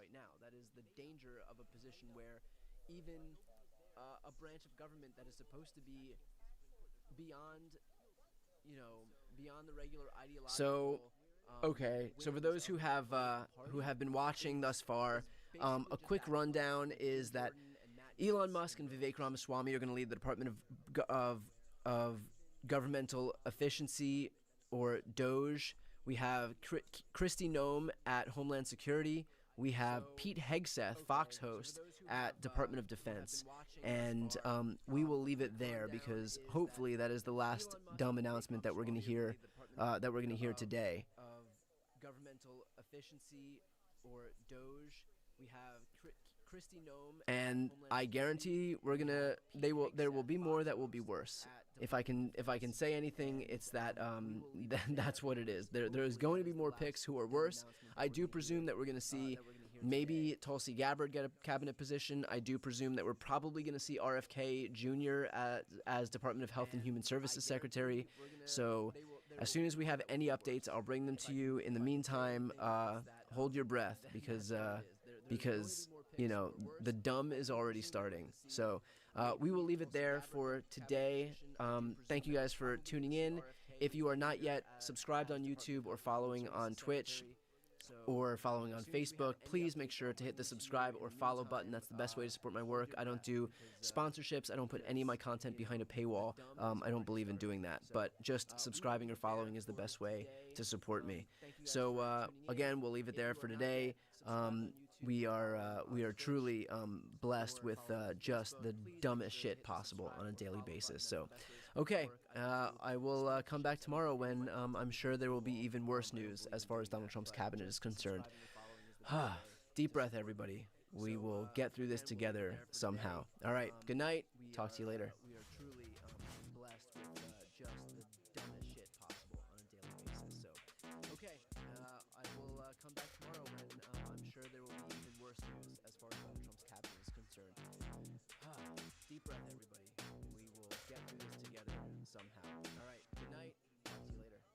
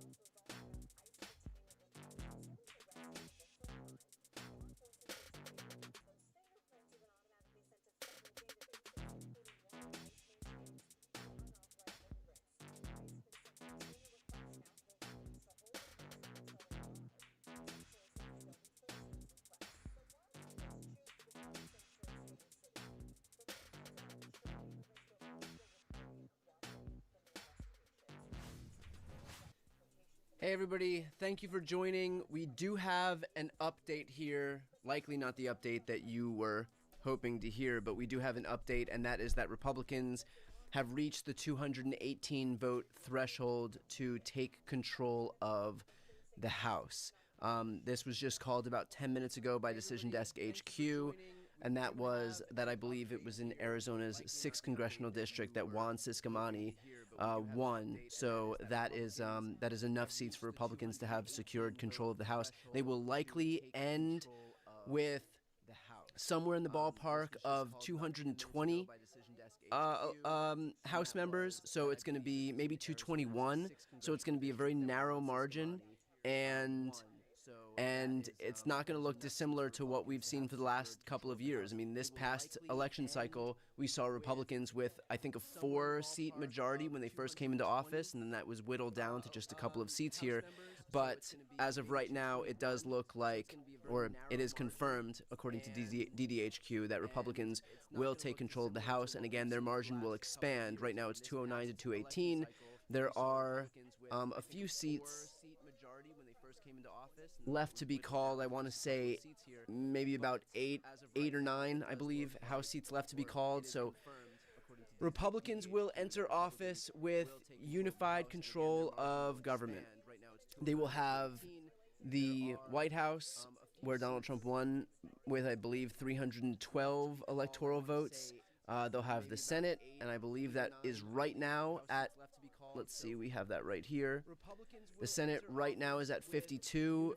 Pennsylvania has not been called yet, but Dave McCormick has what looks like a relatively insurmountable lead, but they're still counting votes. So I don't want to count each one, but if I had to put money on one, I would say it's probably looking more likely that it'll be Dave McCormick over Bob Casey. So that would push Republicans up to 53 electoral votes, and I think that is it. Yeah, it would be 53 to 47.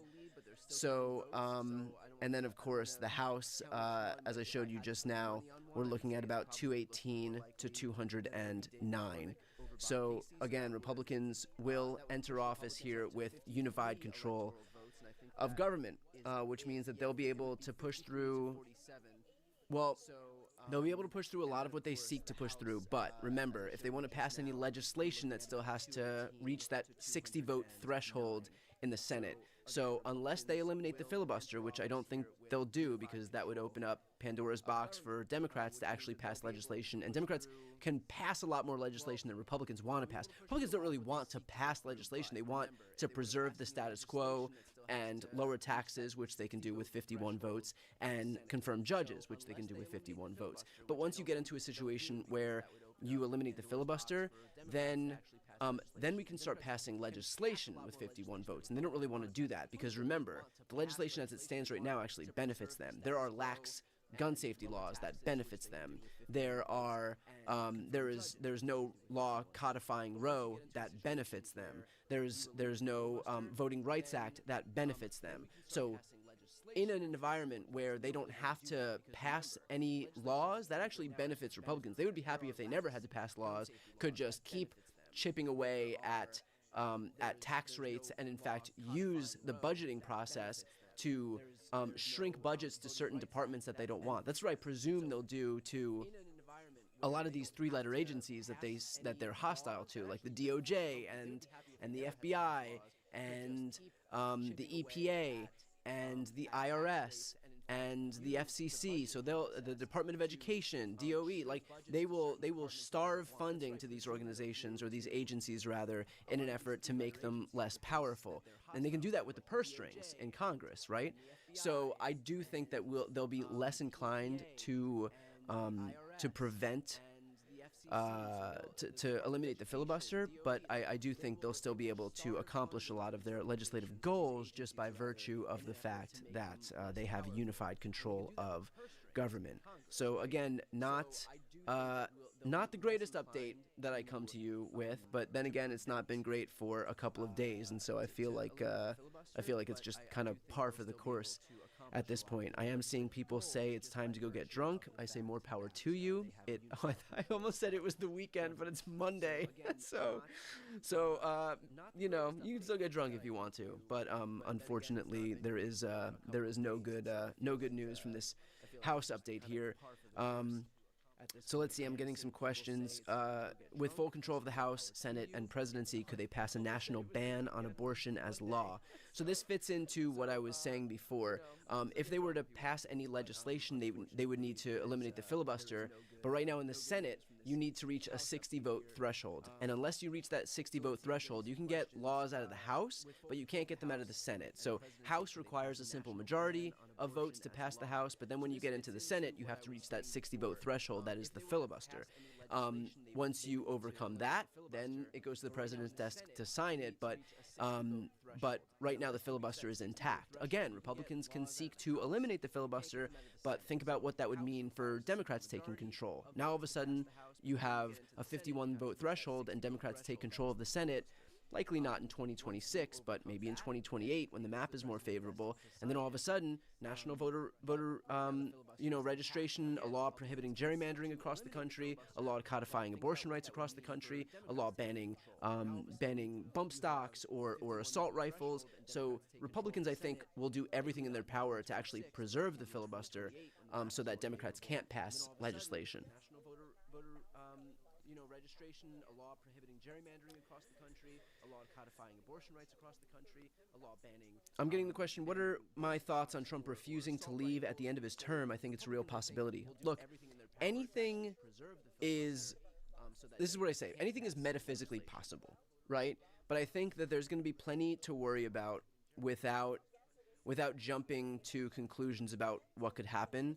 If we get to look again, like, we know him, it certainly is possible, but the last thing I want to do is kind of conjure up things that we don't that aren't immediately in front of us when there are things that are immediately in front of us. Like we know, for example, that Donald Trump is seeking to tap Lee Zeldin to lead the EPA, and he's got a 14% rating from the League of Conservation Voters. So like this guy is hostile to, again, and we're going to see this over and over. This is somebody who is hostile to the mission of the very agency that he's going to lead.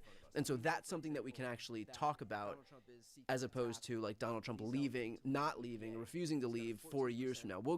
We'll get to that point. Hopefully we don't, but we'll get to the point where that's going to be either in the zeitgeist or not.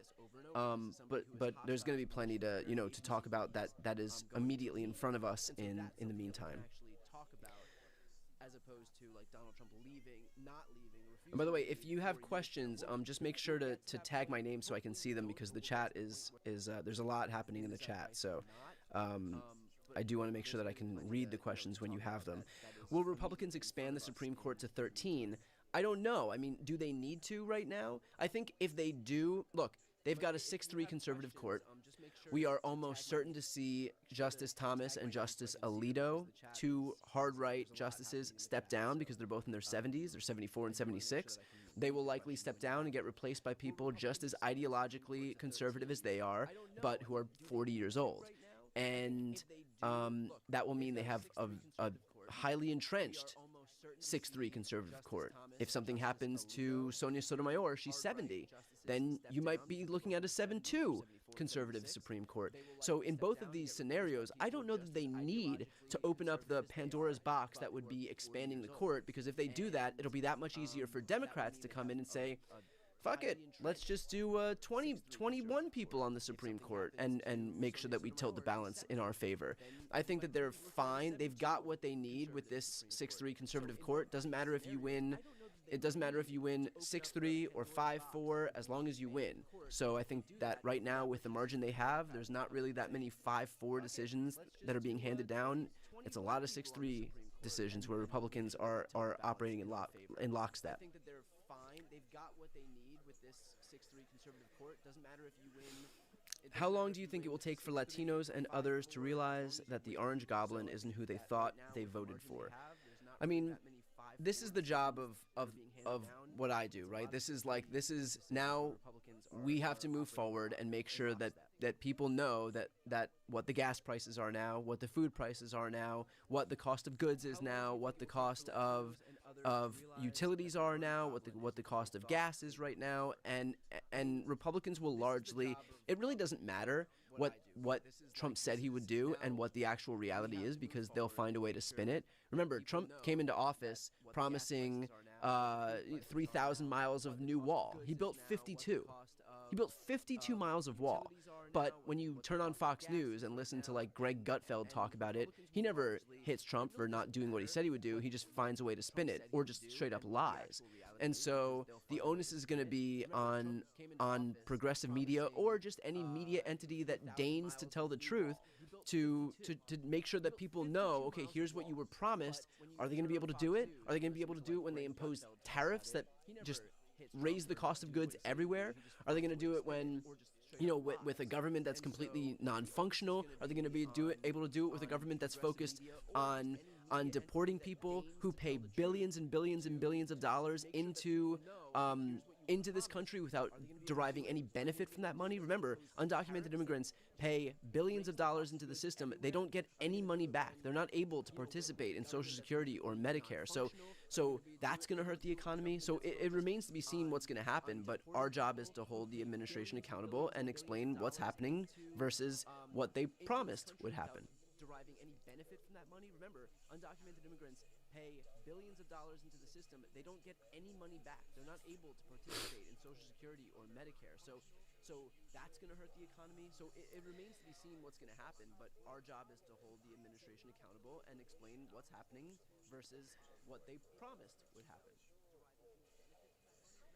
So I'm getting the message, and I might have missed what this was in relation to, but her campaign, which I'm assuming means Kamala's, made an announcement saying any donations to the campaign website will be split between the counting battles of the House and Senate, and now including the contest of the seat for president. Look, I haven't heard any any of the people that I look to for information who know what's going on, this is like the Mark Eliases of the world, people who, of course, if there was any legitimate basis for doubting the election results, I haven't heard anything from them to suggest that that the results for the presidential election are illegitimate. And so I would love to be able to sit here and say there are legitimate concerns of fraud in X, Y, and Z state, but I haven't seen any. And so the last thing I want to do, while it would be nice if it was real, the last thing I want to do is convey any inaccurate information. And so I would not waste energy. I'm just telling you that the honest truth is I would not waste energy focusing on anybody who says that, you know, there are plans for a recount or there's some semblance of fraud.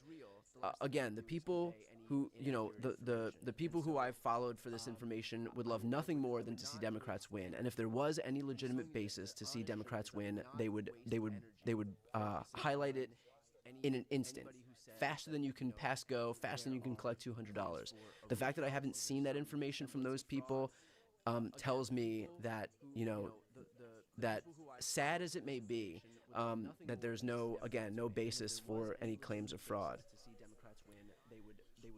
And I know, look, it would be easy for me to sit here and say, like, yeah, I think something doesn't seem right, and tell people what they want to hear. And if you've watched my videos and watched my streams for the last God knows how many years, you know that I would want to see the same thing too. I dedicated my life to making sure that Republicans lose because I don't agree with their political ideology. And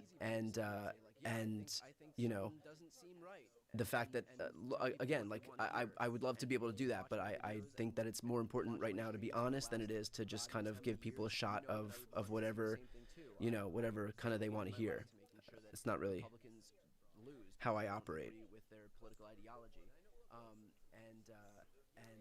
Do I think instead of legislation, everything is going to happen via executive order? Probably, because again, for any legislation to be passed, you would need 60 votes in the Senate, and I don't think that we are going to see that.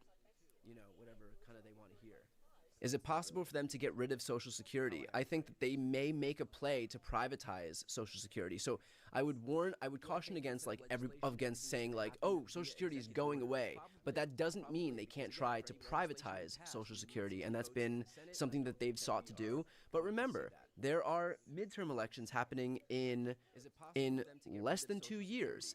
And remember what happened between 2020 and 2022. Dobbs was overturned, Roe was overturned. And in 2022, Democrats won the House by the biggest margin in modern American history. And so they know that if they privatize a program like Social Security, which is one of, if not the most popular programs in the country, likely more popular or as popular as Roe was, then they're going to face voters in midterms. And for them to be able to stand up this program is going to take time, and that time will come dangerously close to when there's another election. So you know, they do it at their own risk is all I could say. I'm not going to say that they won't try because they may, but you know,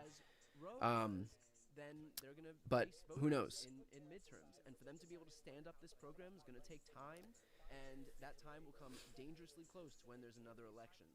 So I'm getting the question. I've heard 2 times now that I've urged Sonia Sotomayor to leave the Supreme Court, but that doesn't make sense because she's not close to 80 like Ruth Bader Ginsburg was when Obama tried to get her to leave. Am I missing something?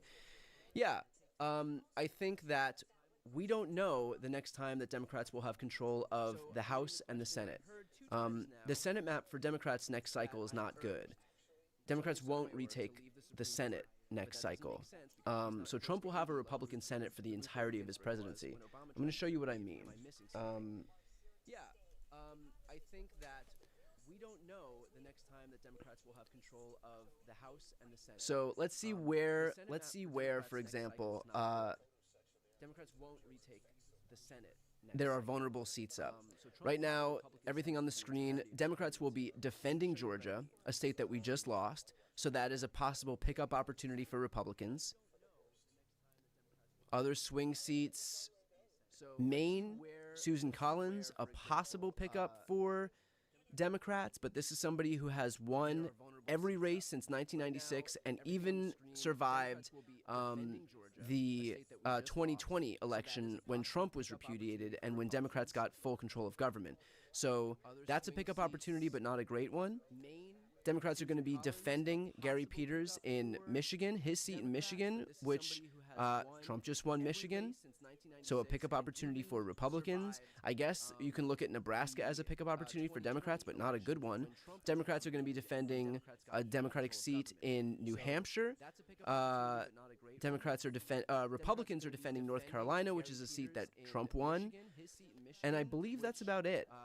So, Texas, but again, this is a seat that Democrats haven't been able to pick up, since the 90s, I believe. So overall, not a great map for Democrats in terms of pickup opportunities here. So we won't be able to get the Senate, or it's highly unlikely, unless some cataclysmic event happens, that we'll be able to get the Senate. So now we're looking, if we want Sonia Sotomayor to be, as she's aging, as she's continuing to age, now we're looking at best case scenario 2028. So that's 4 years from now. Now she's 74 years old. And what if a Republican wins? What if J.D. Vance runs and wins? Then what I'm saying is we don't know the next time that we'll have the opportunity with a president in the White House and with Democratic control of the Senate to be able to replace somebody. And we have control of the White House and the Senate right now. And so that was the argument that I'm making with Sonia Sotomayor. It's not the fact that she's 70 now. It's the fact that where are we going to be when she is 80? And we have just lived an experience where we, kind of deferred to the decision making of Ruth Bader Ginsburg, and she didn't make it out of office. And now, who is that taken by? Amy Coney Barrett is in that seat. And so we know what can happen because we've just lived what can happen. The fact that where are we going to be when she is 80? And we have just lived. With that said, she said that she's not stepping down, and so I think that really kind of just that's pretty much it at that point. So. Who is that taken by? Amy Coney Barrett is in that seat, and so we know what can happen because we've just lived what can happen.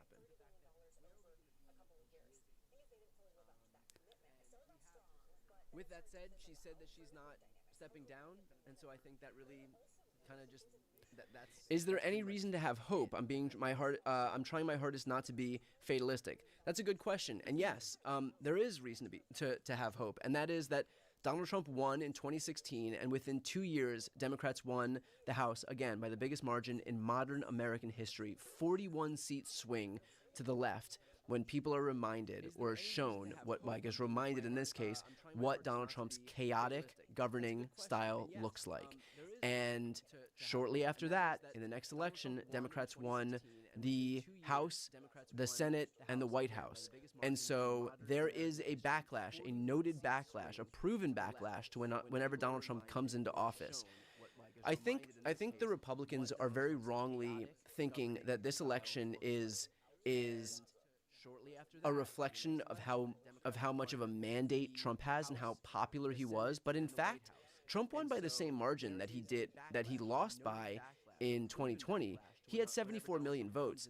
The problem here was on the Democratic side. This wasn't some big mandate for Trump. This was just a failure of Democrats to turn out so many voters because they didn't feel inspired. And their prices were high, and they didn't feel that Democrats were taking these concerns and these pains seriously.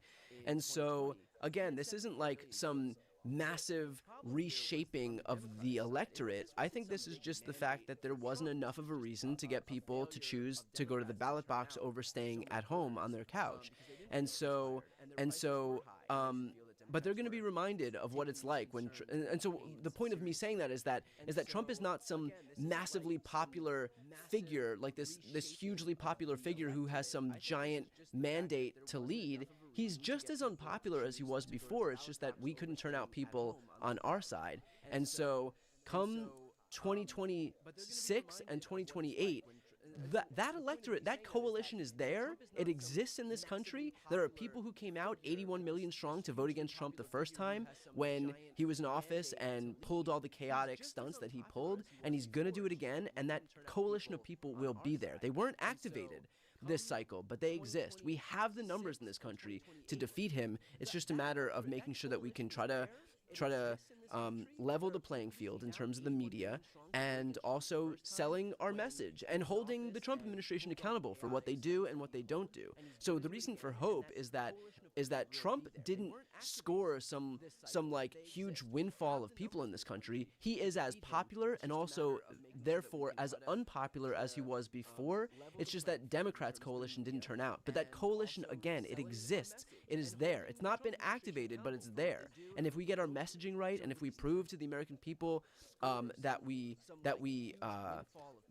going to be the party that focuses on workers and economic populism and all of the things that are popular in this country, then we have the numbers to win. And so that's the reason, that's the principal reason for hope here.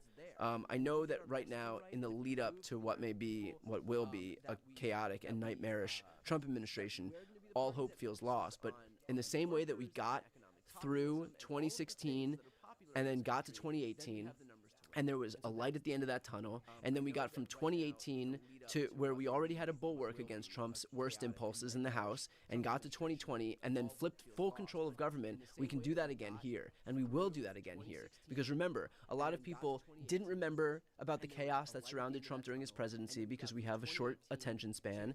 They listened to Fox News' revisionist history about how great Trump's presidency was, as if we weren't burying Americans in mass graves and sending nurses to work in garbage bags, or they were too young and didn't know what it was like when, these are kids that are 18, 19, 20 years old now who were 10 or 12 when Donald Trump was president. But they'll know it now. In the same way that they were luckily able to avoid it when they were kids, they'll be able to see it now when they're 19, 20, 21, 22.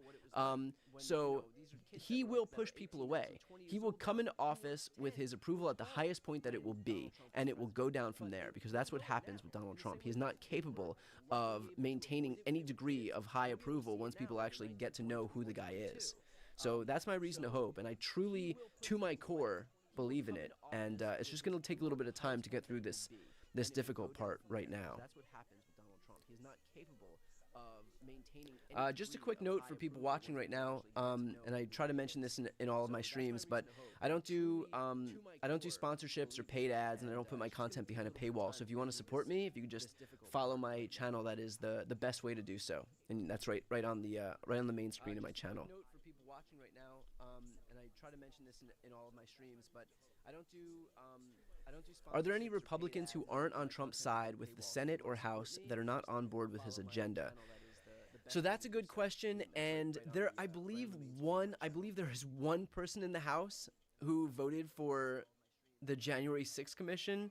I believe, don't quote me on that. In any case, the broader answer to your question is no. There will be no bulwark against the Trump presidency within his conference in the House or within the Republican Senate caucus. So I would not anticipate any type of dissent within the party. I think at this point, it's pretty clear what the Republican Party is and the extent to which it's just decided to hitch its collective wagon onto Trump. The Republican Senate caucus. So I would not anticipate any type of. Do I think my Spanish language outreach helped? Do you think shows like The Bulwark should follow suit? Look, I wouldn't do my Spanish YouTube channel if I didn't think that it was helpful in some way. I do think every bit helps. I'm one guy who is in every piece of content that I produce, and so I can't just sit there all day and pump out 40 pieces of content like a news network does. But I translate everything I do into Spanish, and I have a Spanish YouTube channel that reaches a few million people. And in an election where these things are won and lost on the margins, I think it's important to do. It's hard to say because we lost ground with Latinos. I think I would like to see everybody do what I do with regard to Spanish outreach. I think that my content is a drop in the bucket, but I think that if everybody were to make a concerted effort to do outreach to Spanish speakers in this country, that it would inherit. I mean, it can't hurt. It can only help. And I see so few people doing it that the fact that my channel is one of the only ones on the left to actually translate the content into Spanish, I think is a condemnation of the media environment that we're in right now. And it's no surprise, really, that we're losing Hispanics at the rate that Democrats are. Can Trump amend the Constitution that only allows 2 terms, which would give him another term. No, to be able to amend the Constitution, there's some really heavy-duty rules. I think you need support of 2/3 of the states in this country, you know, it's not going to happen. So I would not worry about any amendment of the Constitution happening. To be able to amend the Constitution, there's some really heavy-duty rules. I think you need support of 2/3 of the states Okay, in this now, country. who do I hope runs for president in 2028? I want someone like Andy Bashir. And I'm seeing another thing in the chat. AOC should run for president. A lot of people like her. It never ends. It never ends. Who do I hope Here's what I'll say. in 2028? We can pretend that we know what the political environment is going to look like 4 years from now. We can pretend we know what the political environment is going to look like 6 months from now. Let me remind you that if I told any of you in December of 2019 Here's what I'll say. that we would be We can pretend within that 3 months know what the political environment is going to look like. trying to find toilet paper We can pretend we in know grocery stores and washing bananas when they came into the house and wearing masks, surgical masks, everywhere we went, I don't think anybody would have believed me. And if I had told you in June of 2020 that within 3 months we would be rooting for some guy named Tim Walz to be the next vice president of the United States and that we're supposed to know who that is, I also don't think you would have believed me. So there is no way to even come close to being able to accurately predict what the political environment is going to look like 6 months from now, much less 4 years from now. But to humor your question, and because I want to give you a straight answer, if I had to guess, I would say 2 things. I would say I don't know that the Democrats would be willing to. I think that there's probably going to be a reversion to some guy, like a man, a male, to run for president, because I think that they will probably get spooked over the fact that Hillary Clinton lost and Kamala Harris lost. Which is not to say that Gretchen Whitmer wouldn't make a run or that AOC wouldn't make a run, but this is just my gut reaction, gut instinct here. And if I had to pick, I mean, just judging from the people we have in front of us, the obvious names that pop out are Gavin Newsom, Pete Buttigieg, Josh Shapiro, and I think maybe Wes Moore from Maryland. In terms of the bench, that's probably what I would presume. But look, 4 years before Obama came onto the scene, I don't think anybody knew who Obama was. So we may not know who the next presidential nominee for our party is. That's the reality of it. We may have somebody completely new who's not even on the scene whatsoever. And that might not be a bad thing either. So we'll see what happens on that front. That's the reality of it. We may have somebody completely new who's not even on the scene whatsoever, and that might not be a bad thing either. Watch it be Mark Cuban. Something tells me if you want to drive home the economically populist message, it's probably not going to be a billionaire. I don't think, that that's what we're going to see, but stranger things have happened. Something tells me if you want to drive home the economically populist message, it's probably not going to be a billionaire. I don't think, that that's what we're going to see, but stranger things have happened.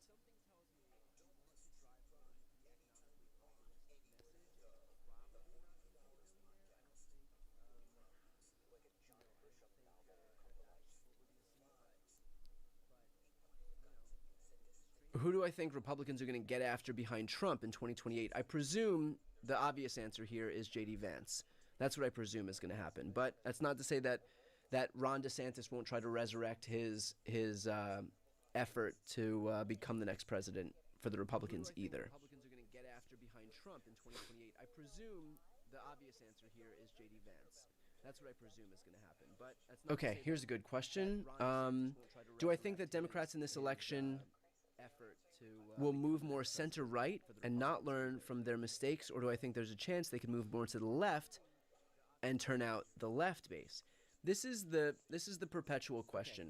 This is the never-ending question here as far as what the Democratic Party does, and it's only a question that we have to contend with because the Republican tent is so narrow and so homogenous that they don't ever have to worry about. I mean, at this point, the Trump team has won, and the Never-Trumpers are out of the coalition, and it doesn't matter. So they don't have to worry about, like, oh, are we going to actually be fiscally conservative, or are we going to back the guy who added $7.8 trillion to the debt? Are we going to be family values, or are we going to back the guy who has 34 felony counts related to an affair he had while his wife was at home with their infant son? So it doesn't really matter, like, for the Republicans, because they have no scruples, and they will just back a guy even though all of his positions undermine all of that party's longtime stated positions. But the Democrats have a broad tent, and so do I think that they're going to move more center-right and not learn from their mistakes, or do you think there's a chance they can move left and try to turn out the base?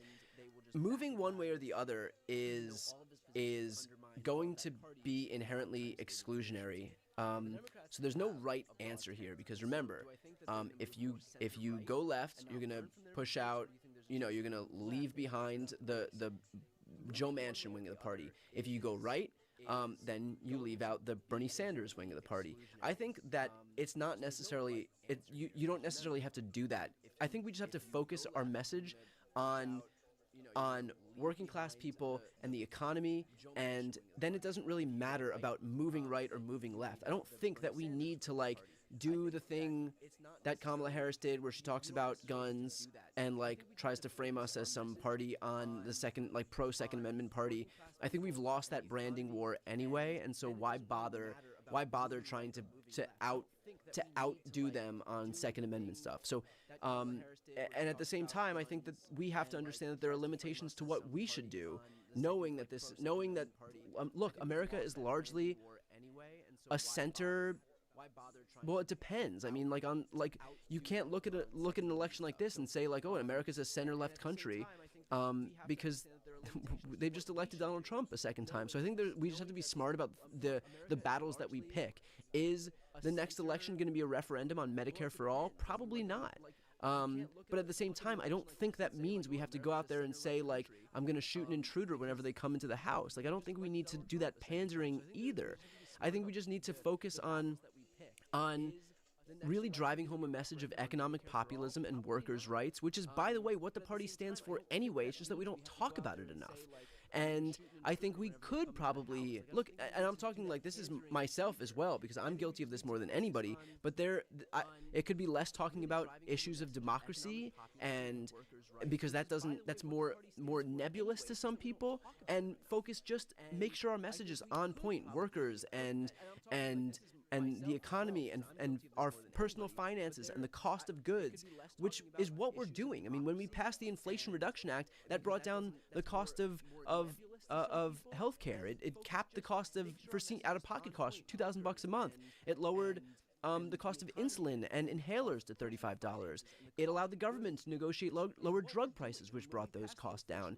We eliminated junk fees at banks. We made it so that airlines have to do automatic refunds for canceled flights. All of those are pro-middle class, pro-workers, pro-economy stuff, and we should be highlighting that stuff over and over and over. And that is what we're doing now. So it doesn't mean we have to, like, change the direction of the party. Maybe it just means we change the messaging of the party so that it's more in line with what the country more broadly wants to hear.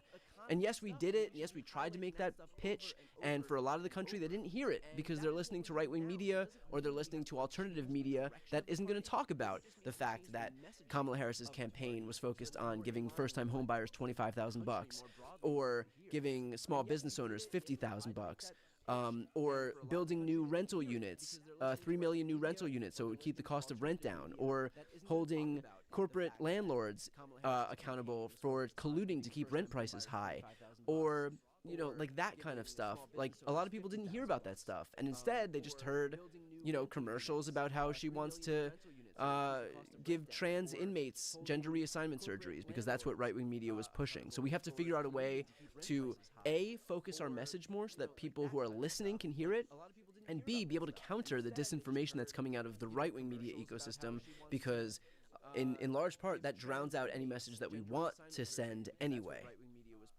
have to figure out a way to A, focus our message more so that people who are listening can hear it, and B, be able to counter the disinformation that's coming out of the right-wing media ecosystem, because there's a ton of suggestions that people are throwing at the Democrats that they're already doing, which is right. This tells me that they have a problem breaking through. Do I agree, and how does that happen? Yes, I think that is largely what it is. I mean, I just named a bunch of things that Kamala Harris announced that Donald Trump couldn't rival. I mean, the only policy platform he was ever asked about was a child care proposal that one time he went on a 2-minute rant where he didn't make any sense and didn't say, and it was just a collection of incomprehensible words, like errant synapses firing in his brain and words falling out of his face. And meanwhile, like I said, Kamala had housing policy plans, economic policy plans, small business plans, marijuana legalization plans. Like there were policy plans. It's just a matter of people not actually having the opportunity to hear them. And so how do we make sure that it breaks through? We have to be able to contend with the right-wing media ecosystem. Remember, this thing spreads from like Fox and Friends at 5 o'clock in the morning to you have got podcasts, Steve Bannon, Tucker Carlson, Daily Wire, Candace Owens, Megyn Kelly. You've got Rumble, you've got YouTube, which they dominate on. You've got Facebook, which they dominate on. You've got TikTok, which they've dominated on. You've got AM radio. So conservatives completely dominate on media, and so this next couple of years is going to be about building up progressive media, which seems like a good spot for me to shamelessly plug this channel that you're watching on right now. If you're not yet following or subscribing, please do so. But that's what Democrats need to do over these next 2 years. It has got to be a concerted effort to build up a left-wing media ecosystem that can rival what we have on the right, which doesn't mean lie, do what Republicans do and lie shamelessly, or pretend that, you know, a campaign that doesn't say anything about trans rights is focused on gender reassignment surgeries in prison, but just in terms of being able to get the message out. When I turn on my YouTube Shorts, for example, I'm immediately fed like Theo Von and Joe Rogan, because they see that I'm a mid-30-year-old guy, and that's the kind of content most of my demographic watches. But it shouldn't be like that, and that's because there's nothing to there's nothing on the other side. There's nothing to confront that stuff. So that's what you're automatically served, and so we need to figure out ways to continue bolstering the left-wing media ecosystem, whether it's not even politics directly, but even political adjacent content that can serve as a gateway to progressive ideology. I think that's going to be important, and that's what I'm going to be focused on doing for the next couple of years here. Not even politics directly, but even political adjacent content that can serve as a gateway to progressive ideology. I think that's going to be important, and that's what I'm going to be focused on doing for the next couple of years here. I hear that people that voted are saying their votes were not counted. Is there evidence votes have been lost and not counted? I'm going to ask folks. I've heard this too, and I know that it's obviously a big thing on TikTok. So I'm going to find out more before I answer that question, because I want it to be accurate. But I hear you, and I know that it's a thing, and I'm going to wait to find out more before I can answer that question in particular.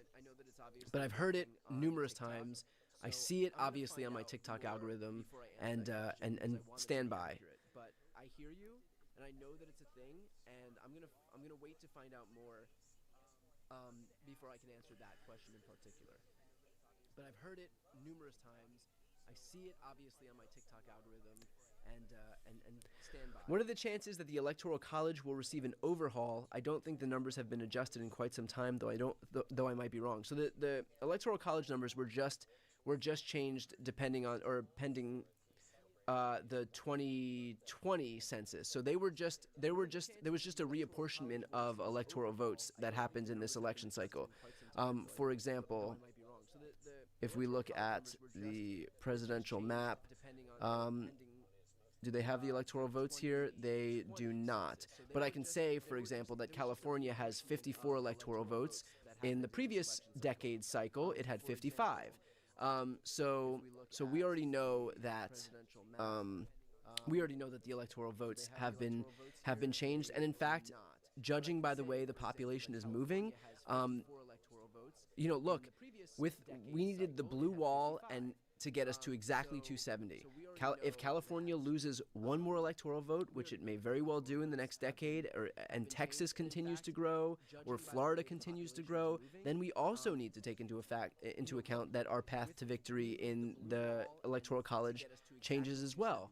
So one hopeful prospect for overhaul, and this election might give lend some credence to that, is that if you look at the popular vote, 71.9 million versus 75 million, that might give Republicans a permission structure to say, let's adopt the National Popular Vote Interstate Compact, where it's just whoever wins the most votes wins the presidency. And that would be great. Even though Trump won using the national popular vote, it's more democratic. And I think we can activate a lot more voters who know that their votes don't even count if you vote from California, for example. Where it's just whoever wins the most votes wins the presidency. And that would be great. Even though Trump won. Would the spread have been better for Trump with the 2010 census? I believe it would have been worse, because California had more electoral votes there. There's been a lot of movement into the Sun Belt states. So I think that it would actually have been worse. Would the spread have been better for Trump with the 2010 census? I believe it would have been worse, because California had more electoral votes there. There's been a lot of movement into the Sun Belt states. So I think that it would actually have been worse.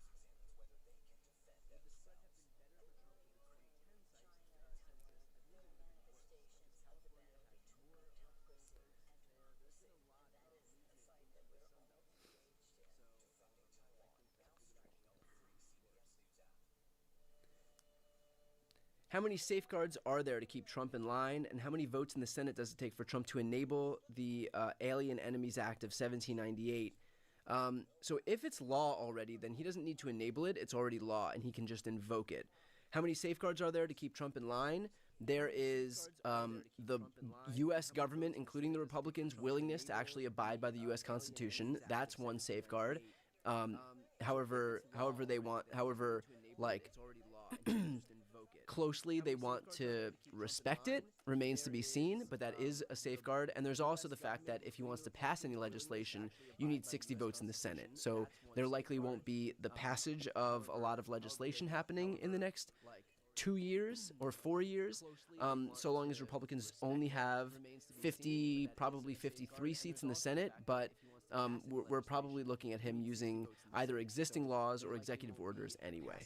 Of a lot of legislation happening in the next 2 years or 4 years, so long as Republicans only have probably 53 seats in the Senate. But we're probably looking at him using either. Is there a chance, however small it may be, that a true third, or dare I say fourth party emerges, whether that be to the left or the right?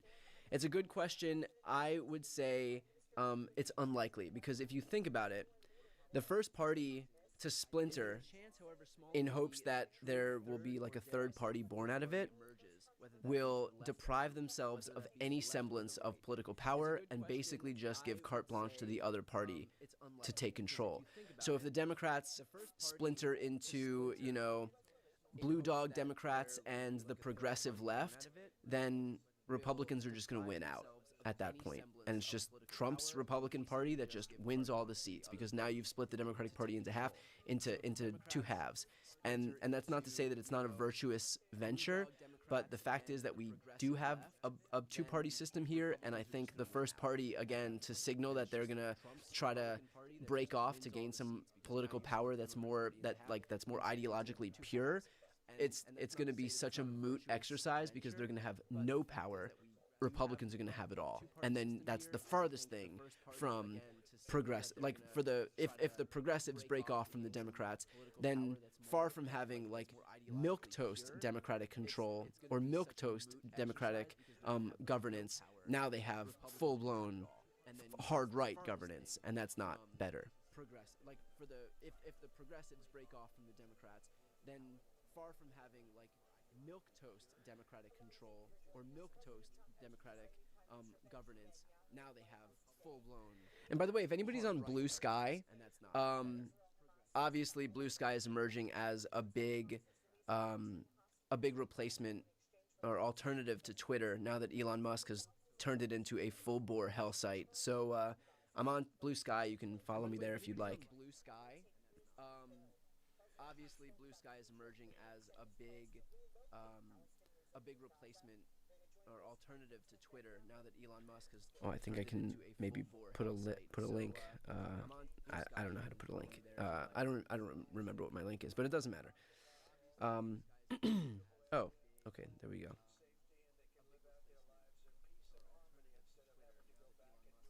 Let me pin this right here in the chat. I don't know how to put a link. I don't remember what my link is, but it doesn't matter. Do I think more pro-democracy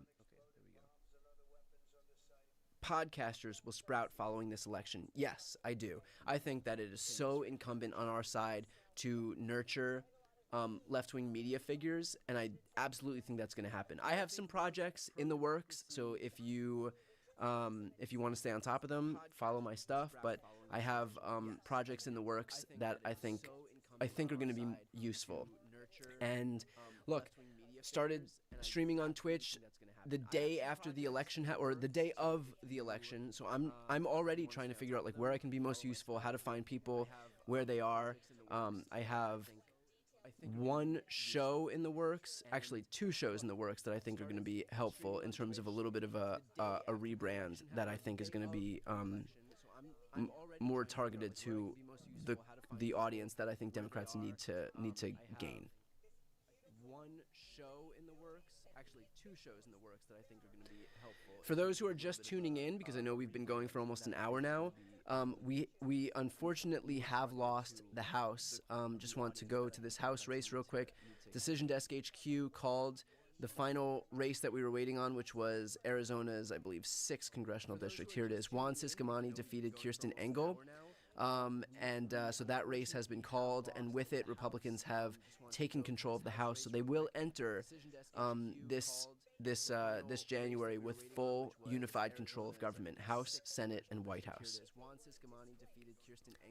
For those asking if I'm going to stay on YouTube, yes, absolutely, of course. With it, Republicans have taken control of the House, so they will enter. In terms of, I'm also being asked about Gallego and Lake. I don't know if they've called it, but I would not. Yep, they have called it. Ruben Gallego has defeated Carrie Lake. Yes. If I'm going to stay on YouTube, yes, absolutely, of course. In terms of, I'm also being asked about Gallego and Lake. I don't know if they've called it, but I would not. Yep, they have called it. Ruben Gallego has defeated Carrie Lake. Yes.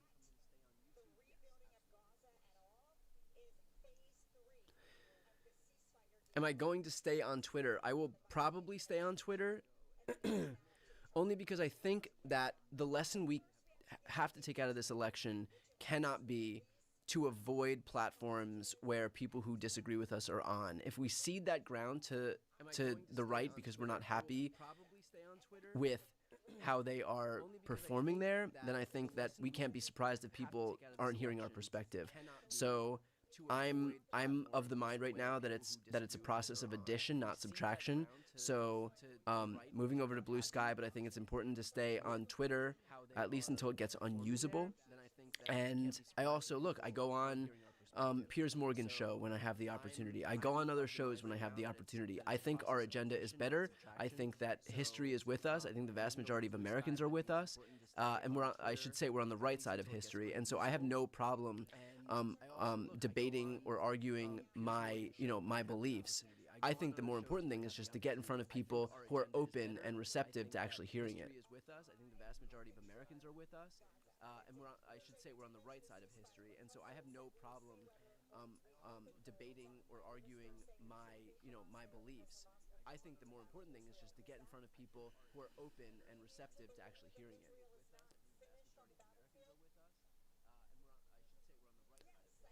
What are my thoughts on Michelle Obama running in 2028? I read somewhere that Joe Rogan said she would win in a landslide. I don't know. If I had to guess, I would say that she would not do it. I think that Michelle Obama has been pretty outspoken in terms of her disdain for politics, and so I wouldn't put money on it. But again, as I said earlier in this broadcast, anything can happen, and I think the only thing that would be I think it would be unsurprising for us to be surprised, if I could say it that way. I wouldn't put money on it, but But- again, as I said earlier in this Come here. broadcast, I have a dog here that might want to join. The only thing that would be, I think it would be unsurprising for us to be surprised. We have, if I could say it that way. we do have my child here. I have a dog here that might want to join. Okay. Guest host today only. Here we go. We do have my child here. Okay. Given that Bob Casey lost in Pennsylvania, I think Josh Shapiro should run for Senate in 2030. Look, Josh Shapiro, we have a bench of people who I think are going to be relevant in the coming years, and so it'll be the Josh Shapiros of the world. It will be Gretchen Whitmer. It will be Pete Buttigieg. Like, we do have a young bench, and Wes Moore, and I think we're going to be seeing a lot more of those people coming, in the coming weeks here. In the coming years here. The Josh Shapiros of the world. It will be Gretchen Whitmer. It will be Pete Buttigieg. Like, we do have a young bench, and Wes Moore, and I think we're going to be seeing a lot more of those people coming, in the coming weeks here. In the coming years here. The dog's name, by the way, is Aston. Aston. A-S-T-O-N.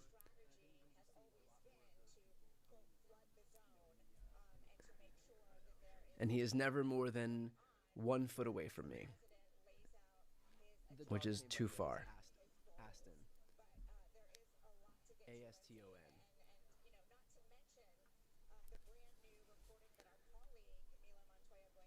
And he is never more than 1 foot away from me. So for people looking at this map and wondering why Oregon is gray, this is the Senate result. So Oregon didn't have a Senate election in this cycle.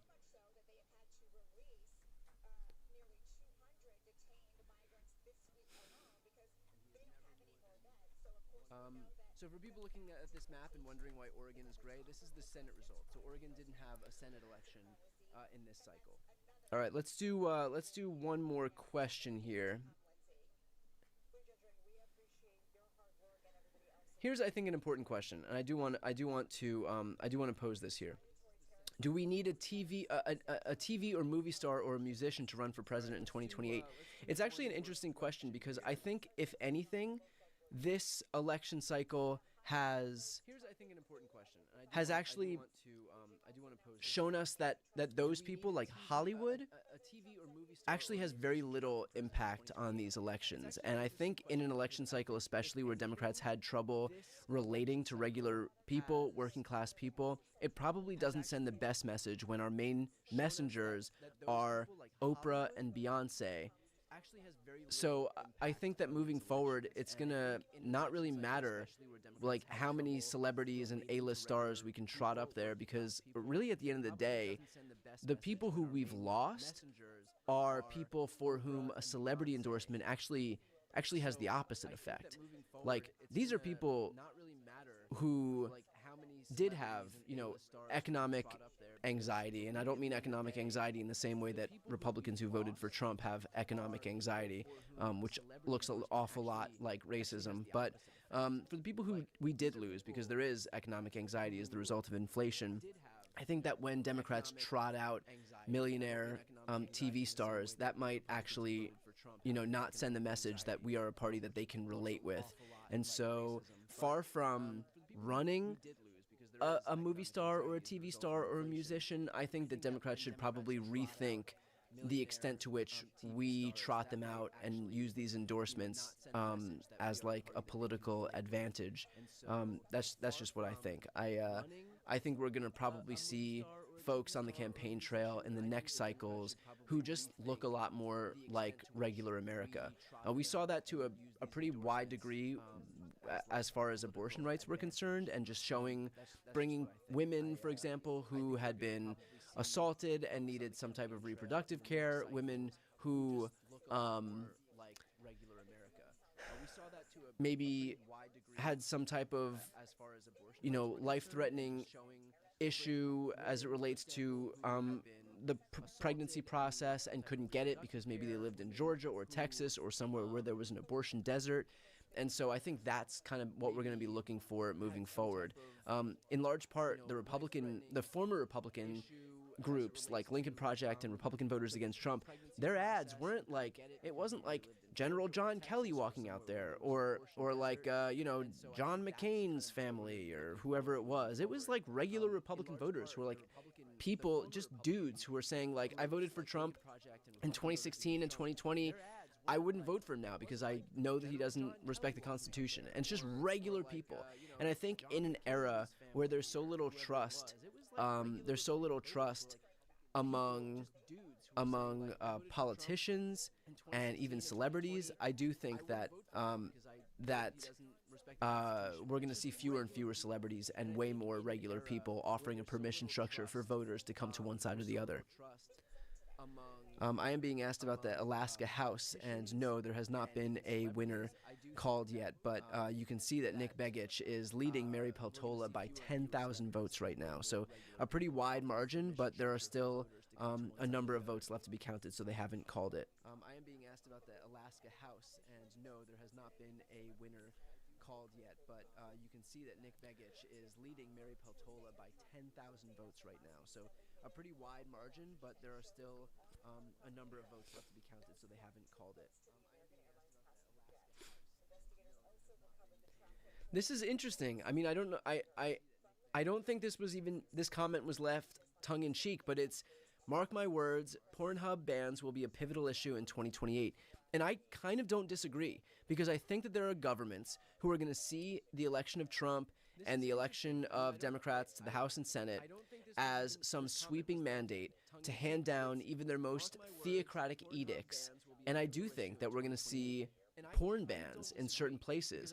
And I think there's going to be a revolt against that, because this is big government overreach, which is the very thing that the Republican Party used to be predicated on.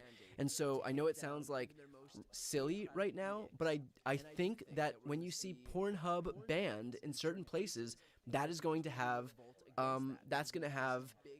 like a reciprocal impact and against the Republicans. And so it's a good call to keep an eye on something like that, which again might sound weird, but like, it's one of the most visited websites in the world. Let's not pretend that like there's some massive countrywide abstention from visiting that website. So it could be. It could be a main issue. I'm also getting the question, did the independent who I interviewed just before the election win in Nebraska? He unfortunately did not, but he came pretty damn close, and that is Dan Osborne in Nebraska. And that was just a few points away. So 7 points away in a deep red Republican state for an independent who had a campaign that was sponsored by neither major political party to come within 70,000 votes of being the next U.S. senator. So that was a bit of a shame. 7 points away in a deep red Republican state for an independent who had a campaign that was sponsored by neither major political party to come with. Okay, so here's a really interesting comment that I just got. In a way, it could be a good thing that the Republicans won the House. There's not going to be the Dems in the House won't let us let us do it excuses. All failures will be theirs solely. So that's certainly the silver lining of this. Look, Trump is not going to be able to nominate the most competent people in the world, because he is just the most competent people are not the people who surround him, and Republicans will fail a lot, and the things that they're going to try to do are largely illegal, and so it is some small silver lining that they won't be able to say, oh well, we would have done it if only those pesky Democrats in the House hadn't stood in our way. Now they own it. Now they have carte blanche. They can move forward. There's nobody else to blame. And so when we have one of the strongest economies in the entire world right now. We have the lowest unemployment rate in half a century. We have the highest stock market in history. We have the most jobs ever added. When Donald Trump is inevitably not going to be able to add jobs at the same clip, or keep the unemployment rate down, or if he imposes his tariffs, costs are going to go up. He's not going to have anybody to blame, and so that is some small silver lining to be able to say, like, this isn't on us. This is on you. You decided that you wanted to do this. There's nobody else to blame when costs go up or when gas prices go up or whatever it is. And so that is some silver lining there. And so that is some small silver lining to be able to say, like, this isn't on us. This is on you. You decided that you wanted to do this. There's nobody else to blame when costs go up or when gas prices go up or whatever it is. And so that is some silver lining there. And I'm getting the comment, Democrats don't need a celebrity. They just need not a corporate Democrat. They need a true populist, but good luck. I agree with that. Democrats, I think that we have seen our last election cycle where Democrats decide to trot out, a pro-billionaire agenda. I think our agenda moving forward is going to be very focused on economic populism and workers' rights, if I had to guess. And it doesn't matter if I have to guess, because I have the opportunity on... Sorry, I have to sneeze. I have the opportunity on my platforms to do that, so I don't need to take my cues from the Democratic Party. And if I think that we need somebody who is an economic populist, or a true populist, workers' rights, somebody who focuses on getting costs down, then that's going to be what I advocate for. And that's the beauty of independent progressive media, is that I'm not waiting to get talking points handed down from like the networks or donors, or I don't take a single dollar of donor money. I never have, and I never will. I just do what I think is right, and I think what's right moving forward is going to be a populist platform where we do a lot of the things that we already are seeking to do: lower costs, lower healthcare costs, make sure women's reproductive rights are codified into law, raise the minimum wage, make sure there's common sense gun safety reforms. I would love to see healthcare for everybody. I would love to see Medicare for all. Do I think it's going to be an issue in the next campaign? Probably not. And so, like I said before, you have to pick your battles. But regardless, I think a true populist platform is what I would like to see, and I'll use whatever voice I have to advocate for that. Because that's, by the way, what Donald Trump did this election cycle. Is he going to govern that way? Absolutely not. This guy is a billionaire looking out for billionaires. But that doesn't mean that his messaging wasn't populist, because it absolutely was. The same way it was populist, by the way, in 2016. And yet, what did he do with that populist messaging? He turned it into a presidency where he didn't deliver a middle-class tax cut. He didn't pass an infrastructure law. He didn't get a healthcare plan that was more comprehensive and less expensive. He didn't do any of that. He passed a tax cut for millionaires and billionaires. That's it. The sole legislative accomplishment of the Trump presidency from 2017 to 2021 was a tax cut for the richest Americans. 83% of the benefits were conferred to the richest Americans in this country. So this notion that he's going to govern as some populist, we've been here before. We've read this book before. We have seen this movie before. It ain't going to happen. But he was really effective at manipulating his base to believe it. And so here we are, because we live in the media environment that we live in. People are going to believe what Republicans tell them because they hear it over and over and over. And when something is repeated enough, eventually it starts to stick, which, by the way, is why Republicans repeat, build the wall, make America great again, lock her up over and over so it gets seared into your cerebral cortexes. But Democrats have a lot to learn from, and we could do it virtuously, but a lot to learn from the media habits of Republicans. Build the wall, make America great again, lock her up over and over so it gets seared into your cerebral cortexes. But Democrats have a lot to learn from, and we could do it virtuously, but a lot to learn from the media habits of Republicans. Okay, I know I said that my last question was my last question, but let's see. Let's do one more here.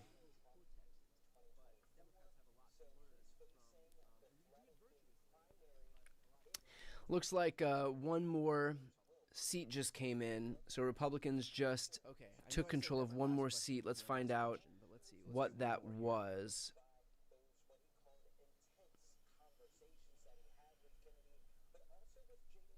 Looks like one more seat just came in. Let's Republicans see. Just took control of one more seat. Let's find out what that Wow. was. I have some news here. Donald Trump is expected to name Marco Rubio as his Secretary of State. How about that? That actually puts Florida's Senate seat I have some news up here. for grabs in 2026. Donald Trump is expected to name 2026, that map will already have Ohio. Let's go to the Senate How map. about that? That There will already be a special election in Ohio, which, look, is not a, well, for grabs in 2026. Sherrod Brown could run again in Ohio in 2 years. And this is somebody who, despite the fact that Donald Trump won Ohio by over 10 points, if I'm not mistaken, Election in Ohio, which so is not a, about 11 points, a little over 11 points, Sherrod Brown only lost by 3.8 points, I believe. So Sherrod Brown could run again in 2026, and we could pick off an Ohio Senate seat. And now, 2026 could mean that we could pick off Florida. Although Florida, that is a big margin to close. 13 points in Florida. But in any case, that is some big news that Marco Rubio will be Secretary of State. That is a big margin to close. 13 points in Florida. But in any case, that is some big news that Marco Rubio will be Secretary of State. I've noticed some people are saying that states are shifting to the right. Illinois, New York, New Jersey. Is that is it that or a lack of Democratic turnout? I think it's just I don't think we have to worry about all of a sudden some shift to the right. I think this was an anomaly. It was a response to global inflation, where prices went up everywhere in the whole world, and incumbents were punished as the result of it. I think it was a failure of Democrats to have enough time to stand up a campaign that actually resonated with people. Kamala Harris had 100 days. I think what she did in those 100 days was as much as we could have possibly asked for. But the fact is that a lot of people didn't know who she was, and the people who did know who she was heard a lot of the stuff about her from right-wing media. So, it was just a bad political environment for Democrats. And I've said this before, and I truly believe that even in the best circumstances, with the best candidate that we could have possibly conjured up, I think we would have lost this election, in retrospect. It was just a bad And let me explain this, because I feel like, in case you haven't seen my videos, I do want to explain the economic situation around the world. COVID happens. A lot of the governments infuse money into the populations so that people have something to live on while businesses are shut down, while the economy is shut down. That infusion of cash leads to higher prices. In some instances, it was true inflation. In other instances, it was corporate greed under the pretext of inflation. But either way, prices go up everywhere. For the first time since 1905, so well over 120 years, we are looking at every single governing party either losing seats or getting ousted. There is not a single incumbent party in the world who gained seats. Every single one on planet Earth either lost their spot or lost seats overall in their governing majority. So the U.S. was not spared from that phenomenon. We lost seats here too. The fact is that the majority of Americans do not pay attention to politics, but they do see prices go up in the grocery store, and all they're thinking to themselves is, I cannot afford this. This is too expensive. It's more expensive than it used to be. My wages aren't keeping up with this. I'm going to punish the people in charge. Who are the people in charge? It's the Democrats. As simple as that. It is as simple as that. And again, happened across the entire planet.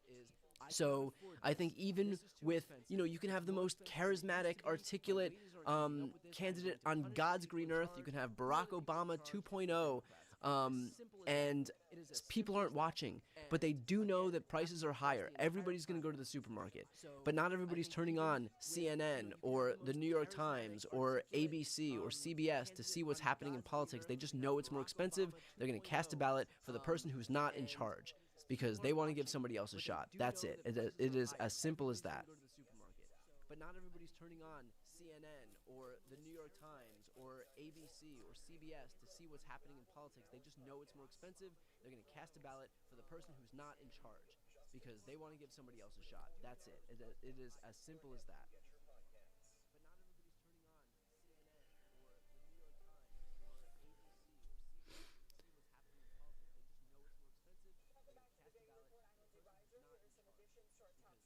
How quickly do I think the backlash will build against the GOP once they trash the economy? That's the thing. As I said before, I don't think this is some sweeping mandate for Republicans. It doesn't mean that the country has just garnered all these brand new Republican voters. Trump got the same number of votes that he did in 2020. This was a matter of people, again, being too hurt economically to be able to vote for the Democratic Party, which was in power. And I do think that it's not like Trump has some huge mandate or is all of a sudden popular. I just think that people voted because they were hurting from the Democrats and Kamala Harris, and they don't have some allegiance, some like undying allegiance to Donald Trump. And once there is backlash, once there is a cratering of the economy or his tariffs turn things south, I don't think that people are going to feel like they have some allegiance to him. I think they're going to turn on him. This election isn't the result of some wave of support for Trump. It's not that he was affirmatively voted in because people love him. It's that Democrats failed to turn out their base because people were hurting too much to vote for Democrats. And so again, like this isn't some indication that Trump is like some godlike figure in American politics and has some huge mandate. He doesn't. And again, I do think that people are going to turn on him if things go south. And so again, like this isn't some indication. So okay, we will godlike figure in American politics and leave it there. And again, I appreciate everybody tuning in. If you are, again, not yet subscribed or don't follow my page, if you're watching on YouTube, if you haven't yet subscribed, on Twitch, if you haven't yet followed, that is the best way to support my work. I don't do sponsorships or paid ads, and I won't ever do sponsorships or paid ads. But that is just following along so that you can catch my live streams is the best way to support me. And if you're not on Twitch, if you're not on YouTube and you want to follow my stuff there, that's a great way to do it as well. So I appreciate everybody tuning in. But that is just following along so that you can catch my live streams is the best way to support me. And if you're not on Twitch, if you're not on YouTube and you want to follow my stuff there, and let's do one thing. Appreciate everybody tuning in.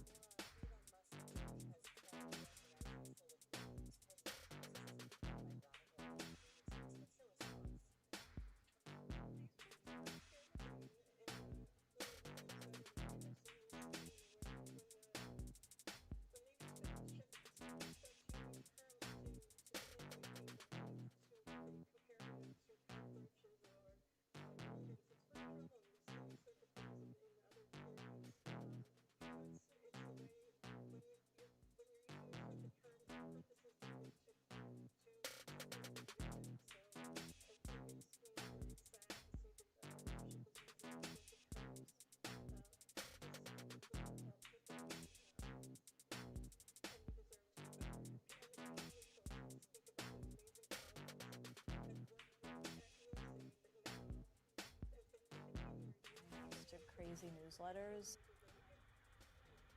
Hey everybody, thank you for joining. We have some major moves happening right now within all of these election results that are coming in. So just give me a quick thumbs up. Let me know that you can hear everything okay, that you can see everything okay, and we will get started. Hey everybody, thank you for joining. Obviously this is not my usual setup, so excuse the technical everything here. Okay, it looks like everything sounds good, looks good. All right, so here's what we're dealing with right now.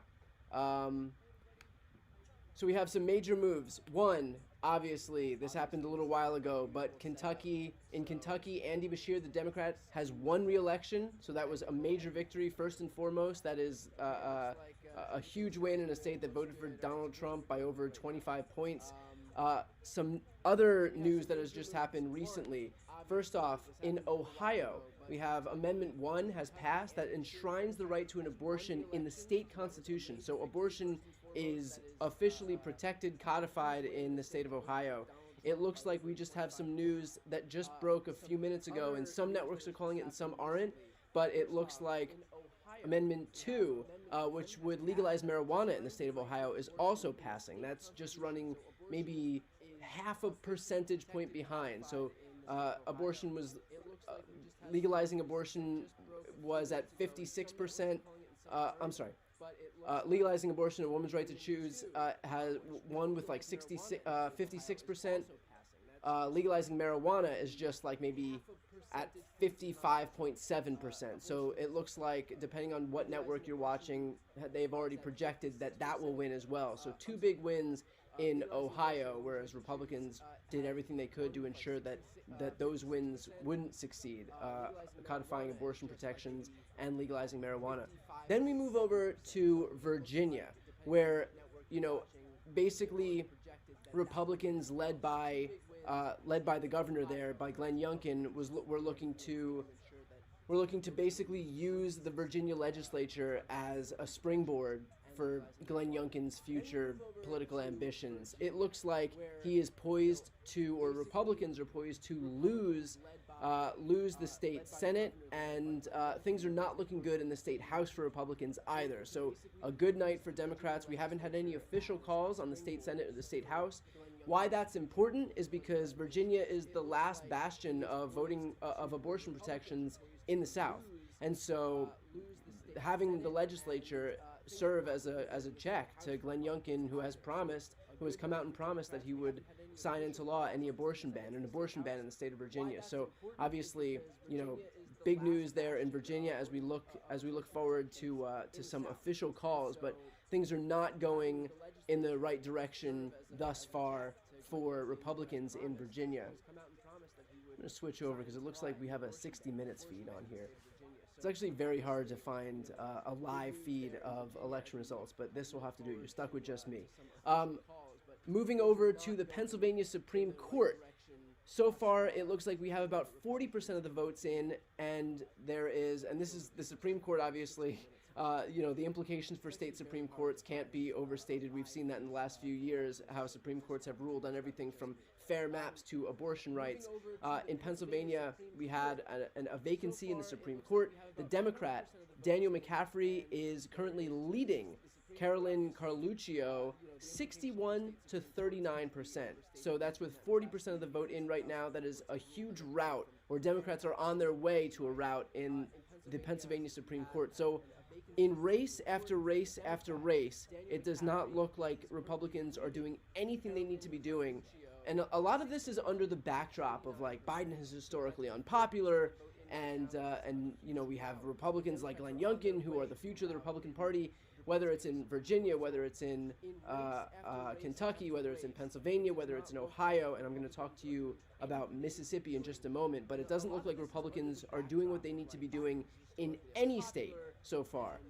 With that said, moving over to Mississippi, we don't have any calls for Mississippi right now. It looks like, just based on everything I've read, that Brandon Presley, who's the Democrat running against Tate Reeves, Brandon Presley is running about 1 point better than the Democrat won in the last election cycle against Tate Reeves.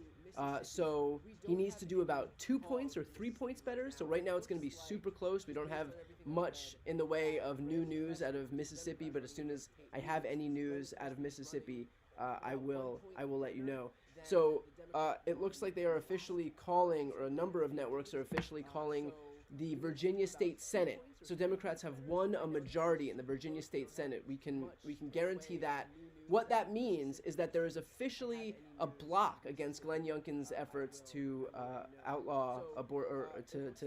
to ban abortion in the state of Virginia. Now that Democrats officially control one chamber, there will officially be some block against Glenn Youngkin's efforts to ban abortion. So that is unequivocally good news in the state of Virginia, which is a bellwether for the rest of the country as we head into 2024. A lot of these off-year elections are often serve as a bellwether for elections that we see in the general in the following year. So we have good news out of Virginia, we have great news out of Kentucky, we have great news out of Ohio. Right now we're waiting to see if Democrats can flip the state house in Virginia. We're also waiting to see if Democrats can flip the governor's mansion in Mississippi. So stick around. As soon as I have any news, I will let you know as soon as we have anything there. According to Dave Wasserman, this is some news on Mississippi governor's race. Patterns so far suggest that Reeves, that's the Republican, is favorite to finish ahead, but with a withdrawn candidate taking 1.5%, could Presley hold him under 50%, and that would force a runoff, and the runoff is on November 28th, so that would be 3 weeks from today. So basically, anybody to exceed that 50% threshold would automatically become governor today. If not, then it goes to a runoff.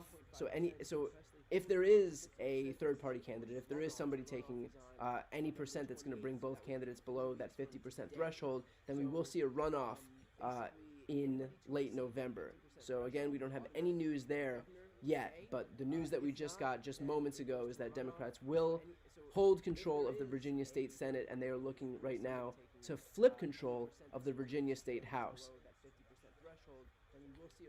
As always, if you have questions, you can throw them into the chat, and I'll make sure to answer them. If you want to participate in the chat, you have to subscribe to the channel. It doesn't cost you anything. It's just a great way to support what I do, to support this live stream.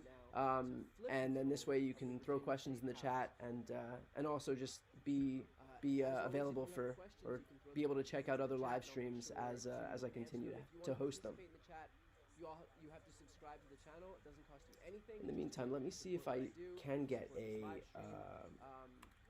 a good stream that might give us some election results in the meantime. So just stick with me.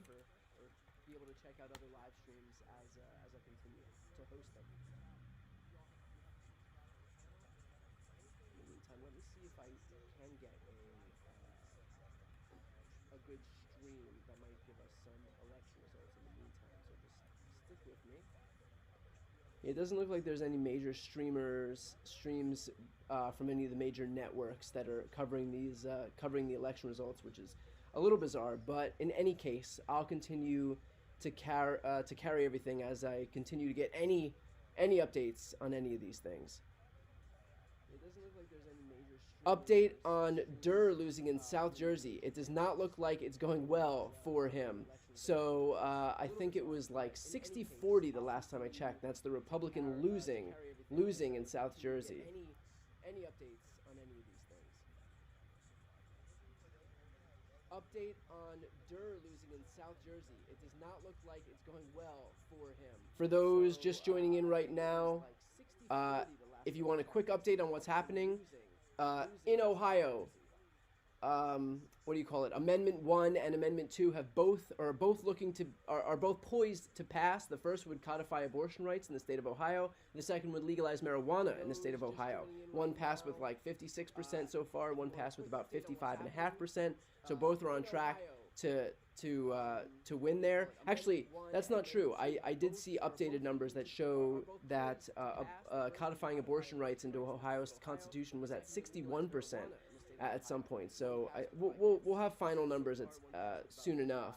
But I think what's ironic about that is if you remember back in August, there was an election that sought to raise the threshold for any constitutional amendments to 60%. And so we may very well see, even if they, and of course that failed, and the whole point of that whole effort was to make it more difficult for the subsequent ballot, which is right now what we're seeing for abortion for codifying abortion rights to be able to pass. So Republicans knew this was coming up, and so they stuck a little election in there and said, okay, but if you want any changes to the state constitution, you have to reach that 60% threshold instead of a simple majority threshold, which is 50% plus one vote. We may very well see a situation this evening where codifying abortion rights into the state constitution gets 61% regardless. And so obviously that was voted down initially. The people of Ohio didn't want to raise the threshold for constitutional amendments to 60%, but they may very well exceed 60% anyway, which is the ultimate irony of all of this. Even Republicans' efforts to pull some anti-democratic stunts at the last minute might have backfired, even if they had been successful at that. Andy Beshear, of course, is the Remains governor, and he has defeated Daniel Cameron in Kentucky. Pull some anti-democratic stunts at the last minute might have backfired, even if they had been successful at that. And I do want to talk for a moment about, oh, and by the way, Democrats, in a safe blue district, Democrats did elect a representative from the state of Rhode Island. That brings Democrats to full control of their caucus, which is 213 members in the House of Representatives. So there were 212. I believe there was a death in the Rhode Island congressional delegation. So Rhode Island has they elected their first black representative. So that's a major barrier being broken tonight in Rhode Island.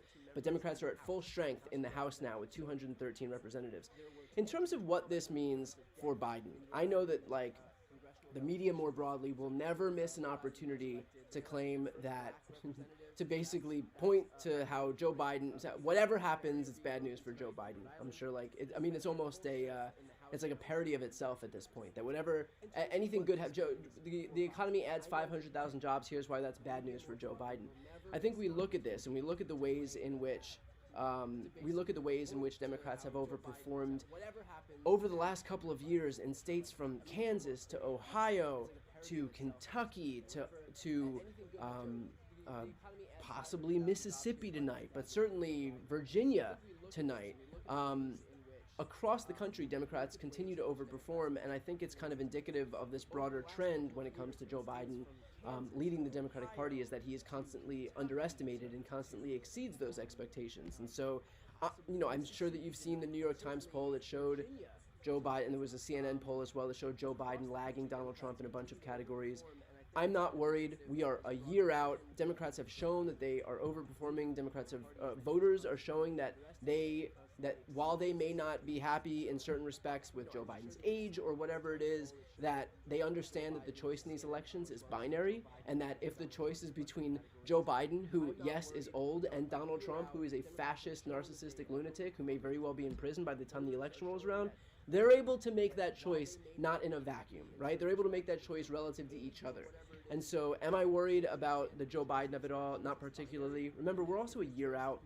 A lot can change in a year. The people who are paying attention right now are the people who are hyper-focused on politics. The vast majority of this country is not paying attention right now. So when I see polls like this, I know that it's perfect fodder for the media to hyperventilate, because that's what they love to do. And anytime there's an opportunity to point to some drama within the Democratic Party, they will fall over themselves to do it. But am I worried? No. I mean, we have a year to prepare. We have election after election after election that shows that Democratic voters are willing to come out, that they understand the stakes, that they understand the situation we're in right now, that they understand the Republican Party is an anti-democratic faction who will stop at nothing to strip their rights away. And they understand, like I said before, that these elections are binary. So whereas it's easy on a piece of paper for somebody to say, hey, is Joe Biden your ideal candidate, and then to say no, when it becomes a choice between Joe Biden and Donald Trump, who, again, his last major act in office was to incite an insurrection against their own government, I think people suddenly are able to recognize that, okay, this isn't just a decision I'm making in a vacuum, it's a decision I'm making where you pit Joe Biden against Donald Trump, which at the end of the day is exactly what it's going to be. So am I worried? No. Do I think you should be worried? No. We have a year, but elections like this one and election nights like this one really do give us something to be hopeful about, and kind of, for the umpteenth time, give us the permission structure to not have to hyperventilate about every single poll that comes out. So, am I worried? No. Do I think you should be worried? No. We have a year, but elections like this one and election nights like this one really do give us something to be hopeful about, and kind of, for the umpteenth time, And thank you, by the way, to those in the chat who are contributing. I very much appreciate it. And again, for anybody watching right now, if you're just joining, if you're not yet subscribed, please subscribe to this channel. It's the best way to support these live streams, best way to support this channel and what I do. It'll also allow you to participate in the chat. So if you have questions, throw them in the chat and I'll do my best to answer them. By the way, to those in the chat who are contributing, I very much appreciate it. And again, for anybody watching right now. By the way, while you're throwing your questions in the chat, just a quick rundown of what we're looking at right now. Kentucky has re-elected their Democratic governor, Andy Beshear, and that's a state that Donald Trump won by almost 30 points or more than 30 points. I don't have the exact numbers right now. We are looking at two victories on the Democratic side for referendums referendums in Ohio, and that's the first one, which would codify abortion rights into the state constitution, and the second one would legalize marijuana. So the two big wins in Ohio, a state that is decidedly not a liberal bastion. Another win is that Democrats were able to hold the Virginia State Senate, and they are looking to flip the Virginia State House right now. Why is that significant? Because it serves as a block against Governor Glenn Youngkin's efforts to ban abortion, which he's come out and said he would do. So because Democrats now hold the Virginia State Senate, at least, there is no way that he would be able to pass his abortion ban into law in that state. People are asking, a number of people are asking about Pennsylvania and Mississippi. So right now in Pennsylvania, I believe we have 40% of the vote, but I'm going to see if we can get any more updated numbers on Pennsylvania. But last I checked, it looked as if in Pennsylvania, there's a state Supreme Court vacancy. So the Democrat was leading about 61 to 39 with about 40% of the vote in. So good news for Democrats. They are on their way to a rout right now if things hold in Pennsylvania. In Pennsylvania, there's a state Supreme Court vacancy.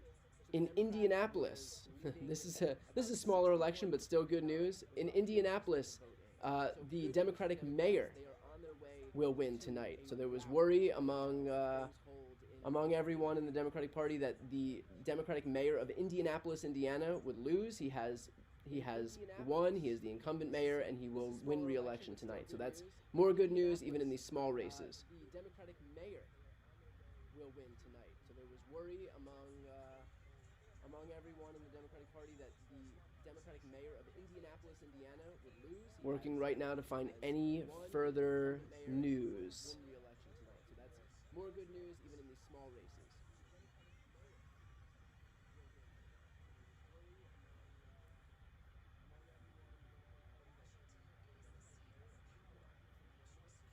Working right now to find any further news. All right, let's see if we can get Pennsylvania's Supreme Court results. All right, so the latest we have is with 53% of the vote in, the Democrat, Daniel McCaffrey, is winning with 57% to 43%. So Democrats are up 14% right now, a 14-point margin in Pennsylvania, and that's with 47% of the election results still to come. So good news in Pennsylvania. Now let's see if we have any news on Mississippi's gubernatorial election results. With 34% of the vote in, Tate Reeves is still leading Brandon Presley. That's I believe the cousin of Elvis Presley. He's leading him 57% to 41%. So we're still waiting on a lot of those population centers. Some news is that in I don't know if it's Hinds County or Hinds County, but basically where Jackson, Mississippi is located. A court order has extended the voting there until 8 p.m. So there were issues in at least 9 different polling locations where they had run out of ballots. And I don't know how that happens in 9 different locations in what just so happens to be the one county with the highest concentration of black voters in the entire state. So if you're wondering whether Jim Crow was alive and well in the South, I think that answers that question. But voting was extended until 8 p.m. And right now we have 34% of the vote in. Tate Reeves, the Republican incumbent, is still leading, about 57% to 41%. So I'll keep an eye on that, and as soon as we have any updates, I'll continue to update you on them. So that's what we have out of Pennsylvania. That's what we have out of Mississippi. So right now we are waiting for a few races. We're waiting for Virginia State House. Democrats are looking to flip that. If they're able to do that, that will serve as a major bellwether, a major harbinger of things to come for 2024. Democrats are also looking to flip the Mississippi gubernatorial seat, and Democrats are also looking to win out in the Pennsylvania Supreme Court race. And I hope I said that all correctly because I have a lot of different states going on in my brain, so I may very well have just confused some names. Okay, Hinds County. Thank you for those who are for letting me know how to pronounce that. I hope I said that all correctly because I have a lot of different states going on in my brain, so I may very well have. Yeah, I have some folks who are saying they weren't letting people leave early from work to vote in Mississippi today. So I mean, it's just wild stuff out of Mississippi. On the flip side of that, there were a number of students who had election day off across the country. So that kind of thing is great to see. But yeah, I mean, then you have other situations like this where it just so happens that, you know, in these counties with high concentrations of black voters, suddenly it seems that there just weren't enough ballots to go around. So funny how that always seems to work out that way. Do I think that Tate Reeves will win? I think it's going to be really, really close. But remember, we are talking about Mississippi. The fact that Democrats have a fighting shot in Mississippi is a testament to just how dire the situation is for Republicans right now. But also, Brandon Presley is an extraordinarily strong candidate. Again, with about 34% reporting, Brandon Presley is down 41% to 56%. So he's gaining a tidbit of ground. But those urban population centers are going to be where we really figure out whether he's got a shot to win. But it's looking close. I mean, he needs to be running maybe a point better than he's running right now. So, you know, my guess is as good as anybody else's on that point. But those urban population centers are going to be where we really figure out whether he's got a shot to win. But it's looking close. I mean, he needs to be running maybe a point better than. Again, if you have questions, feel free to throw them in the chat, and I'll do my best to answer them. My guess is as good as anybody else's on that point.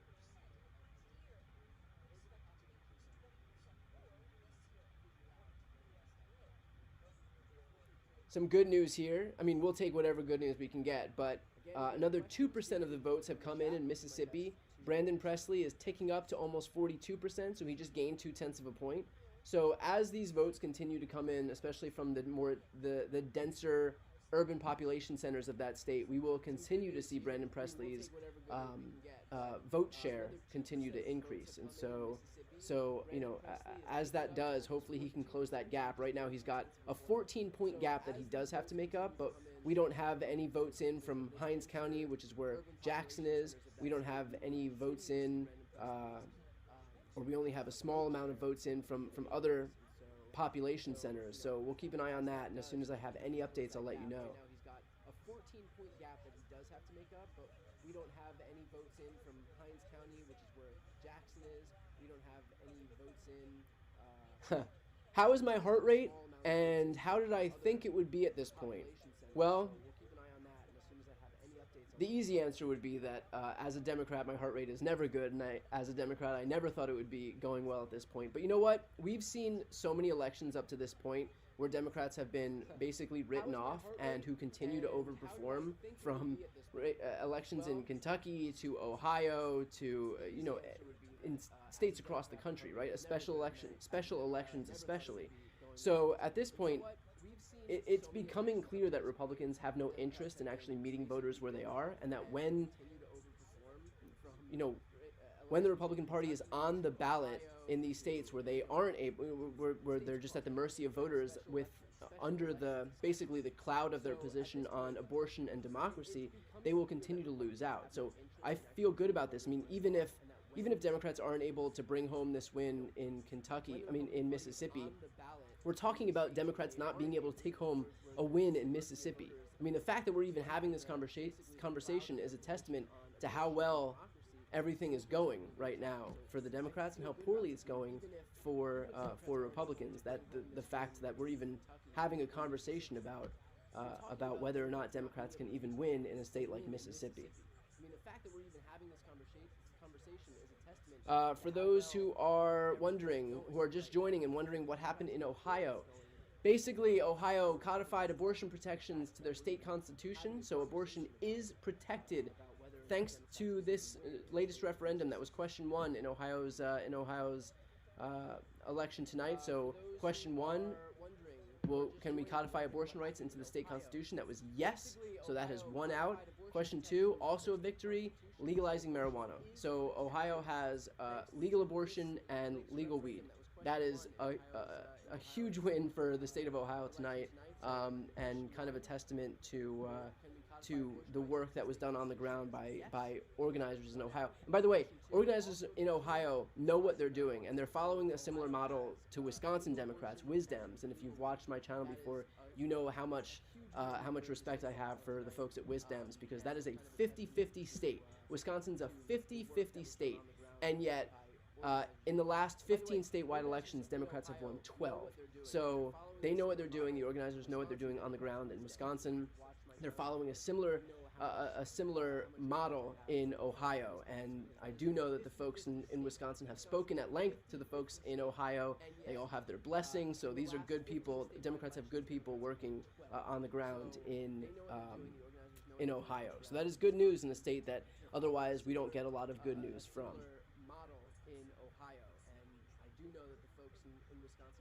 How are Democrats performing relative to the polls in today's races? I mean, the polls showed a lot of them being either toss-ups or lean Republicans, and yet Democrats are overperforming in just about everything. So, again, do not worry about the polls. Don't look at the polls. Here's what the polls are important for, as far as I'm concerned. Polls are important because you can take a look at the polls. If the polls show bad news for Democrats, use that to organize, use that to get motivated, use that to turn out, but don't panic over them. Just use them as tools to motivate you to do whatever you need to do to make sure that Democrats are so we just got some news. Philadelphia's mayor has been reelected, so that's good news for Democrats as well. Yeah, use the polls as fodder to just motivate you to do whatever you need to do to stay activated, engaged, and informed about these elections. That's all I would say about the polls. Philadelphia's mayor has been reelected, so that's good news for Democrats as well. Yeah, use the polls as fodder to just motivate you to do whatever you need to do to stay activated. Again, if you have any questions, feel free to throw them in the chat. I will do my best to answer everything.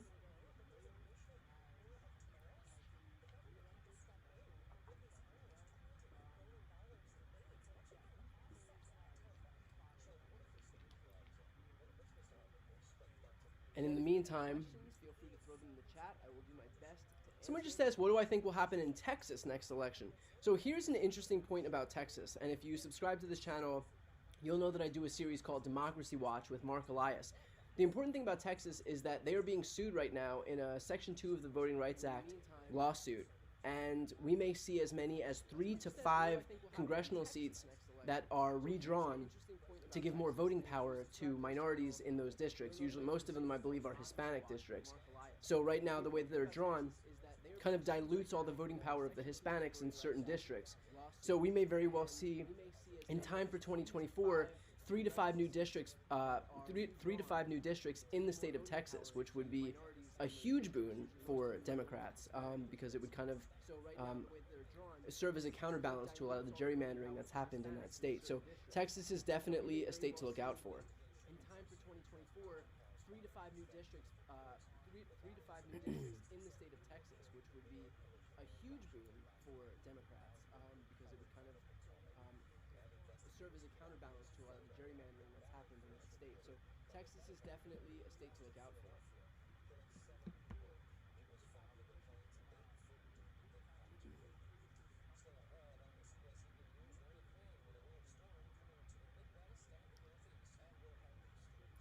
So I spoke about this before, but I think it's worth bringing up again. My thoughts on Donald Trump leading Biden in the polls, and am I worried about this? I am not worried about this.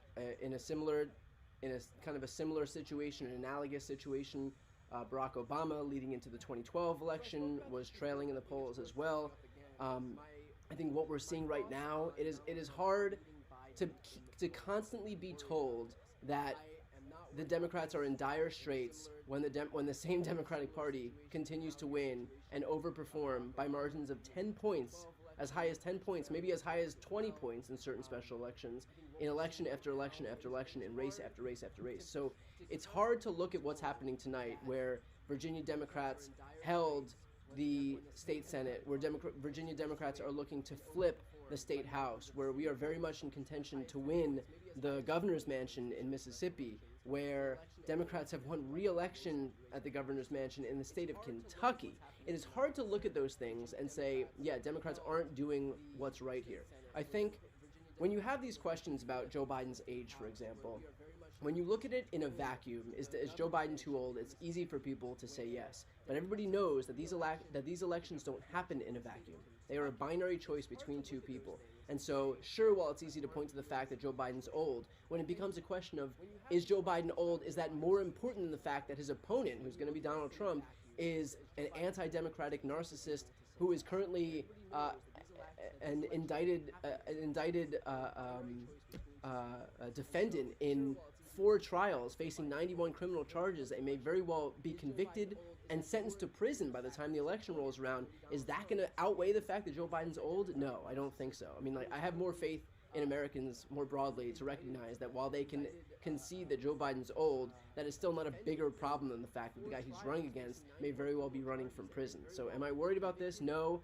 Also, we have results like this one with Andy Beshear. We have results like the Virginia State Senate. We have results like the results coming out of Ohio, codifying abortion rights into the state constitution, legalizing marijuana, that kind of give me hope that Democratic voters recognize that these issues are worth showing up for, that they recognize the threats against democracy, that they recognize the threats against women's reproductive rights, and that they are willing to turn out, and that it's bigger than just one person. This is bigger than just Joe Biden is old.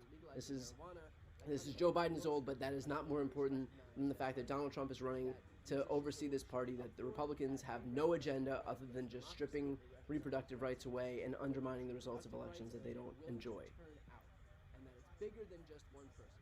Which is my long way of saying, don't worry about the polls. Joe Biden's old, but that is not more important than the fact that Donald Trump is running to oversee this party. Here's an update on Pennsylvania's Supreme Court.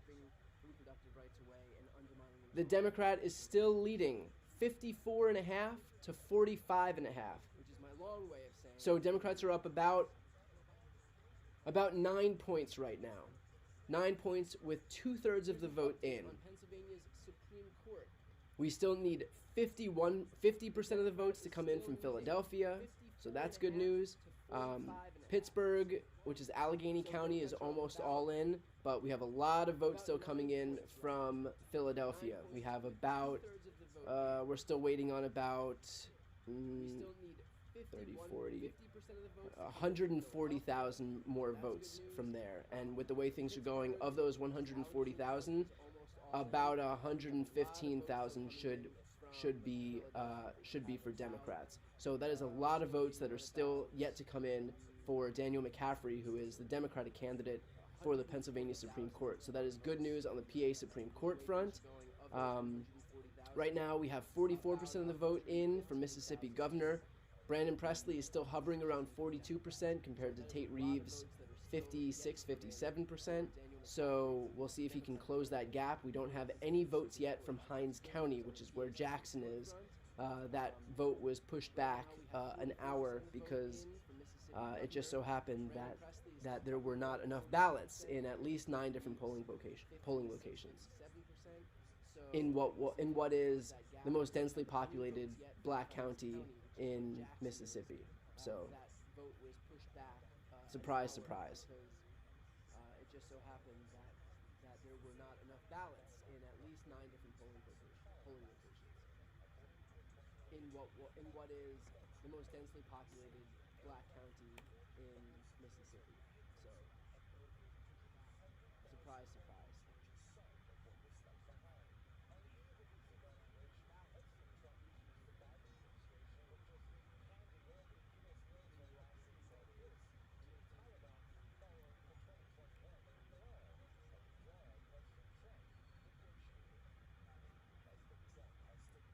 As always, if you have questions, feel free to throw them in the chat. I'll do my best to answer them. I know that there are a steady stream of people coming in and leaving who want to know the answers to different questions.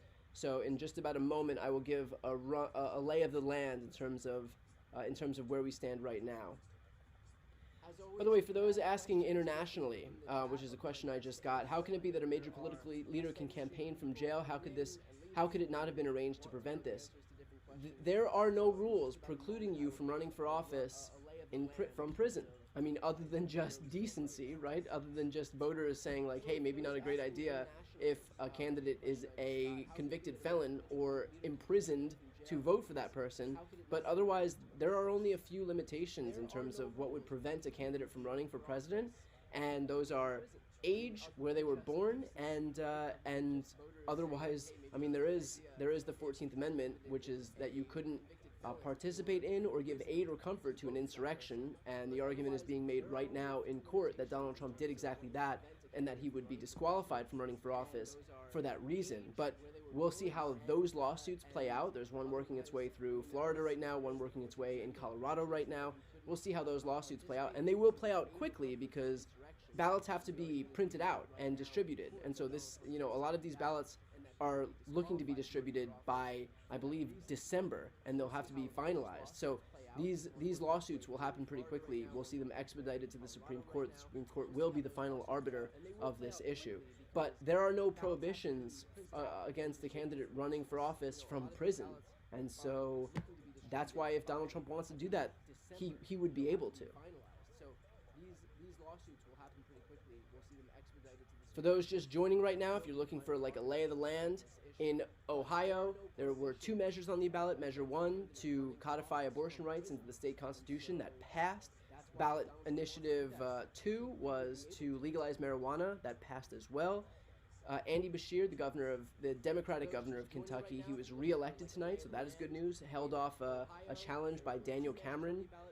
In Virginia, Democrats were able to hold the state Senate, and that kind of serves as a bulwark against Glenn Youngkin's stated efforts to pass an abortion ban in that state. Remember, Virginia is the last southern state to not have an abortion ban. Glenn Youngkin had already come out and said that was his intention to pass one. He won't be able to do that now that Democrats have held on to their majority in the state Senate.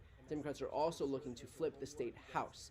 So that would be just kind of a pretty stunning but great news for Democrats down in Virginia.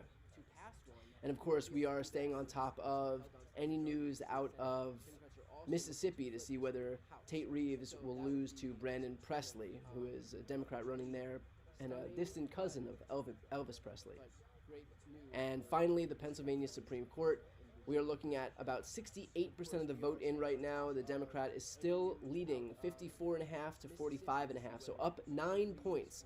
So thus far looking like a rout in Pennsylvania. And as of right now, Philadelphia County has about 54% of the vote in. So there's still about 110,000 votes that are left for Daniel McCaffrey when all is said and done. That's the Democratic candidate. So up 9 points. So thus far looking like a rout in Pennsylvania. And as of right now, Philadelphia. But overall, great news coming out of Ohio for those 2 ballot measures to pass. Great news coming out of Kentucky for Andy Beshear to get reelected in a state that Donald Trump won by over 20 points. Great news out of Virginia, where, oh, hang on, give me 1 sec. I know you can hear me right now. I'm just gonna change my camera battery. Ohio for those 2 ballot measures to pass. Great news coming out of Kentucky for Andy Beshear to get reelected in a state that Donald Trump won by over 20 points. Great news out of Virginia, where, oh, hang on, give me 1 sec. I know you can hear me right now. I'm just gonna change my camera battery. Okay. I know the focus is a little soft right now. That's all right. I don't think that really matters too much.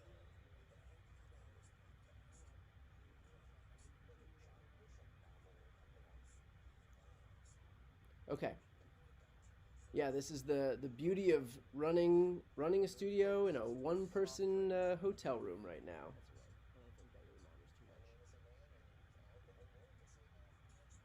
That's right. I should have just cried censorship. I should have just said that the Republicans are trying to censor me. I would have gotten a lot more pity that way. Seems to be a very easy way to curry sympathy. Republicans do it all the time. That's right. I should have just cried censorship. I should have just said that the Republicans are trying to censor me. Okay, I am having some people upset that we are soft focused right now. So let me fix this. Seems to be a very easy way to curry sympathy. Republicans do it all the time. Okay. There we go. I am having some people. Focus is a little bit better. That we are soft focused right now. So let me fix this.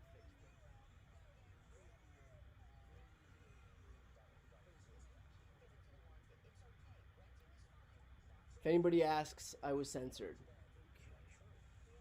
There we go. All right. Let me see if I can just gather some more information here and see if we have any news right now. And I will be back with you in just one quick second. If anybody asks, I was censored. All right. Let me see if I can just gather some more information here and see if we have any news right now. And I will be back with you in just one quick second.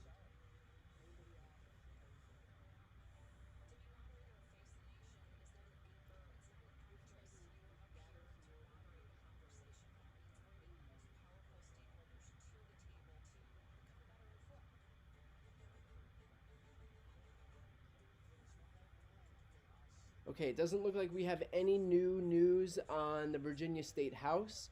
There are a lot more seats for the Virginia State House than the State Senate, so as soon as we have any update on that, I will let you know.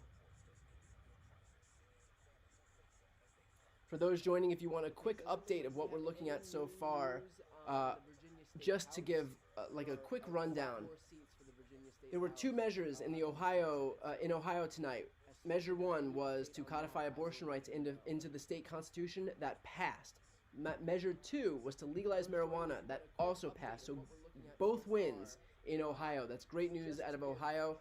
Looking over to Virginia, right now Democrats were able to hold on to the state Senate. That is good news. That blocks Glenn Youngkin from being able to get a Republican trifecta, which would have allowed him to pass an abortion ban. That was his stated goal. Instead, Virginia will continue to be the only state in the South that does not have an abortion ban. So that is good news out of Virginia. Right now, Democrats are definitely still in contention to be able to flip the state House. Republicans had controlled the state House prior to this. Democrats are in contention to be able to flip the state House. When I have any news on that, I will let you know. But good news coming from a state like Virginia, where Glenn Youngkin was able to kind of try to dress up his extremism as moderation because he wore sweater vests and didn't sound like Donald Trump. An especially like insidious Republican, in my opinion, because he is just as extreme. I mean, this is a guy who wanted to ban abortion in the state, but felt that because he could use such an elementary tool to just deceive the media and try to deceive voters, and that was just like by dressing himself up as a moderate, then he can use himself as like this Trojan horse to kind of usher in all of the extremist policies without the Marjorie Taylor Greene, Donald Trump of it all. And luckily, the voters were smart enough to recognize, to kind of see through that whole ploy that was being that was being sold by Glenn Youngkin. So that's good news there. And looking down south, we're still waiting for some election results in Mississippi that would determine whether Republican Governor Tate Reeves is unseated by Brandon Presley, who is a distant cousin of Elvis Presley. Right now, that election, the results in that election are about 41% to 57%. So moving in the wrong direction, but it just depends on which counties send their, and then it just pops right up this very second. Now it's 41.6 to 56.7. So things will bounce all over the place depending on when certain counties, whether they're blue, whether they're red, get their election results in. We are waiting on Hinds County, which has 0% of the votes in. That is the county where Jackson, Mississippi is located. That is the urban population center of the state. So as soon as we get those results in, we're going to see this race completely get a lot closer than it is right now. Get their election results in. We are waiting on Hinds County, which has 0% of the votes in. That is the county where Jackson, Mississippi is located. That is the urban. And by the way, if you have any questions right now, feel free to throw them in the chat. I would also ask, if you're watching this live stream, please make sure to subscribe. That's the best way to support what I do. It's also the best way to support these live streams. And if you're a subscriber, it doesn't cost you anything. It'll allow you to participate in the chat. So just throw your questions in the chat, and I'll do my best to answer them. Questions right now, feel free to throw them in the chat. I would also ask, I haven't looked into to Utah's 2nd congressional district this week, but I will look into it, and then I'll have kind of a more informed take than whatever I can give you right now. Allow you to participate in the chat. So just throw your questions in the chat. I'll do my best to answer them. I haven't looked into to Utah's 2nd congressional district this week, but I will look into it, and then I'll have kind of a more informed take than whatever I can give you right now.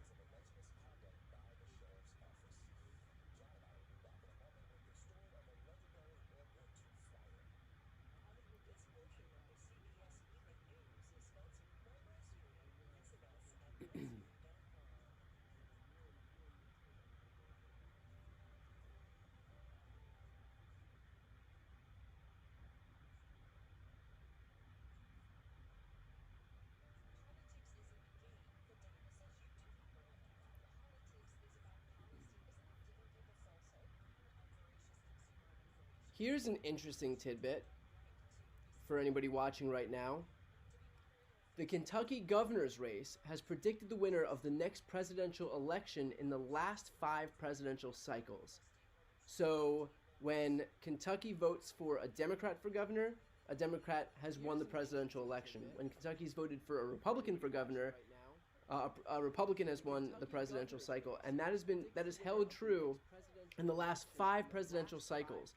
So that may very well prove important for the fact that a Democrat has just won in Kentucky, and now we have an election coming up in 2024 where Joe Biden is very likely going to be running against Donald Trump. So just an interesting tidbit there. Kentucky governor's race has predicted the winner of the next presidential election in the last 5 election cycles.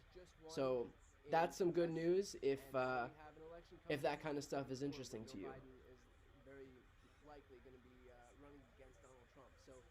Just an interesting tidbit there. Kentucky governor's race has predicted the winner of the next presidential election in the last 5 election cycles. So that's some good news. If stand by, I'm going to do one thing real quick.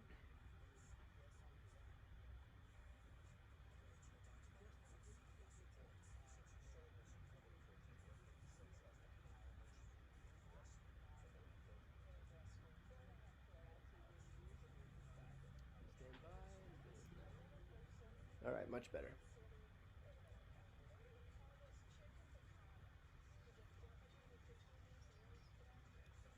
And yes, we are in a hotel room right now. This is all done on the road. I wish you could see the lunacy that is a makeshift studio that fit in one suitcase. Okay, let's try to go back and answer some of these questions. In a hotel room right now. I apologize, I know there were a number of questions. Could Glenn Youngkin change anything that the RNC predicament is in right now with a ton of people still supporting Trump after everything, or would there be no difference?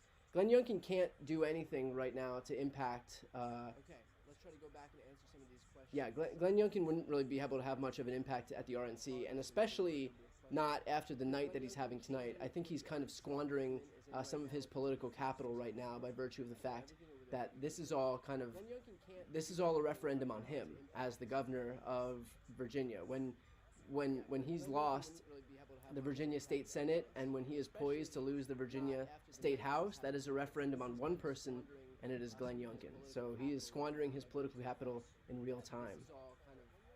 This is all a referendum on him as the governor of Virginia. When he's lost the Virginia State Senate and when he is poised to lose the Virginia State House, that is a referendum on one person. For those asking how Virginia's looking, I actually did just have an update on Virginia. So this is Ben Trebet, who is a pretty good, who I find is very accurate with this stuff on Twitter. Republicans, he's projecting that Republicans have lost control of the House of Delegates. Democrats are 1 seat away from a majority. That is huge news. That will mean Democrats have flipped the Virginia State House. So as soon as that happens, I will let you know, but as of a couple of minutes ago, it looks like the State House right now, which is, the State House right now, which is 50-50, has 50 Democrats and 44 Republicans. So one more will give Democrats a majority. That will be huge for the Virginia State House. It looks like the State House right now, which is, and just to build on what I was saying earlier, in 2003, a Republican won the gubernatorial race in Kentucky. George W. Bush was elected. In 2007, a Democrat won in Kentucky. Obama was elected. In 2011, a Democrat won, and Obama was reelected in 2012. In 2015, a Republican won in Kentucky. Donald Trump was elected. In 2019, a Democrat won. That was Andy Beshear. Biden was elected. And now in 2023, a Democrat won again. Andy Beshear got reelected. And now that would suggest that in 2024, Joe Biden would win re-election if we're following this same trend line. So that's at least some good news out of Kentucky. Obviously, that doesn't guarantee anything, but when you have history showing 5 different elections proving out this theory, then that's certainly something I'll take. Joe Biden would win re-election if we're following this same trend line. So that's at least. So while Republicans are winning in all of these polls across the country, what's important is that Democrats are actually winning these elections. I'll take elections over polls any day of the week. That's certainly something I'll take. But again, we are probably minutes away from finding out that Democrats have flipped the Virginia State House. They've already won the Virginia State Senate. We are minutes away probably from finding out that Democrats have flipped the Virginia State House, which would be a major rebuke to Glenn Youngkin, the Republican governor there, who basically predicated this entire election season on the fact that he would implement an abortion ban in the state of Virginia. We are minutes away probably from finding out that Democrats have flipped the Virginia State House, which would be a major rebuke to Glenn Youngkin, the Republican governor there, who basically predicated this entire election season on the fact that he would implement an abortion ban in the state of Virginia.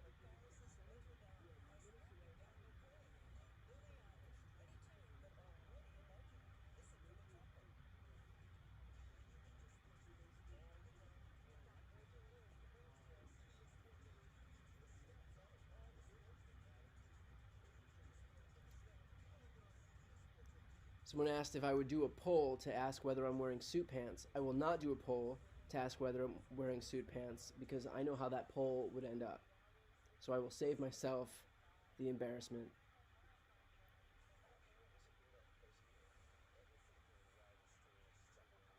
Someone asked if I would do a poll. Okay, let's get a quick update on the Pennsylvania Supreme Court. We have 75% of the election results in, of the ballots in. The Democrat Daniel McCaffrey is still up 53.7 to 46.3. So good news out of Pennsylvania. It looks like we're up about, I'm not great at math, but I would say 8.5 points. 53.7 minus 46.3.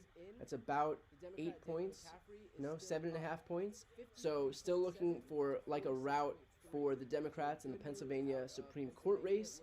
Moving over to Mississippi, We're still hovering around that same 41.5 to 57% mark. There is an independent candidate who's at 1.6%. If that independent pushes Tate Reeves away from that 50% threshold, this election would go to a runoff on November 28th, so 3 weeks from today. But obviously, you know, if we can see Brandon Presley pull it out, that would be better than a runoff. We still have 0% of the votes in from Hinds County. That's the urban population center in Mississippi. For those asking, do I think Mississippi will turn blue? I don't, but I think that historically Tate Reeves, their governor, Tate Reeves is a historically unpopular candidate. I think Brandon Presley is a unusually strong candidate. And so we have, you know, a weird opportunity here where we have people who kind of defy the party breakdown and are just able to win. Andy Beshear is one of them, who cruised to re-election tonight despite, you know, 52 to 47, despite being in a state that Donald Trump won by over 20 points. You know, a weird opportunity here where we have people who kind of defy the party breakdown. Someone said, if the Virginia House flips, Brian has to stand up. That's funny. It's going to take more than that. More than that.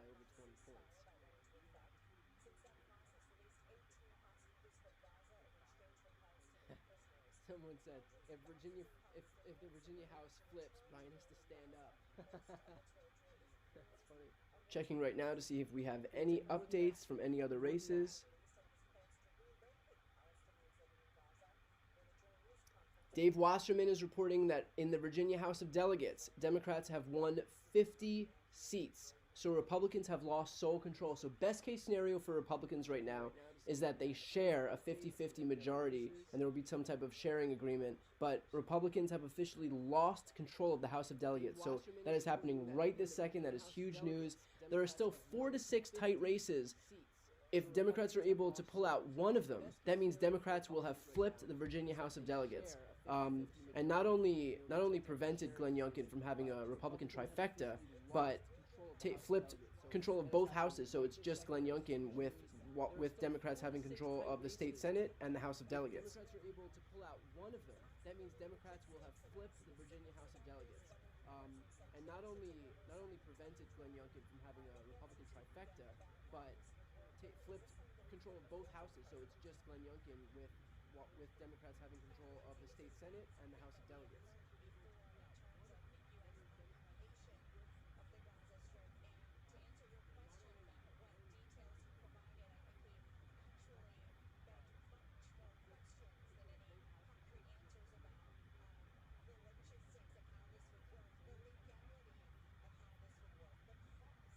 Just spending this time looking to see if we have any updates. Again, for those just tuning in right now, here's the lay of the land. Right now, we are still waiting on election results out of Mississippi for governor, where Brandon Presley is about at 42% compared to Tate Reeves, 56%. So we're waiting for results to continue pouring in there. We're at about 57% right now. So that is an outstanding race. In Virginia, Democrats have held on to the state Senate. Republicans were looking to flip the state Senate. Democrats have held on to the state Senate. Democrats are also have deprived Republicans of their majority in the House of Delegates and are looking to flip the House of Delegates. That could happen any moment now. If Democrats win one more seat in the House of Delegates, we're awaiting 4 to 6 results right now. If Democrats win one more seat, they have flipped control of the House of Delegates to the Democrats' control. So good news out of Virginia right now as we continue to wait those election results. In Kentucky, Andy Beshear has cruised to re-election by about 5 points over Daniel Cameron. In Ohio, 2 ballot measures. One was to codify abortion rights in the state constitution. That passed. The other was to legalize marijuana. Also passed. So in election after election after election tonight, Democrats have overperformed, Republicans have underperformed, and we still have a few more election results to go. But the fact that we are looking for Democrats to flip control of the House of Delegates in Virginia is huge, and the fact that we are still in contention for a Democrat to become the next governor of Mississippi kind of goes without saying the kind of night that Republicans are having right now. fact that we are looking for Democrats to flip control of the House of Delegates in Virginia is huge, and the fact that we are still in contention for a Democrat to become the next governor of Mississippi kind of goes without saying the kind of night that Republicans are. And all of this, by the way, all of this is under the backdrop of this relentless, breathless media coverage of Joe Biden's poor poll numbers. And so I think that the media, more broadly, is just looking for anything to cling on to, because it's been bad news for Republicans for so long that the minute they have anything they can point to about the Democrats, they will cover it ad nauseum. And so what we're left with is this breathless coverage about how Joe Biden is doomed and the Democratic Party are doomed as we head into 2024. But if these elections have shown us anything, if the raft of special elections over the last year have shown us anything, it's that Democrats continue to overperform. So we look at these polls that say one thing, and then we look at the election results that say another thing, and I think what it shows us, and I apologize if you've heard this before, but I think what it shows us is that when you ask this question, okay, is Joe Biden too old? It is easy to answer that in a vacuum. Yes, Joe Biden is too old. But then when you take it out of the fact that it's just a vacuum, when you put it into the practical application of whether it's going to be a binary choice in the next election, suddenly it's not just like, okay, Joe Biden's too old. Suddenly it's Joe Biden is old, yes, but that doesn't overshadow the fact that his opponent will be Donald Trump, who may very well be running from prison by the time the 2024 election rolls around, and whose last major act in office was to incite an insurrection against their own government. And I think people are able to recognize that, you can answer these questions about Democrats in a vacuum, but these elections don't happen in a vacuum. They are a choice between two people. They're binary. And so, the polling can show one thing, but the results speak a far different story, and Americans are showing us, they are recognizing, even in these red states, even in these red bastions, that they understand the stakes of these elections, that they're not going to allow the Republicans to kind of shoehorn in their anti-democratic agenda, whether it comes to, whether it's a matter of abortion rights, whether it's a matter of just democracy itself, or suppressing the vote, or whatever it is, that Republicans, that they're not going to allow them carte blanche to kind of do that, even if they are in these red states. The results in a state like Ohio tonight kind of prove that out.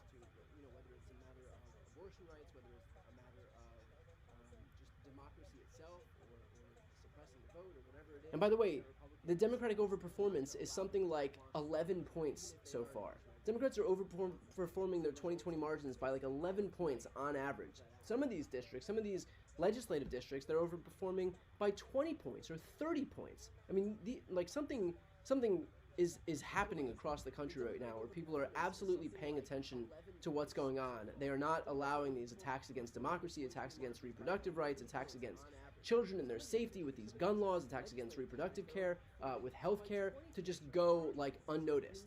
And so, I know that as soon as there's one bad poll for Joe Biden, that is like catnip for the CNNs of the world. But again, you can focus on the polls until you're blue in the face, but we have actual election results with actual human beings coming out and casting ballots tonight, and that paints a far different story than what we're seeing on the news.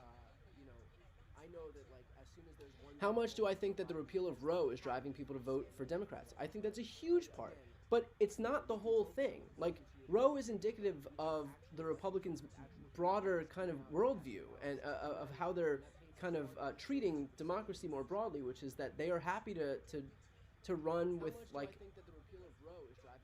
as a minoritarian party and espousing minoritarian worldview. Americans don't like their position on abortion, just like they don't like their position on healthcare, or they don't like their position on guns, they don't like their position on democracy. Republicans aren't looking to bring in new people, they're just looking to suppress the vote. That's what we're seeing in Mississippi right now.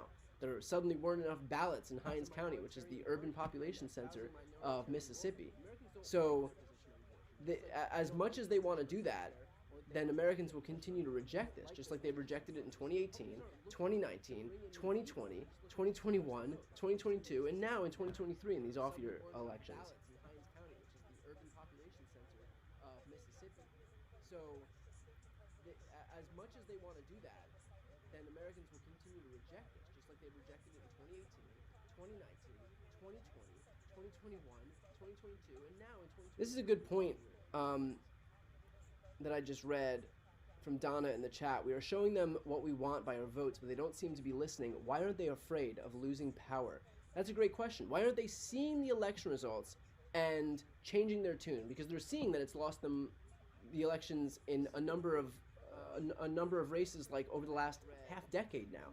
And the reason is because they may be afraid of losing, but they're more afraid of not being able to get to the primary. And so if they change their tune on abortion, for example, which has become a litmus test issue in the Republican Party, or on Donald Trump losing the election in 2020, again, a litmus test issue in the Republican Party, if they change their tune, then they will be primaried. And so they don't want to lose their jobs. And so they don't even have they won't even, if they know that if they don't espouse these hard right positions on abortion, on Donald Trump, on the election, on whatever it is, then it doesn't matter whether they can run in the general because they won't get there. They'll get primaried by someone who Donald Trump handpicks. And so instead, they just kind of have to walk off the cliff. They just have to walk off the plank. And Donald Trump walks them off the plank because the issue about which they're walking off the plank is loyalty to him, right? And so when you have an election, when you have a litmus test issue, like did Donald Trump lose the 2020 election, these people know that, okay, here's my choices. I can say, yes, Donald Trump lost the election fair and square, and I'll be primaried, and that's the end of my career in politics in the Republican Party. Or I can say, oh, like I can hem and haw and basically equivocate on that issue, not get primaried, but be labeled an extremist and just take my chances in the general.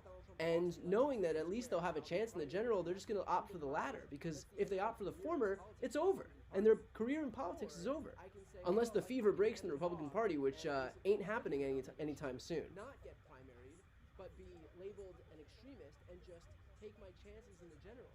And knowing that at least they'll have a chance in the general, they're just going to opt for the latter, because if they opt for the former, it's over, and their career in politics is over.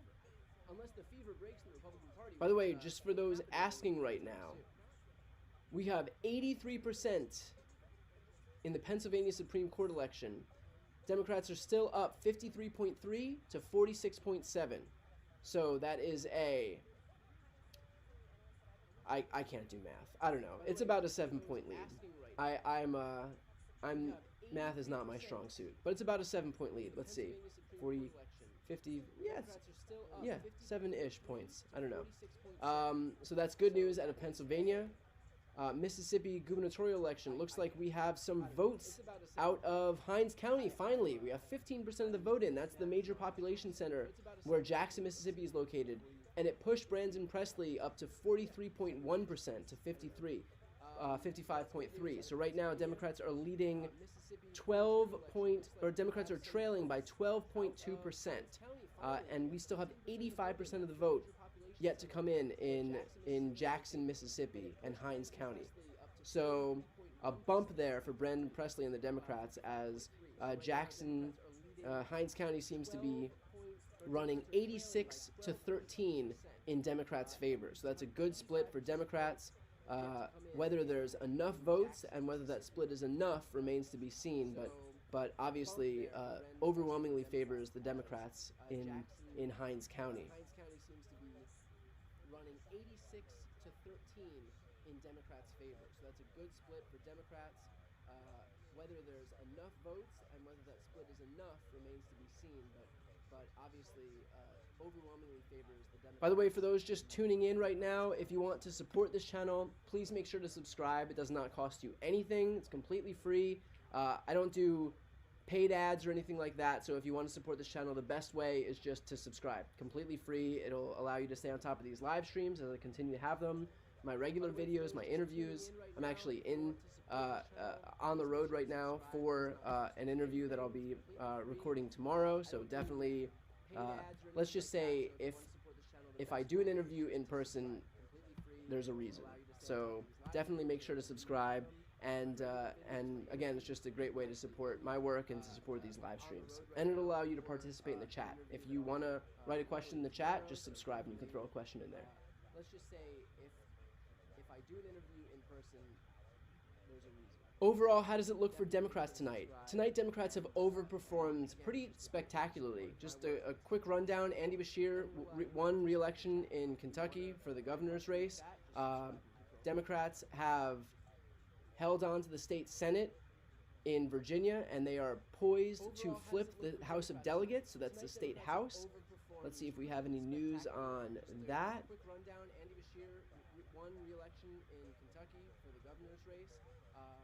Democrats not a sure thing yet. We don't have any confirmation. Let's see.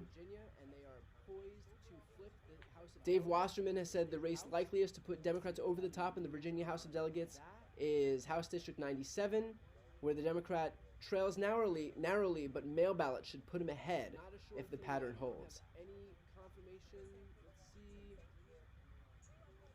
And I'm seeing multiple people talk about that race in particular. So it looks like we are slowly finding out news that we may be poised to flip the Virginia State House. So that would be a flip from Republican control to Democratic control.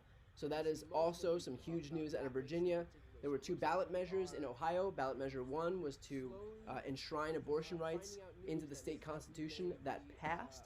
And ballot measure 2 was to legalize marijuana. So that passed as well. So 2 major wins out of Ohio, a win in Kentucky, a great night in Virginia that is looking to turn into a spectacular night in Virginia. And of course, we're awaiting election results in the Pennsylvania Supreme Court race, where right now the Democrat, with 83% of the vote in, is leading 53 to 47. So 6 points up with 83% of the votes in. And in the Mississippi gubernatorial election, right now it looks like Democrats are trailing 43 to 55. So about 12 points behind. We still have 85% of the vote that has to come in Hinds County. That's where Jackson, Mississippi is located. So still a lot of vote counting left to go tonight. But overall, definitely an overperformance by Democrats. So about 12 points behind. We still have 85% of the vote that has to come in Hinds County. That's where Jackson, Mississippi is located. So still a lot of vote counting left to go tonight. But overall, definitely an overperformance by Democrats.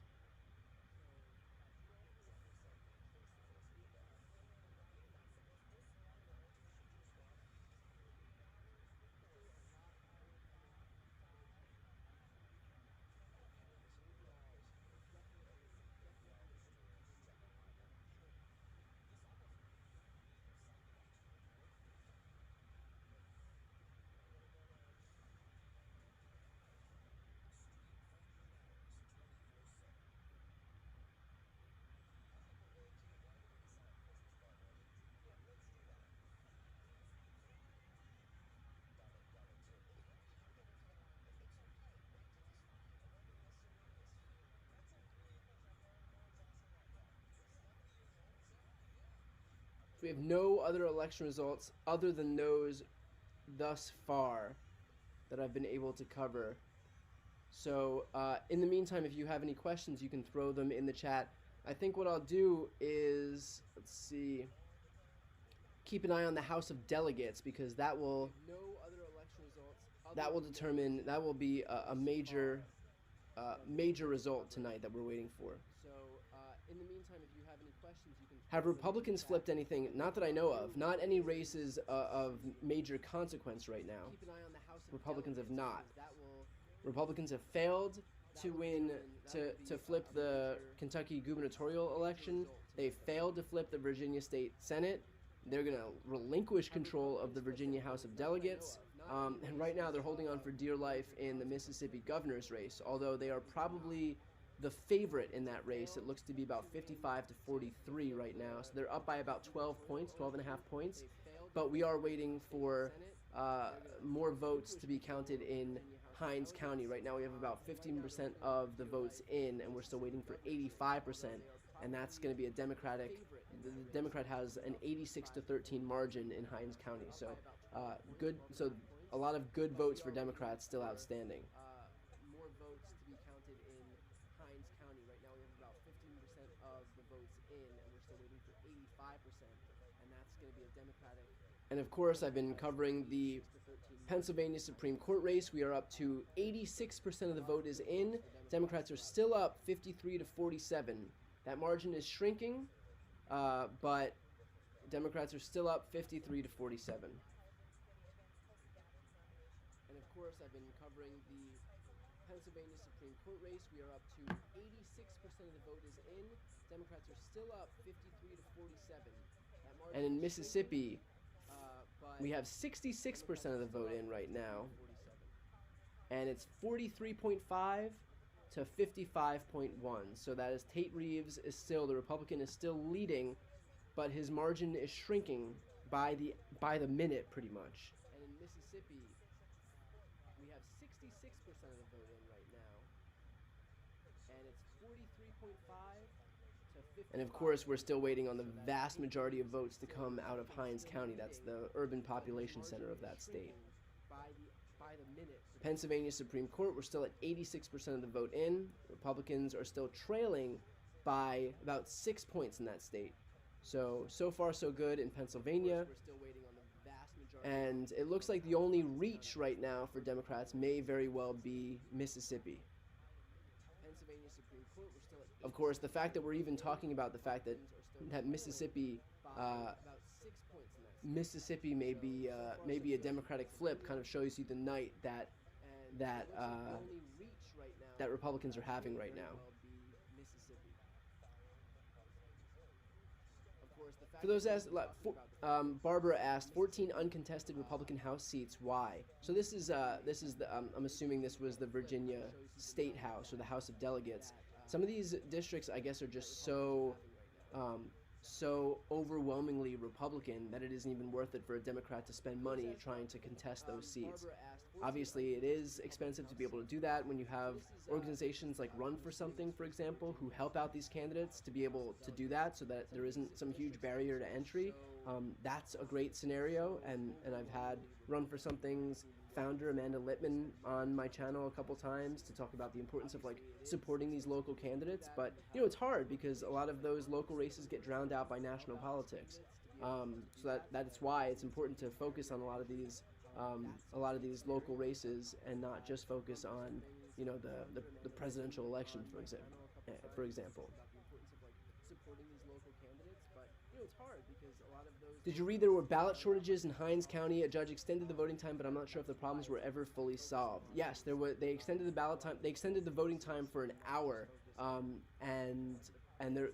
It just so happened that I believe in 9 different precincts they'd run out of ballots, which I guess just one of those coincidences, right? That in the most densely populated urban district, the most densely populated black district in the entire state of Mississippi, that precinct after precinct after precinct ran out of ballots, had this shortage of ballots. So, Jim Crow alive and well in the South, but hopefully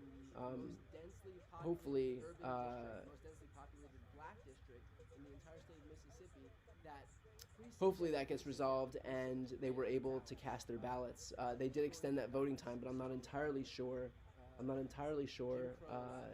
if everybody who was in line stayed in line.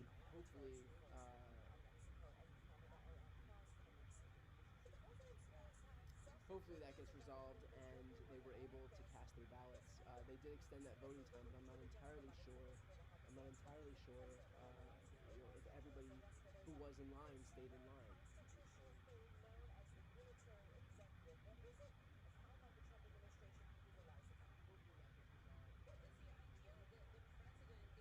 Remember what we're looking for in Mississippi right now. If neither candidate reaches that 50% threshold, then we will see a runoff in Mississippi, and that would happen on November 28th, 3 weeks from today.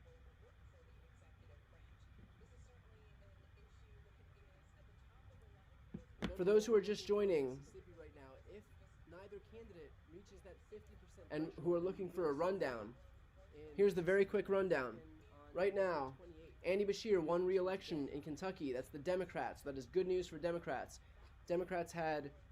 Progressives had 2 ballot measures in Ohio. The first was to enshrine abortion rights into the state constitution. That passed, so that is good news for those who value women's reproductive rights. The other was to legalize marijuana, also passed. So that's both positive results in Ohio. Going down to Virginia, Republicans were looking to flip the state Senate and hold the state House. Right now, it's looking like Republicans failed to flip the state Senate, and they have lost their majority in the state House, the House of Delegates. We are moments away from finding out that Democrats have taken full control of the House of Delegates, which would mean not only is Glenn Youngkin going to go into tomorrow with a Republican trifecta, he will have lost both chambers of the state legislature. So that's good news out of Virginia right now. Moving over to Mississippi right now, it's kind of a battle between Tate Reeves, the Republican incumbent, and Brandon Presley. Presley is trailing by about 12.5 points to Republican Tate Reeves, but we're still awaiting a number of the votes from about 85% of the votes from Hinds County, which is the urban population center of the state, and those votes are breaking 86-13 in Brandon Presley's favor right now. So that is a lot of votes that we're waiting to get in that might have a positive result for Brandon Presley. And then we're keeping on top of the Pennsylvania Supreme Court election. We've got 85% of the votes in that race, and right now, Daniel McCaffrey, who is the Democratic candidate, is leading 53.5 to 46.5, so he's extending his lead a little bit. We still have 20% of the votes still have yet to come in from Philadelphia, so some votes that will help extend his lead, but we are in good shape in the Pennsylvania Supreme Court election, and that's where we're at right now. Those are the major races that we're watching. And as soon as we have any updates from there, then I'll let you know. So I'm just trying to stay on top of everything. By the way, for anybody watching, if you're not yet subscribed to this channel and you want to support this live stream or this coverage, please make sure to subscribe. It does not cost you anything to be able to do so, but it's a great way to support me and my work, and I would definitely appreciate it. By the way, for anybody watching, if you're not yet subscribed to this channel and you want to support this live stream or this coverage, please make sure to subscribe. It does not cost you anything to be able to do so, but it's a great way to support me and my work, and I would definitely appreciate it.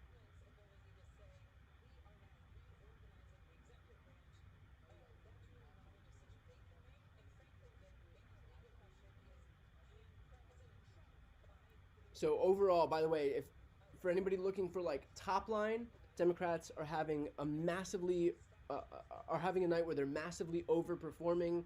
Again, they've kept the state Senate. They're looking to flip the state House, which can happen any second now.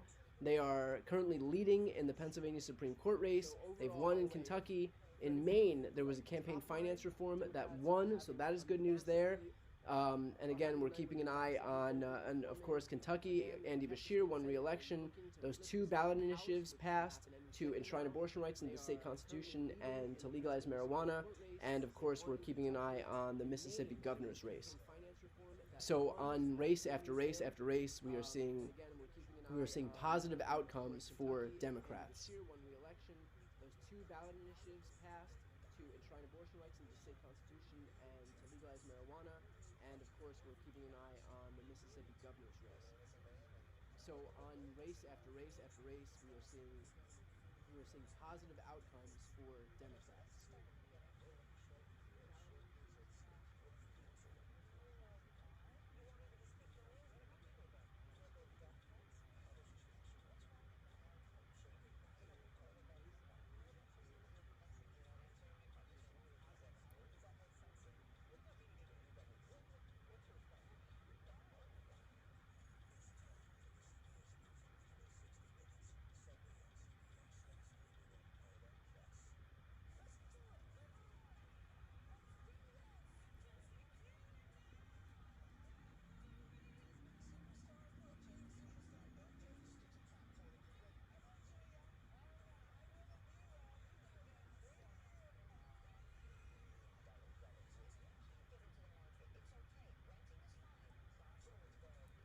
What I'm looking for right now is the next Democratic flip for a seat in the House of Delegates in Virginia, because that will officially flip the House of Delegates in Virginia, and that'll be great news.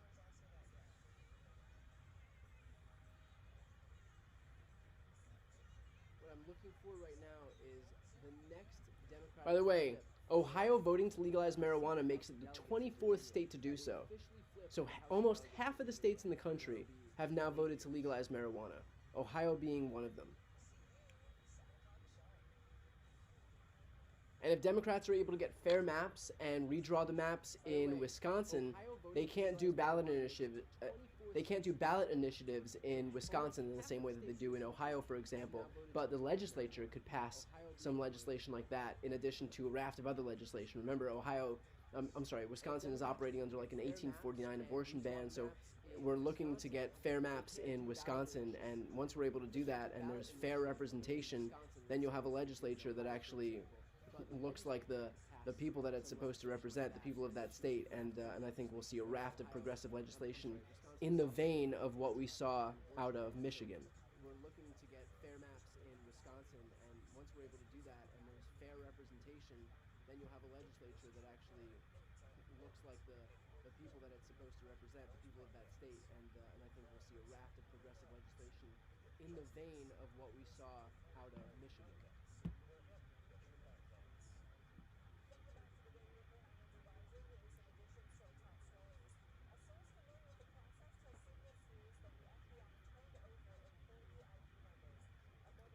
What do I think it would take for the great and free state of Mississippi to wake up politically? Well, I think, they had a good opportunity tonight because Tate Reeves, the Republican incumbent, is an absolute, completely corrupt politician. And so there was that whole welfare scandal that he was involved in. And so I think, if they're able to pull it out for Brandon Presley, this would kind of give them some insight into what happens when you have leadership that A, isn't corrupted, but B, is by somebody who actually listens to the will of the people. So I think Brandon Presley presents a really good opportunity for the people of Mississippi to see what happens when you have Democratic leadership. So that race right now, just to give you an indication, is slowly creeping up for Brandon Presley. We're at 43.6% to 55%. So Tate Reeves is leading by 11.5 points now. We are still waiting on all 85% of the vote from Hinds County. So hopefully he can close that gap and bring Tate Reeves, if not overtake him, then bring him below that 50% threshold that we'll need at least to get to a runoff. Some updates here on the Pennsylvania Supreme Court election. In that election, we do have some movement.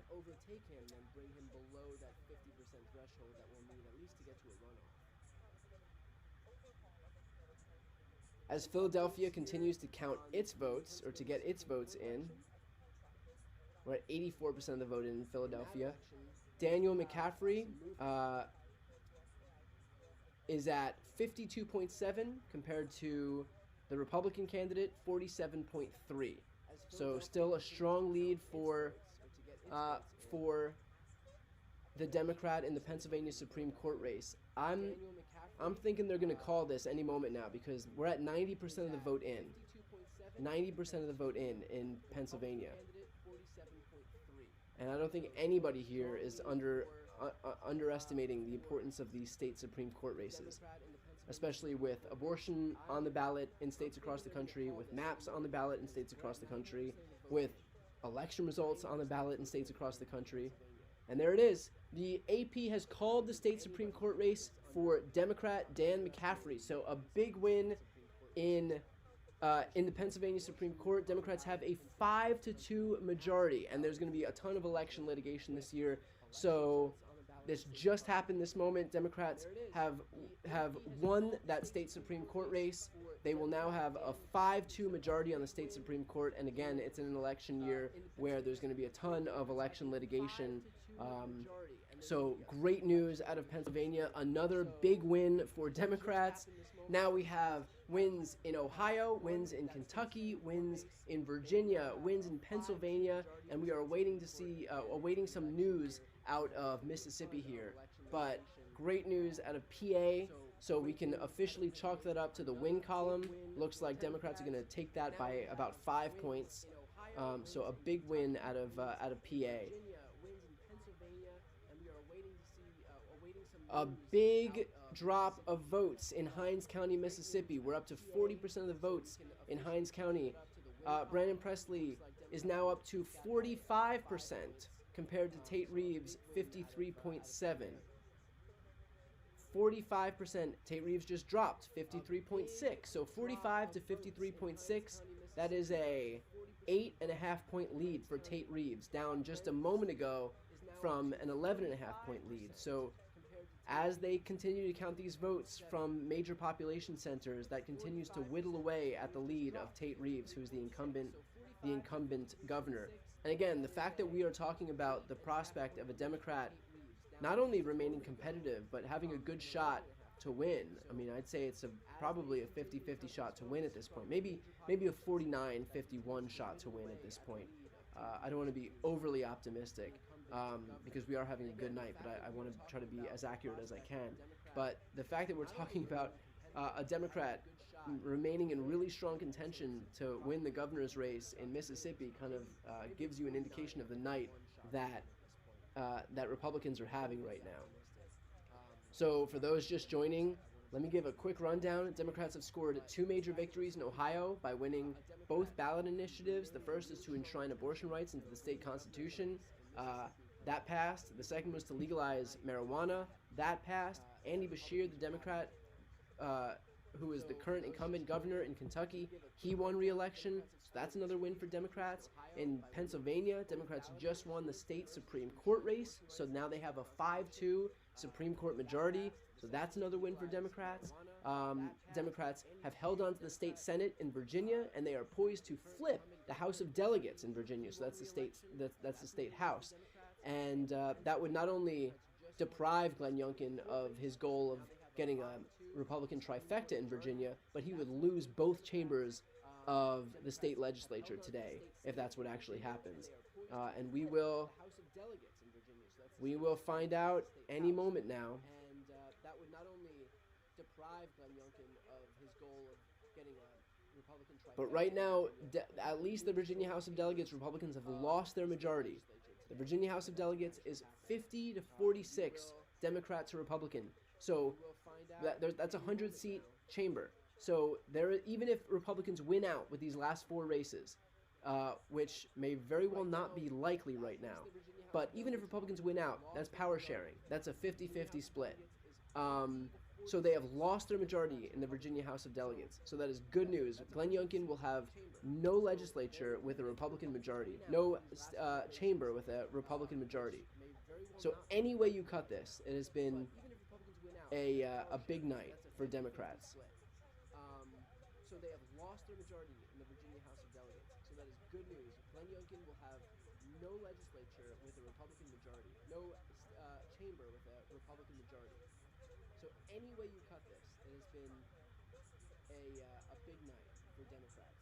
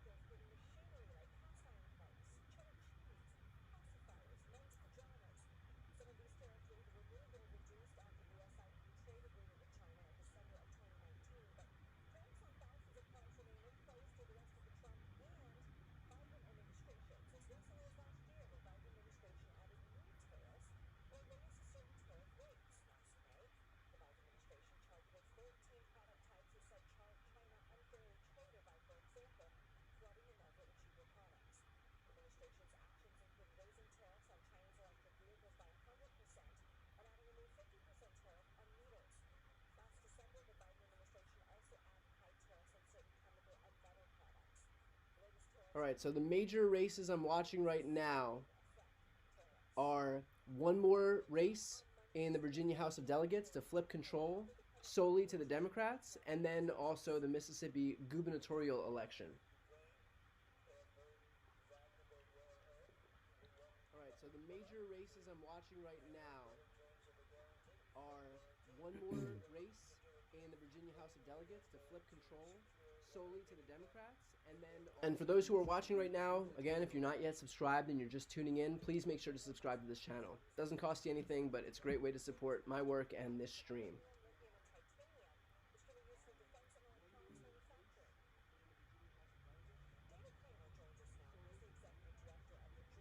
those who are watching right now, again, if you're not yet subscribed and you're just tuning in, please make sure to subscribe to this channel. It doesn't cost you anything, but it's a great way to support my work and this stream.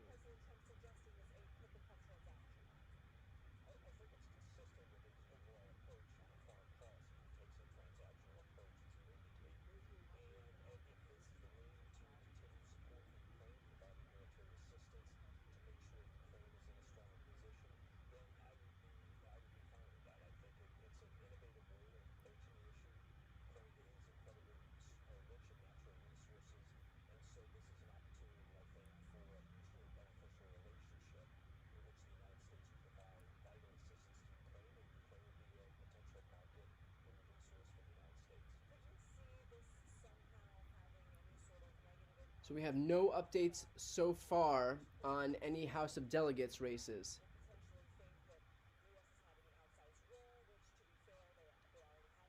Wait. Hold, please. So we have no updates so far on any House of Delegates. I think we might have a big result coming up here.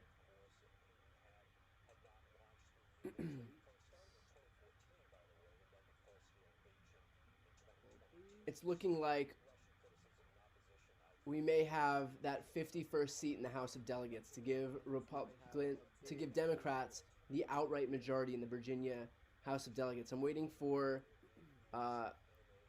some official calls here, but it looks like Democrats may have just flipped the Virginia House of Delegates, which would be the last major win that we could hope for tonight. Of course, except of course for the gubernatorial election in Mississippi.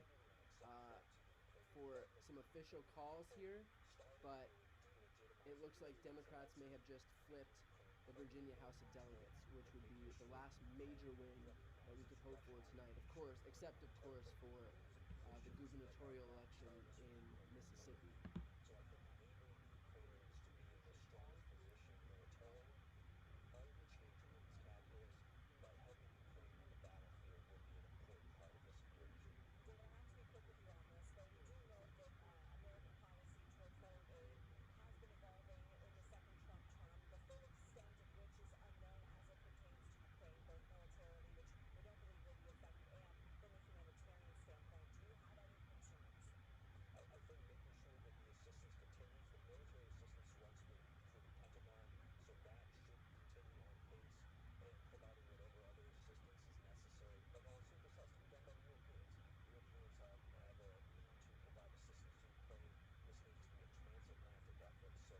Let's see if we have any confirmation. Here we go. Democrats officially take the House majority in the Virginia House of Delegates. That's it. Glenn Youngkin has lost both chambers of the Virginia State Legislature. So another huge result for Democrats, this time in Virginia. So just to give a quick rundown of what Democrats have accomplished tonight. Democrats scored big on both referendums in Ohio, winning the first one, which was enshrining abortion rights into the state constitution and legalizing marijuana. So those two big wins in Ohio. Re-elected Andy Beshear as governor of Kentucky. They flipped or won out both chambers of the state legislature in Virginia, the state Senate and the House of Delegates. Both of those are now flipped to Democratic control. And they've also won the state Supreme Court election, giving them a 5-2 majority on the state Supreme Court in PA. And now all eyes are on the Mississippi gubernatorial election, where 75% of the vote is in right now. Brandon Presley, the Democrat, is trailing Tate Reeves, the incumbent Republican, about 45 to 53. So Tate Reeves has an 8-point advantage, and we are still waiting for 60% of the votes in Hinds County. But Hinds County is about 87% Democrat, 12% Republican. So those are breaking definitely in Democrat Brandon Presley's favor. So overall, a massive overperformance by Democrats this evening. Any way you cut it, this has been a routing for the GOP. 7% Democrat, 12% Republican. So those are breaking definitely in Democrat Brandon Presley's favor. And of course, there are a number of races, smaller races that I'm forgetting. I've covered some specific races tonight, but I know that there are good election results in races beyond the ones that I'm just covering right now.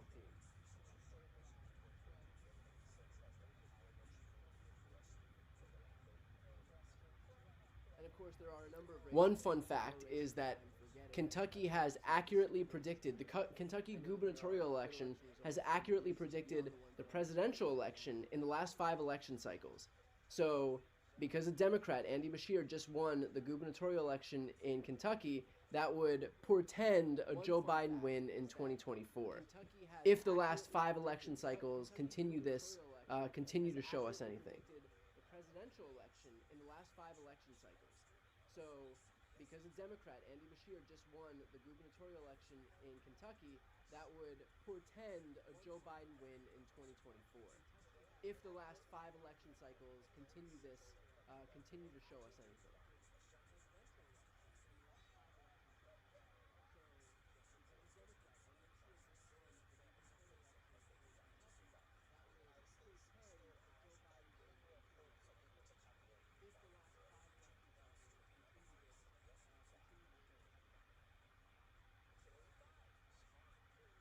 Okay, I'm going to see if we have any news on Mississippi right now.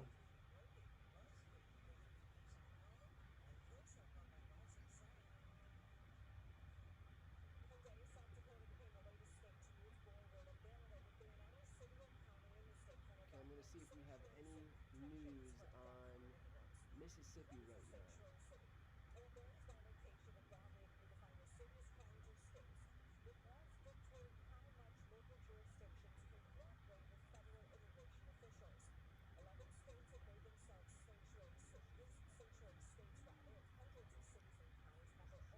These live streams are so bizarre for me because my average video length is like 6, 7, 8 minutes, and then these live streams are just hours of talking and filling space.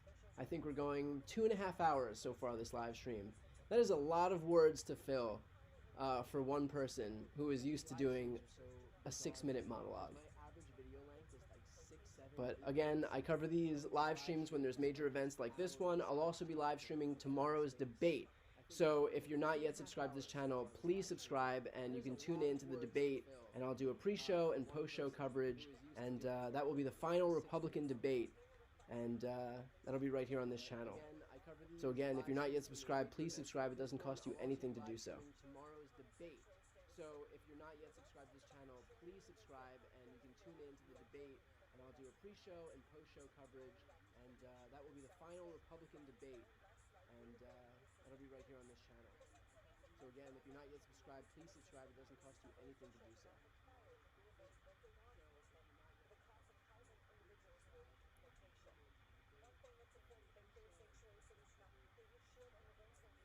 All right, give me a beat. I might be quiet for a sec while I look for any new news.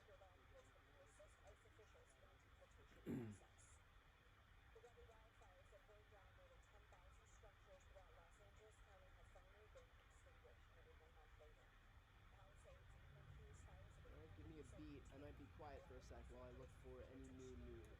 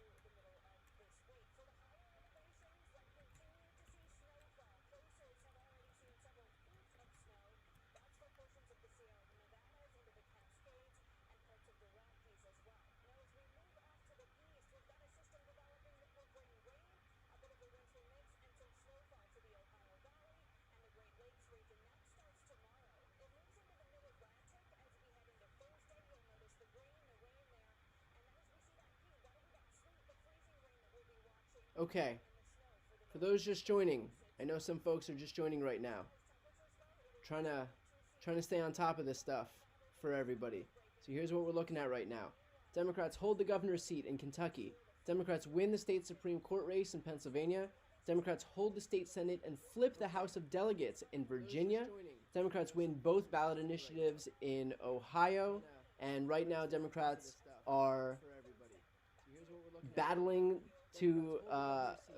pretty closely to win in Mississippi. So right now, just to give an idea of what it's looking like in Mississippi, Brandon Presley, the Democrat, he continues to chip away at Tate Reeves' lead.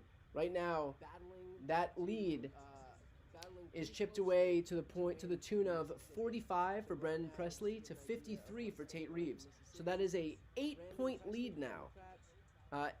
Any moment now, that'll be chipped down. That 8-point will get cut as they continue to count votes from these population centers.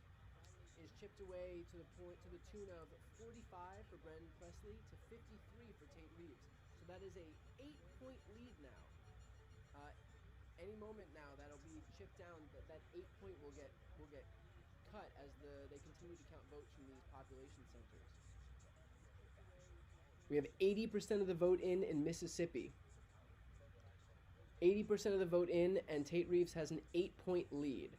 So those last 20% are probably going to skew far more Democratic than the votes that we've gotten in thus far. We have 80% of the vote in Mississippi.